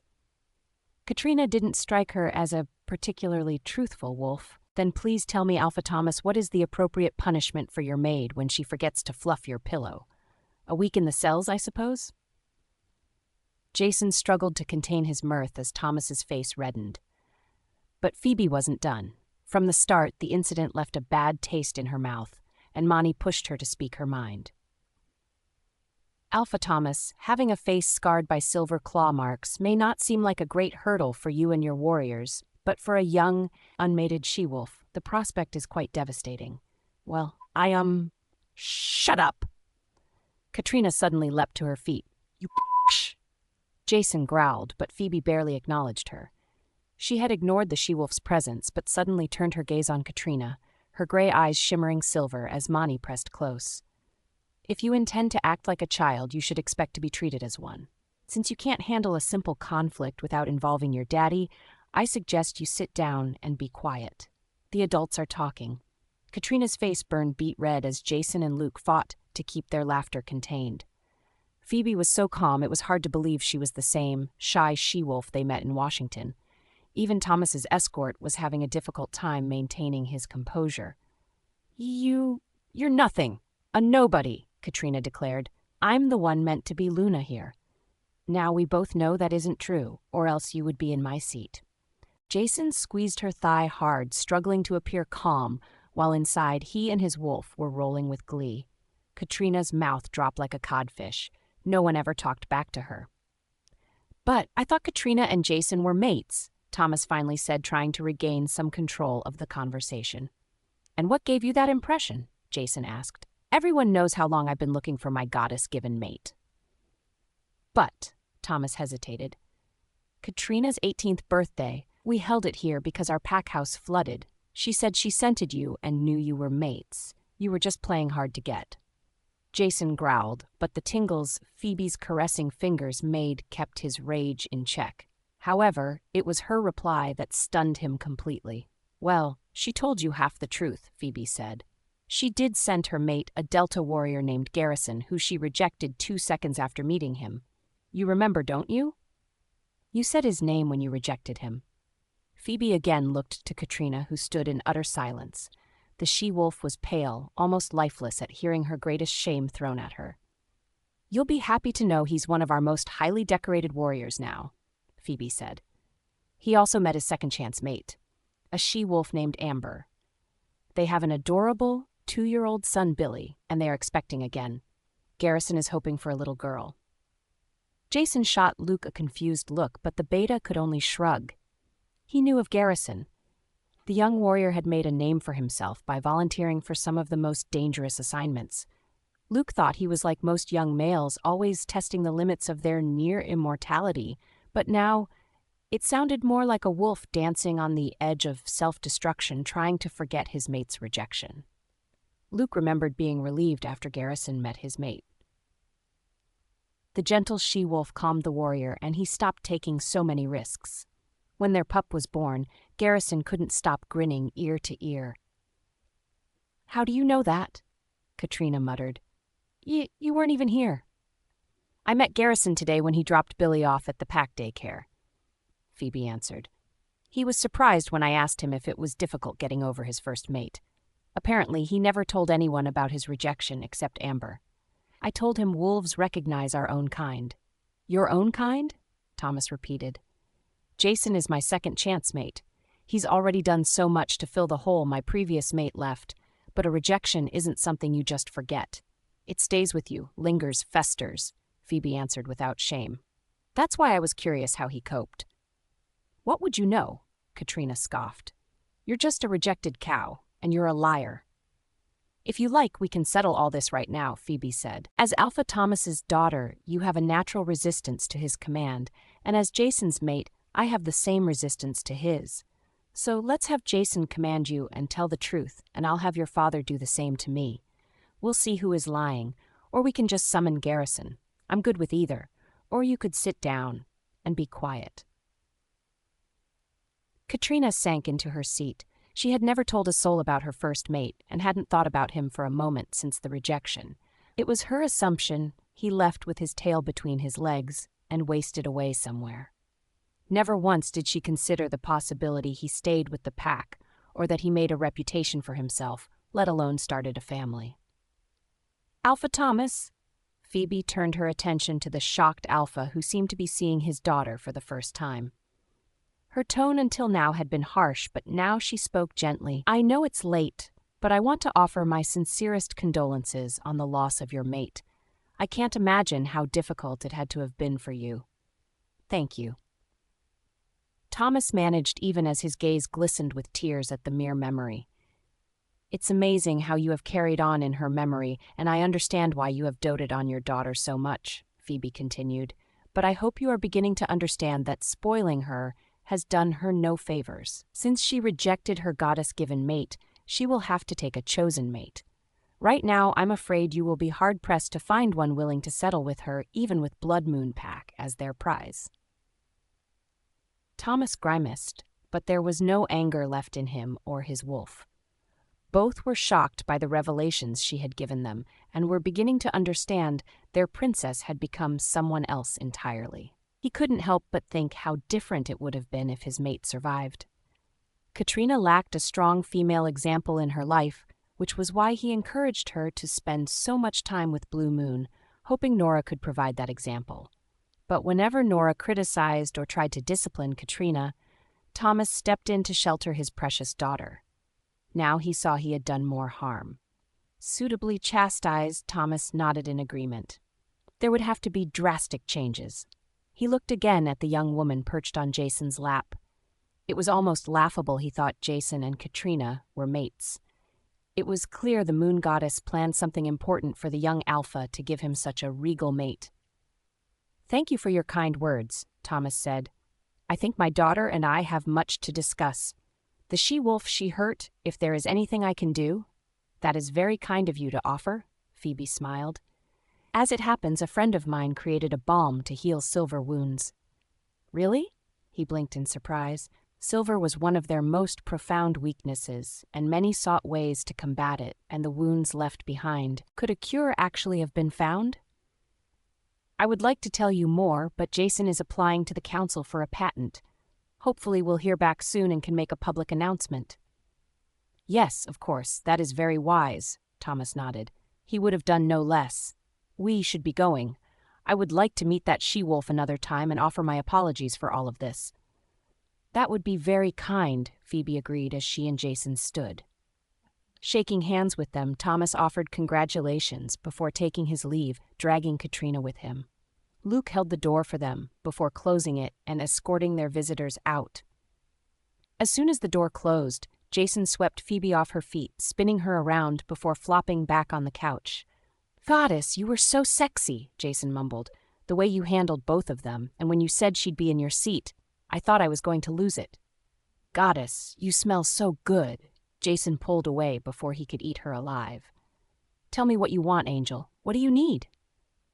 "Shh, Angel," Jason whispered. "It's all right?" She drifted off to sleep as he stumbled to the bathroom. He returned with a warm washcloth and cleaned her lovingly, wincing at the small amount of blood. It was another thing he was told to expect for a she-wolf's first time, but he hoped he hadn't hurt her. Tossing aside the cloth, he crawled back into bed and took her into his arms before falling into contented sleep. His mate sound asleep in his arms. Phoebe stirred. Her body felt heavy. She ached with a particularly odd sensation between her thighs. Her mind slowly stirred and memories filtered back to her, playing with the pups, meeting parents, the audience with Thomas and Katrina, and then her eyes widened at the memory of what she and Jason had done. "They didn't—" "Oh, you did," Monty hummed. "This isn't funny. I agree, what he did was quite serious. Didn't it feel amazing? But, no buts. This is what mates do, sweetie. I know I should have made you watch some filthy movies once in a while. What is he going to think of me after that? He's going to wonder how he can convince you to let him do it all again." Phoebe felt herself warm with embarrassment. "I told you, this is what mates do. Usually multiple times." "Monty!" "Well, it's true. It's not even nighttime." Phoebe wasn't sure what time it was, but she had been summoned to the office shortly after noon. "What does that matter?" "I'm surprised he didn't take us right there in the office. I suppose he wanted your first time to be special. How am I even going to look at him again? Even better, let him take you from behind." "Monty." "Angel, you smell fantastic right now." Jason lazily stirred, tightening his embrace. "Do you know you get a spicy note to your scent when you're aroused?" "Do I?" "I've always loved Indian food now, I know why. It was all to stimulate my appetite for you." Phoebe shivered. He nuzzled her, nibbling her ear. "Shall we keep going, Angel?" he whispered, just as there was a knock at the door. He growled at the interruption. "What was that?" Phoebe asked. "Just dinner. It's nearly 6. I linked the cooks to bring something up and leave it at the door." "What?" "Oh." Her stomach rumbled. "Seems my Angel is hungry for something other than me," Jason chuckled, kissing her. "We'll have to take care of that, so I'm back at the top of the list." "Jason?" Phoebe looked over her shoulder as he slipped out of the bed. She caught sight of his ass as he ducked into the bathroom. Blushing, she looked away, trying not to picture his lean, muscular form. "So, yummy," Mani sighed. "I can't wait to meet his wolf."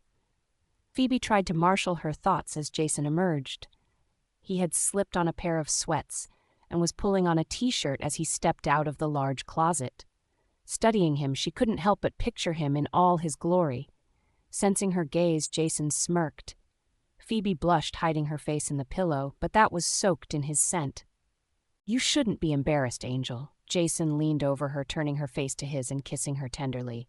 "All of this belongs to you. You can undress me mentally or physically anytime." "Jason." She squeaked, her blush growing fierce as he chuckled, kissing her neck. "My Angel is so innocent, but I like that. I'm afraid I'd have to kill anyone who had been with you if that wasn't the case." You wouldn't," Phoebe jerked away, staring at him wide-eyed. "An alpha is very possessive of his mate, Angel. I wouldn't put anything past me. You have no idea what it takes to keep from hunting down your former mate and putting him out of your misery, and he didn't even touch you." "Jason." "Shh." He kissed her gently. "Don't defend him. Don't even think of him. Think about me instead." Leaving her with a smile, he went to retrieve their waiting meal before it got cold, though he expected them to use hot plates to keep it all fresh. Phoebe hesitated a moment before she slipped out of bed. "I should get dressed." "Or just wear the robe," Mani suggested. "Our mate will appreciate the view." Ignoring her wolf, Phoebe slipped into the closet. It seemed they were eating in, so she didn't need to wear anything extravagant. Still unsure, she selected a pair of shorts and a hoodie. Stepping out, she found Jason had wheeled a cart in from the hall. He arranged the dishes on the coffee table in front of the large couch and was uncorking a bottle of wine that was chilling in a bucket of ice. "Wine?" Phoebe asked as he approached. "Seems the kitchen wanted to make dinner as romantic as possible." Jason grinned, pouring them glasses. Like beer, there were special werewolf wines blended with aconite to enhance the alcoholic stimulations, but knowing their alpha didn't enjoy such things, the kitchen had chosen a human variety without the addition. They didn't want to be the reason his mood was ruined. "Romantic as possible?" Phoebe repeated, her face suddenly going red. "Don't tell me." "They know." He glanced at her, raising a brow. "About what?" "About what we did." "Their Alpha and Luna disappeared in the middle of the day and then request dinner in their room. I'm sure they have a fair idea what that means." "Goddess!" Phoebe hid her face in her hands. How would she face any of them again? "Angel." He chuckled, embracing her and kissing her forehead. "It's fine. When Luke and Mona were first mated, I didn't see him for 2 weeks. Ben and Lucille were even worse." Phoebe slowly relaxed. "No one will blame their Alpha and Luna for wanting to take a day. I can't disappear for a week, but a half a day won't be begrudged. Besides, it will comfort the pack." "Comfort?" "We're still unmarked, so their bond with you and yours with them is not complete. But the closer we are, the more they will sense you through me." "Right." She leaned against him as he nuzzled her. "Now let's eat."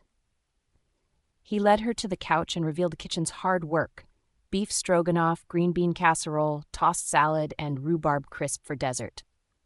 They enjoyed the meal with little conversation. Jason concerned himself with making certain she was satisfied. He was determined to increase her meals as much and as often as he could. Hunger satisfied, they sat together on the couch, enjoying their close proximity. Jason held her, letting her recline against his chest while she relaxed. "So what do I normally smell like?" Phoebe dreamingly asked. She couldn't remember her stomach feeling so full. "Lilac and sage. And it gets spicy when I'm..." He nuzzled her, catching the slightest hint of it now. His chest rumbled with pleasure. Phoebe fell silent, thinking about that. The lilac and sage she understood. After all, she spent a lot of time in her mother's herb garden, but she couldn't stomach spicy foods. Her mother never used anything stronger than turmeric because of that. "What about me?" Jason asked. "Dogwood and campfire," Phoebe answered, hesitating, "and when you're stimulated, you smell sweet like roasted marshmallows." "That's weird." "Why? I really don't like sweets, especially marshmallows." "Well, I don't like spicy food," Phoebe snorted, "but my parents used to take me camping in the backyard all the time. My dad told stories while we made s'mores. So I smell like marshmallows, which you love, and you smell like spices, which I love," Jason said. "It's quite a coincidence." "Is it?" Phoebe fell silent. "Is it really a coincidence that we would be fated mates and smell like each other's favorite things?" Phoebe pondered that, suddenly remembering something she had forgotten a long time ago. "Oh, what is it, Angel?" "When I first scented Graham and knew he was my mate, he smelled like evergreen and chocolate. Neither one of those are my favorite. What do you suppose that means?" "That he didn't deserve you, and you shouldn't think about him anymore." "Because I have you?" "That's right, Angel. You have me." He kissed her, nibbling her ear and working down her neck. "I love you, Jason," Phoebe sighed. "I love you, Phoebe. Shall I show you how much?" "Yes, show me." Graham growled, stirring from his drunken state in the middle of the abandoned cottage. At the moment he lay in what had been Phoebe's bedroom. Her scent had been strongest here, but now was stale and fading. Alpha Jason had not been joking when he instructed his pack to take everything. Every scrap of furniture, every shelf, even the fridge had been removed. There wasn't a trace that a wolf ever lived in the cottage, except him and the beer cans that littered the floor. Every room was littered with cans, evidence of his obsession since her departure. That day replayed in his mind endlessly, as another alpha claimed what was his. As if that wasn't bad enough, Phoebe seemed to reciprocate, calling out to Jason for comfort. Then, before Graham knew whether she was all right, Jason swept her away and took every last part of her with him. His parting words still burned in Graham's ears. "She'll call my name as I fill her up." Graham growled, throwing a can through the window he broke the night before in a drunken fit. How dare that alpha touch what was his? Graham would make him pay, and then he'd take back what belonged to him. Suddenly his chest felt tight, and he struggled to catch his breath. A burning sensation crawled out of the pit of his stomach, bringing an acrid taste to his mouth. He convulsed, emptying the scant contents of his stomach onto the floor. He managed to catch his breath, only for a burning sensation to erupt through him like he was injected with pure wolfsbane. Graham clawed at his skin as the feeling trailed through his veins. Writhing on the ground, he howled in pain. "What's happening?" "Mate is with him," his wolf whimpered vaguely. Graham almost didn't recognize the voice. It had been years since Grimm spoke to him, not since he marked Christie. So surprised by his wolf's response, he didn't immediately register what was said. Suddenly he howled in rage. "She's with him!" his wolf whimpered. Graham crumpled as the realization hit him. This was the pain of betrayal, as she mated with someone else. Though he rejected her and marked another, his wolf still maintained a tenuous connection he had not known. Over the years she never took another male, so he never felt anything through the bond, though his betrayal cut her deep. Now he felt the pain she endured when he was with Christie. It seemed like hours before the pain eased, and he passed out again. Michael found him still on the floor. Sneering at the dozens of cans littered around the alpha's prone form, he hoisted up the unconscious body and hauled him to the pack house. Reaching it, Michael ordered a pair of Omegas to follow him up to the alpha floor, where he dumped the body into the tub, instructing them to clean him up. They complied, without a word. "What's going on?" Christie asked, looking in and wrinkling her nose. "Nothing to worry about, Luna," Michael answered. "He's drunk again. I'll handle it. Was he there again?" "I said I'll handle it."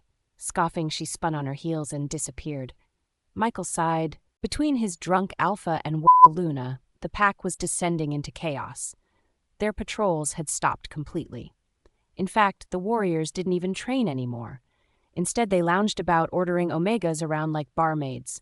He'd had to lock up a few to sober them up after they tried to force themselves on the young she-wolves. Paperwork wasn't getting done, and proposals were lying in waste.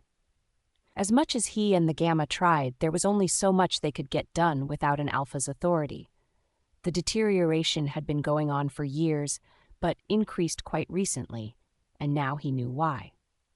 When Graham returned to the pack announcing Christy was his mate, and Luna, none of them questioned it. It wasn't until later Michael began to suspect Christy was not his fated mate. By then she was already mated and marked. Christy had no interest in pack affairs and was unconcerned with the education and development of the pups. She ignored requests from the she-wolves, especially the low and unranked. Christy brought no sense of unity or cooperation. Instead, she let resentments fester and the pack structure slowly broke down. Only one wolf held it together. She worked quietly behind the scenes. Others sought her out for advice and comfort. Taking the pups' care onto herself, she provided a place for them to belong and learn new skills. She even took in 2 orphans as if they were her own. How could he have been so blind? Christy was not Luna material. Phoebe was.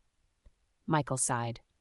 Despite her rejection, and it had to be a rejection, she carried on her duties even without Luna's authority, quietly knitting the pack's deteriorating bonds.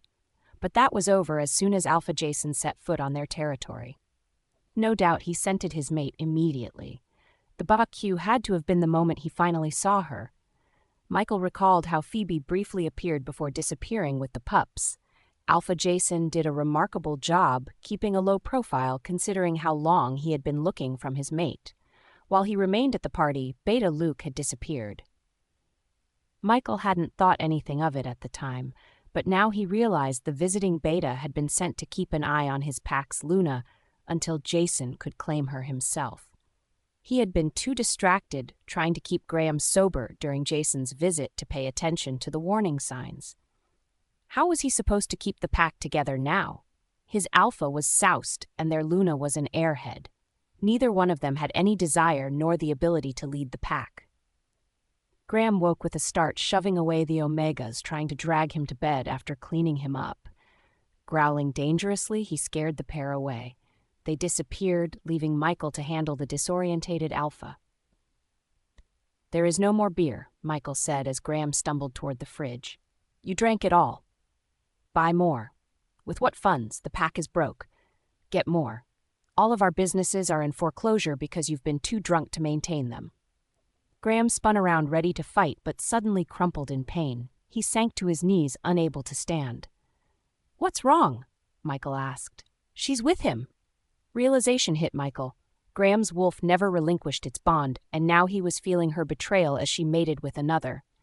If his wolf was this obsessive to have maintained the bond, there was no way to convince it to break it now. "Doc?" Michael opened his mind link to the pack doctor. "Beta, how much wolfsbane would you need to temporarily break the bond of one's wolf?" "That depends. For how long?" "At least a few hours." "Why would you need to?" "It's for the Alpha." "I see, I'll be right there." Michael waited until he heard the knock.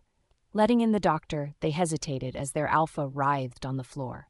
Grimly, the doctor prepared a syringe with a clear liquid. Once ready, he nodded to Michael. The Beta held down their Alpha as the doctor injected the syringe's contents.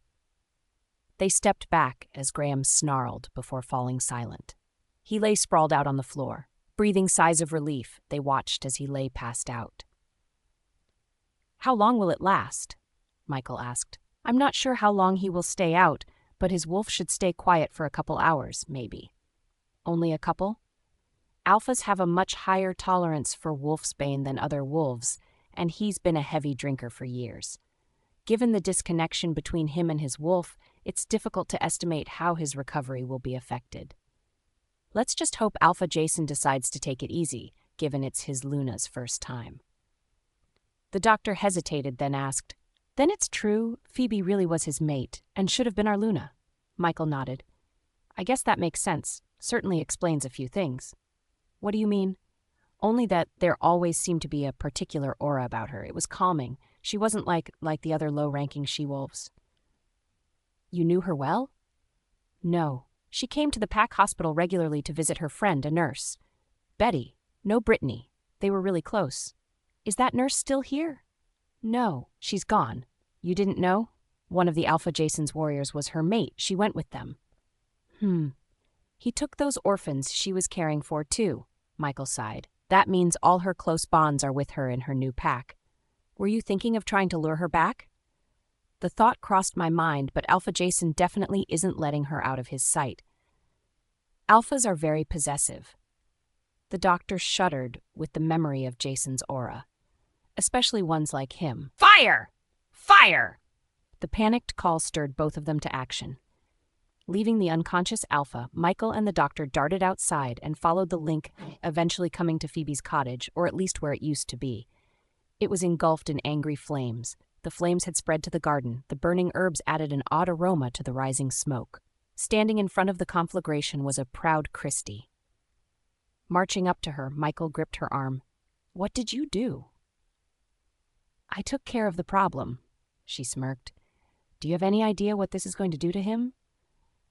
"This is all that fault," Christie huffed. "This pack is better off without her." "She was the only one holding this pack together," Michael growled. "Watch it, Beta. I'm Luna." "You were never Luna," Michael declared to the stunned pack members. "You've done nothing but tear this pack apart, and I will not protect you any longer. I renounce you as my Luna." He marched away from her toward the growing crowd. "Get back here, Beta," she ordered. Her Luna aura washed over him without effect. The disconnect between her and the pack was too great. She had no power to make demands of them anymore. "I said get back here," she demanded, but he ignored her. "Get buckets now," Michael ordered the other pack members. "We have to keep the fire from spreading. Let's go." The pack members complied. Soon they made a bailing brigade and splashed water along the perimeter of the fire, keeping it contained as it slowly consumed itself. After an hour, it had burned itself down and the chances of spreading were minimal. Michael sent the majority of the pack to bed, selecting a handful of warriors to guard and watch as the embers slowly died. "You are going to pay for undermining my authority," Christie growled as Michael continued to stand watch. "What authority? You've squandered what little you had," Michael snorted. "You think those wolves you dragged to your bed did so because they were in love with you? Abusing your authority is the surest way to lose it." "You take that back." "Truth hurts, doesn't it?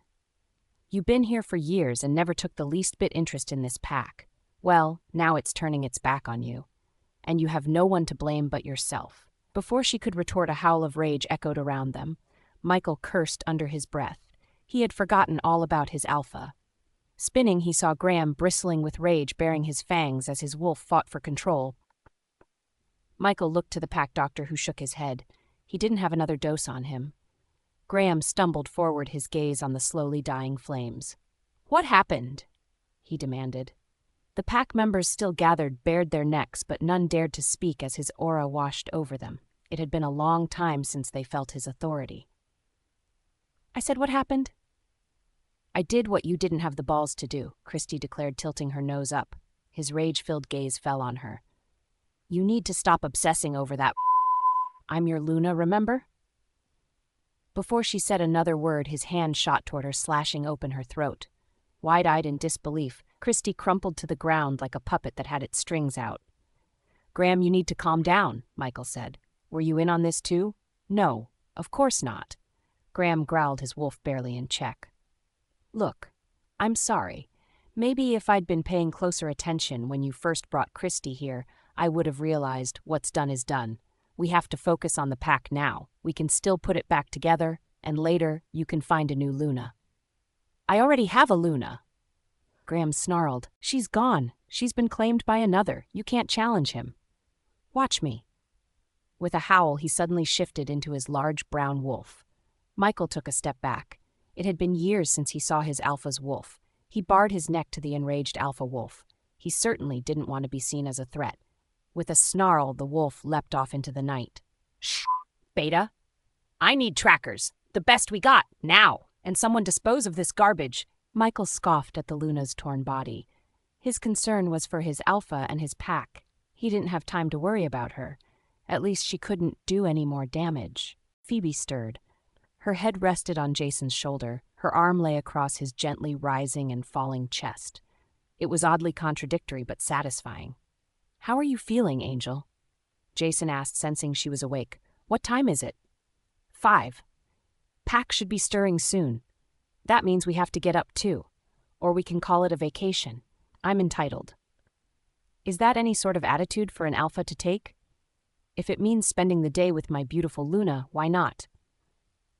Jason nuzzled her. She tried not to laugh as she snuggled closer. His embrace tightened and she caught the scent of his arousal already stirring. She heard rumors of an alpha's stamina, but he was truly insatiable, though his lovemaking was tender. His concern was always for her satisfaction and comfort. His kissed the top of her head. "What are you thinking about, Angel?" "So last night was your first time?" "Yeah, it was," Jason caressed her. He would never tire of the feel of her skin against his. "Angel, it's just, was it good for you?" "I couldn't imagine a more perfect night," Jason kissed her forehead. She blushed as he pulled her close, kissing her deeply. His warm scent surrounded her, teasing her, enticing her. She could feel her own need rising to answer his. Reluctantly, she pulled away, trying to collect herself. "We should get ready for the day," he sighed. "My Luna is too studious. And my Alpha is spoiled." He growled, rolling over so she was under him. "Say that again." "That you are spoiled?" "The other part." Her brow furrowed. "You mean when I said my Alpha?" "That's the part." He leaned forward and kissed her. "I'm yours forever." "And I'm yours," she whispered. "My angel." He rubbed noses with her, teasing and coaxing her. "Well, your angel promised the pups she would teach them about herbs today. I can't disappoint them." He growled but relented. "Your wish is my command, but know this, love, we will be continuing where we left off tonight." "Promise?" He kissed her again. "Promise." Reluctantly, he let her sit up. Phoebe groaned at her body's stiffness, carefully stretching. Worried, he sat up, massaging her shoulders and back. She leaned into his, touched. "Are you okay, Angel?" "Yeah, just sore." "I'm sorry. I should have been gentler." "No," she sighed as his arms wound around her. "You were very gentle. It's just—" "It was your first time," he nuzzled her. "I should have known better than to carry on so long." There were some things even a werewolf's recovery rate couldn't completely combat. Only time and activity would help her loosen her tightened muscles as well as acclimate her body to such activity. Right now, there was only one other thing that might help her. "Wait here, Angel." He kissed her temple before heading to the bath. A few minutes later, she heard the water running in the bath. Phoebe realized what he intended and smiled at his consideration. A warm soak did sound good, and they still had some time. Returning to the bedroom, he scooped her up and carried her. Phoebe laughed. "I can walk." "Not while I'm here, Angel." Steam was already fogging the mirrors. Setting her on the edge of the bath, he helped unwrap her bandage to see her wounds were mostly healed and the stitches were ready to be removed. Jason frowned a moment before grabbing a small scissors and gently clipping the stitches out. He would accept the doctor's punishment, but right now making Phoebe as comfortable as possible was his priority. Settling her down in the warm water, he joined her, pulling her into his lap and gently washing her. Phoebe sighed, leaning against him, enjoying the trail of electricity his touch left along her skin. She smelled his arousal even before she felt his erection. "It seems you have a one-track mind," she said, reaching back to caressing his cheek. "It's because I'm touching you. I can hardly be blamed for that," Jason nipped her ear. "All that matters is making you comfortable. I can take care of that later. Or we can take care of it now," Mani suddenly suggested. "Mani? What? Exercise will help loosen you up." Phoebe stifled a laugh. Who knew her wolf would be so insatiable? "What is it, Angel?" Jason asked, confused by her sudden mirth. "Nothing, just my wolf." "Oh, did she say something interesting?" Jason asked, hoping to encourage her to speak more with her wolf to strengthen their bond. He noticed her gray eyes occasionally flashing silver, a sure sign her wolf was close to the surface. A fact Lobo confirmed. Given his wolf linked hers without issue, as well as the fact it communicated with Phoebe, must mean it was emerging more often. Wolf or no wolf, he loved her the same, but for her sake, he wanted her to be whole. She did. And what was it? Phoebe hesitated before she changed position, straddling him. Jason sucked in his breath, realizing the danger of this position. "My wolf said we should take care of your issue now." Did she? Jason's throat went dry. Was this really going to happen? Angel? She leaned forward, kissing him. His arms came around her, caressing her, but he didn't try to force her. She was in charge. Briefly, she hesitated, as she had never done this before. "Relax, I'm here," Mani said. "Trust me, I'm your instincts after all." Phoebe slumped against him. He held her gently, caressing her as she slowly recovered. Stirring, she shyly met his gaze, asking, "Was that okay?" She blushed. It amazed him she could still be embarrassed after their long night session. "I told you. Your wish is my command. I'm yours however you want me," Jason kissed her. "I love you," she smiled. "I love you." "So the witch said if I didn't comply, she would give me 2 heads. So I said make it 3. I already have 2, Luke said, looking at Jason, who had been staring at his computer screen for the last 20 minutes. Earth to Jason. "Jace! Hey!" Jason blinked, coming out of his daze. Blinking, he looked at his beta and asked, "What was that?" "Forget it," Luke sighed. "Did something happen between you and Phoebe? You're distracted, but you don't seem upset like yesterday, so it was something good, right?" After he escorted Alpha Thomas out, Luke had returned to the office to find it abandoned. The lingering scent told him his Alpha and Luna had gotten rather heated in his absence. Given the conversation he and Jason had earlier, he worried she had fled in fear and assumed Jason had gone after her to reassure her. The pair didn't come down for dinner. He overheard the cooks talking about how the Alpha and Luna were having dinner together in their room. It gave Luke hope they resolved the issue amicably and were spending time strengthening their bond, perhaps watching a movie. Luke still couldn't believe how she handled Thomas and Katrina. It was like poetry. Ben and Lucille asked him to repeat the story at least 5 times, both lamenting they missed it. Even Nora applauded Phoebe's bravado. Jason and Phoebe arrived at breakfast holding hands. He kissed her hand just as Blake and Emma ran up to them loudly greeting, "Mommy? Dad?" Phoebe laughed and picked up Emma to rub noses. Jason followed suit with Blake. Since he mixed his blood with theirs to initiate them into the pack, they carried a slight undertone of his scent. Ordinarily, this would fade into the general pack scent, but he strengthened it daily by rubbing his scent on them, reminding all they were his acknowledged pups. His scent also made it easier for his wolf to accept the pups as his own, though Lobo didn't seem to have any difficulty in that area, anything to please their Luna. For her part, Phoebe was delighted they were officially hers. They carried the pups back to the table, where they had been eating under Nora's watch. Jason set Blake down and retrieved plates for himself, and Phoebe piling hers high, intent on increasing her meals any time he could.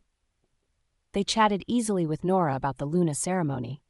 Lucille joined the conversation, asking all sorts of questions about her preferences. Phoebe laughed at her sister-in-law's eagerness. Everything seemed fine, so Luke allowed himself to relax. Now Jason sat at his desk, distracted. Perhaps the beta dropped his guard too soon. "I mean, you and her are good, right?" "She said she loves me," Jason said after a moment. "What?" Luke jerked to attention. "She said what?" "She said she loves me." Jason couldn't control the smile on his face if he tried. Lobo ran circles in his mind, practically giddy. "This calls for a drink."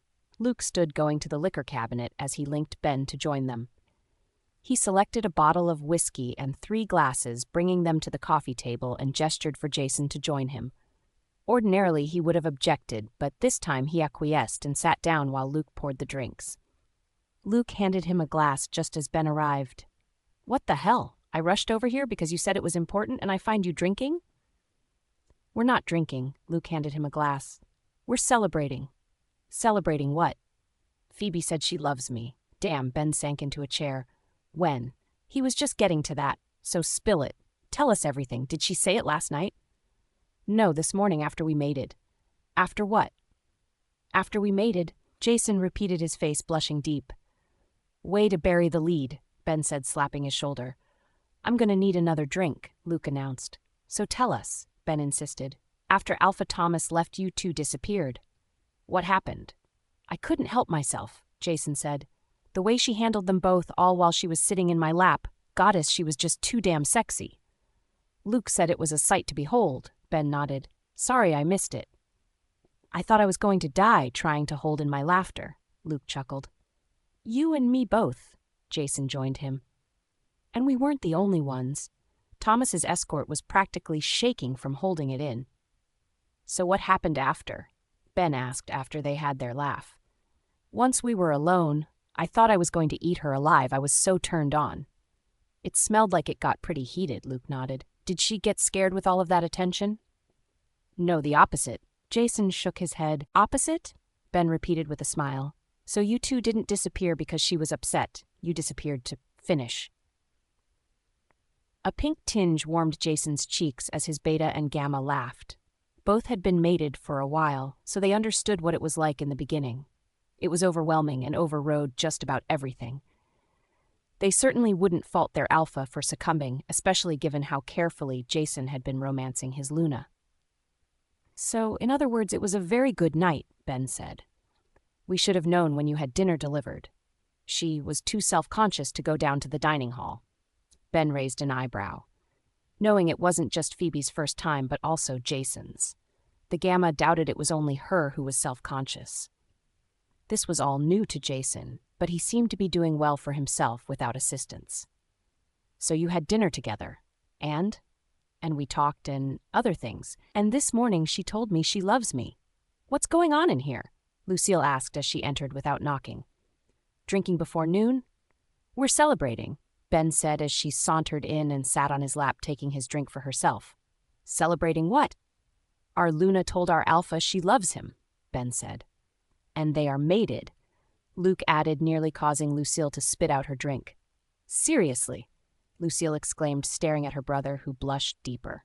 I thought there was something different about you. So my celibate brother finally managed to seal the deal. Jason scowled at her. Both of them had chosen to wait until they found their fated mates because of their mother. Lucille was lucky her mate was a member of their own pack, even if she was slow to realize it. Jason's mate had been much harder to find, but he refused to accept any other, which had led to more than one argument with their father over the years. Well, this is a day worth celebrating. Lucille held up her glass and downed it. Favorite color? Blue. Phoebe chuckled. That's a little cliché. Jason smiled, loving the sound of her laughter as he entwined his fingers with hers. Maybe, but I'm leaning more toward silver these days. They lay together enjoying each other's company after a passionate session. It seemed their appetite for each other was becoming insatiable. Her reactions thrilled him, pushing him to explore more of her. What about you? Green. Really? It's calming and it's the color of spring and life. It suits you. Thank you, Phoebe sighed, snuggling closer. Jason, you are incorrigible, Phoebe chuckled. You can hardly blame me when such a beautiful she-wolf is lying in my arms, smelling as delicious as you, he whispered against her neck, where her scent was the strongest. I suppose it's a good thing you don't need encouragement since I don't have any experience with that. Jason paused, pulling back to look at her. You know I waited. Do you know why? Phoebe shook her head. She sensed there was a story, but had been too embarrassed to ask in case it was personal. It's because of my mother, Jason explained.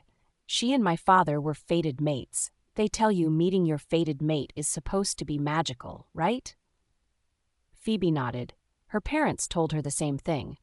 Meeting her fated mate had been anything but magical, and she almost ruined meeting her second chance because of it.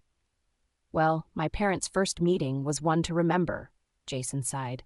My father didn't wait for his fated mate. He actually had several relationships with various she-wolves in his pack and other packs. His most consistent partner was a blue moon warrior named Blanche. He paused, and Phoebe waited for him to continue when he was ready. Anyway, a friend and ally of his had his alpha ceremony, so my father attended and brought Blanche with him as a sort of bodyguard and for other things.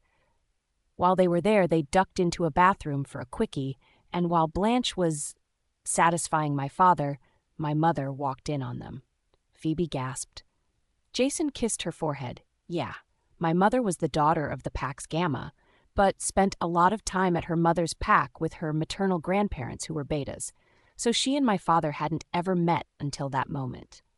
Of course, my mother's eyes went right to the she-wolf and immediately felt the pains of his betrayal. Jason paused, remembering the hurt in his mother's eyes when she told him the story. She ran out of the room. My father knocked Blanche over, trying to follow. He didn't even know my mother's name, her pack, nothing. He caught up to her and convinced her to give him another chance. She refused to go with him immediately because she didn't want to travel in the same vehicle as Blanche. So my father returned home and waited. My mother arrived about a week later, and he introduced her to the pack as his mate and Luna. His parents were thrilled, and so was the pack, aside from a few. About a week or so later, while my father was busy negotiating with another pack, Blanche and 2 others attacked my mother. Phoebe stiffened, shocked by the idea wolves would actually attack their Luna. My mother was the daughter of a Gamma and had Beta blood, so she had plenty of training. Against 3 trained warriors, she held her own as long as she could. They might have killed her if my dad's Gamma hadn't arrived in time.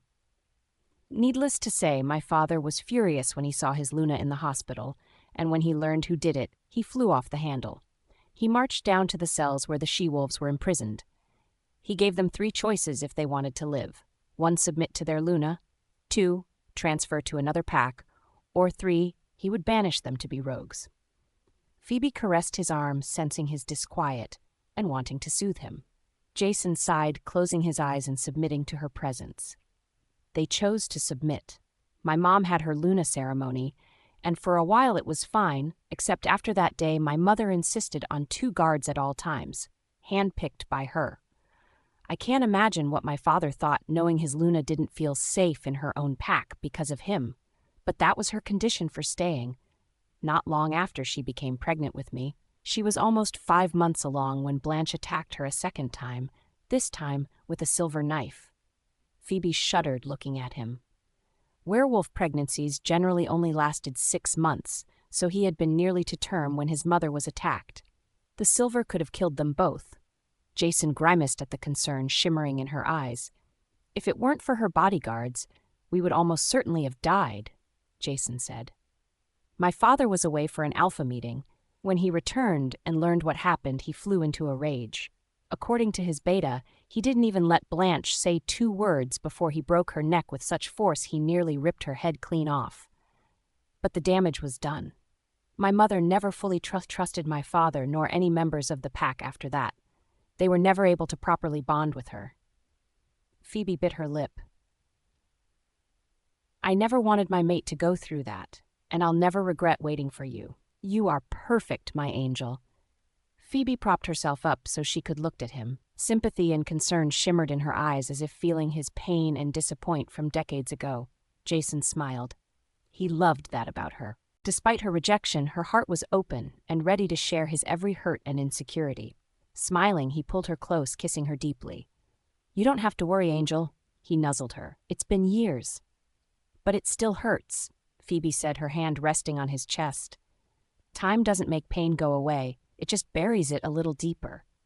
Jason grimaced. She wasn't wrong. After hearing his mother's story, he resented his father for many years and used Blanche as ammunition whenever they argued. It didn't help that many of their arguments were about Jason's abstinence.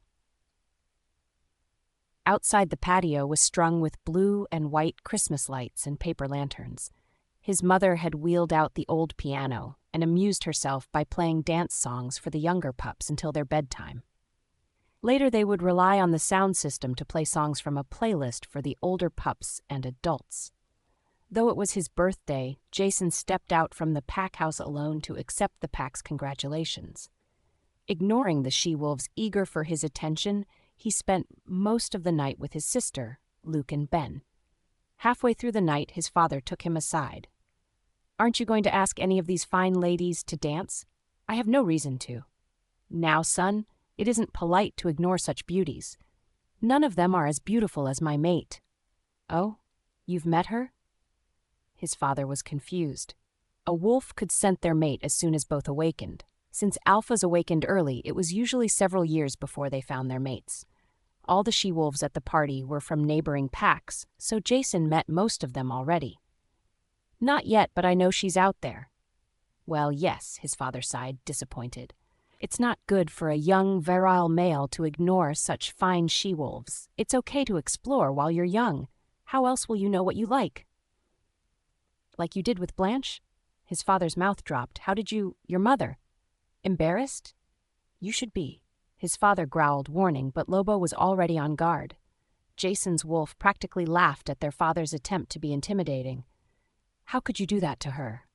Now, I didn't. I visited that pack a dozen times before and never scented her. She was always visiting her maternal grandparents. If I had known, I wouldn't have. It was a mistake. A mistake? So what is your excuse for keeping that slut around after you found your mate? Jason challenged. She even attacked and almost killed her once, and you didn't think she would try again? She almost killed both me and Mom. Was that a mistake too?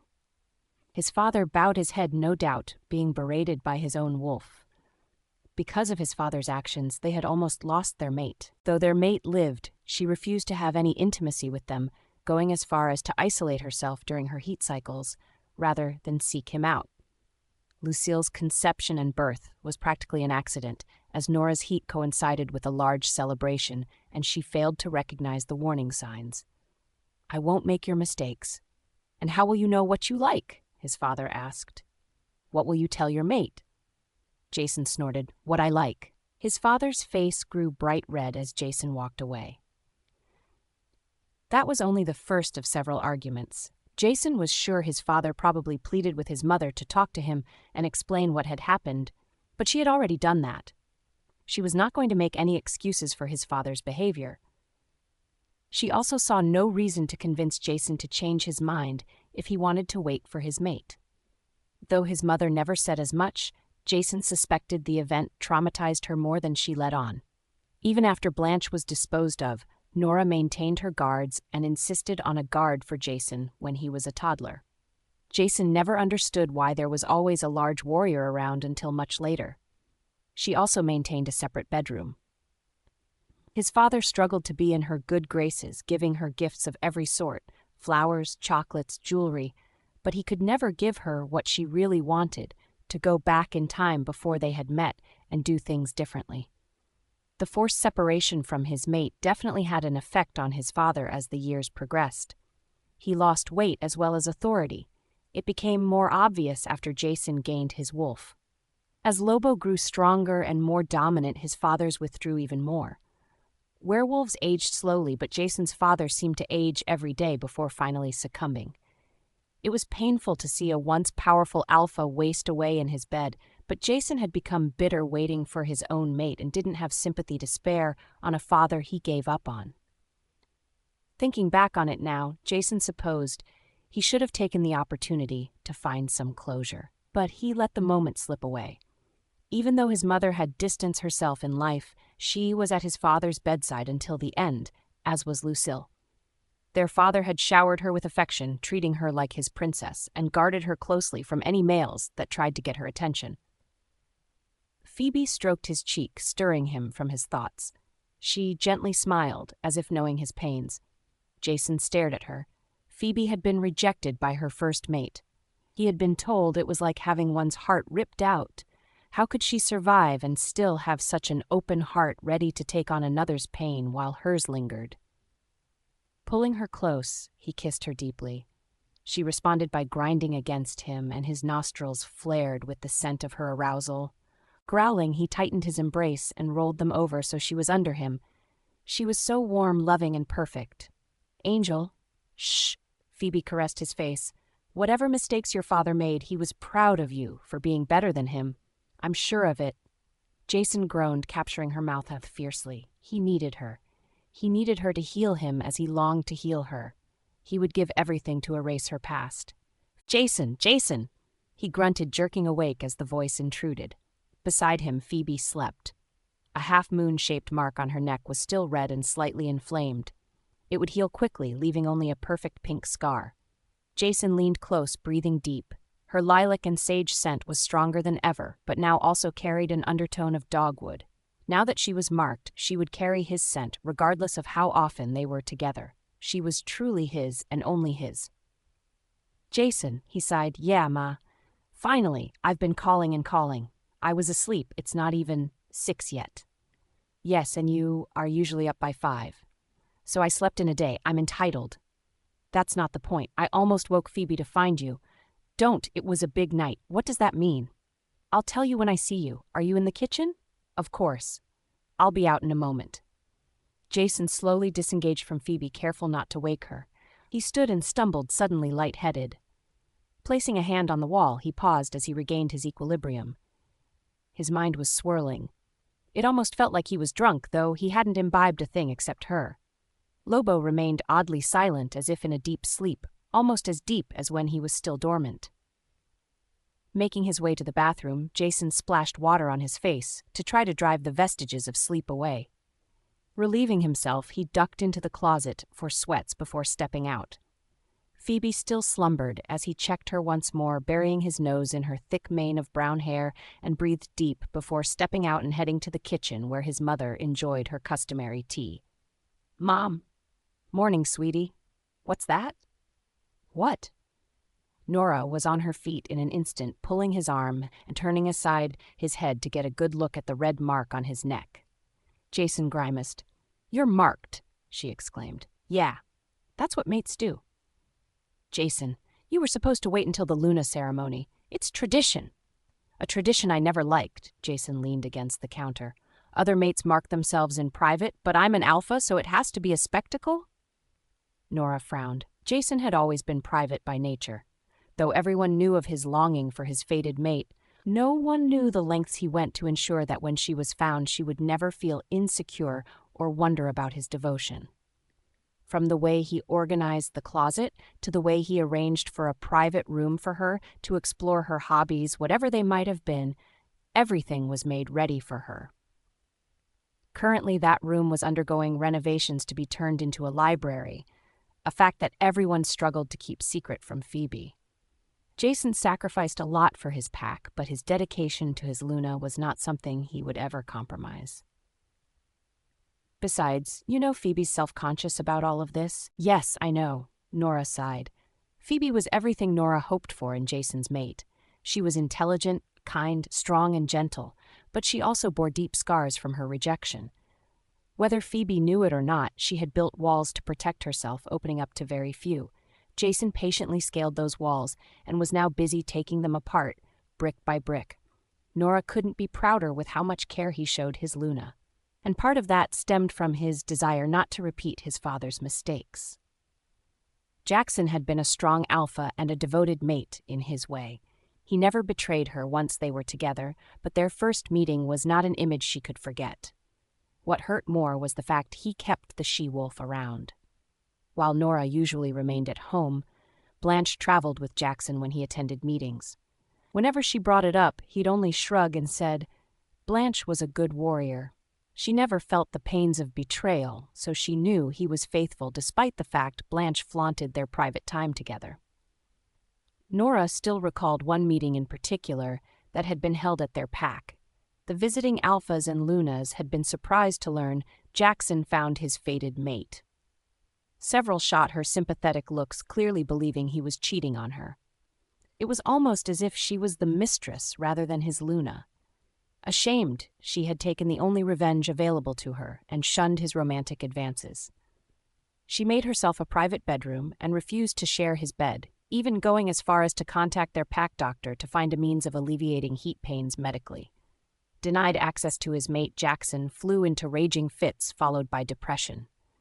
Nora waited for the betrayal pains, but they never came. Jackson remained faithful. It was Blanche who lost her patience in the end. If the warrior had simply challenged Nora for her title, it would have been one thing. She was confident she could hold her own in a fair fight, but Blanche never played fair. The warrior incited two of Jackson's previous partners to attack their Luna together, nearly killing her. If not for the Gamma's intervention, she certainly wouldn't have survived. Jackson, or rather his wolf, flew into a rage upon hearing of it. At the time, Nora had been surprised he even left Blanche behind, since he always took her on his trips. Only later did she learn his beta convinced him to do so. Apparently, the beta overheard several wolves talking about how much they pitied Nora because of how he flaunted his affair in front of her. Only then did Jackson begin to understand the image he created by keeping Blanche close. For the first time, he left the warrior behind, and it was enough to incite Blanche to seek revenge on her Luna. Nora still remembered how potent Jackson's anger was the day he found her in the hospital, under guard, as she recovered from the attack. After hearing the story, he rushed to the cells to deal with her attackers. She thought he was going to kill them. It would have been better if he did. Instead, he let them live and stay in the pack without further punishment, as if a few nights in a cell were punishment enough. After that day, she lost faith in him. Once she was out of the hospital, she hand-selected 2 guards from the elite warriors, making them swear loyalty to her above all, including their alpha. She refused to go anywhere without them. She neither trusted her mate nor her pack. Discord wormed its way into the pack's unity, weakening their bonds. Jackson begged and pleaded for her to reconsider. She gave him 2 options. 1, banish her attackers from the pack, or 2, reject her and take his slut as his chosen mate instead. He refused both options, and they proceeded with the Luna ceremony, but it had been a joyless affair, much to his parents' disappointment. Nora knew her duties and performed them, but she allowed herself to feel no love for the pack biding its time to kill her. Jackson needed an heir, and she complied, but no amount of coaxing on his part awakened her passion. Her wolf, in pain from denying their mate bond, agreed with her. The only love she and her wolf allowed themselves to feel was for the pup growing within. It was their only joy, and even that was almost taken away. Once her pregnancy was confirmed, Jackson doted on her, desperately trying to build the bridge he burned, and Nora was very close to accepting him again, even considered getting rid of her bodyguards. Thank goddess, she didn't. Blanche came at her again, this time with a silver blade, intent on not just killing her, but the pup as well. Nora was 5 months along, almost full term, if not for her guards who knew how the attack would have played out. Nearly losing his mate for a second time, as well as his pup, Jackson's wolf took over completely and killed Blanche without hesitation. But it was too little too late. Nora's faith was gone. Only her pup mattered. All the love she denied her mate was given to Jason. She doted on him and raised him carefully, as well as Lucille, whose birth was quite the shock and the result to an unfortunate combination of alcohol, passion, and her heat. By the time Jason was 10, the pack's bonds were beginning to fray. Infighting was becoming commonplace. Sometimes it seemed like they were all dancing on a powder keg. Without his mate, Jackson's wolf deteriorated, and Jackson himself seemed to age faster than normal. When Jason's wolf awakened on his 14th birthday, the wolf was already dominant. At age 17, it was clear Jason already eclipsed his father, and the pack bonds began to knit around him. Jason took on more and more duties, further solidifying his rank and drawing in the pack as only a true alpha could. There was only one thing missing: his Luna. An alpha could unify a pack, but only a Luna could bring a sense of belonging. 2 sides of the same coin, but incomplete until they were together. Jason had faith his fated mate would be his perfect match, and he was determined not to make his father's mistakes. So he searched and waited, accepting no others in her place. There certainly was no shortage of she-wolves vying for his attention. Females were naturally attracted to strong males. Jason turned them all away. Jackson worried his son was putting too much pressure on himself, and Jason did not appreciate his advice. Just as there was a disconnect between Jackson and Nora, there was also a disconnect between father and son. It was a wound neither managed to heal before Jackson's inevitable passing. Jason hadn't even bothered to say goodbye. Nora and Lucille attended Jackson's final moments without him. Lucille had been torn apart by her father's passing. Jackson doted on her like a princess, so they shared a strong bond. She probably still didn't understand the gulf that existed between Jason and their father. Nora sighed, pushing away her thoughts. Jason was pensive and probably thinking over the same memories as she was. He had waited so long to find his mate, but from what Nora saw, Phoebe was worth the wait. The pack had been reluctant to accept her, fearing a repeat of their previous Alpha and Luna's tepid relationship. Nora was quite certain Phoebe had no idea what the reason was behind the cool welcome, if she noticed at all. Regardless, she quickly won the hearts of her new pack with not only her motherly tendencies but her fiercely protective nature. Her first day with her new pack, Phoebe ran to help an Omega without hesitation. She leapt to the other's defense, retaliating against Katrina in spectacular fashion. Whether the pack realized it or not, in that moment they were officially put on notice. Their Luna was among them. As much as the pack tried to remain aloof, her influence seeped into their bond. A new sense of calm and reassurance pervaded their wolf souls. It was like a shift in gravity. Instead of revolving around a single star, their alpha, they now revolved around two. Nora sensed and saw Phoebe's insecurity, though she was good at hiding it. Perhaps due to her low rank in her former pack, or maybe her rejection, Phoebe doubted her ability to lead despite being a natural. Nora saw it again when Phoebe visited the daycare. She helped the she-wolves reorganize supplies and the space to create areas for certain activities. Reading in one corner, arts and crafts in another, a place for schooling, and a mat for games and napping. Prior to her arrival, the she-wolves largely let the pups free play, with occasional attempts to educate them using workbooks, some 10 years old. Phoebe created a daily lesson plan for the she-wolves to follow. The pups now had designated times during the day when they would follow lessons, reading time, snacks, and nap time, as well as free play. She ordered new, up-to-date workbooks with various ages in mind, as well as requested a set of computers and educational software. Even without her Luna authority and influence, Phoebe's higher education and expertise would have given her all the necessary clout to make the changes she desired. Werewolves didn't often seek education beyond primary school, but Nora had already heard several now discussing the possibility applying to the pack for financial aid to allow them to attend college courses. Jason was going to have to put serious thought into some sort of scholarship program and standardize a method for pack members to apply for educational funds. Nora knew he had been playing with the idea for a while, but if he wanted to keep up with his Luna, he would have to implement it soon. Human financial aid was unavailable to werewolves, vampires, fae, and other supernatural species. Another reason wolves generally didn't seek higher education. Though packs were often quite well off, individual wolves rarely had more wealth than the average human, a fact most humans didn't understand. However, that also meant there was plenty of opportunity for packs to support their members, and there was no reason not to aid their educational goals. Phoebe had more than enough clout to inspire and encourage her new pack. Wherever she led, they would follow. Jason's devotion ensured theirs, and it would only grow stronger now that she was marked. Nora had wanted Jason to wait until the Luna ceremony because it would cement her bond with the pack. The effect would be even more dramatic under the full moon. But she understood his aversion to displaying such intimate actions in public. What was done was done. Phoebe's bond with the pack was firmly in place, and her influence would grow. It would be gradual, like a wave rolling into the shore as opposed to a tidal wave. In the long run, perhaps this was for the best. Nora had no doubt Phoebe would heal the pack's strained bonds. She was the Luna they needed. "I know you don't like public spectacles," Nora finally said, "but you know this pack has been suffering for a long time. Your father and we never connected. Part of the blame can certainly be laid at her father's feet, but it can also be laid at mine," Jason growled.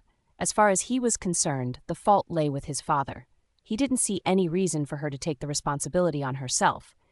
If not for me, the pack would have welcomed Phoebe with open arms the moment she arrived. "Mom, Phoebe is the Luna this pack has been desperate for. She'll heal them in more ways than they know, and she'll heal you too." "Mom, I don't need healing." Yes, you do." Nora stared at him knowingly. "I still have your father's letter. It's on my desk waiting for you." "There is nothing he could say that I would want to hear," Nora sighed. Jason refused to see his father right up to the end. Not even Lucille's begging and pleading stirred him. Jackson had been too weak to hold a pen, so dictated his final words to Nora for her to give to Jason. Yet he had never asked to see it, and even threatened to burn it if she ever dared give it to him. "I called you because I felt something odd in the pack's bond, but since you and Phoebe marked each other, the explanation is obvious." Jason nodded. Once marked, Phoebe's rank in the pack was cemented. Her influence within would be more pronounced, and the pack would lean on her for comfort. He only hoped it wouldn't be too overwhelming. "I hope this won't keep her in bed all day. We plan to make brownies with the pups." "Brownies?" "Yes. Phoebe's been spending most of her time in the daycare. I think she's familiar with most all of the pups and their families now, and she's completely reorganized it from a glorified babysitting facility to a full-blown preschool." Jason smiled. Ben had given him reports and handed him Phoebe's special requests. He approved them all, letting her work with an unlimited budget to put her new syllabus in place. Nothing was too much. Suddenly, he frowned. "What is it?" Nora asked. "I think Phoebe's waking up. You better go to her. She might be disorientated at first." Not only could an alpha's aura be overpowering, a Luna's bond to the pack was just as strong. For a wolf who came from lower ranks, it could all be overwhelming to be inundated with the pack's most intimate needs. Grimacing, Jason nodded and retreated to his room without delay. There, he found Phoebe still in bed. She sighed contentedly with her nose pressed into his pillow.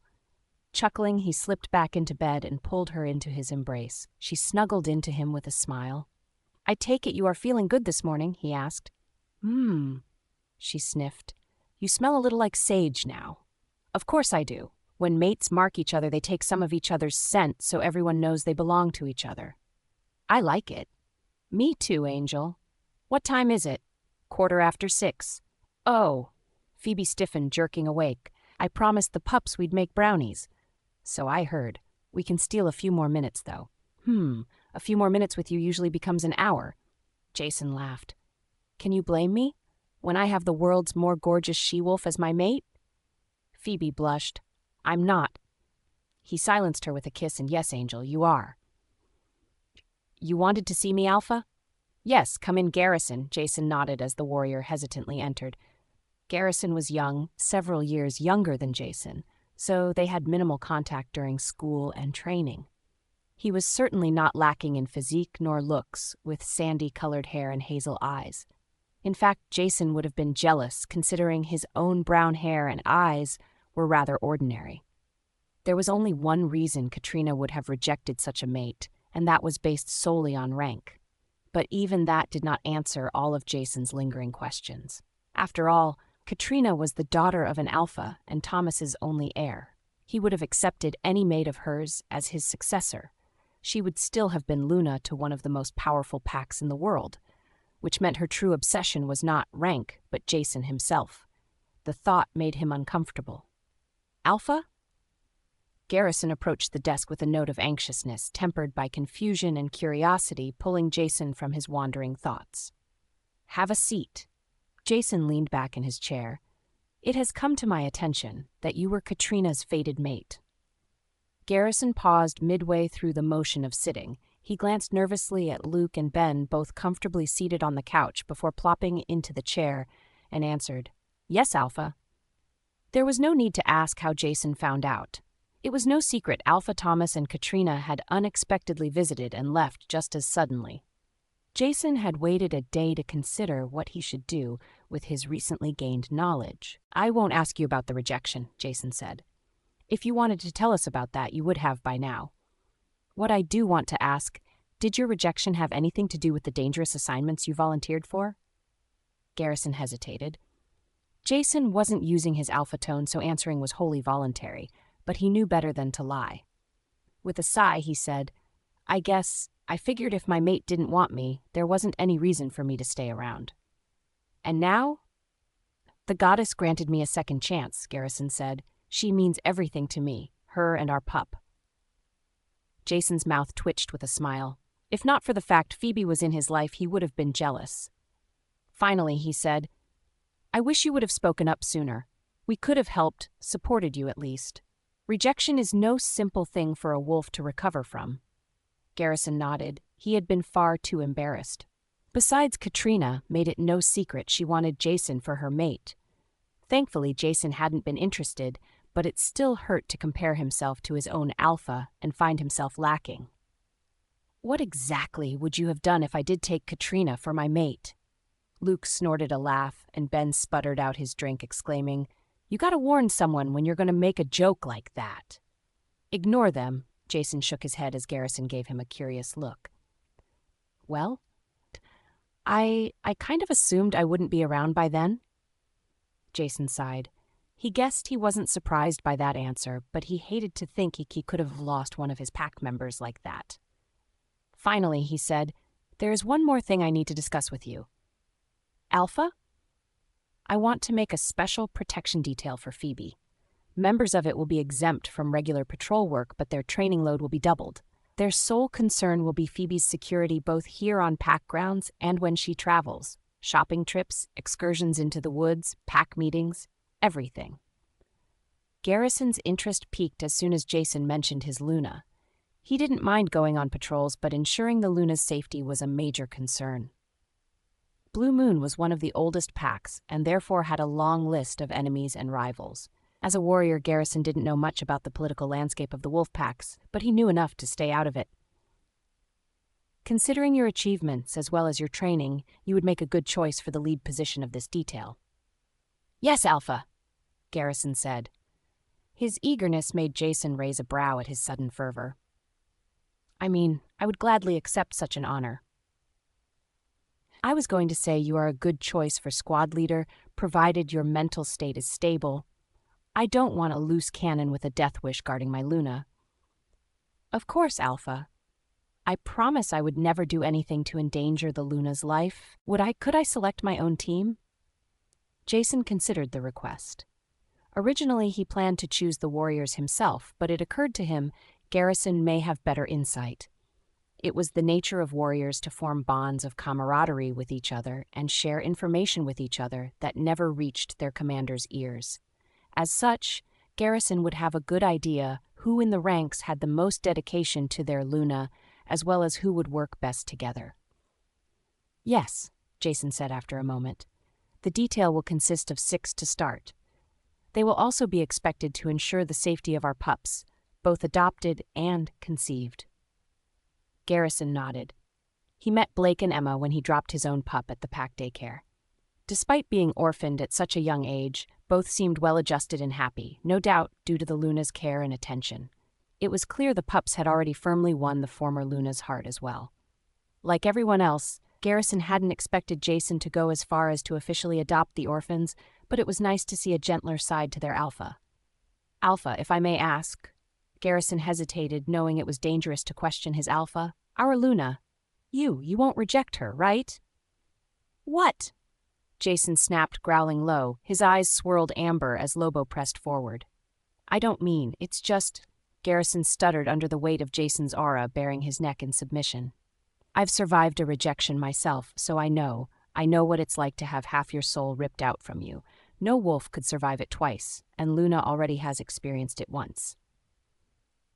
Jason struggled to rein in his wolf and forced a breath to calm himself. After a moment, he said, I will never allow Phoebe to feel an ounce of hurt again. Besides, it's already too late for that. Garrison raised a brow. Though Lobo bulked at showing his neck to any wolf, Jason pulled back the collar of his shirt to reveal the still fresh mark where his neck and shoulder met. The redness was beginning to fade, though it still remained tender to the touch. I belong to her now, Jason said with no trace of irony in his voice. Garrison briefly met his gaze before bowing. It was the answer he hoped for. After meeting his Luna and speaking with her, he recognized a fellow wolf in suffering. He was immediately taken by her caring and gentle soul and could not understand how she was able to survive a rejection. It took strength Garrison didn't even know existed. I want the names of your choices by the end of the week, Jason said. Yes, sir. Garrison stood and gave a stiff bow before departing. After the door closed, Luke said, That took balls to question you. It did, Jason smirked. His desire to protect his Luna was greater than his fear of me. He just may be the perfect choice. Luke and Ben nodded. It seemed a bit much to assign Phoebe her own guard detail, but they understood why Jason was so insistent. He wasn't worried about threats from inside the pack. It was external threats that worried him. Blue Moon had no shortage of rivals, eager to take advantage of any misfortune they might suffer. With their marks still fresh, his overprotectiveness was in high drive. No one would begrudge him this much. Luke and Ben had been surprised to see the mark on his neck and insisted on another celebration. Now that Jason had settled on Phoebe's security, he felt more inclined to join them. Here we are, Phoebe said as she carefully removed the trays from the oven. She set them on hot pads on the counter so that the pups could see their hard work. Many still had dusting of sugar and flour in their hair, despite cleaning up their faces while the brownies baked. They clapped excitedly. "Now while it cools, we'll make the frosting," Phoebe announced. Immediately they gathered around, helping to measure the sugar, milk, and butter. She heated the mix and had the pups take turns stirring while it heated to a boil. Taking it from the heat, she added the chocolate chips, stirring them until they melted. Once it was mixed, they placed it in the fridge for rapid cooling and started the next batch. They needed a pot for each tray of brownies they had made. While the frosting set, they cleaned up. By the time the brownies cooled, so had the frosting. With Nora on hand, they split the pups into smaller groups and armed them with spatulas to smooth the frosting over the trays. The pups giggled, licking their hands and spatulas, eager to taste the fruits for their labor. Around them, the cooks chuckled, happy to see the pups so excited with what many deemed a mundane task. Phoebe had started her lesson, introducing the pups to the kitchen staff. Some were surprised their Luna remembered their names, but knowing the members of her pack had always come easy to her. Then, she showed the pups the items they'd be using and the ingredients to make chocolate syrup brownies from scratch, as well as the chocolate chip frosting. It would be impossible for the pups to make enough brownies for the entire pack, so the cooks were already increasing the recipe and multiplying the batches. The trays Phoebe, Nora, and the pups made were reserved for their families. It was almost lunch, so they cut the brownies and divided them up accordingly, giving each pup one for themselves, as well as a small bag for them to take home to treat their parents. The extras Phoebe presented to the cooks as thanks for use of the kitchen. "Thank you," Phoebe smiled at the staff. She hated to think they had interrupted meal preparation, but the kitchen was quite large, and the staff assured her the use of one oven meant nothing. "Of course, Luna," Myra, the head of the kitchen, answered. She was a robust she-wolf, a mother who successfully raised 3 pups and her niece. Myra reminded Phoebe of the motherly wolf in charge of the kitchen at her old pack. "You can come by any time, and please bring the pups too." Phoebe hugged the older she-wolf, much to the latter's surprise, before herding the pups back to the dining hall. Parents were already arriving, having been told their pups would be at the kitchen rather than the daycare center. The pups greeted their parents, eager to show off their culinary results. "Mommy," Emma tugged Phoebe's hand, "can we show Daddy too?" "Of course," Phoebe smiled, patting her head. She was still getting used to the title both the siblings eagerly bestowed on her, but it warmed her heart. Though she was hesitant to disrupt Jason's work, she wanted the pups to feel closer to him. Nora nodded encouragement, so she left the former Luna to watch over the rest of the pups, still waiting for their parents, and took Blake and Emma by the hand. Both had been given baggies with extra brownies for Luke, Mona, Ben, and Lucille, as none of them had pups of their own. Considering how long both Ben and Luke had been mated, it seemed strange neither started families. Despite their enhanced libidos, werewolf pregnancies really weren't very common. She-wolves were only fertile during their heat cycle, which occurred once a year, usually during the winter months, thus ensuring their pup would be born in the spring, a holdover from when relied on the natural bounty of the earth. Less common were she-wolves who had their cycle in the spring so that the pup would be born in the fall during the harvest season. Even with a wolf's insatiable appetite for their mate, that left a narrow window for pregnancies to occur. And since wolves only gave birth to one pup at a time, it actually gave them a rather low birth rate. Survival rate of pups was practically guaranteed, which aided consistent population growth overall. However, in Luke and Ben's case, she had a sneaking suspicion they deliberately held off having pups so as not to make Jason any more jealous of their good fortune. She hadn't asked them yet, but it made sense given how close they all were. Prior to being marked, she-wolves had a truncated heat cycle that was both shorter and less intense than a marked female. If they mated during that time, it could still lead to pregnancy, though their fertility was really not that high. Now that Phoebe had been marked, her heat cycles would become much more intense, especially if they coincided with the full moon and pregnancy all but guaranteed. All wolves shared a strong connection to the full moon. They were stronger and felt more at peace under the light of a full moon, more so than any other time. According to Mani, the effect was even more potent with them, which was why Mani insisted Jason mark them before the Luna ceremony, which was set to take place on the upcoming full moon. Phoebe still recalled their conversation earlier that morning. Phoebe sensed Jason's departure, but remained in contented sleep. She felt heavy as the pack bond knitted her into it. The connection was stronger and more potent now. She had a direct connection to the ebb and flow of the pack's emotional state. It was a good thing it was so early and most were still asleep or just beginning to stir. Once they woke, it would strain her mind as their worries invaded her through the link. Over time, her mind would naturally learn to channel the input, but for now, she would have to be careful when she accessed the link. "How are you feeling?" Mani asked. "Good, considering. Why did you want him to mark us now?" "It was for his own good." "What do you mean?" "Our strength is directly tied to the moon. We are weakest during the new moon and strongest when it is full." "Isn't that true for all wolves?" "Yes, but even more so for us. We've been hiding our true strength all this time, so you've never truly experienced it. Our mate is strong, but he won't be able to endure it full force. That's why we marked him now." It was the last night of the new moon. As the moon waxes and our power grows, he can gradually acclimate to it. "You mean it will really affect him that much?" "Naturally.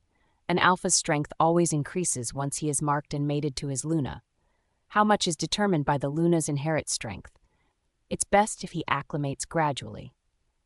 Jason's return had cut off further discussion as he slid back into bed and pulled her back into his arms. He nuzzled her as he adjusted her position so that as much of their bare skin touched as possible. Phoebe tried to pretend to be asleep, but she felt his stiff member pressing against her thigh as he held her close. His large hand gently caressed her, earning a moan of approval. Jason didn't seem aware of any changes brought on by the mark. In fact, he was more concerned for her and whether she felt any discomfort from the previous night. Perhaps it was the novelty of its newness, or Mani was correct after all. Jason was replying to an email when a knock at his door interrupted him. Luke and Ben still sat on the couch trying to convince him to join their celebration, but quickly put their glasses down at the door opened, revealing Phoebe and the pups. "Daddy?" Emma squealed, running up to Jason without hesitation.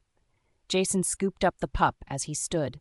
He covered his awkwardness by nuzzling the pup, causing her to giggle as the bristles on his cheek tickled hers. No matter how many times a wolf shaved, they would have a 5 o'clock shadow a few hours later. Many usually gave up on a clean-shaved look and ended up with at least goatee if not a full beard, Jason included. Though their bond was still new, their scent was definitely becoming more potent. It wasn't quite the same as if they were truly from his blood, but it was more than enough to mark the pups as his and that they were under his protection if anyone intended them harm. In the back of his mind, Lobo wagged his tail, pleased with how the pups were accepting them. His wolf had always loved pups and longed for its own as much as it longed for its mate. "What brings my little treasures here?" Jason asked, kneeling and bringing the more nervous Blake into his embrace. He could tell Blake was as desperate for parents as his sister, but knowing Jason was an alpha made the pup too nervous to appear too familiar. Though Jason was still adjusting to his new role, he wanted both brother and sister to be comfortable with him. Blake leaned into him and snuggled close, enjoying his embrace. "We made brownies," Phoebe said as the pups showed off their baggies. "The cooks are making enough for the pack, but the ones we made are for the pups' parents." "Try one. They are really good," Emma said, opening her bag. "This one is for you." Jason accepted the gooey offering, still slightly warm. He had never been one for sweets, but nonetheless savored the pup's treat. It was the first gift his pups ever gave him. "It's good, right?" Blake asked. Like the other pups, they had eaten their own immediately. "It is." Jason hugged them close. Given his awkward childhood, Jason never felt particularly close to his father, so he wasn't prepared for this kind of situation, but he wanted it to last forever. "Does that mean we won't get any?" Ben asked. He couldn't keep the hurt from his voice as he loved chocolate. "We have some for you, Uncle Ben," Blake said, carrying his baggie to them. "And for Uncle Luke, too." Emma followed him to the couch and happily crawled into Luke's lap before offering him one of the gooey brownies. The pups had one for each of them and their mates. Eagerly accepting the treats, the Beta and Gamma popped them into their mouths, devouring them in a single bite. The Gamma moaned as he leaned back, practically comatose in his rapture. Blake and Emma giggled at his over-the-top reaction. "Where can I buy these?" Ben sighed. "You can buy the ingredients at any grocery store," Phoebe chuckled as Jason slid his arms around her and held her close. "We made these from scratch."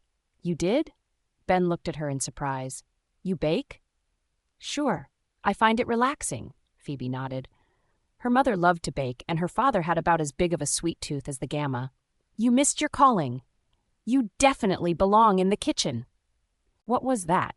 Jason let out a short growl at the thought of Phoebe being anywhere or anything but his Luna. "Easy, Alpha," Luke chuckled. "That's just the chocolate talking." Speaking of, Ben leaned forward, but Blake stepped out of his reach, saving the last brownie. "This is for Auntie Lucy," the pup declared. Ben huffed. Like Jason, Lucille didn't have a particularly strong sweet tooth, but she would never turn away fresh-baked goodies, especially if they were delivered by her niece and nephew. Phoebe chuckled. "There are more in the kitchen.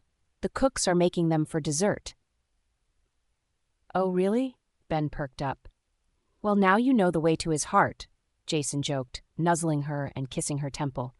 He didn't care how many hearts she captured, as long as hers belonged to him. "Here's an updated budget for the Luna ceremony," Luke said as he handed him a folder.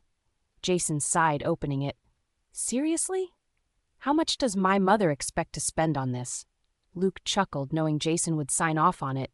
No expense was too much for his Luna, even if she thought they were already spending too much. Nora was taking full advantage, and Lucille and Mona were helping. The pack had gone a long time without a proper Luna, so everyone wanted to pull out all the stops. The ceremony was still a week away, and preparations were humming along. The invitations had been sent to various packs, and almost all RSVP'd their intentions to join the pack for its long-awaited induction. Many had also included congratulations, knowing how long Jason searched for his mate. Jason was content to see his pack so enthusiastic, so he didn't mind the constantly changing budget. What was more, they were already feeling Phoebe's influence. The pack was much calmer. There were fewer arguments and almost zero fights. Harassment of the lower ranks, particularly Omega she-wolves, had always been low, but now it was non-existent.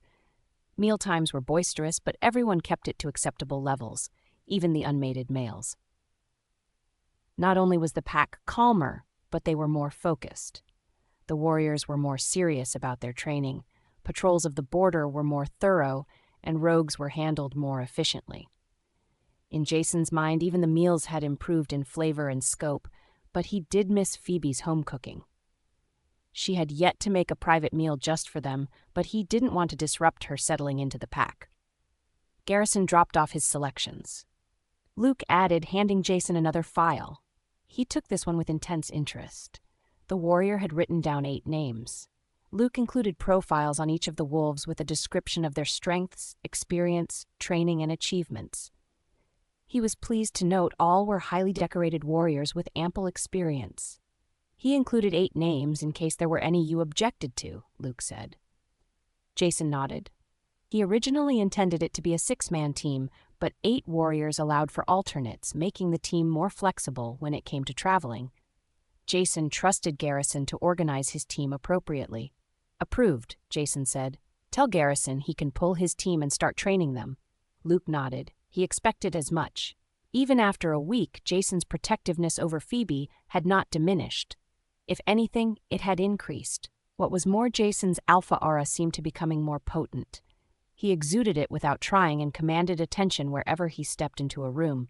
Luke had known Jason's influence would grow once he found his Luna, but even he was surprised by just how much. The phone suddenly rang on the Beta's desk. He glanced at the caller ID before answering. "Elder, this is Beta Luke." Jason perked up at Luke's practiced greeting. "Of course. He is right here." Luke brought the phone to Jason. "Elder Ansel Alpha." Jason grunted, taking the phone. "Elder Ansel." "Ah, Alpha Jason. I'm calling in regards to the balm you submitted to us for a patent. You have analyzed it, I trust. We have completed the first set of trails, but I'd rather not discuss this over the phone. Of course, when should we expect you?" "I have time in a few days, and I was planning to attend your pack's Luna ceremony." "We look forward to your visit," Jason agreed. The line disconnected, and Jason handed it back to Luke with a thoughtful look. Luke eyed the phone, then his alpha. "What do you think?" "You know how long wolves have searched for a means to heal silver wounds?" "Practically since we started roaming the earth," Luke nodded. "I figured they'd want to keep the information secure until it's confirmed," Jason said, "which is why he didn't want to talk about it over the phone." Jason nodded. He had absolute faith in Phoebe, so he was confident in the balm Bridget developed. The council didn't have the luxury of his confidence, so they would want to confirm everything concerned with the balm. His only worry was that the balm had originally been invented in another pack. As such, Rimrock could claim propriety. But Phoebe and Bridget had made it independently without using any of the pack's resources, and Jason hoped that would give his pack the edge. In any case, they wouldn't know the council's thoughts until the Elder arrived. Jason was prepared to defend Bridget's rights to her creation, regardless of whether Blue Moon was awarded the patent rights. He was already researching the next step. Every pack had their specialty that earned the majority of the pack's finances. Blue Moon specialized in security. Wolves, witches, and humans alike contacted them to provide security teams for important personages. Other packs specialized in medicine and medical treatments. Although it would mean less money for his pack if they partnered with another, they could be able to manufacture and distribute much more easily.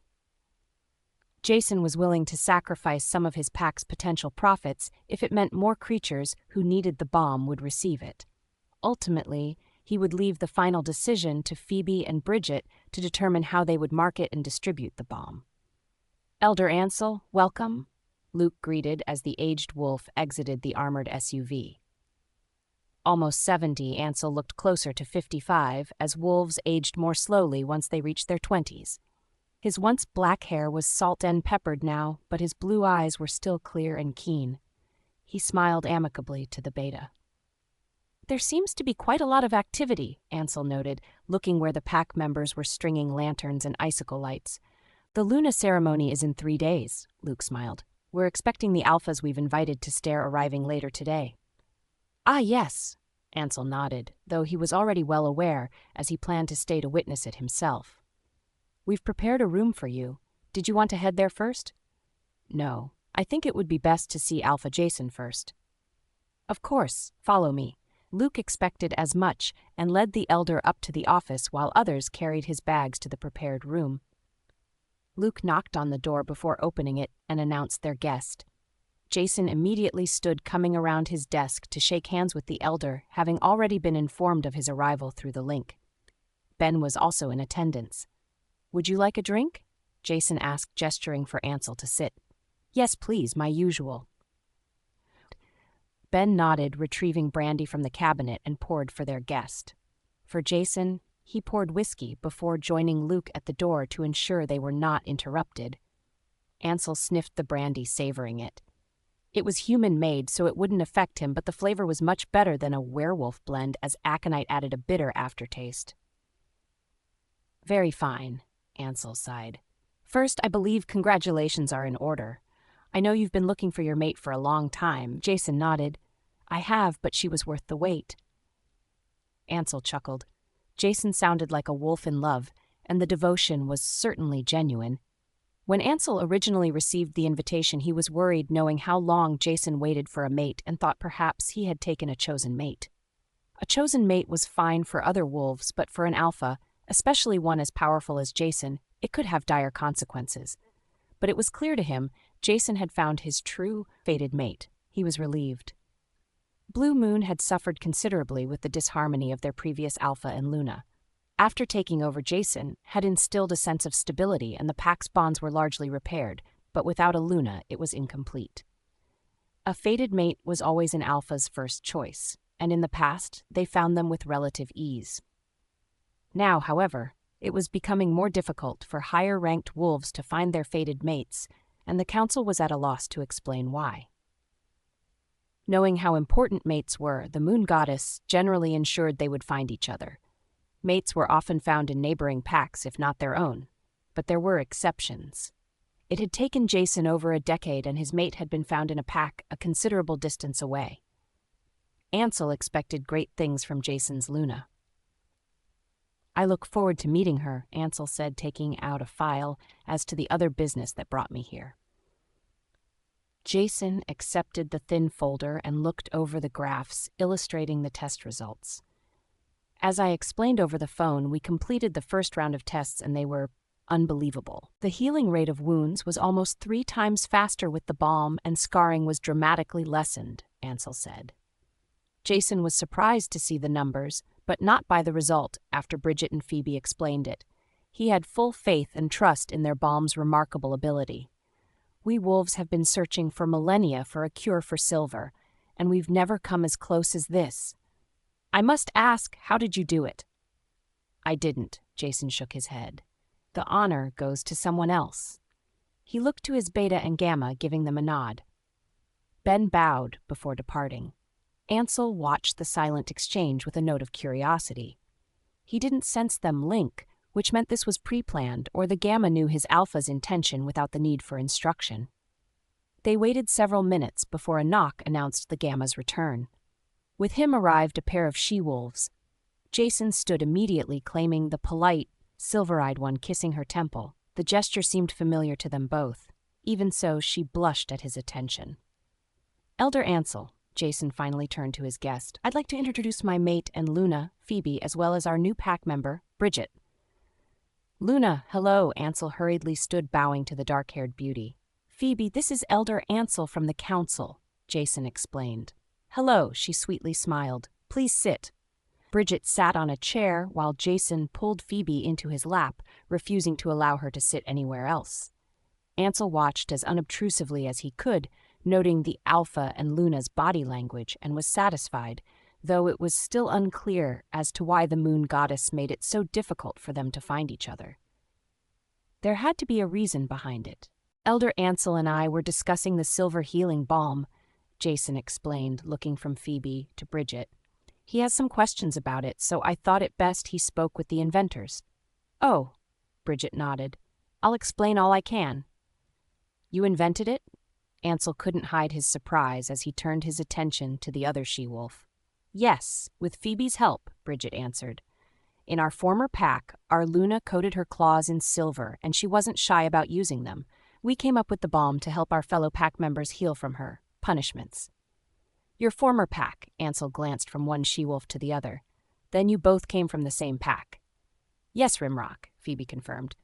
"We were both unranked." Ansel nodded. The majority of wolves in any pack were unranked individuals that included any wolf lower than Delta, but higher than Omega. "So what did you do in your pack?" Ansel asked. "I mean your former pack." "I was a nurse." "I was a teacher of sorts." "Teacher?" Phoebe nodded. "I watched over the pack's pups and taught them lessons." It was always a bit awkward describing her position in her former pack. Rimrock didn't have a dedicated daycare facility like Blue Moon, and it wasn't like the pack paid her much for the time she spent with the pups, nor compensated her for the money she spent buying supplies for their various projects. Ansel was silent as he processed this information. It was rare for a Luna to be chosen out of the lower ranks because an Alpha's strength could easily overwhelm lower-ranked wolves. His Luna needed the mental fortitude to withstand not just his aura, but also the pack's dependence on her. Yet there was something different about this she-wolf, something almost uncanny. She didn't seem to be suffering at all, despite the aura that seemed to be oozing from Jason. Jason always had a strong presence. His aura easily filled a room, but now it was even more potent. Ansel sensed it when he first entered, but it was even more apparent now that Phoebe was in the room. His aura swirled around her like a protective blanket. A wolf would be a fool to challenge him, or worse, threaten her. "So this balm was actually invented in another pack," Ansel said. "Why didn't Rimrock file for a patent?" "Probably because they didn't know about it," Bridget said. "We only used it on the unranked and Omega wolves who suffered the most. No one else was interested in something 2 she-wolves cooked up in their kitchen." "Cooked up in your kitchen?" "Mine," Phoebe said. "My backyard was full of healing herbs too, so it was a convenient workspace for us to experiment." "So then you didn't use any of your former pack's facilities?" Phoebe and Bridget shook their heads. Bridget had asked for permission to use the hospital's lab, but was denied. No one was interested in what the she-wolf intended to make. Ansel considered this news carefully before coming to a decision. In that case, I see no reason not to award Blue Moon a full patent for the bomb, and both of you will be created with its creation. Phoebe shared a smile with Bridget. She honestly couldn't care less if her name was associated with the bomb. Bridget was the one who spent hours researching and experimenting to create it. So what happens now? Phoebe asked. Now that we own the patent, we can make and distribute it any way we see fit, Jason answered. Or we can sell it to another pack to do the same. If we choose to collaborate with another pack, it will decrease our profits somewhat, but if we partner with a pack that specializes in medicine, they'd have facilities to mass produce and distribute it with ease. Meaning more wolves would have access to it, Phoebe said, looking at Bridget. I don't mind less profits for myself, Bridget said. I think it's worth it if it means increasing availability, but this is also the pack's finances, so... I agree, Phoebe seconded. Smaller profits is worth the cost if it means increasing distribution. Jason chuckled. I had a feeling both of you would say that. That's why I've already started looking into potential partners. Really? Phoebe looked at him. Yeah, Harvest Moon in Kansas is probably the best candidate, though they are sometimes difficult to work with. Once they see what your bomb can do, I think they'll be more than happy to work with us. Ansel nodded. A good choice. They are leaders in medical techniques and medicine. They'll be able to distribute the balm not just to wolves but other creatures as well, fairies, even humans. Why humans? Bridget asked curiously. Our testers indicated that their skin felt much softer after using the balm. There could be a secondary market in beauty products geared toward humans, besides the medicinal benefits for supernatural creatures, minus vampires. Why not vampires? Jason asked. The history of werewolves and vampires was punctuated with several large wars, and a certain level of animosity still existed between them, though they were generally peaceful. Vervain, Bridget answered. What? Jason raised an eyebrow. Vervain is as deadly to vampires as wolfsbane is to us, Phoebe explained. Since it's an ingredient in the balm, it would be dangerous for them to use, Bridget agreed. That isn't to say we couldn't come up with a formula that will work for them, but it would take a lot of trial and error to find a substitute for vervain. Interesting, Jason said. Harvest Moon has top-of-the-line facilities, so I'm sure they could help with that, Ansel said, if you do end up partnering with them. Agreed. Their alpha is coming to the Luna ceremony, Jason said. We can discuss it with him when he arrives. Which reminds me, Luke. The beta stepped forward, presenting each of them with a personalized pack card. As Nora assured her, Phoebe's was a black card with unlimited spending. Bridget was surprised to be given a gold card. Is this right? Jason nodded. But I'm just a nurse. Who invented a life-saving medicine? Jason said. As its creator, you'll receive royalties for each sale in addition to your usual pack salary. Believe me when I say it will be quite a sum. Bridget nodded, still not quite believing it. Not in her wildest dreams did she think their little kitchen project would lead to this. All she wanted to do was help her fellow wolves. She didn't need fame, but it seemed it was finding her anyway. Bridget looked at Phoebe, but the latter was staring at her new spending card with a frown. It was just too much. Phoebe was happy to see her friend receiving much-deserved recognition, but she hadn't done anything remotely as important. She certainly didn't deserve a card with no limit. Phoebe, Jason softly intoned. She looked up to see his eyes swirling amber with his desire and devotion. It wrapped around her like a protective blanket, assuring her he would always be at her side. After her rejection, Phoebe thought she would never know this level of care and security, but Jason made it known time and time again his world revolved around her. Smiling, she stroked his cheek, earning a low, possessive growl that almost sounded like a purr.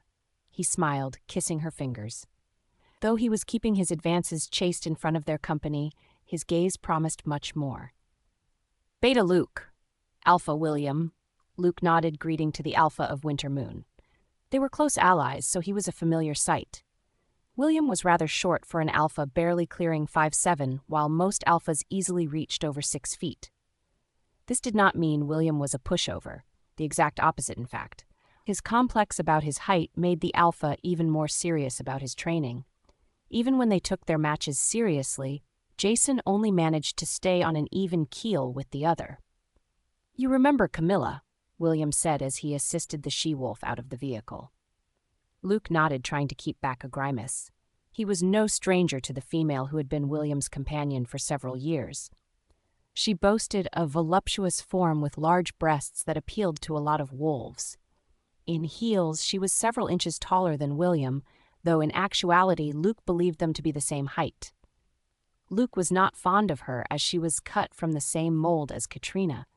Both were lazy despite coming from upper ranks, and both were looking for alpha mates, not caring what the moon goddess intended. Luke now knew Katrina rejected her rightful mate in her pursuit of Jason, and he wondered if Camilla had done the same. He certainly wouldn't put it past her. In all the time he knew her, she never seemed concerned with finding her fated mate. There was a time Camilla even showed interest in Jason, though she didn't have the guts to challenge Katrina. "Your usual room has been prepared," Luke said. "Dinner is still several hours away, so please feel free to relax." "Ah, yes." William hesitated. "Tell me, is it true? Did Jason finally find his mate?" "He did," Luke smiled. "I was there to witness it myself. Then Blue Moon finally has a proper Luna, eh?" "It does indeed, and I've never felt the pack bond stronger." "I can't wait to meet her." William nodded and made his way inside. Like most, he knew how long Jason had searched and waited, forgoing all relationships in the meantime. Tonight was certain to be one of many surprises. Luke was certain the entire weekend would be full of surprises for their guests. The Luna ceremony wasn't for another 2 days, but Jason was using it as an excuse for an alpha meeting as well, since so many were gathering. Tonight was only a mixer of sorts for them to greet each other in an informal setting, as well as introduce Phoebe and the pups. Tomorrow, the alphas would meet formally, and Jason hoped to unveil the new healing balm as long as the Harvest Moon Alpha made his appearance. The third day would culminate in the Luna ceremony and a moonlit run led by the new Alpha and Luna. Jason said Phoebe's wolf was speaking to her, and he was certain she would be able to shift. That, in and of itself, was something to celebrate, considering what they now knew about her past. They worried she might have difficulties during her shift, but the few times Jason broached the conversation, Phoebe gave no hint of it being an issue. What worried her was remembering the names of all the alphas, lunas, and betas invited to the event. It was a worry Jason found laughable, since she had no difficulty recalling any pack member she was introduced to, even if it was only a quick hello. Luke turned as the next vehicle arrived, noting its occupants and greeting them. As he ushered them inside and a pack member parked their car, he linked Jason, "No sign of Harvest Moon yet. Let me know as soon as they arrive." Jason closed the link. He leaned back in his chair. With the council's tactful approval, he was eager to begin negotiations. He had only met the Harvest Moon Alpha once or twice before. From what he recalled, the Alpha was a tall, lanky wolf, but quick and suitably stubborn. His Luna was more amicable and cooperative, so he hoped she could convince her mate to work with them. "There, you are," Lucille said, entering without knocking. "You do realize there is a party going on? Not for a few more hours. Well, you have to get ready too, you know. It doesn't look good if you are late to your own party." "It doesn't take that long." Lucille snorted. "Right. I forgot males are so easy." "Fine, well, head up whenever. Mom and I are getting Phoebe and the kids ready in her suite, so you'll have yours all to yourself." "Why in Mother's suite?" "So you can't sneak a peek at your precious Luna until the party." Lucille smirked. "If we let the two of you get ready together, you'll never make an appearance." Jason frowned. "I mean, I know mates are all over each other, but you two have been like rabbits." Jason felt his face warm. "Don't worry, we'll take care of her. Just don't get so caught up in work you forget to join us." Jason grunted as his sister departed. She had a point. Every time he saw Phoebe, he could barely contain himself. Even now, the thought was enough to stir him. Jason growled at himself and sighed. Somehow, he had to marshal his control tonight, at least until they returned to their bedroom. Lobo was already wagging his tail in anticipation. Jason tried to shake the thoughts away and focused on work. Time passed more quickly than he realized. When he looked at the clock, he had less than an hour to get ready. Cursing himself, he closed his laptop and hurried to his room, jumping in the shower. When he emerged and stepped into the closet, he had a moment of panic, not knowing what Phoebe was wearing. He didn't want to clash nor appear too formal. Finally, he settled on his customary black silk shirt and trousers before heading down. "Where are you, brother?" "Work ran late. I'm on my way down now." Lucille gave Phoebe a sympathetic smile. "I swear he doesn't know the first thing about moderation." Phoebe chuckled. Jason seemed incapable of balancing work and play. Though running late on such an important night didn't seem to surprise everyone else who considered him a workaholic, she couldn't help but feel it was her fault in some way. "Well, yes and no," Mani said. "You two have been going at it pretty steadily." "What do you mean? I assumed it was because our bond was new." "Well, yes, but we're also approaching the full moon." "So?" "I already told you." Phoebe caught Mani's meaning. Even if she wasn't in heat, Jason would still be affected by the full moon and desire her even more strongly. That would mean he would also become more protective, since he wouldn't want another male near her during those times. Bingo, now you get it. "Does this mean he'll calm down after the full moon?" "Possessive-wise? Probably. But he likes making us call his name, so probably not in bed, so don't worry." Phoebe fought her blush. That wasn't what she was worried about. "Sure." "Something the matter?" Lucille asked.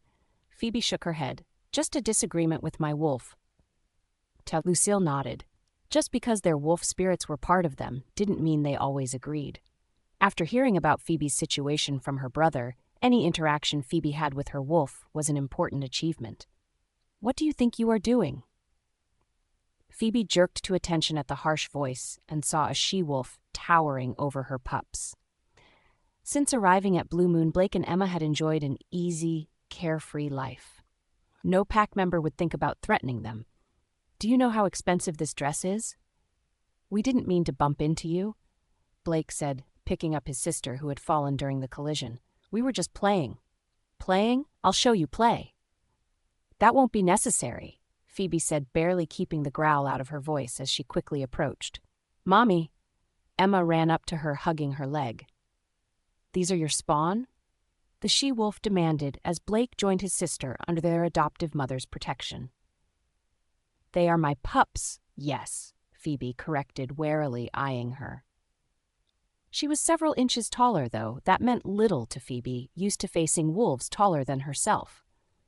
The she-wolf had a voluptuous figure with breasts and hips that would turn just about any male's head, especially when crammed into her short red dress. Her auburn hair was silky smooth and framed a narrow but pleasing face. She would have been beautiful if not for her scowl. "They ran into me and nearly knocked me over. What if I bruise?" "I think you will survive," Phoebe answered evenly, much to the she-wolf's shock.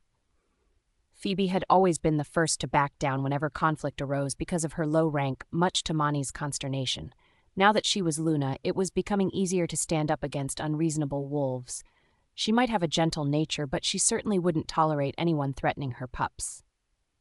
"Kids, say you're sorry for bumping into this lady."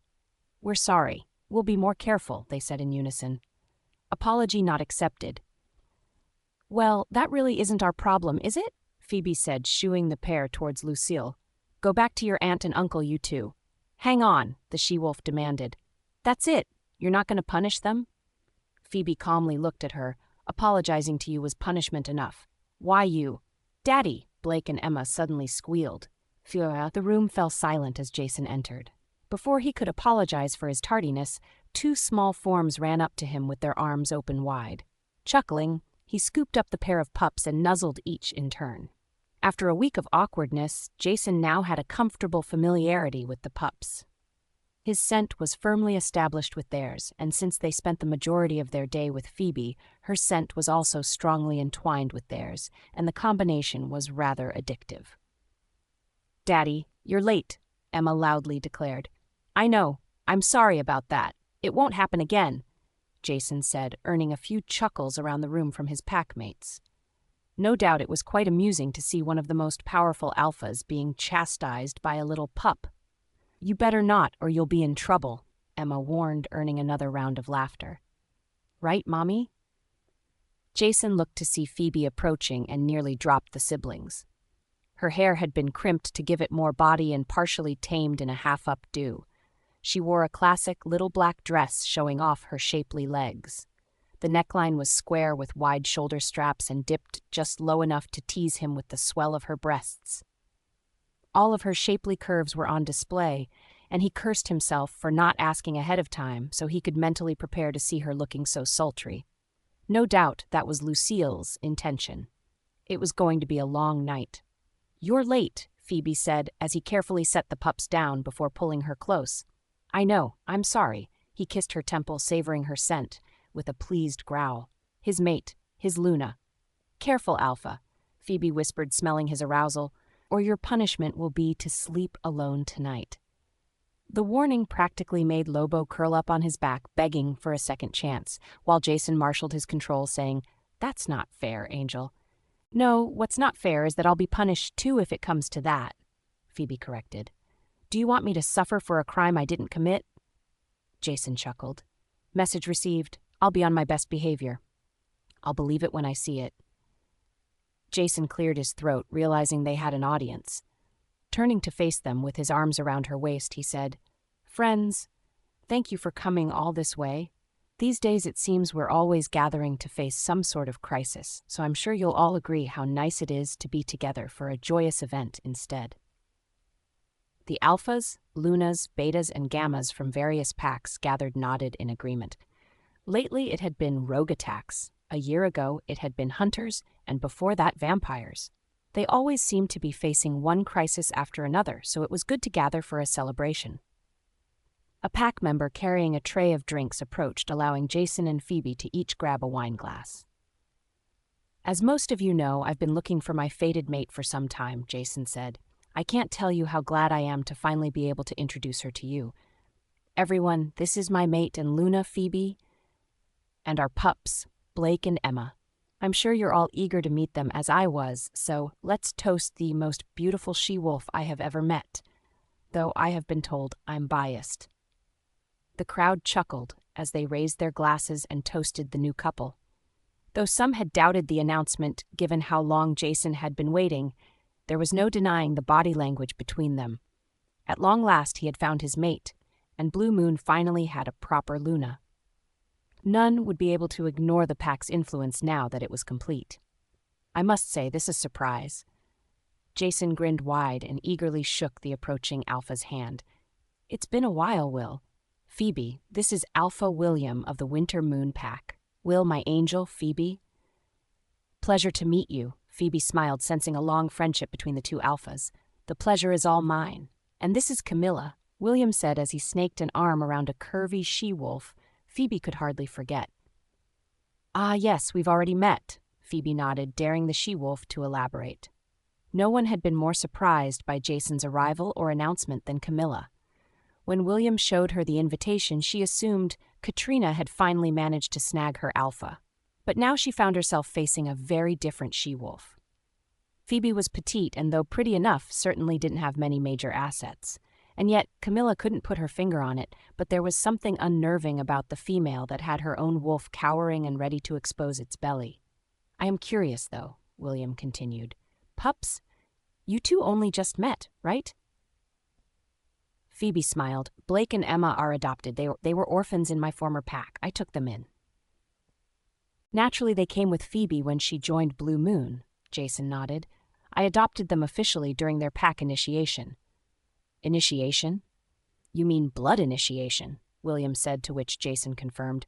"Still, it's kind of rude to expect a male to raise someone else's pups, isn't it?" Camilla said, "especially an alpha." "Depends on the male, I suppose," Phoebe eyed her coolly, "though I think any male willing to display their paternal side is extremely attractive." "What's precious to Phoebe is precious to me," Jason added as he glared at the she-wolf who spoke out of turn. "Besides, I never heard of an alpha denying their Luna anything her heart desired." Jason's embrace around her waist tightened, pulling Phoebe against his chest as Lobo growled agreement. Nothing their mate requested would be denied. "So why did your first mate reject you? Was it the kids or the fact you are wolfless?" Camilla asked. Since arriving, she had been making rounds throughout the room and gained quite a bit of gossip. Jason growled. William shot her a panicked look, pleading for her to watch her step. Phoebe only smiled as her eyes shimmered silver. She didn't bother to hide her amusement at Camilla's attempt to insult her. The rumors meant nothing to her. She made no attempt to hide her past rejection and felt no shame. As for the rumors of her being wolfless, anyone in tune with their wolf would know it was false, as Jason already proved. For the rest, they would realize the truth soon enough when they led the moonlit run. Neither, as far as I know, Phoebe answered calmly. My first mate had already settled on taking a chosen mate. Apparently, he was more interested in listening to his doc than his wolf. Jason's chest rumbled agreement as he kissed the top of her head and breathed deep. Phoebe knew he was angry, but it wouldn't do to cause a scene here. Hopefully her scent would keep him calm. The pups weren't even born then, and as for the other part, that will be cleared up on its own. Why not clear it up now? Camilla smirked. Scared? Is that a challenge? Phoebe benignly smiled, her gray eyes shimmering again. Camilla hesitated, her wolf cowering. The rumors swirling around the new Luna in front of her were enough to make most lower their head in shame, so Phoebe's confidence was unnerving. Her rejection was no secret, apparently, and as far as her being wolfless, Camilla had only confirmed that no one had seen her wolf. Camilla forced her doubts back. She couldn't afford to be intimidated. Not now. Forcing some bravado, she said, I, for one, wouldn't wait for a fated mate when there are better options standing right next to you. William sighed, not meeting Jason's pensive frown. He had been seeking his fated mate almost as long as Jason. While the latter had foregone any relationships wanting to be faithful to the mate he had yet to meet, William was no stranger to sharing his bed. Camilla was by far his most consistent companion, and she had been pressing him to take each other as chosen mates. She was so convincing and earnest he had almost complied numerous times. I find it sad. Phoebe's gaze reflected her sorrow and pity. Searching for your fated mate certainly may seem arduous, but you should never forget they are searching for you too. Perhaps they have been looking even longer. Perhaps their first mate ripped their soul apart with a rejection, and they have hidden themselves from the pain, still desperately craving someone to make them whole. But to think you would give up the search and them, breaking the link that binds you together before either can even feel it, and abandon them to their pain when you could have been the one to save them. Jason has made me feel more complete than I ever thought was possible. He may call me Angel, but he is truly my guardian angel. I don't know what I would have done if he hadn't found me when he did. Jason's embrace tightened. He bowed his head, nuzzling her as both he and Lobo were overcome with love for their mate. Jason would never stop telling her how special she was or making her feel loved. Our mate loves us. Lobo practically howled. I love you, Angel. Jason poured all his devotion into their link. Mommy! Mommy! Emma said, skipping up to them and grasping her hand. Blake and me found something. Wanna see? Of course, Phoebe smiled. Let's see what you found. She gave Jason a loving look before she let the pup pull her away. He was reluctant to let her go, but they would have plenty of time together later. Phoebe was glad to get away from the other she-wolf, who was far too irritating. She worried that William would make a very poor decision if he took the other as his chosen mate. But Phoebe wasn't sure it was her place to speak to him. He was Jason's friend, not hers, and they had only just met. See, Mommy. Look, Emma said as they reached a rather quiet corner and pulled her mind away from her dark thoughts. There, several pups had gathered to avoid getting underfoot of so many alphas and lunas. Though it was unlikely any would reprimand the pups too harshly, while on Blue Moon's packlands, the presence of so many dominant figures made the pups inclined to be on their best behavior. Only Blake and Emma retained a boisterous nature due to Jason's alpha blood intermixed with theirs. The pups had gathered around an old, scuffed, upright piano. The front panels had been carved with a woodland scene with wolves, showing that at one time the piano had been a centerpiece, though it was now regulated to this corner.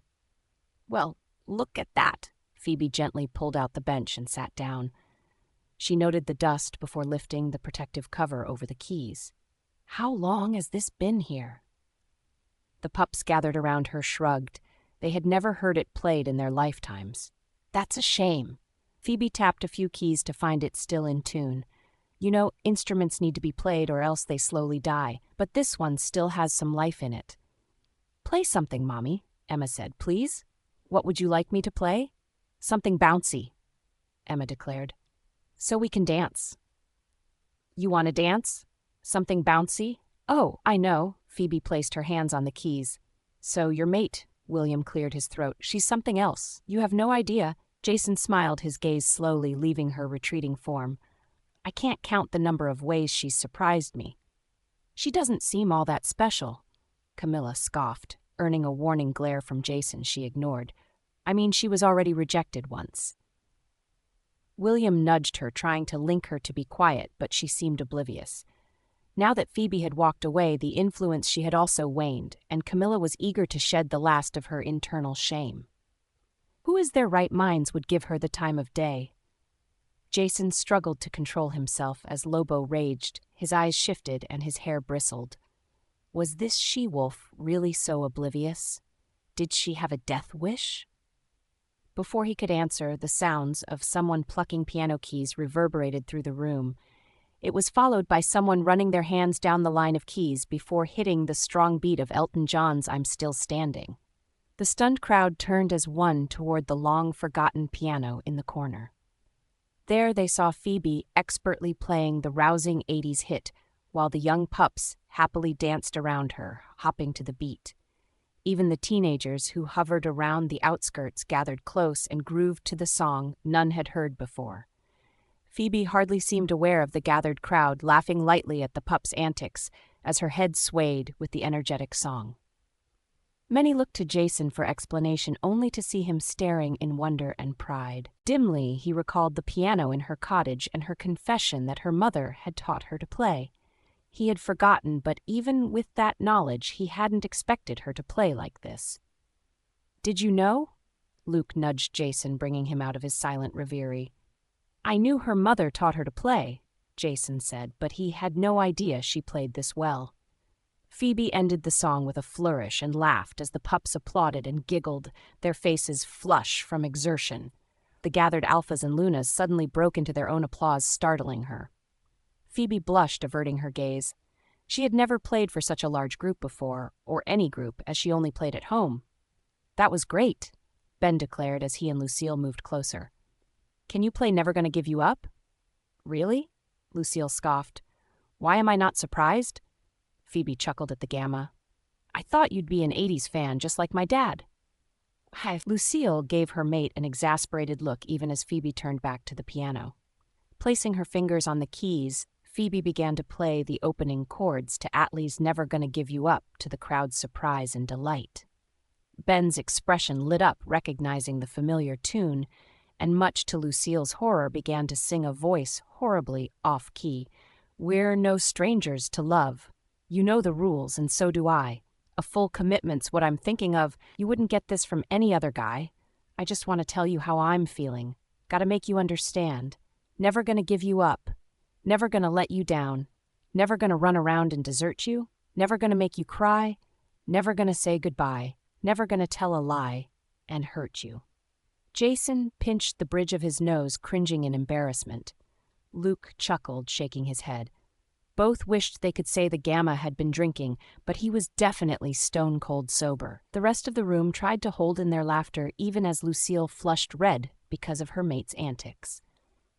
As Ben finished the chorus, a new voice picked up the song for the second verse. Mouths dropped as Phoebe sang in a clear, strong voice that even made Ben sound better when he joined her for the chorus. We've known each other for so long, your heart's been aching, but you're too shy to say it. Inside, we both know what's been going on. We know the game, and we're going to play it. And if you ask me how I'm feeling, don't tell me you're too blind to see. Never going to give you up. Never going to let you down. Never going to run around and desert you. Never going to make you cry. Never going to say goodbye. Never going to tell a lie and hurt you. Lobo was practically rolling in ecstasy at the sound of their mate's voice. Jason was finding it hard to contain himself as Phoebe and Ben finished their impromptu duet and earned stunned applause from their listeners. No one in the room had expected such a powerful voice from such a petite body. Lunas were the glue that bound a pack together. Thus, many alphas focused on finding a strong Luna, but there was more than one kind of strength, and many forgot that a Luna's character and heart were just as important, if not more so. Phoebe was proving just how important those factors really were to winning hearts and minds. "Am I supposed to be impressed?" Camilla scoffed, earning several disgruntled glares and more than a few growls. "Perhaps you would prefer the classics," Phoebe amicably said, glancing at the other female. She turned back to the piano, playing Beethoven's Für Elise with ease. The gathered alphas and lunas looked on with approval. Like humans, werewolves appreciated skill, and their sensitive ears could pick out even the slightest nuances, which made it difficult to please them, unless the player was truly a master of their craft. "Luna, how did you learn to play like that?" But a pup eagerly asked. "My mother taught me," Phoebe smiled. "It's easy, but you have to practice a lot. Right, Blake? Come here and play with me." Phoebe stopped playing to encourage the nervous pup to join her. Hesitating, he climbed onto the bench. Blake fidgeted as Phoebe placed a hand on the keys and played a simple melody. Still nervous, Blake nevertheless set a finger on the higher keys and played with her.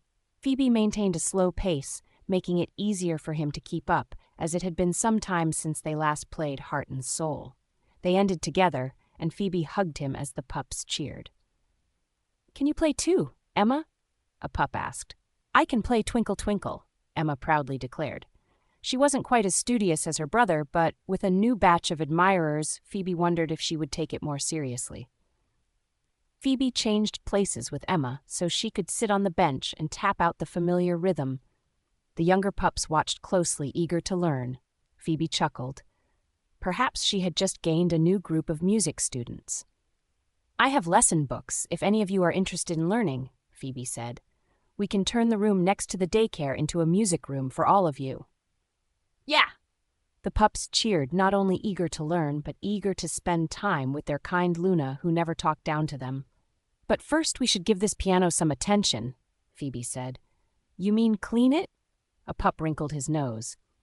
"I do. It should be cleaned, polished, and tuned. It's important to take care of things that are special. It makes them stronger and better." "Sounds like work," another pup said. Phoebe laughed. "Well, of course it is. Anything worth having is worth working for. But work is easier when we do it together. Promise." "I can't believe her." Camilla paced the hall. "Things worth having are worth working for. What is she, a Disney movie?" What made it worse was the effect Phoebe was having on the gathering. Everyone gravitated toward her as if she was an important wolf. Ha! She was wolfless. Did they not know that? Phoebe was nothing, a nobody. Even her first mate recognized that fact. What was her secret? Camilla paused, glancing at her own assets on display in her tight dress. She was clearly more impressive than Phoebe, who was practically flat by comparison. And yet, Phoebe stood in the arms of the most influential alpha in the world. Jason seemed completely smitten. The look on his face when she played the piano was one of pure rapture. All night long he barely let her out of his arms, always holding her close and often bowing his head to nuzzle and kiss her as if he couldn't control the compulsion. Worse than Jason's apparent infatuation was the effect it was having on William. Prior to coming to Blue Moon, Camilla had all but convinced him to take her as his chosen mate. With the romance of the Luna ceremony, she thought she would finally succeed, but Phoebe's speech and the way Jason acted ruined her plans. Even now, William turned down her advances, claiming he had a headache and just wanted to lie down. Her body craved release, and he was not delivering.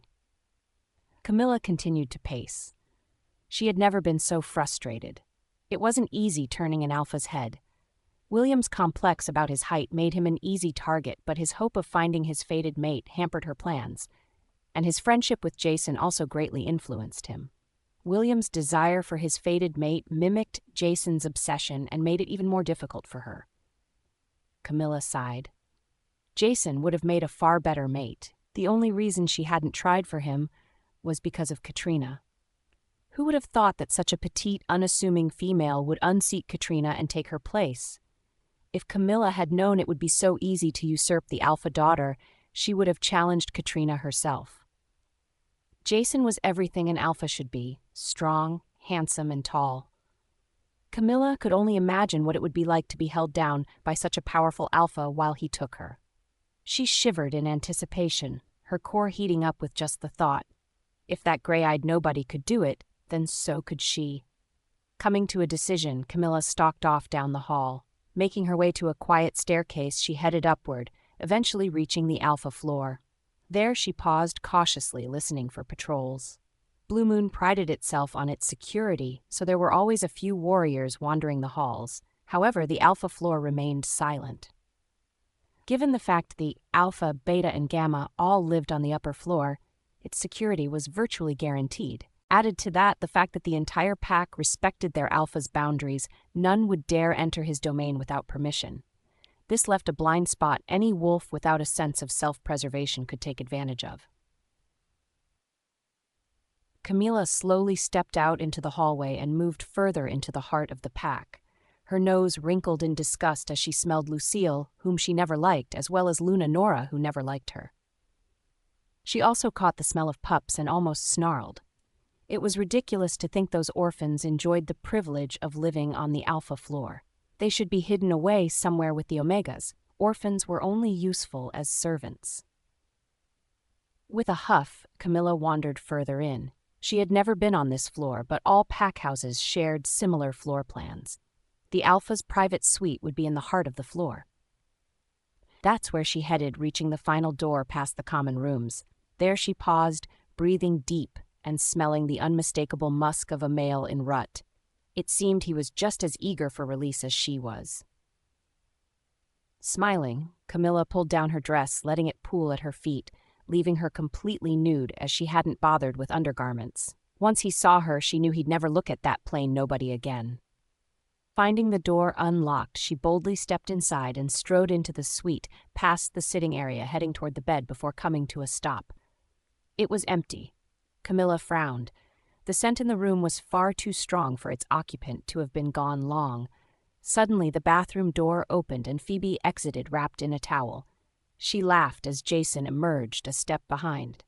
His arm snagged around her waist, and he pulled her back to him, growling as he buried his nose in her neck, nibbling on her marking spot. Phoebe's back arched as she pressed against him. They had only just finished in the shower, and he already wanted more. She chuckled as her gaze suddenly fell on Camilla, and stiffened in surprise. "What is it?" Jason mumbled against her neck, feeling her tense and the smell of her arousal fading. When she didn't answer, he finally looked up as a foreign smell invaded his nostrils. His gaze fell on Camilla, and his eyes suddenly shifted to amber, practically glowing as a snarl ripped out of him. Rushing past Phoebe, he stalked toward the intruding she-wolf who dared interrupt his time with his mate in their private sanctum. Even as his hand gripped her throat, her wildest fantasies flitted through her mind. With a growl, Jason squeezed, cutting off her breath.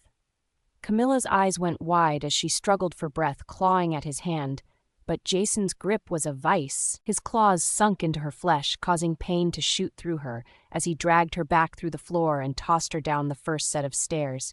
She rolled with a shriek, crumpling at the bottom. She gasped for breath. Tears streaked down her cheeks as pain coursed through her. Hesitantly, she looked up to see him standing over her fur, bristling as he fought his wolf for control. It was clear if his wolf won, she would be ripped to shreds in moments. But why? Alpha? She looked over her shoulder as a warrior arrived, summoned by Phoebe's mind link. It was clear he hadn't been informed the full extent of the situation, given the way he stared at the naked she-wolf at Jason's feet. "Get this thing out of my sight," Jason growled, "and find out how she got into my suite without being stopped." "Yes, Alpha?" The pack warrior seized Camilla's arm and dragged her away. She struggled, casting a pleading look toward Jason, but he had already turned away. His arms were wrapped around Phoebe, who had hurriedly put on a robe before following them. He breathed deep, taking in her scent to calm himself. "Angel, are you all right?" "I'm fine," Phoebe assured him, leaning into his chest. She had been surprised when she realized they weren't alone, but she hadn't been hurt. Jason groaned, trailing kisses down her neck, reaching her mark. Phoebe shivered as tingles shot through her like an electrical current. With a growl, he swept her off her feet and carried her bridal style to their bedroom, kicking the door closed. He set her down on her feet as they reached the bed. Phoebe sighed as he nibbled her ear. She shivered and chuckled but didn't dare move, afraid her body would not respond. "Did I hurt you?" Jason gently pulled her to face him. "No," she smiled. "But next time, maybe warn me." Jason chuckled, kissing her, savoring her soft lips. Before meeting Phoebe, Jason used to roll his eyes whenever Lucille and Ben hunkered themselves into a convenient corner and spent hours kissing and touching each other. But now he understood. When Phoebe was close, he couldn't keep his hands from reaching for her. When she wasn't nearby, he longed for her and often had to fight himself not to go searching for her. If it wasn't for Luke's nagging, he wouldn't get any work done. Her scent was intoxicating and he couldn't get enough. The spicy note to her scent flared, confirming her desire for him, and his chest rumbled with a low growl. "Sorry, Angel," he muttered. He had never wanted to take her like that, like a crazed animal, but there was no denying how satisfying it had been. There was something about claiming her with no semblance of self-control that stirred him and his wolf. Was it? She pulled him close, kissing him. Their tongues twisted around each other, enticing him, but instead of satisfying him, it only stoked his appetite. Phoebe smiled as their lips slowly parted. It was invigorating. "Good," Jason sighed. As long as she hadn't been hurt, then it was all right. Even so, he felt her discomfort through their bond. No doubt she was still recovering and more than a little sore from the rough way he claimed her. "Let me make it up to you." "And how are you going to do that?" "Well," Jason kissed her, "I'll kiss you until it doesn't hurt anymore." "That might take a while. It might take all night." "Jason, what about that she-wolf?" Phoebe sighed. She recalled the intruder well enough, but her mind had difficulty maintaining the thought with how he stimulated her. Jason growled, not wanting to be reminded, but answered her, "I'll talk to William in the morning. He can deal with her." Phoebe nodded. It was shame it had come to that. She had no sympathy for Camilla, but William would be devastated. It was bad enough she tried to force William into marking her, but that she would even dare to seduce Jason, who was happily mated. Not only did the she-wolf have no shame, but she also lacked common sense. "Don't think about her." Jason kissed her before moving lower again slowly, making his way past her navel. Phoebe shivered in anticipation. All other thoughts were quickly left behind. Camilla lay on the cot, shivering. She never realized Blue Moon had a prison. The cells were clean, though sparse. Hers only contained the cot firmly attached to the wall and an Asian-style toilet beside a sink also firmly attached to the silver-lined wall. They left her in the minimum security wing where the interior wall was only bars, allowing her to see down the hall and the empty cells across from her own. The pack warrior hadn't even asked her name before tossing her into the cell without a second thought. Securing the door, he left her without a word or blanket, and her dress was still somewhere on the Alpha's floor. The silver bars as well as the walls prevented her from contacting William, so she was forced to stay put through the long, cold night.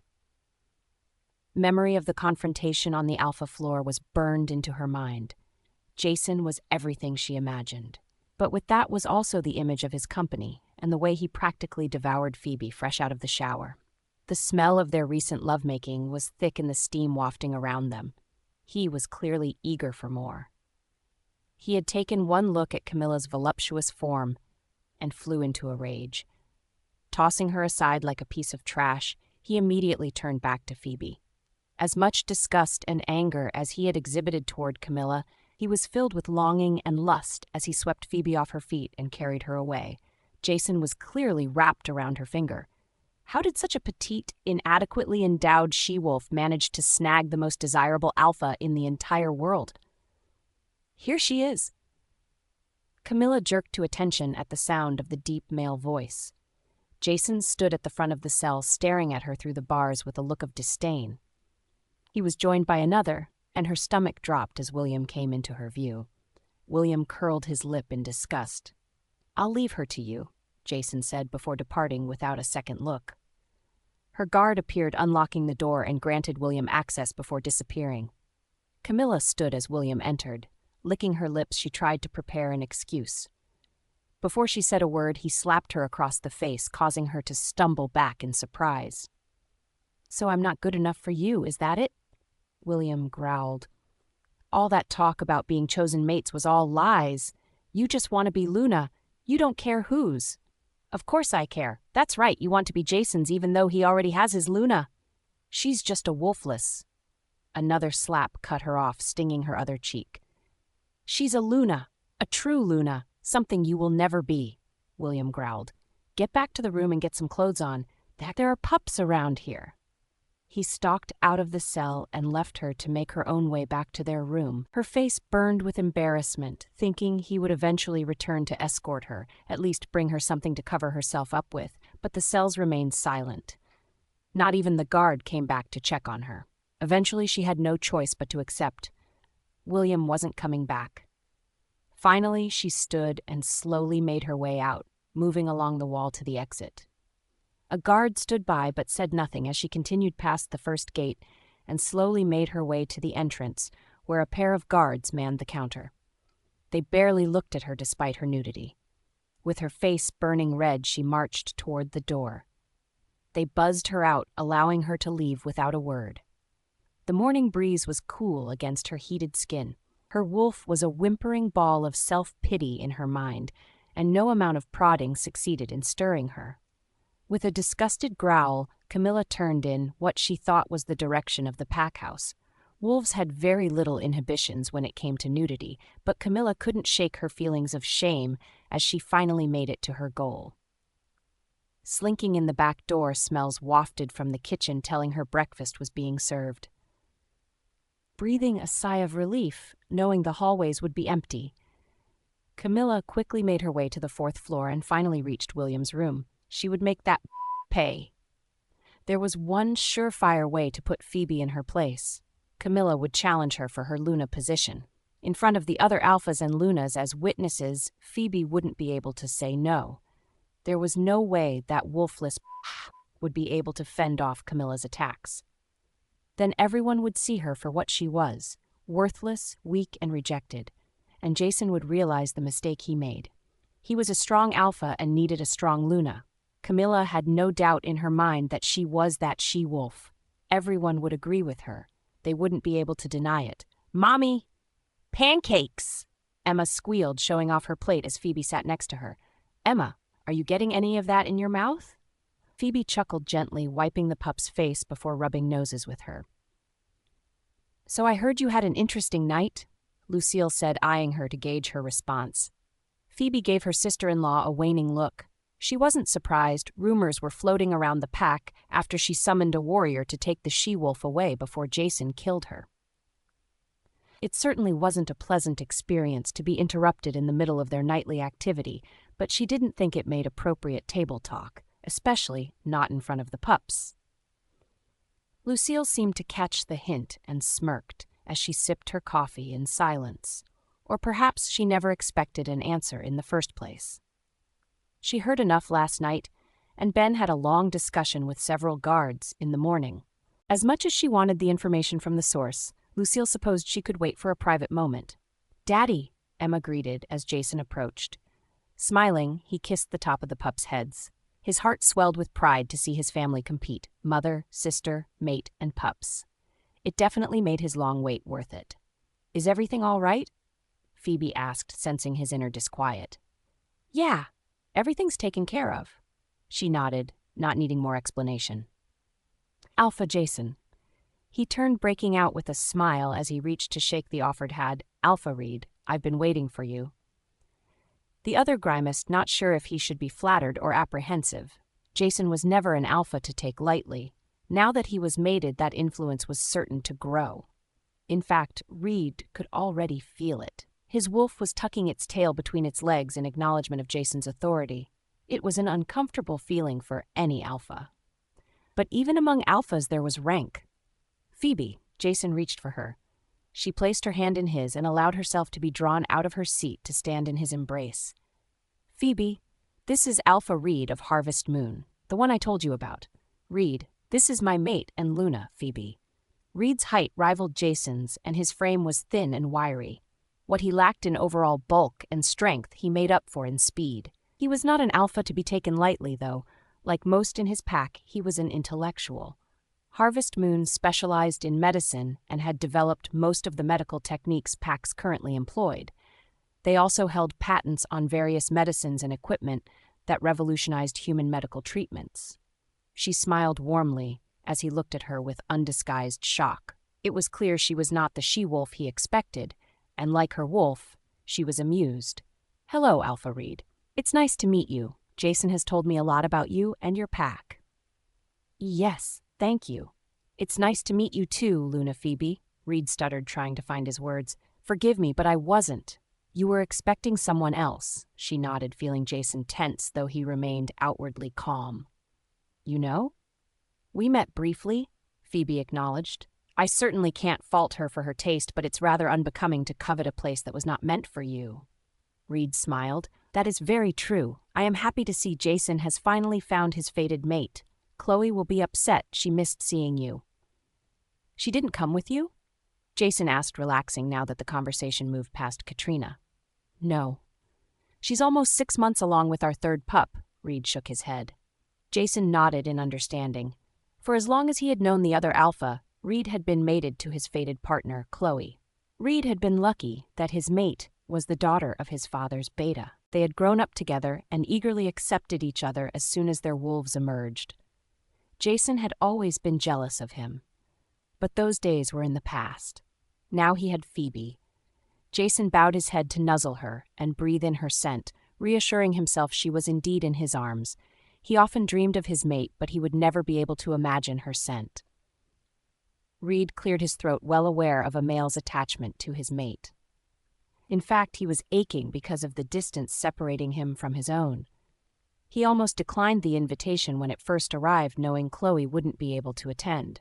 But the invitation had arrived with a request for a private meeting, indicating a business proposal Jason did not want to discuss through open channels.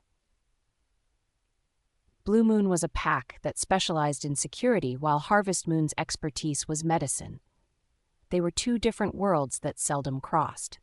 Reed was intrigued by what kind of proposal Jason intended. Chloe urged him to attend without her and at least hear the other alpha out. Jason was a reasonable wolf, and whatever he wanted to discuss was no doubt important. Reed was already glad he decided to attend now that he confirmed Jason found his fated mate. With Phoebe by his side, he would become a major influence among the other alphas, so keeping him and Blue Moon as close allies would benefit Harvest Moon.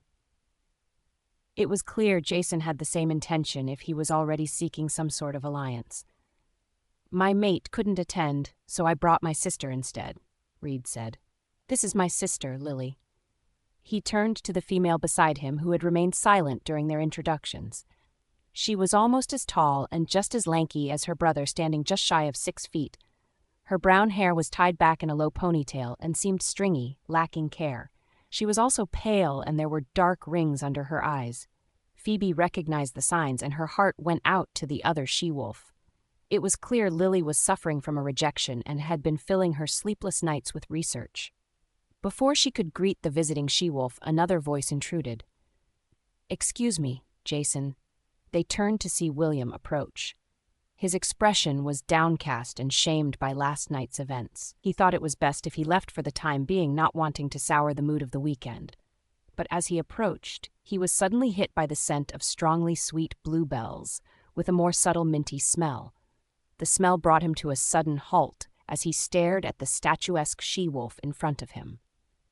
Like the others, Lily had turned at the sound of Male's voice, and now stood transfixed as the scent of sandalwood and clove filled her nose.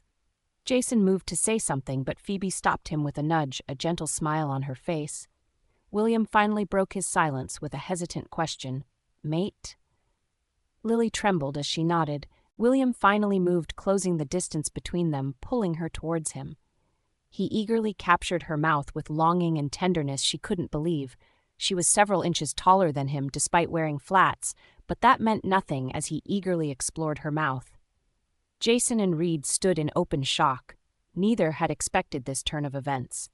Phoebe leaned against Jason, pulling his arms around her. He sensed her contentment and hugged her close. When the pair finally broke their hungry kiss, Phoebe cleared her throat, saying, "Perhaps you two would like to have your breakfast at a quieter table?" She gestured toward a few tables scattered along the wall that offered a little more privacy. The pair merely nodded and made their way to one of them, not taking their eyes off each other. Phoebe bit her lip, trying to contain her mirth, even as she opened a mind link. "Gloria?" "Yes, Luna." "I know you are busy, but I would appreciate if someone could head to Alpha Williams' suite and fumigate it. He just met his fated mate, and I don't think she'd appreciate another female's scent." "Of course, Luna. Leave it to us." Phoebe closed the link as Reed spoke. "Well, this is unexpected, I'll say," Jason seconded. "No, you don't understand. Lily was rejected by her first mate," Phoebe nodded. "How did you?" "Wolves recognize their own." Reed blinked slowly, understanding. "You were also rejected." Phoebe nodded, feeling Jason's embrace tighten. He hated any sort of reference to her first mate, but the memory barely stung now. His love and care overshadowed anything she felt before meeting him. She was far more interested in Lily's story. "Her first mate was one of our warriors," Reed explained.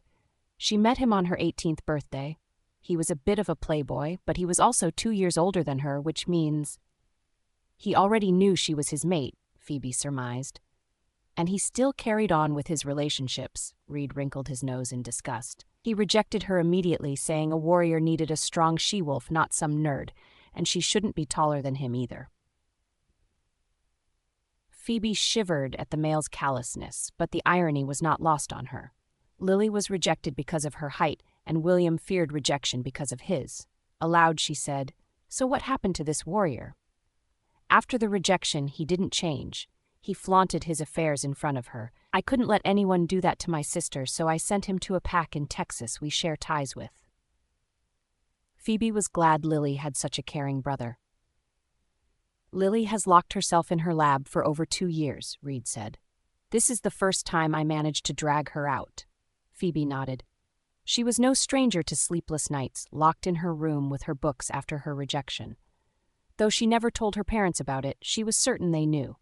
Prior to her rejection, they took most of their meals at the pack house. Afterwards, all their meals were conducted at home.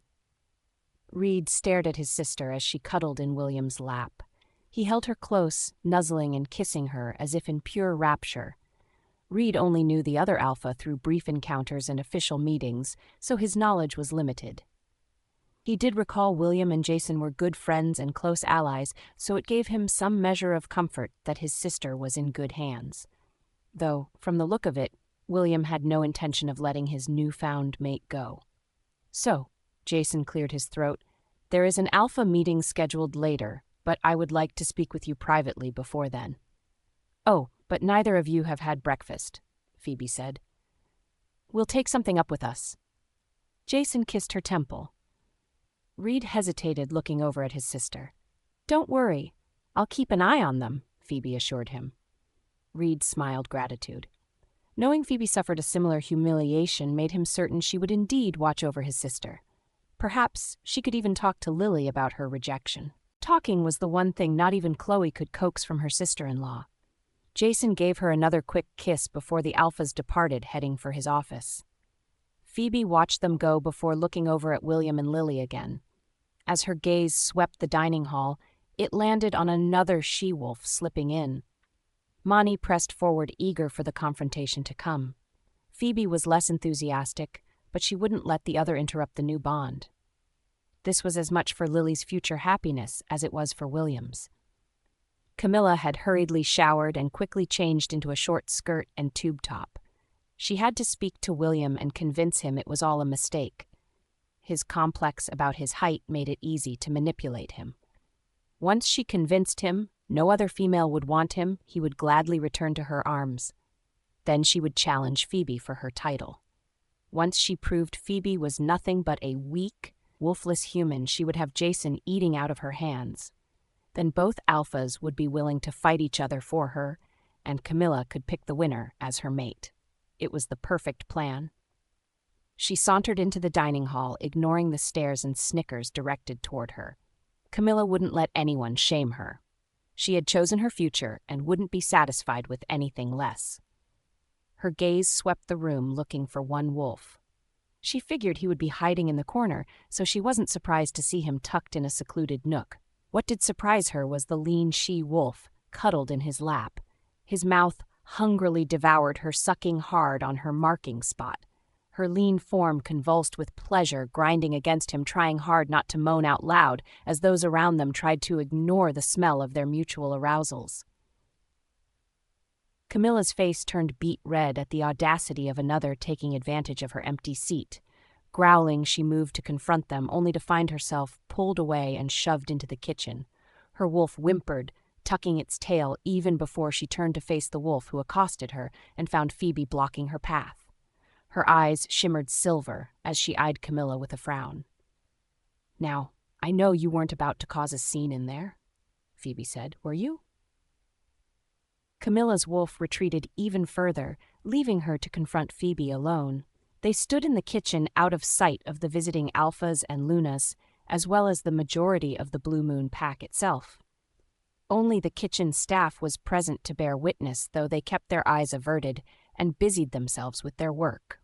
"What business is it of yours?" Camilla sneered, but shivered under Phoebe's steady gaze. "This is my pack, and I will not tolerate anyone disrupting it," Phoebe growled softly. "I also will not tolerate a she-wolf who doesn't know her place." "William, Alpha William to you," Phoebe corrected. "He has found his fated mate. There is no place for you at his side. There never was. You were only ever keeping that place warm for another." Camilla felt her face warm. She wanted to scream, to throw things, but Phoebe's steady, piercing gaze held her in place as her Luna aura made her wolf cower and retreat until Camilla couldn't even sense it. "You really shouldn't be surprised," Phoebe admonished. "You knew this was going to happen from the moment you rejected your own mate." Camilla stiffened. She hadn't told anyone about her fated mate. He had been the pack's gardener and approached her with a bouquet declaring his love and devotion. Camilla had wrinkled her nose in disdain. Fighting her wolf, she rejected him. She knew she deserved better. She deserved to be loved and worshipped like a Luna and pursued William with no second thoughts. When she heard her mate left the pack completely broken, she hadn't shown any emotion or attachment. How did you know that?" "A wolf recognizes its own," Phoebe smiled, but there was no warmth in her expression. "It also recognizes those that offend it. Just as I recognize the rejected, I also recognize their rejectors." Camilla bit her lip. No one had ever called her out on her past actions before. Phoebe's eyes reflected her amusement. "Your fated mate would have worshipped you and treated you like a queen," Phoebe admonished her. "He's here if you care to see him." Camilla felt the blood drain from her face. "He was here? In this pack?" "Don't expect him to be happy to see you," Phoebe cautioned. "He has his second chance mate. She's a nurse and a wonderfully caring she-wolf. They are having their first pup soon." Camilla was shaking. How could this be? He was supposed to pine for her forever while she reveled in the love of the pack as their Luna. Her wolf shuddered at the news. For as long as Camilla had pursued William, it had pined for its mate. "What do I care about that loser?" Camilla scoffed, though she found it difficult to maintain her bravado as her wolf mourned. "Is he the loser?" Phoebe asked. "You're the one who is alone." Camilla wanted to growl, but the weight of Phoebe's aura held her in place. "I've already asked the maids to move your things to a new room on the 3rd floor. It'll be down the east wing. I suggest you stay quiet for the rest of the weekend and think long and hard about where you will go now. I doubt very much you'll be welcome back at Wintermoon, and you won't be tolerated here." With that, Phoebe finally released Camilla from her aura and left the she-wolf to consider her options. There were plenty of alphas, lunas, and betas she could plead to let her join their ranks, though they were all aware of her situation. Still, one might take pity on her. William gave no thought to his hosts or breakfast as he led his mate to a quiet corner. Sitting down, he pulled her into his lap, unable to stand the least bit of distance. She trembled like a leaf as he buried his nose into the nape of her neck, breathing in her rich, earthy scent. Over the years, he had several partners and thought Jason's insistence on saving himself for his mate was naive and unnecessary. But now he finally understood, and he regretted all the time he wasted on those other she-wolves. None of them could compare to the statuesque beauty in his lap. She was not his usual type, being much thinner and lacking curves. She was also quite pale, and his wolf paced the back of his mind, upset. Something was off. Her scent was intoxicating, but it didn't seem healthy. Was she not eating enough? Was she working too hard? Why wasn't she taking better care of herself? Despite his concerns, no she-wolf had ever stirred him like she did. Her scent consumed him. His skin tingled as if with an electrical current. William's mind was buzzing, and his only clear thought was how it would feel to be inside her. His hands slid between her thighs, seeking his ultimate goal. Her scent became richer as her arousal suddenly spiked. With a whimper, she pushed away, overwhelmed, earning a soft growl from him. "Wait," she gasped, trying to regain some control over her body. "What is it, baby?" William spoke in a husky whisper, trying to catch his own breath. I don't even know you," she stuttered, though her wolf grumbled, wanting his mouth on them again. William chuckled. Perhaps he did get rather carried away. "I'm the alpha of Winter Moon." "You're an alpha," she bit her lip, "and you're not disappointed in me?" "Why would I be disappointed?" William scoffed. "You are beautiful. Tell me your name." "Lily." William pulled her close, nuzzling her. "Beautiful, so beautiful, my beautiful Lily. Shall we go somewhere more private?" "Where?"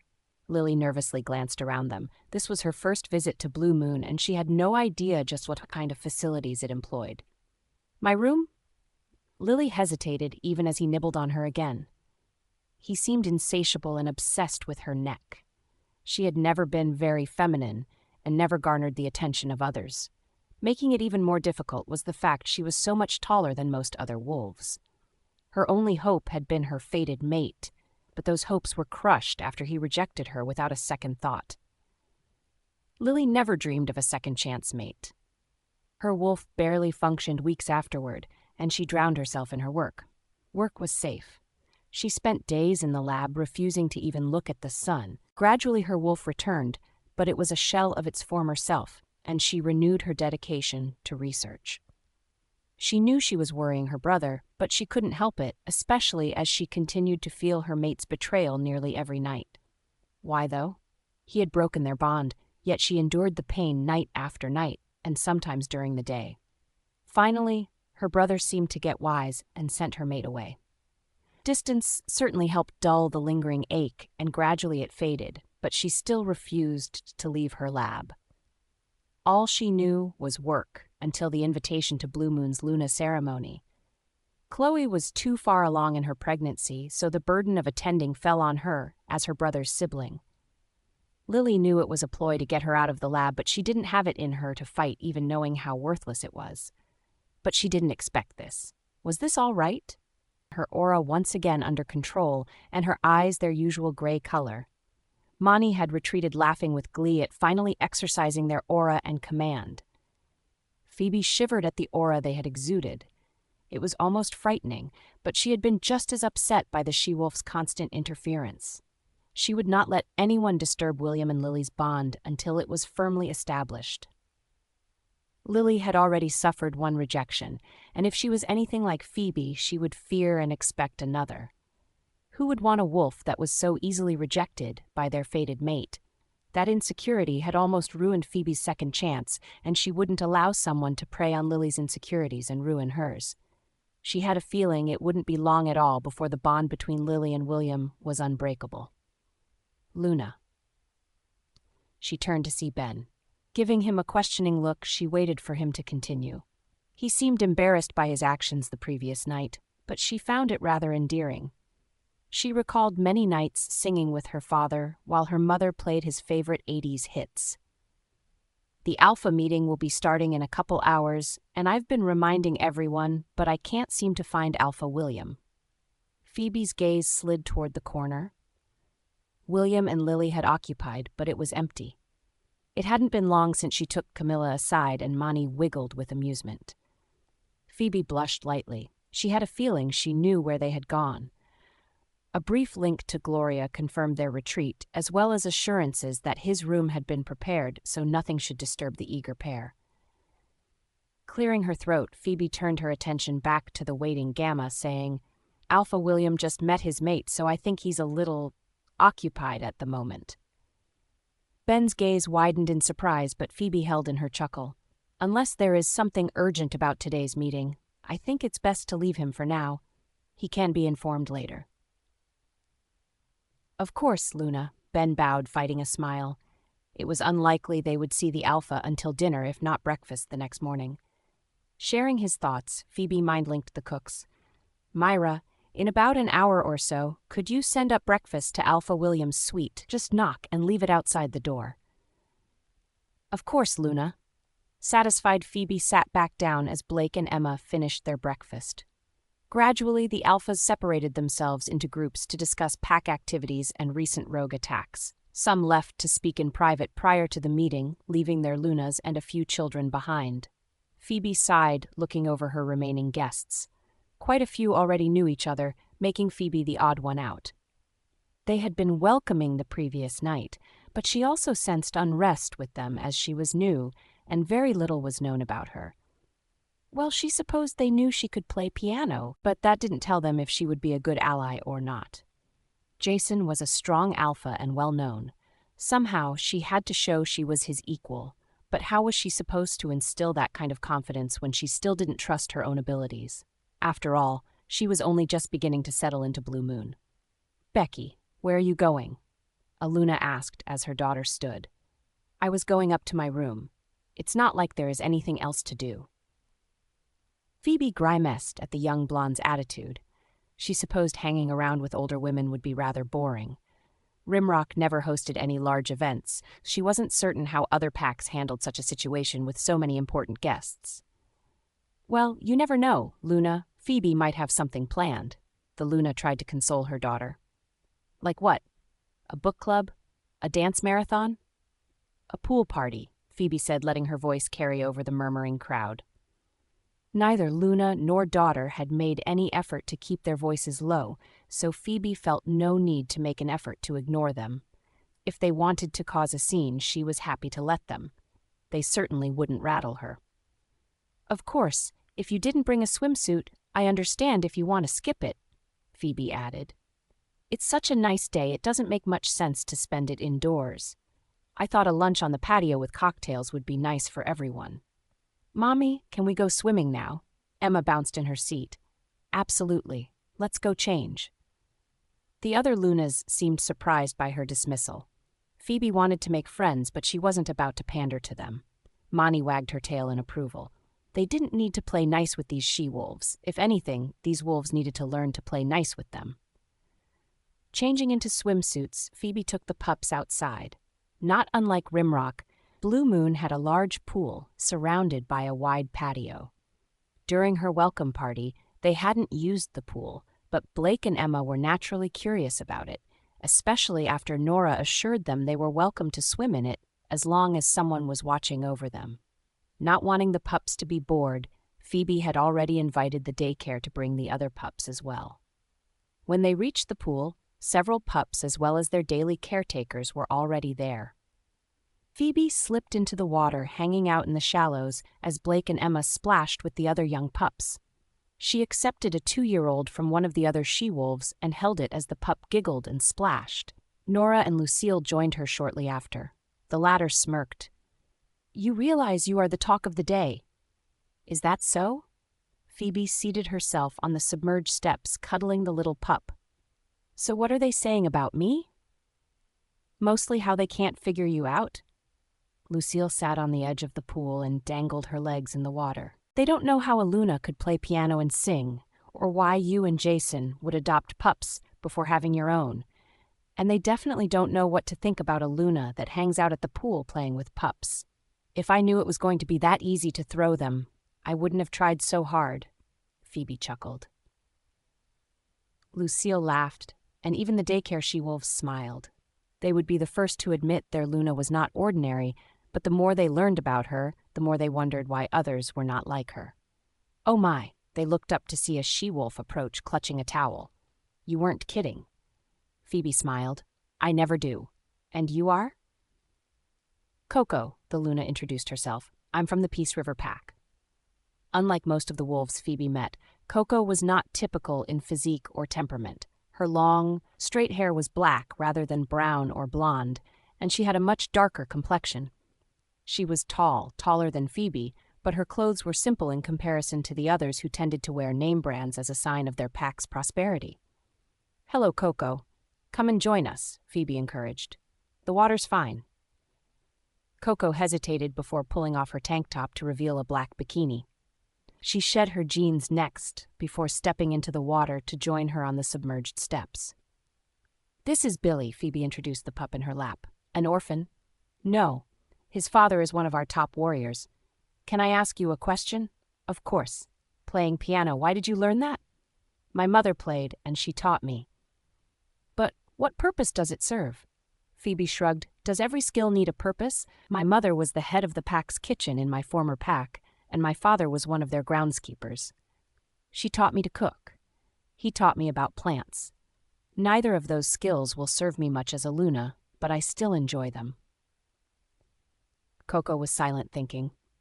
"Because I know how to cook, I know the effort that goes into making meals for so many, so when I thank our kitchen staff for their efforts, they know I'm being sincere," Phoebe continued.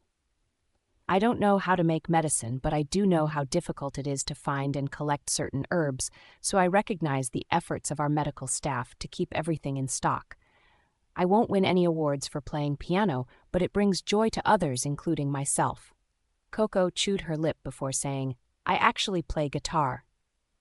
"You two should play a duet tonight," Lucille chirped. "Well, I've never played for anyone but my grandfather. He's the one who taught me," Coco said, blushing. "All the more reason to show it off," Lucille encouraged. She was for anything that would continue to confound the other Lunas. "I'm sure we could find a guitar." "Yeah, Hawk, I'll think about it," Coco said, unused to anyone taking an interest in her talents. Most only cared about her combat skills and negotiating abilities. "So tell me about your pack," Phoebe prompted. "Well, we specialize in growing herbs." They chatted comfortably, and eventually other Lunas, Betas, and their children made their way out. The younger wolves immediately took to the water, joining the older pups from Blue Moon.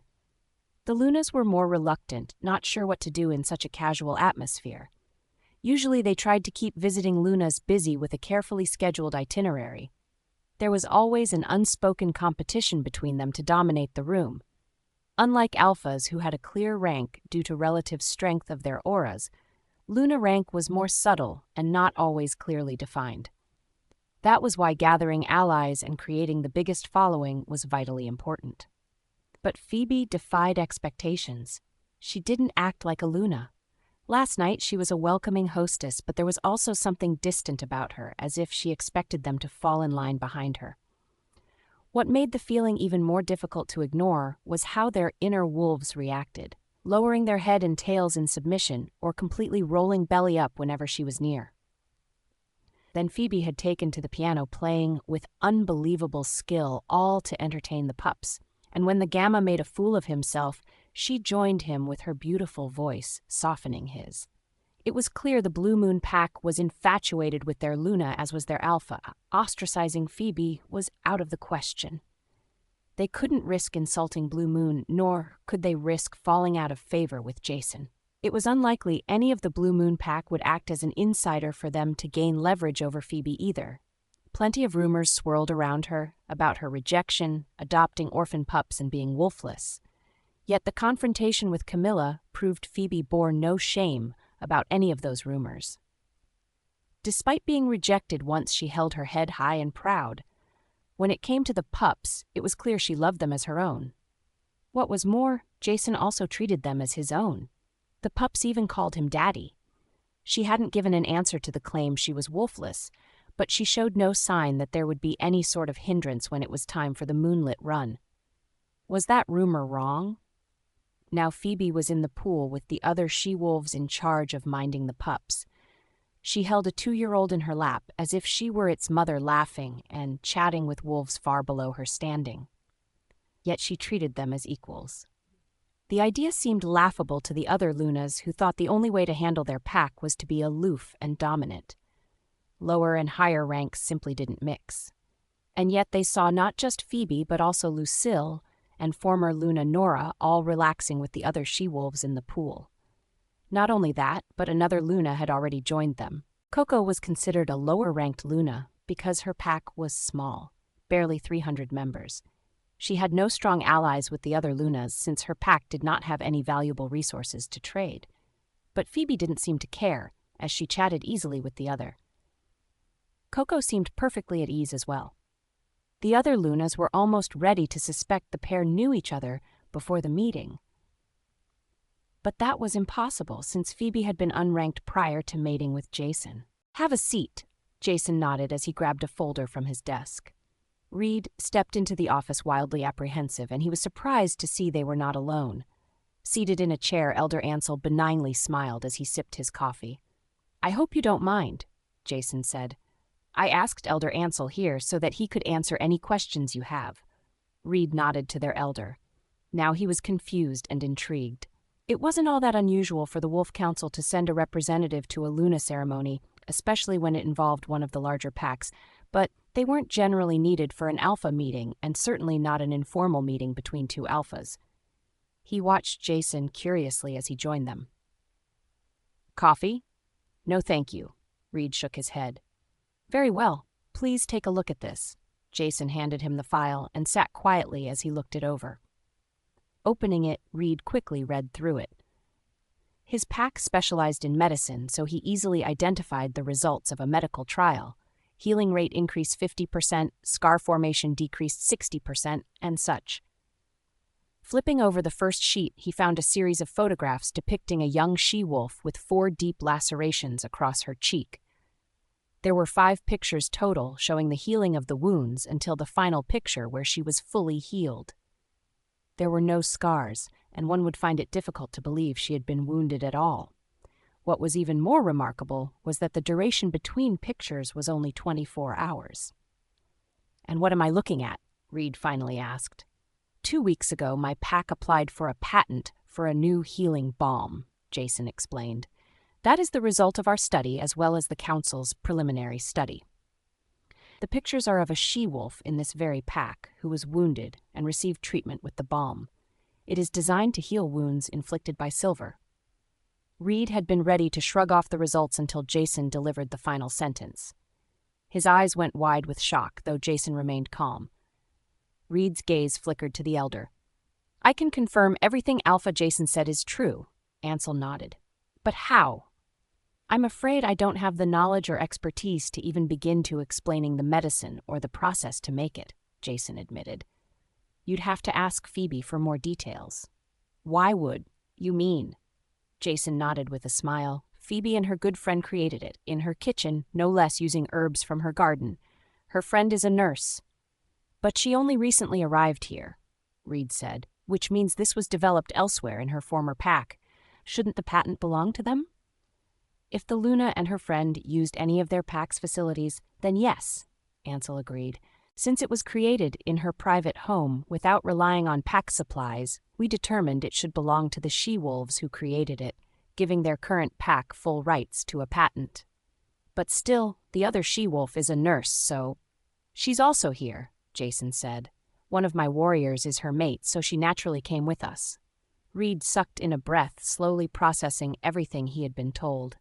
2 she-wolves, working independently, had managed to create a medicine to heal silver wounds, a feat hundreds had tried and failed to do. It sounded like a fairy tale, but with the elder present, he had to conclude it was the truth. One of those she-wolves was the destined Luna of one of the largest, most influential packs in the entire world. Why would they ever attempt such an enterprise? Reed wondered out loud. "I don't suppose there's any harm in revealing details," Jason replied. "The Luna of their former pack liked to paint her nails with silver. She also liked to turn her claws on pack members if she was displeased." Reed stiffened. Silver was deadly to werewolves, which made it an effective ploy against rogues. She-wolves were generally weaker than males, but also faster. A quick strike with silver was not the most ludicrous idea for an attack technique. But actually painting their nails with the deadly substance was a new technique most shunned because of the risk of harming allies or themselves with exposure. The thought a Luna, of all wolves, would employ it so readily and harm pack members without a thought was unbelievable. "I see," Reed nodded. It would certainly give anyone, especially a Luna, motivation for a cure. As you know, my pack specializes in security, Jason said. We now own the patent to this medicine, but we lack the facilities and infrastructure to manufacture and distribute it effectively. Reed settled in his seat, understanding Jason's meaning. Blue Moon would never be able to manufacture enough medicine to benefit more than his own pack, and maybe one or two others. If the medicine was going to benefit the werewolf community as a whole, Blue Moon would have to build the proper facilities or partner with a pack already possessing such facilities.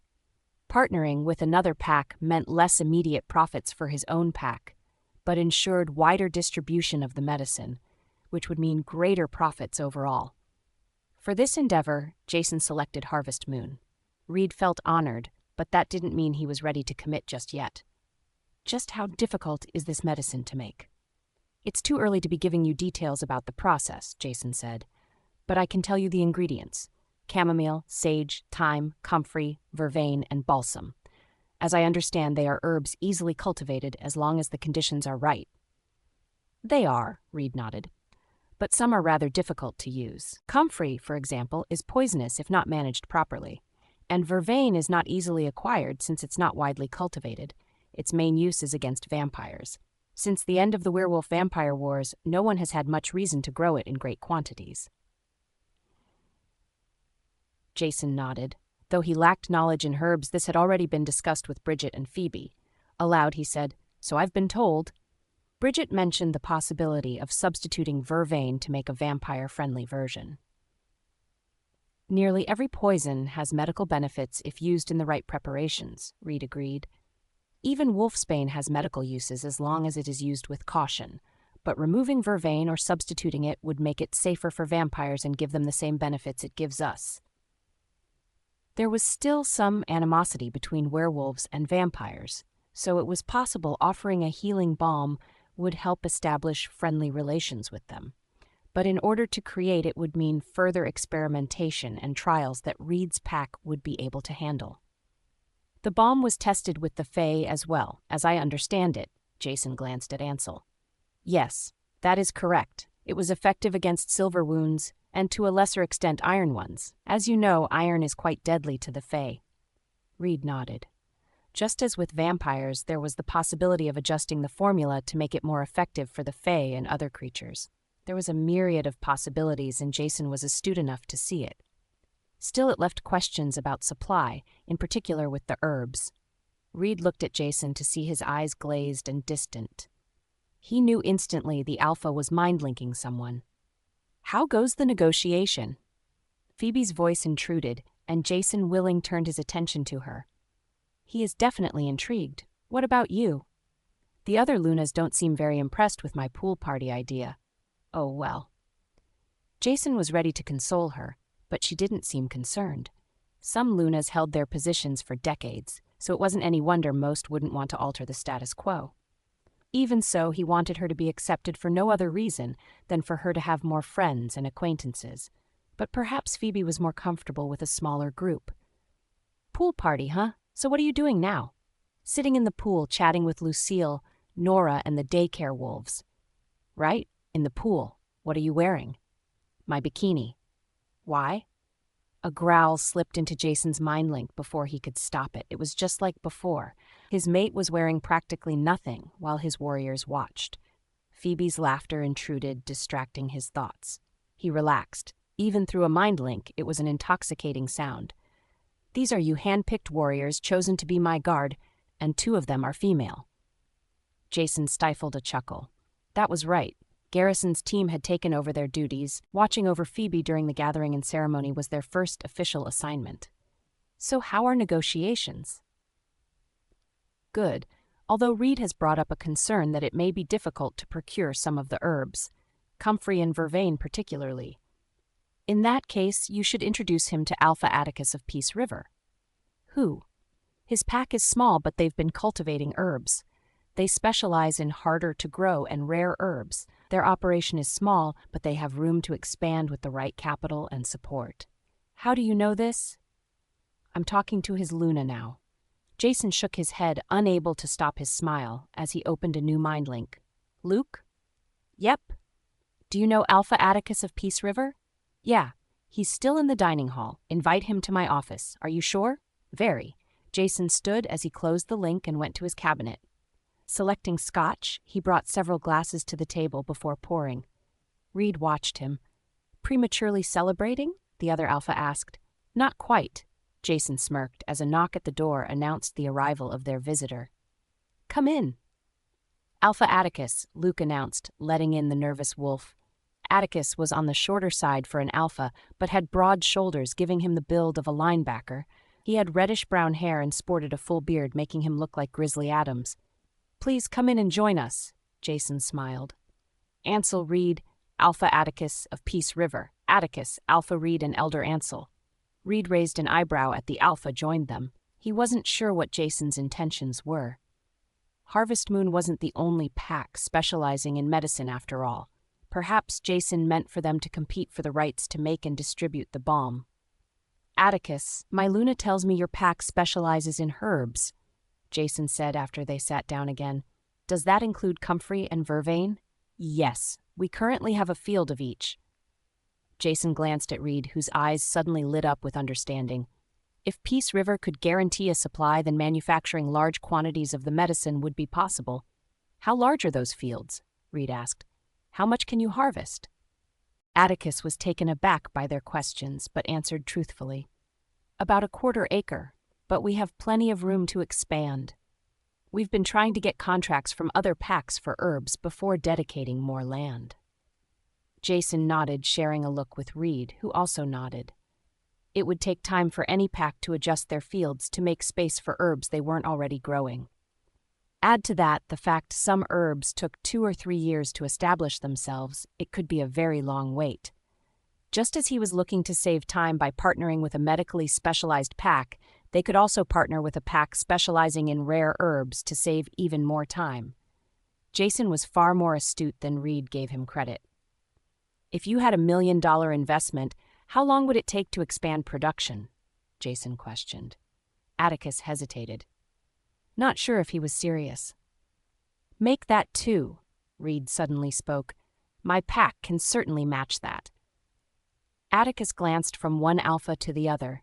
Never in a million years did he think he'd be this close to either, let alone sitting in the middle of a negotiation. His pack was only 400, and compared to Blue Moon or Harvest Moon, that was nothing.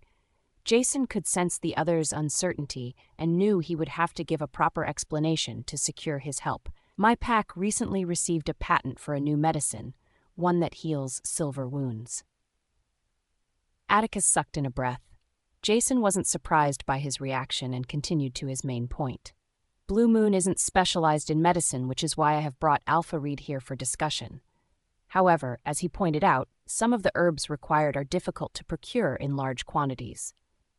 Atticus's eye lit up as he finally realized why he had been asked to join this discussion. Finally he said, You need comfrey and vervain. Jason nodded. With the kind of investment you are proposing, we could easily expand the fields at least 3-fold or more. And you can guarantee supply and quality? Once the fields are established? Yes. And how much will it cost to expand even more? Jason asked. Atticus hesitated. Spying the drinks on the table, he snagged one and drank deeply to settle his nerves before he made his next proposal. We can offer a discount, in exchange for a share of profits. Atticus held his breath as he waited for their reaction.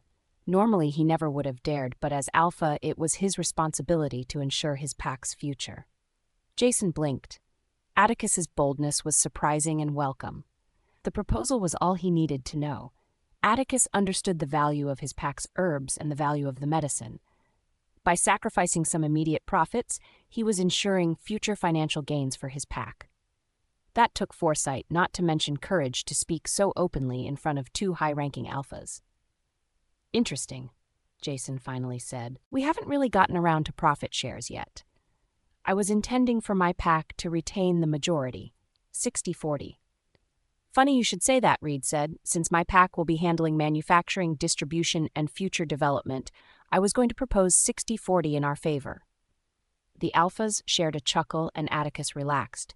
It seemed his proposal didn't offend either of them. What was more, they were taking it seriously. Enjoying a good-natured laugh, they settled in for a serious discussion. In truth, Jason wasn't terribly concerned with his pack's profit share, as long as Bridget and Phoebe received fair compensation at the creators. Future generations of werewolves would learn that the most revolutionary medicine in history was invented by a pair of remarkable she-wolves. For their part, Reed and Atticus not only wanted to ensure their packs were properly compensated, but also friendly terms for the future.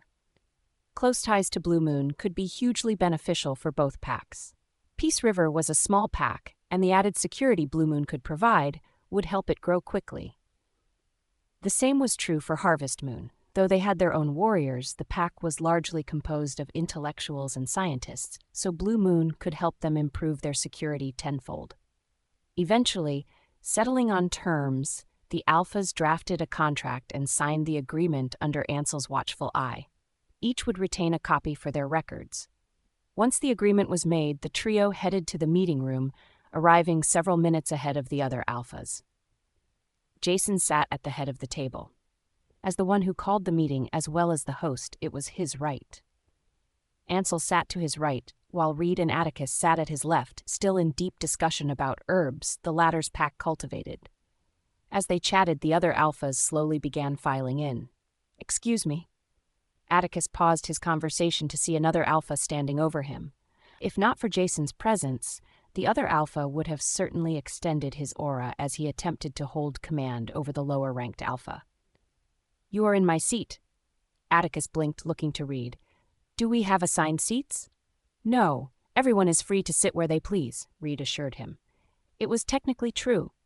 Alpha meetings were considered informal gatherings to trade information and work cooperatively. Aside from the host who always sat at the head of the table, there were no assigned seats. Every Alpha was meant to be equal, theoretically. In actual practice, there had been an unspoken tradition of higher-ranked Alphas sitting near the head of the table and lower-ranked Alphas sitting at the other end, sometimes standing if there were not enough chairs. If not for their earlier discussion, Atticus would never have even considered sitting anywhere near Reed or Jason. The other Alpha looked to Jason for support, but the latter merely said, "Sit in any of the open chairs. I know we're all eager to get back to our Lunas, so let's make this as brief as possible." Stifling a growl, the Alpha snagged another chair. Since he had taken so much time accosting Atticus, it was further down the table than he was used to, as others were already taken. Some of the lower-ranked Alphas were emboldened by Atticus standing up to other and took seats closer than usual. Once they were all seated, Jason stood. "Now, I know we've all been experiencing an increase in rogue attacks. Is there anything anyone would like to add or suggest solutions?" "I don't know what it's like further south," an Alpha from Manitoba said, "but in the north the attacks are much more vicious, especially during the fall and winter when food is scarce." "How is your pack situated?" Jason asked. "Casualties?" "We're only 300. We've lost 5 since last fall." Jason nodded. Smaller packs always suffered more when it came to rogue attacks, as they lacked the members to sufficiently repel them. Aloud he said, "I've already agreed to send a team to Peace River at Atticus's request. If you like, I can organize another to send to you." The Alpha hesitated, then said, "We would appreciate any aid you're willing to spare." "Of course," Jason readily agreed. "I'll send a team back with you. They can help assess the threat as well as improve security. When winter comes, I'll send warriors based on their assessment to help manage attacks." The other Alphas murmured amongst themselves. Blue Moon's strength was well known. It was not an exaggeration to say one Blue Moon warrior was worth 10 from another pack. But even more surprising was Jason's willingness to send out his warriors to help secure other packs, especially as he hadn't suggested compensation. Most Alphas would only concern themselves with their own pack security, and if they did entertain the idea of assisting, some form of financial compensation would be required, but Jason seemed wholly unconcerned. "I know subduing rogue attacks can be more difficult for smaller packs," Jason continued. "That is why sharing information and cooperating is so important. As some of you may know, my pack has been doing a detailed study of rogues and their movements. We have determined that rogues tend to set up a territory usually near the borders of a pack. We are still determining why, but that means paying attention to rogue sightings and monitoring their numbers is a good indicator at the danger level they present to a pack. I encourage everyone to meet with their neighbors regularly and organize patrols of their shared borders and share information with each other. If you have any questions or need assistance, don't hesitate to ask me. I'll happily organize a team to help assess your pack's security, determine threat levels, train your warriors, and of course help repel attacks. He looked around the room, gauging each alpha's reaction. Jason noted those who looked agitated or worried and reminded himself to speak with them later. If they didn't want to speak in front of the group, perhaps they would be more comfortable one-on-one. And now, I would like to make an important announcement, Jason said. I'm sure several of you have noticed, Elder Ansel. My pack recently applied for a patent on a new medicine and was approved. The medicine is specially formulated to treat and heal wounds inflicted by silver. An audible gasp went through the collected alphas. They seemed to be in a state of shock and disbelief and looked to the elder, who simply nodded. It was all true. Since my pack doesn't specialize in medicine, we will be partnering with Alpha Reed and Harvest Moon, as well as Alpha Atticus of Peace River, who will be providing the herbs and facilities to manufacture and distribute the medicine, Jason continued. Harvest Moon, I assume, will be running their own trials and making test batches to ensure quality. I encourage anyone interested to get with Alpha Reed to discuss price as well as time frame for orders. Reed nodded in agreement with everything Jason said. As the medicine was new to them, his pack would have to experiment with making large batches and ensure quality.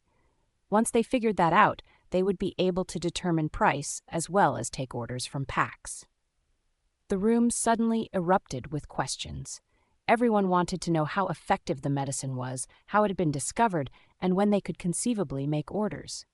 After millennia, all were eager to overcome one of their greatest weaknesses. Jason allowed Elder Ansel to answer most of the questions, as the council was the one in charge of the initial trials.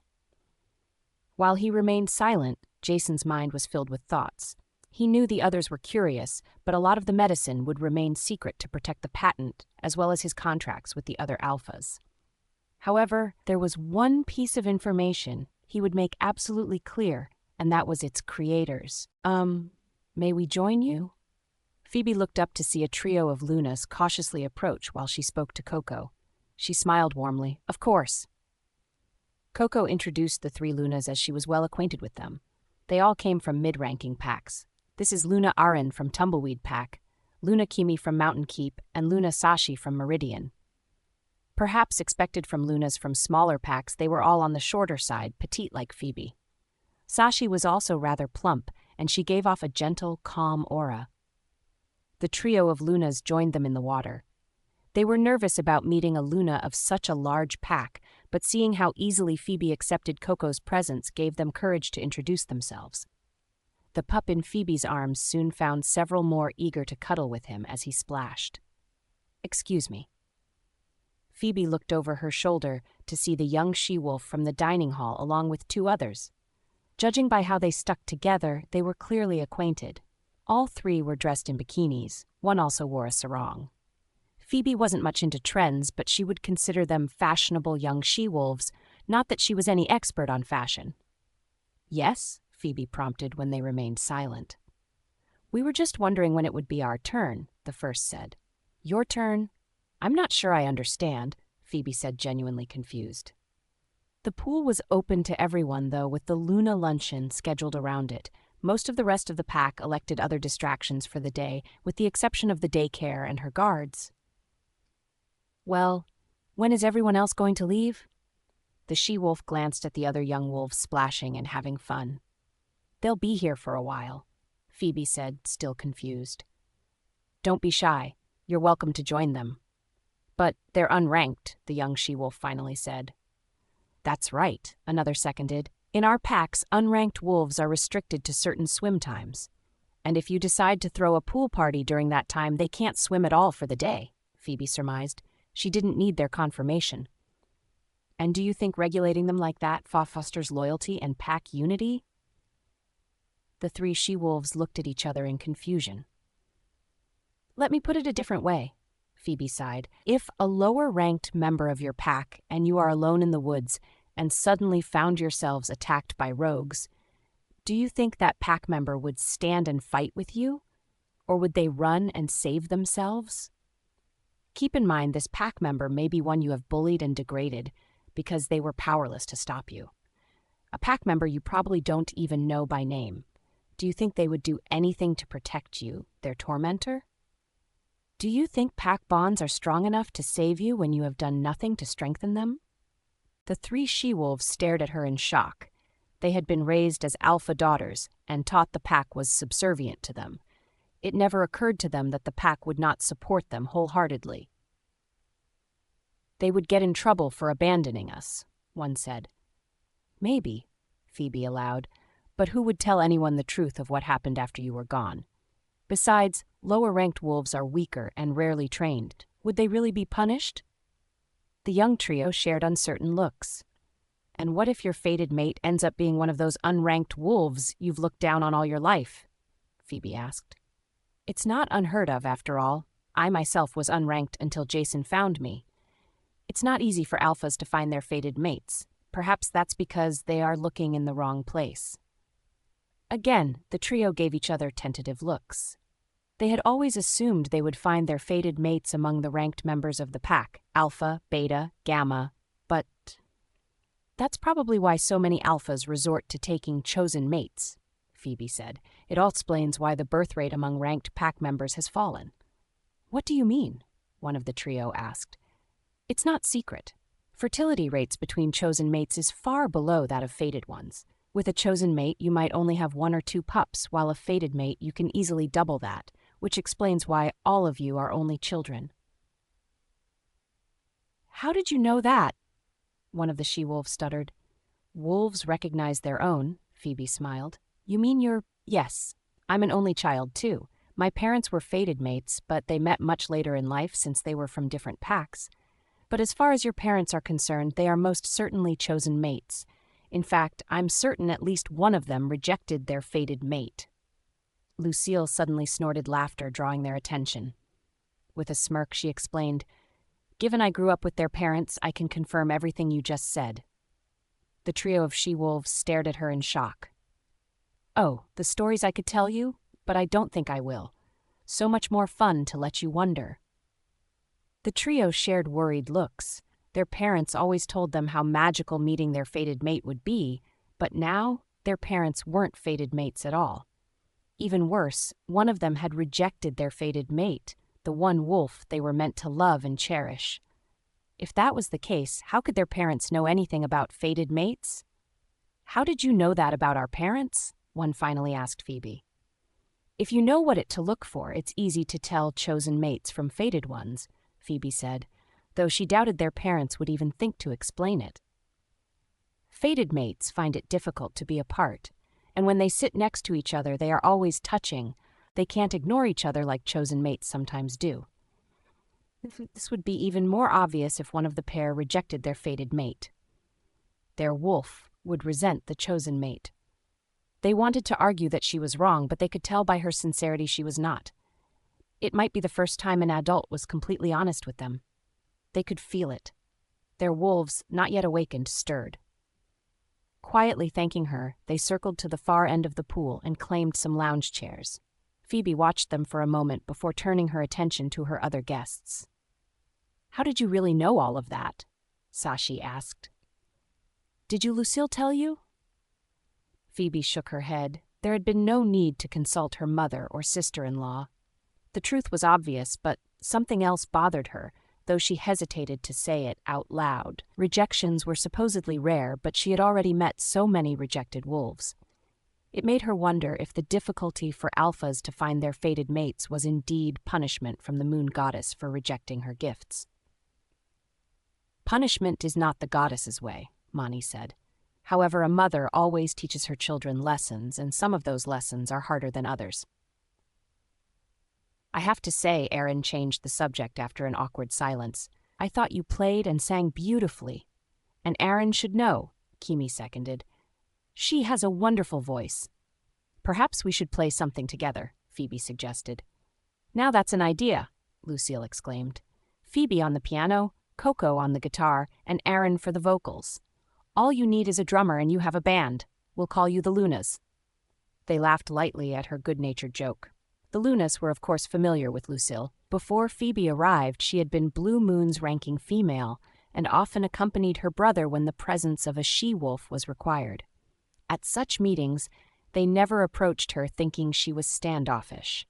Now they realized her attitude was because she didn't want to deal with the other high-ranking she-wolves. "Sounds like everyone is having fun," a deep voice interrupted.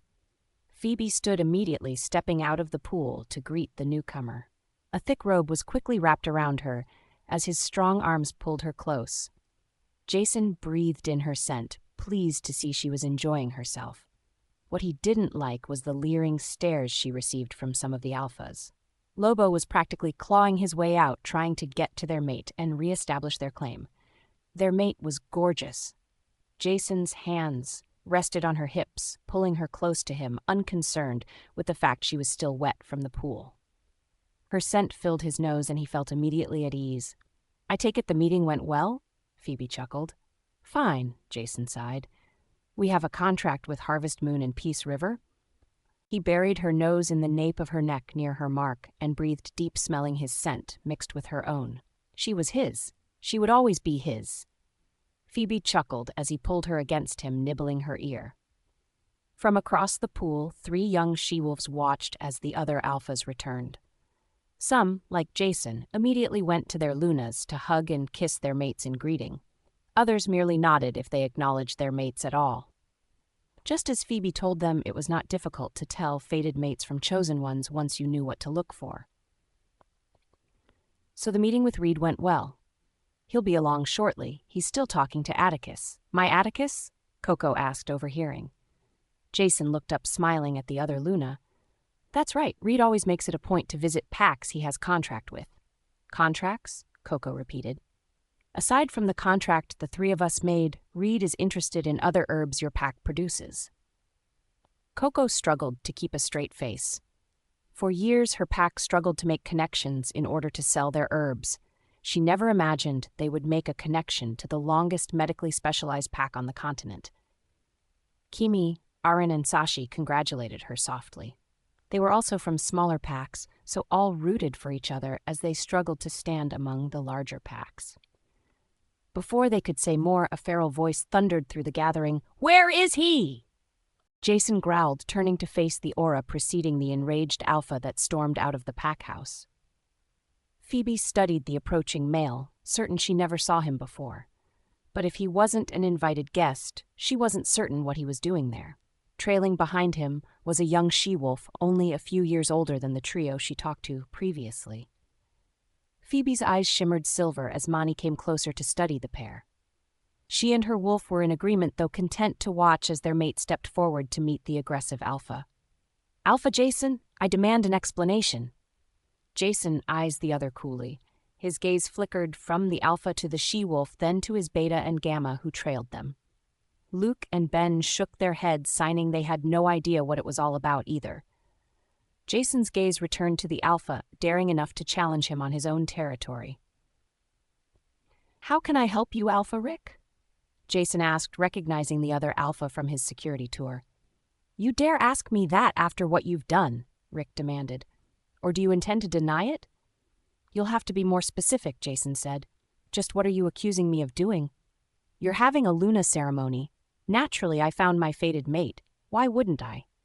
"Found your fated, and you dare deny it wasn't my daughter?" Rick growled. "Are you really going to deny the pup she's carrying isn't yours?" The announcement caused a stir among the Lunas, who were staring at Phoebe with envious eyes moments ago. For years, Jason had shrugged off the advances of other she-wolves. Now he claimed to finally have found his mate, but was that even the truth? Jason growled, his eyes swirling as Lobo pressed to the surface.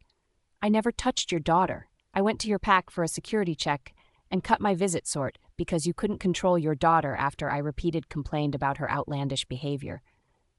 "You dare accuse my daughter of trying to seduce you?" Rick stuttered.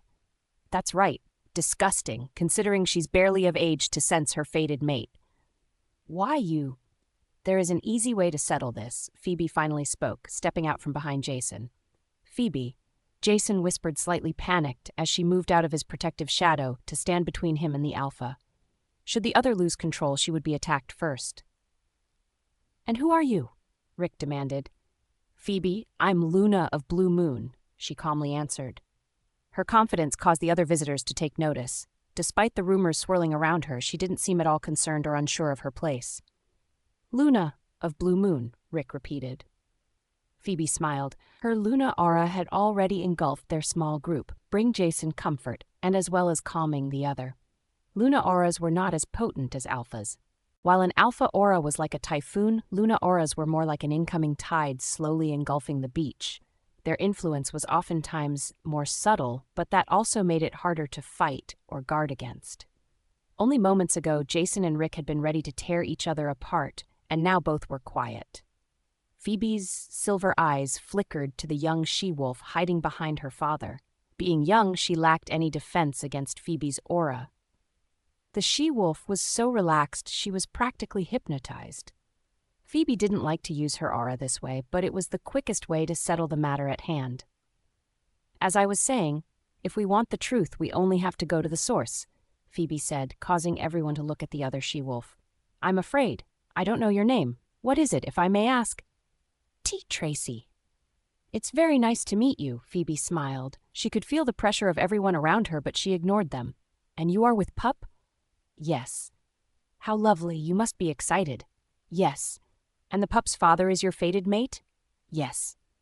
"What is your mate's name?" "Derek." A collective gasp went through the onlookers as Phoebe withdrew her aura. Her eyes returned to their normal gray.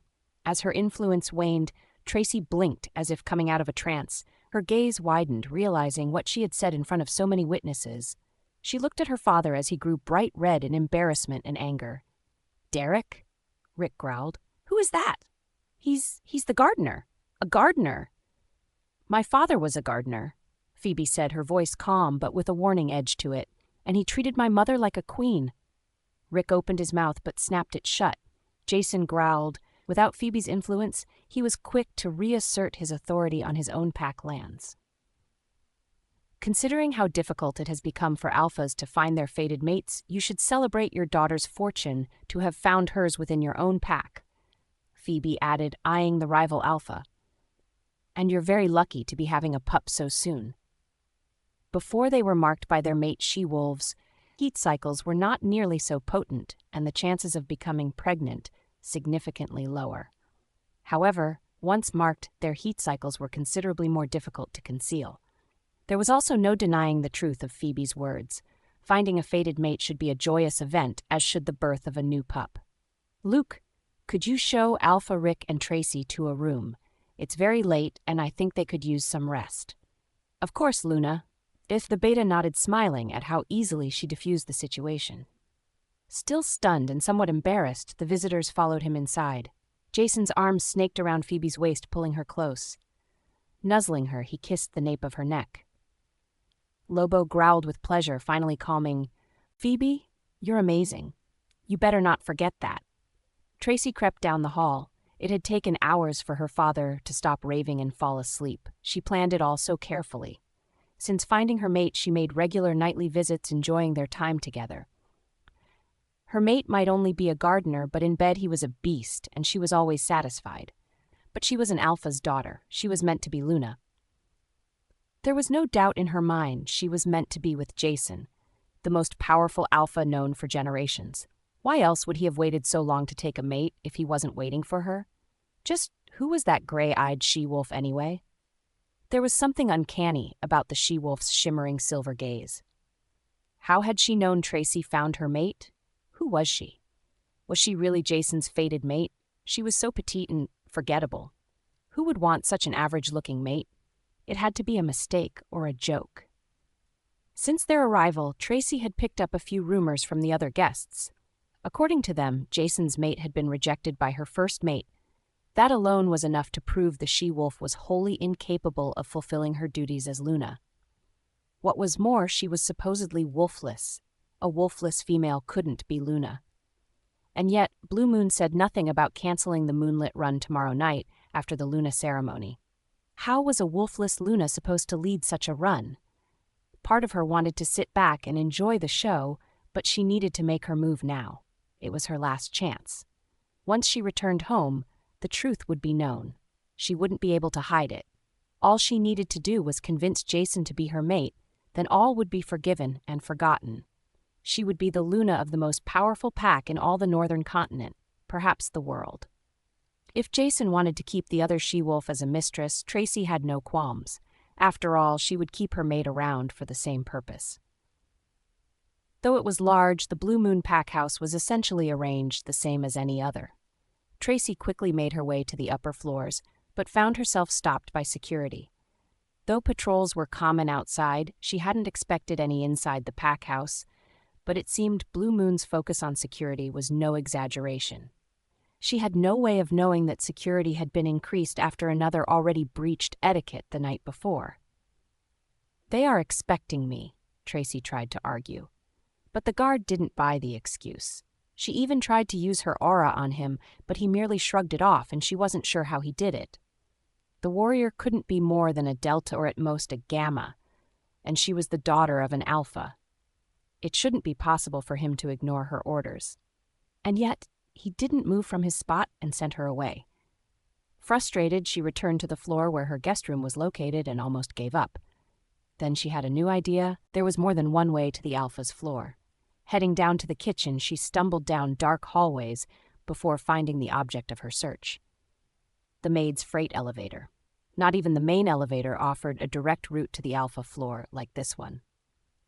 The elevator opened into a narrow, dark hallway. It would have been impossible for her to make her way to the main part of the floor without her wolf's enhanced vision, but eventually she arrived at the suite of rooms in the heart of the pack house. Her wolf whimpered, begging to go back to their mate, but she shoved its protests aside.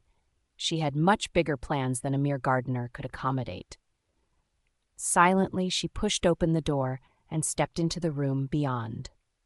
Tracy made her way to the bed, where she could just make out a form sleeping in the center of the bed. She almost laughed out loud. Of course Jason would be sleeping alone. There was no way he would allow that skinny she-wolf share his bed. Tracy eagerly slipped into bed beside her dream alpha. Scooting closer, she pressed herself against him, reaching around, her hands eager to feel his muscled body. Instead, she grasped a soft, malleable breast. "I think you were expecting someone else," a gentle voice said. Startled, Tracy scooted backward and tumbled out of the bed to the floor. Her sudden surprise drew her wolf closer, aiding her sight in the dim room, as Phoebe sat up, clutching the comforter close to cover her nudity as she studied the she-wolf with a sigh. It was the second time in as many days a female obsessed with her mate intruded in what was supposed to be their private sanctuary, despite the increase in security measures. "What are you doing here?" Tracy demanded. "This is my room," Phoebe answered. "Where else would I sleep? Shouldn't I be asking you that, although I think I already know the answer?" Tracy moved to reply, but snapped her mouth closed again. What could she say? Phoebe studied the she-wolf with a look of pity, but such behavior couldn't be tolerated. Her eyes shimmered silver as Mani woke from her slumber. As their spirits synced, Phoebe's voice took a richer, huskier tone. "Do you have any idea what you are doing to your mate? He will feel every moment of your betrayal as pain rips through him, shattering his soul into a million pieces. Is that what you want?" "Nobody asked you?" Tracy sneered, feeling her face warm with embarrassment.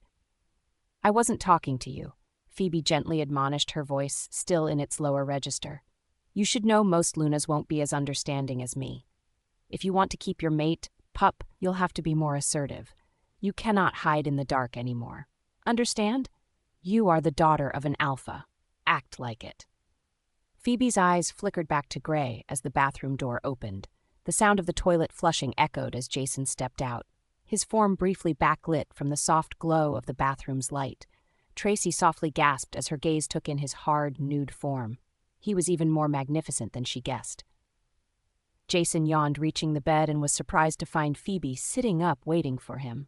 Sliding beside her, his arms immediately engulfed her as he buried his nose into the nape of her neck, kissing her loudly.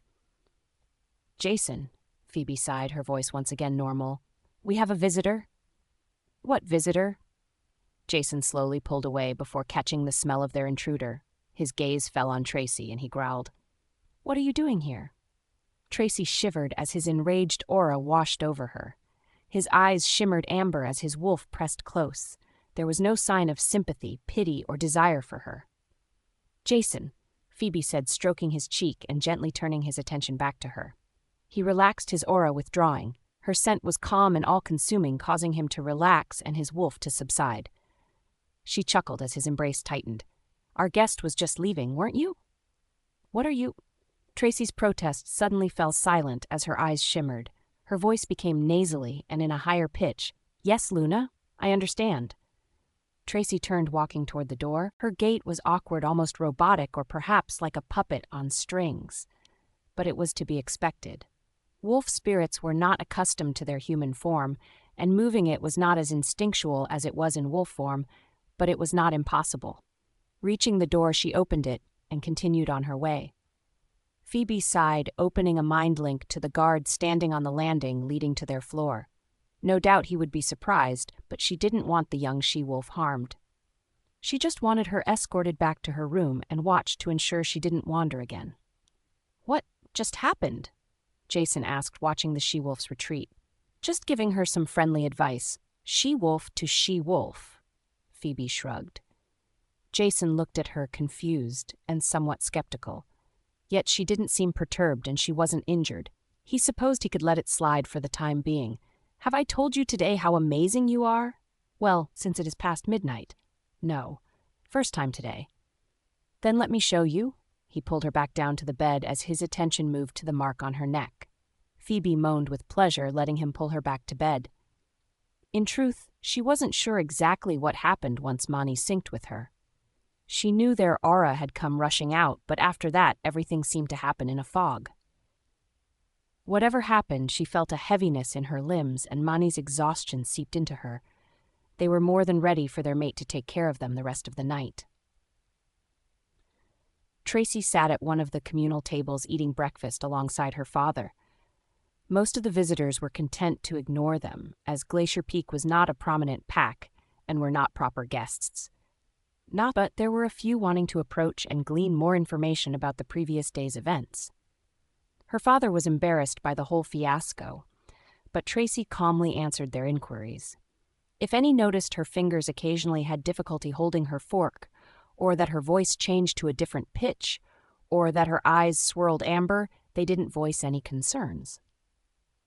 Most were more curious whether she intended to accuse Jason of other infidelities, but Tracy only expressed her desire to return home to her mate, much to their disappointment. Mindless chatter ceased when Phoebe entered the dining hall with the orphan pair she called her own. Blake and Emma danced around her, perfectly happy and content, as they made their way to the buffet-style breakfast spread. Phoebe chuckled as she loaded their plates according to the pair's cravings. None seemed to notice, or at least pretended not to notice, their audience. Emma turned suddenly, exclaiming, "Daddy!" Jason entered the dining hall, chatting with Luke about the border patrols, unperturbed with the Alphas and Lunas watching his every move. They undoubtedly had several questions after the incident at the pool, but as long as Phoebe was unconcerned and their bond undamaged, he didn't really care. Emma's sudden exclamation caught everyone's attention as she rushed toward Jason with her arms outstretched. He scooped her up without hesitation. With a laugh, he tossed her up and caught her before blowing raspberries against her cheek. Emma shrieked with giggles, wrapping her arms around him as he nuzzled her. Luke chuckled. After so many years of dealing with Jason's often reserved nature, it was still strange to see him acting like a loving father. Jason had always been fair but stern. Now he was far more easygoing and relaxed.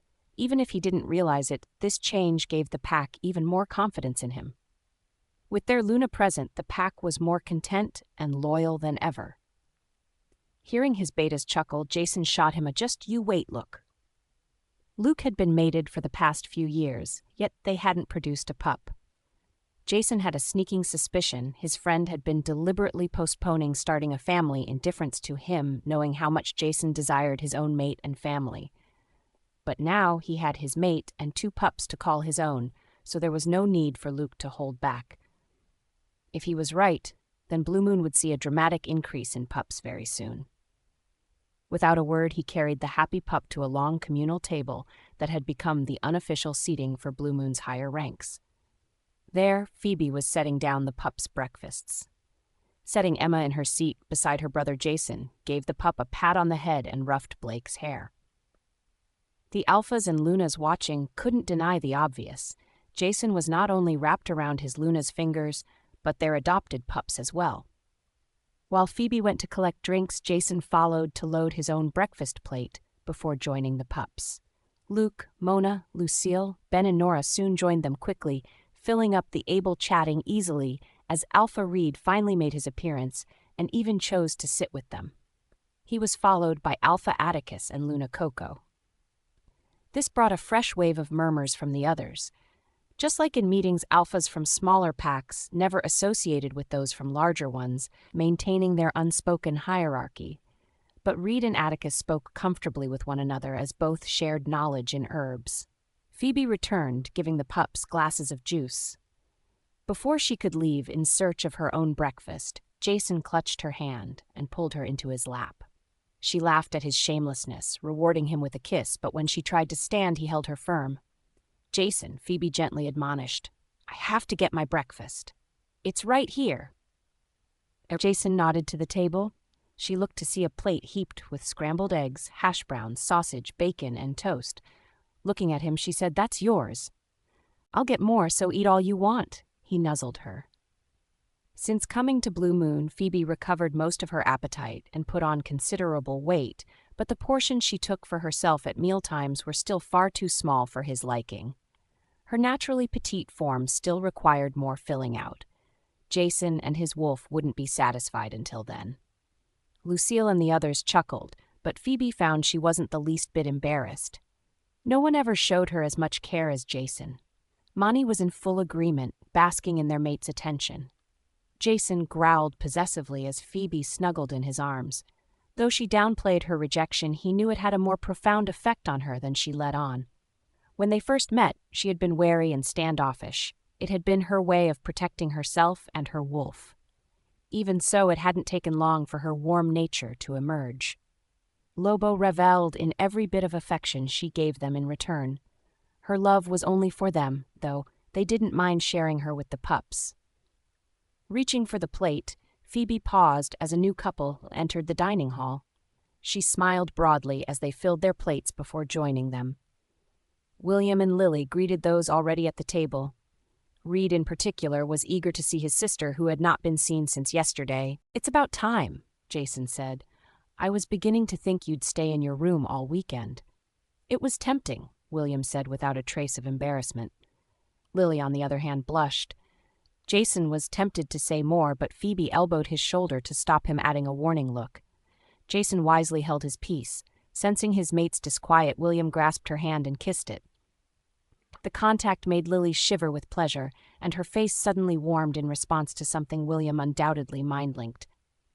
"Will, that is uncalled for," Phoebe admonished, sensing the exchange. The alpha jerked around to stare at her. He briefly wondered if she somehow picked up on the silent communication, but dismissed the idea. It was far more likely she was inferring the content from Lily's reaction. You have to let her have her moments to catch her breath without constantly being reminded of it. Reed, who was drinking his coffee, quietly watching his sister, suddenly choked on his drink as the she-wolves at the table broke into laughter. It was William's turn to blush deep red. Even if Phoebe couldn't hear another's mind link, her observational skills were second to none. "Is that what you really think of me?" Jason asked when he was able to speak, just as stunned at the rest. She turned her shimmering silver gaze to him, asking, "Are you going to tell me you've had anything else on your mind since you pulled me into your lap?" The time Lucille nearly snorted out her drink as Jason struggled to maintain a neutral expression, unwilling to join his friend in mutual embarrassment. Phoebe had been so quiet and demure at their first meeting, he wasn't prepared for her to be so frank and assertive. Yet, it was her mind link that had him undone. "There, you see Lily," Phoebe looked again to their guest. "That is how you put an alpha in his place. Don't let him intimidate you. His wolf will always take your side, so it's 3 against 1 and you will always have the advantage." "Now just a moment." William finally found his voice. "That's not true." "Oh, why don't you ask your wolf?" Phoebe challenged. "What does he think?" William fell silent, no doubt listening to his wolf respond. Jason turned his attention to his own wolf. Lobo's answer was immediate even before he could pose the question. "Mate can do anything she wants." Jason might have complained if Phoebe didn't suddenly begin running her hands through his hair. Her fingers traced circles along his scalp, sending ripples of shock and pleasure coursing through him. He couldn't argue with his wolf. "Well, we won't stand for mutiny, right, Jason?" William announced, no doubt having just received a similar message from his wolf. "Give it up, Will," Lucille chuckled when Jason didn't answer. "My brother is officially whipped." Jason shot his sister a glare and growled, but there was no rage behind it, and it came out more like a purr. This only earned him more chuckles. But he really wasn't all that upset, as long as Phoebe sat in his lap, her scent surrounding him and her touch making his skin tingle. Before anyone could say more, a sudden commotion at the entrance caused them to turn as a young alpha, not more than 20, with a she-wolf on either arm, strutted in, followed by his guard, also accompanied by an equally voluptuous she-wolf. Phoebe eyed them coldly as her eyes shimmered silver. None of the she-wolves were mated, and as far as she could tell, they were neither rejected nor had they rejected their fated mates. Like many she-wolves, their instincts attracted them to strong, powerful males. Only a few ended up like Camilla or Katrina, so infatuated with power they rejected their true mates. Most eventually settled with their fated mates once found. It was too soon to know whether these 3 she-wolves were the former or the latter. Their clothing was very revealing, bordering on trashy and inappropriate considering the room was filled with alphas, lunas, and pups. "Lily? What is it?" William asked, sensing his mate's sudden fear. "What's wrong, baby?" "It's him," she tried to stifle a sob. "Who?" "Her first mate," Reed growled low. "What the hell is he doing here?" "Guards say the alpha is from Big Sky Pack," Luke said after mind-linking the wolves tasked with guarding the road. "But I don't remember hearing any succession ceremonies happening, so his father is probably still leading the pack. He probably sent his son to act as his proxy. If he's with a Montana pack, it stands to reason the pack you sent him to couldn't stand him either," Jason said, recalling Reed had sent Lily's first mate to Texas in order to spare her. Lily trembled, eliciting a growl from William, as he wrapped an arm around her waist and pulled her close, letting his scent, touch, and presence soothe and calm her. His wolf was raging, ready to rend the alpha's escort to pieces. The young alpha and his group sauntered to a table parading in front of the others as they took their seats. Pounding the table, the alpha declared, "Bring us meat." His escort chuckled at the alpha's brazen declaration. As an Omega passed, he smacked the young she-wolf's ass, saying, "Come see me later, babe." Shannon shuddered, shuffling away. Jason growled, intending to confront them, but it was Phoebe who stood first. Calmly, she walked toward the group, her gaze shimmering silver. Jason momentarily panicked and moved to stand, but Lobo halted him with a whimper. "Mate is furious." His wolf cowered in the back of Jason's mind as he watched Phoebe reach the Omega she-wolf. She hugged the other female, whispering comforting words before sending her to the kitchen. Once the she-wolf was a safe distance, Phoebe turned her gaze on the males. "What? You want to be first, honey?" the warrior asked with a leering gaze. "You're not much to look at, but I'll be happy to make room for you." A soft gasp traveled through the dining hall. Jason's aura was already rising with his rage at the disrespect shown to his Luna, to say nothing of the solicitation. In contrast to the rage burning within him, Phoebe's anger was calm and cold, though no less penetrating as her aura rolled over the group. "I would have expected these she-wolves to have more self-respect." Phoebe glared at the scantily clad trio, her nose wrinkled at the unmistakable scent of shocks, explaining why the party was so late. "What's it to you?" the boldest of the 3 asked, even as she shivered under Phoebe's scrutiny. "There are pups present, and you don't belong here. Leave." "Excuse me? What makes you?" "Leave," Phoebe snapped with a growl. "If you aren't off this pack's land in 5 minutes, you will be tossed in the prison." "But we drove here." How are we supposed to get home? I don't care, Phoebe answered. You have 2 working legs, 4 if you shift. It's not like you have to worry about your clothes getting ruined. Figure it out. The she-wolves hesitated, looking at their escorts for support, but both the alpha and warrior were silent, captivated by Phoebe's aura. I said go. Phoebe's eyes flashed as her command filtered into her voice. Unable to fight it, the she-wolves finally fell silent and obeyed. Phoebe didn't spare them another glance as she focused on the males. You better know some good tricks to make up for that, the warrior finally managed to break his trance. Silence! Phoebe snapped, her eyes practically glowing. Despite this bravado, the warrior was rendered speechless. Someone else will deal with you, so be patient and wait your turn. As for you, Phoebe's gaze turned on the young alpha. He shuddered, not knowing why he feared her. Name: Liam. Is this how you intend to run your pack? Phoebe demanded. And what if your mate was here? Phoebe asked. She would have watched you walk in here with those she-wolves, smelling like them. What do you think she would think about that? Should we ask? What about you, Nina? Phoebe's gaze shifted to one of the young she-wolves she spoke to at the pool. The she-wolf sat with her friends uncomfortably close to the scene that had just played out. Though they were a few years too young to sense their mates yet, no doubt it still left an impression on them. Nina, what do you think about what you just saw? What would you think if this young alpha was your mate? I think it was disgusting. I wouldn't want him to touch me. Ever. A chosen mate would be better than him. Well, that says it all. Phoebe's gaze returned to the young alpha. I'd count myself fortunate if I were you. The alpha blushed profusely. His parents were fated mates and expounded on the magic of the bond and the euphoria that would consume him when he found his. In truth, he was a little scared, besides it couldn't feel all that different than it did with other she-wolves. But to think he could ruin it before even truly experiencing it. That thought never occurred to him. I suggest you spend the rest of the day thinking about that, Phoebe said. You can present yourself to your hosts properly later. She turned away to make her way back to her table when the warrior roused himself from his stupor. Just who do you think you are, Missy? Phoebe turned back to him with a smirk. I am Phoebe Amon, Luna of Blue Moon, and today is my day. You would know that if you arrived on time and presented yourselves appropriately. But I wouldn't worry about who I am. There is someone here who has a few words to share with you. Phoebe glanced over her shoulder, drawing their attention to her table. At the head of it, Jason sat quietly fuming. His eyes shimmered amber, and his alpha aura seeped out like a fog as his gaze bore holes into the pair. The young alpha shivered uncomfortably, but his escort's gaze fell on Lily, watching him. What are you doing here? The warrior demanded. She came with her brother, Phoebe said, as if it should be obvious. And as fate would have it, she was able to meet her second chance mate, who is very eager to speak with you.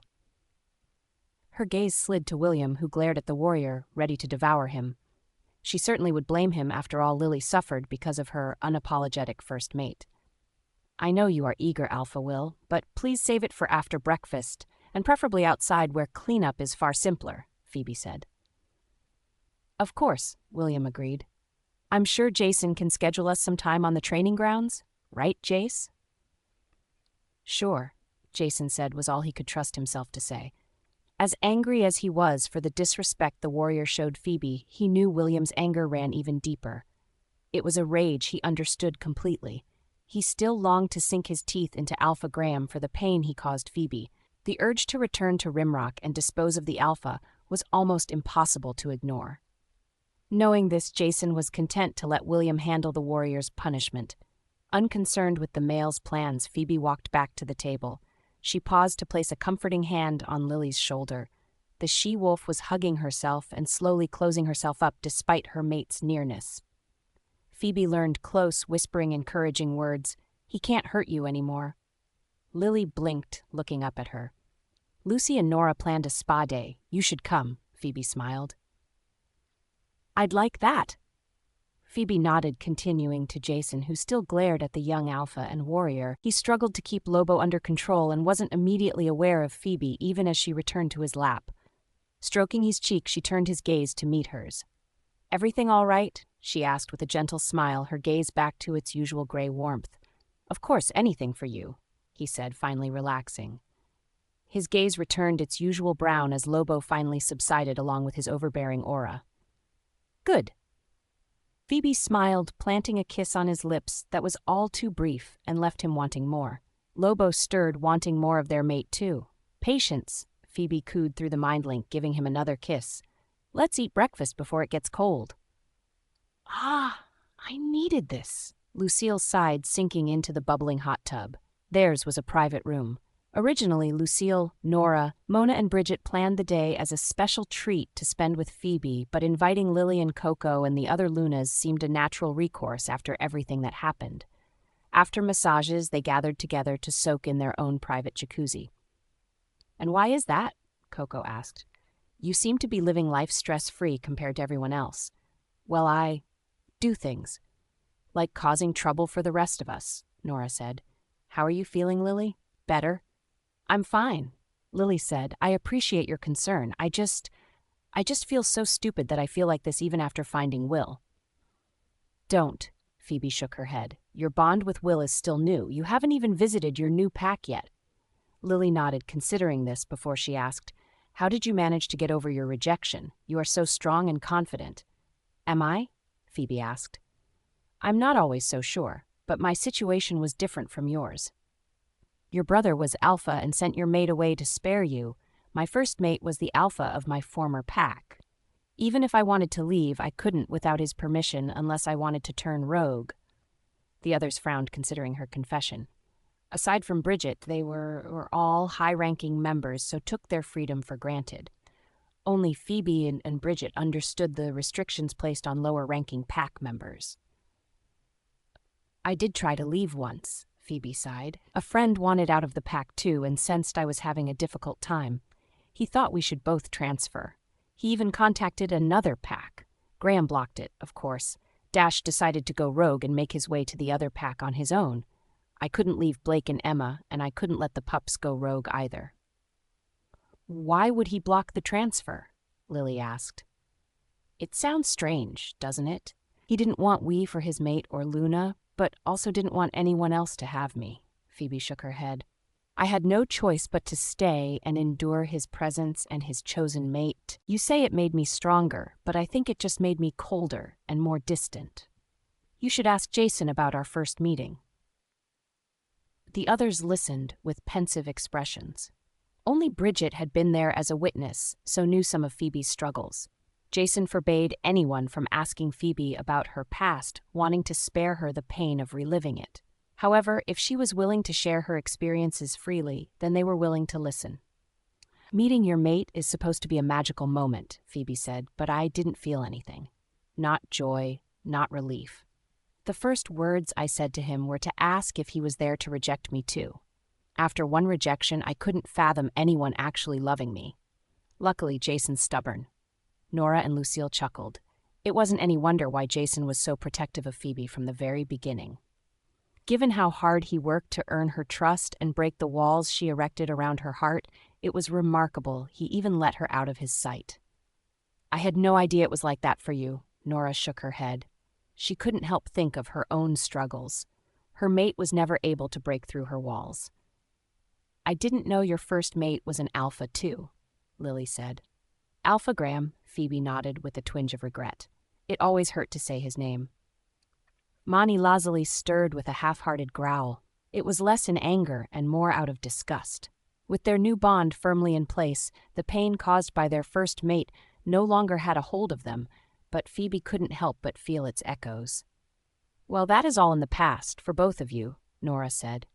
"You both should look to the future now. You are Lunas. You are the heart of your packs.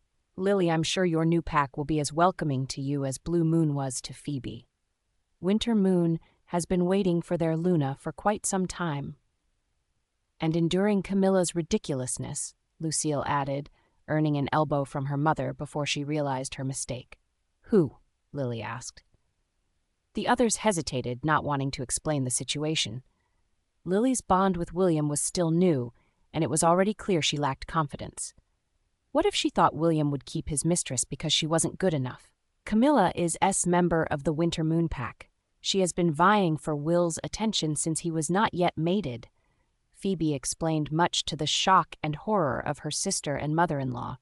She understood they wanted to spare Lily's feelings, but this was information the other she-wolf needed if she was truly to be William's Luna. "Oh, she's one of those," Lily sighed, disappointed. She should have known there would be complications. Was there nothing in her life that could be simple? Phoebe nodded. As much as she wanted to spare Lily, there was no ignoring the facts. The worst thing they could do would be to lie or cover it up. She understood William wouldn't want to talk about it, but it was all the more reason they needed to. Is she pretty?" Lily hesitantly asked. "Some probably think so," Phoebe said. "Personally, I find her piggish and shameless. She is no more a Luna than a houseplant, and a houseplant has a better personality." Nora and Lucille's mouths dropped at Phoebe's harsh critique. They certainly would argue with her assessment, but neither expected it from Phoebe. Her eyes flickered silver, indicating her wolf had come forward, but there was no indication it had taken over, or that she had to fight it back. Evidently, this was an opinion Phoebe and her wolf shared. "What should I do if I see her?" Lily asked, not sure she could handle an actual confrontation.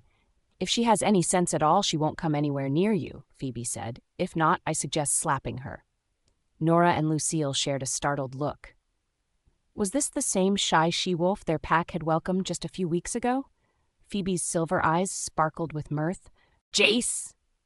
Jason paused, turning as William hurried to catch up to him. Jason nodded to his friend. After breakfast, he assumed William would disappear with his mate again, but Phoebe invited Lily to the spa day his mother and sister planned, along with a handful of other Lunas she had become close to. Surprisingly, Lily agreed. So now they were both on their own. Jason certainly couldn't blame his friend for wanting to spend every moment with his mate. When William showed up with Camilla, Jason had been worried about the path his friend was on. It was a slippery slope, as his father attested to. He still had concerns, but so far Camilla hadn't made any trouble. "So, haven't seen you in a while," Jason smirked. William cleared his throat and had enough sense to be sheepish. Jason chuckled, although he was one to talk. After finding Phoebe and bringing her home, Luke practically had to beg him to get back to his alpha duties. "So I've been meaning to catch up with you about the alpha meeting," Jason said as they started walking again. "Ah, yeah, about that silver cure you have, right?" William nodded. Jason raised a brow. "Lily mentioned it after talking to her brother." William shrugged. Jason nodded. That made sense.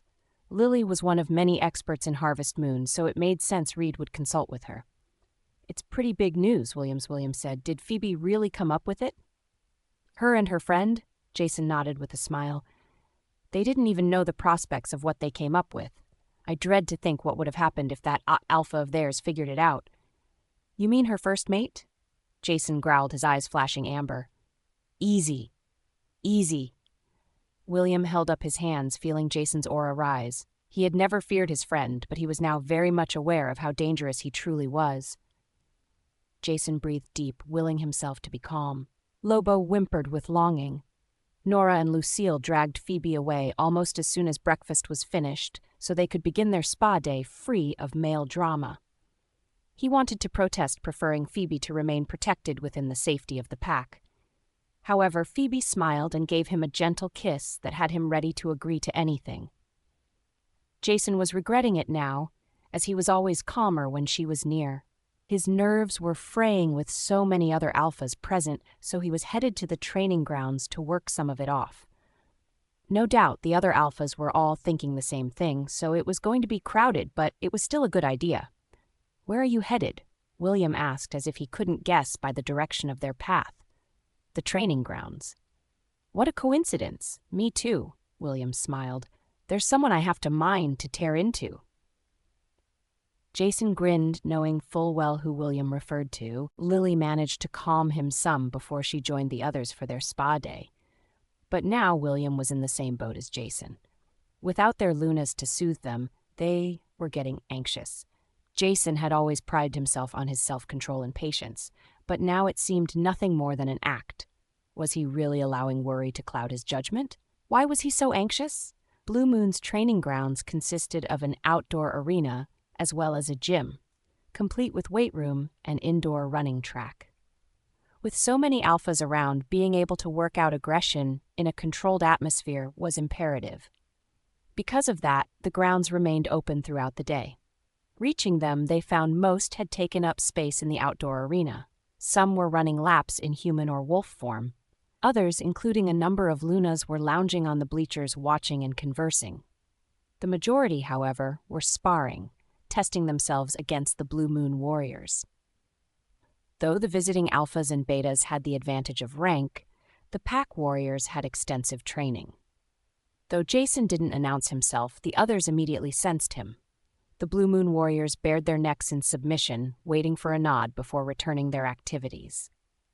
Jason acknowledged the other alphas with a nod as well. William, however, was preoccupied. He scanned the crowd until his eyes settled on the object of his search. Jason trailed a step behind as he made his way to the seats where the newly arrived alpha was posing for some younger she-wolves, no doubt there to ogle the pack warriors. He was probably hoping to make a better impression from the one he started with at breakfast. Standing beside him was his escort and bodyguard. Neither dared approach Jason after breakfast, and they seemed oblivious to him now. But this was William's show. William quickly closed the distance. Reaching the warrior, he trapped him on the shoulder. The moment the other turned, William hit him with a right hook that sent him spinning before he collapsed on the ground.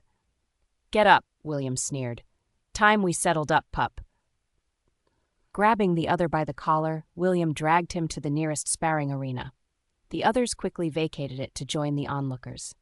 He tossed the warrior into the arena before stepping in and quickly yanking off his own shirt. The other alphas looked to Jason to see him watching with a rather amused expression. Some relaxed and others became more nervous. "Hey, wait!" Liam moved to protest, only to have Jason's hand settled on his shoulder. "I advise you to sit this one out," Jason said. "It's between them. I don't understand." "I don't expect you to, pup," Jason said, sounding remarkably calm. Lobo stopped pacing and was content to watch the match play out. "What is that supposed to mean? You can't let them fight. He's an alpha. And he's a trained warrior." "But why does he want to fight? An alpha is very territorial about their Luna," Jason said. "They do not tolerate anyone coming between them." "I would never come between you and your Luna," Liam said. Jason growled, "As if you could, but this isn't about my Luna. It's about his." He looked to William, who was stretching, waiting for the other to pick himself up. The other was taking his time, as if expecting someone to intervene. "I don't understand." "Your warrior rejected his fated mate," Jason said. "Will is her second chance mate, and he's eager to settle the score." "Wait, you mean—" Liam looked to William, who was now ready and growing impatient. "Get up," William snarled. "Stop stalling, you coward." "Getting a little serious, don't you think?" The warrior winced. "I never touched her. She's a twig." A roar erupted from William, and silence fell over the arena. Everyone turned their attention to the pair. If they weren't already aware of the match, they were now.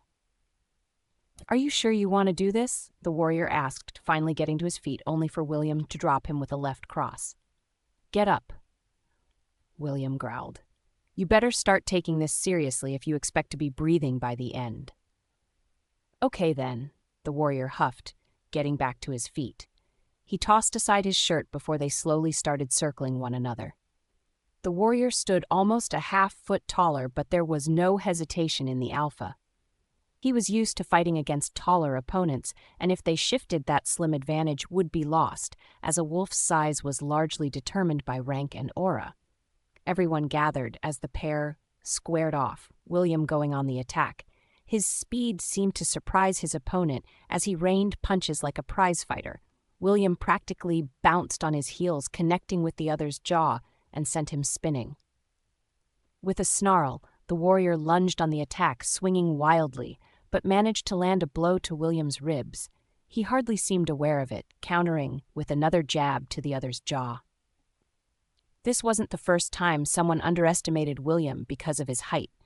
The first time Jason sparred with William, he made the same mistake, though their match ended in a draw. For every strike the warrior managed, William countered with 2 or 3. His opponent staggered back after another trading of blows, slowly coming to the realization that it was a losing fight. In desperation, he shifted into a rather large brown wolf. William snarled as if waiting for this moment and shifted into his mottled tan-gray wolf. A sharp breath went through the observers, immediately seeing the difference. William was a true alpha. His wolf was just as bulky as his human form and easily as tall as other alphas. The warrior, on the other hand, was on the smaller side. No doubt it was the result of rejecting his fated mate. At least that was Jason's conclusion as he eyed the pair slowly circling each other. This time, the warrior attacked first, but William was just as quick in this form as his other. He twisted clear before whipping his head around to sink his teeth in the other's shoulder. Shaking him, William tossed the other to the ground.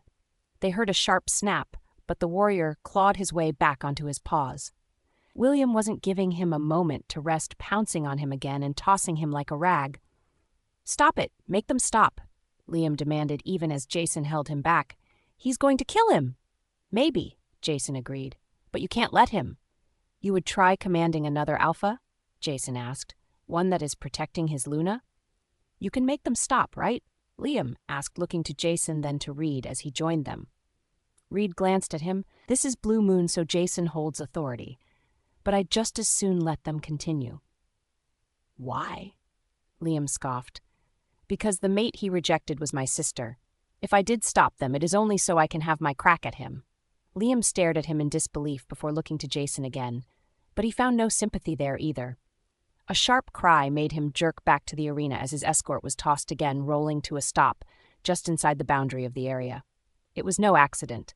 Had the wolf been thrown out, the match would be over, but William was in no mood to allow that. He stalked closer to the prone form, snarling. The warrior was slow to stir. He tried to rise, but his left forelimb gave out under him, and he collapsed. Whimpering, he looked to William for mercy, but the alpha bared his teeth covered in the other's blood. William opened his mouth, eager for the kill. With a whine, the warrior desperately offered his neck in submission and waited for the final blow. When the attack didn't come, he dared open his eyes to see William standing over him, teeth still bared. The warrior immediately averted his gaze. William batted the warrior's face with a paw before turning away. He walked with his tail held high. A Blue Moon warrior met him as he shifted back, offering a towel and pair of shorts. "Why?" Liam stepped forward. "What was the point of that?" "You'll understand, pup," William spared him a glance. "When you find your mate and her honor is on the line. Get him to the hospital," Jason ordered, as the warrior managed to shift back. "Make sure he's fit to see the ceremony. Attendance is mandatory."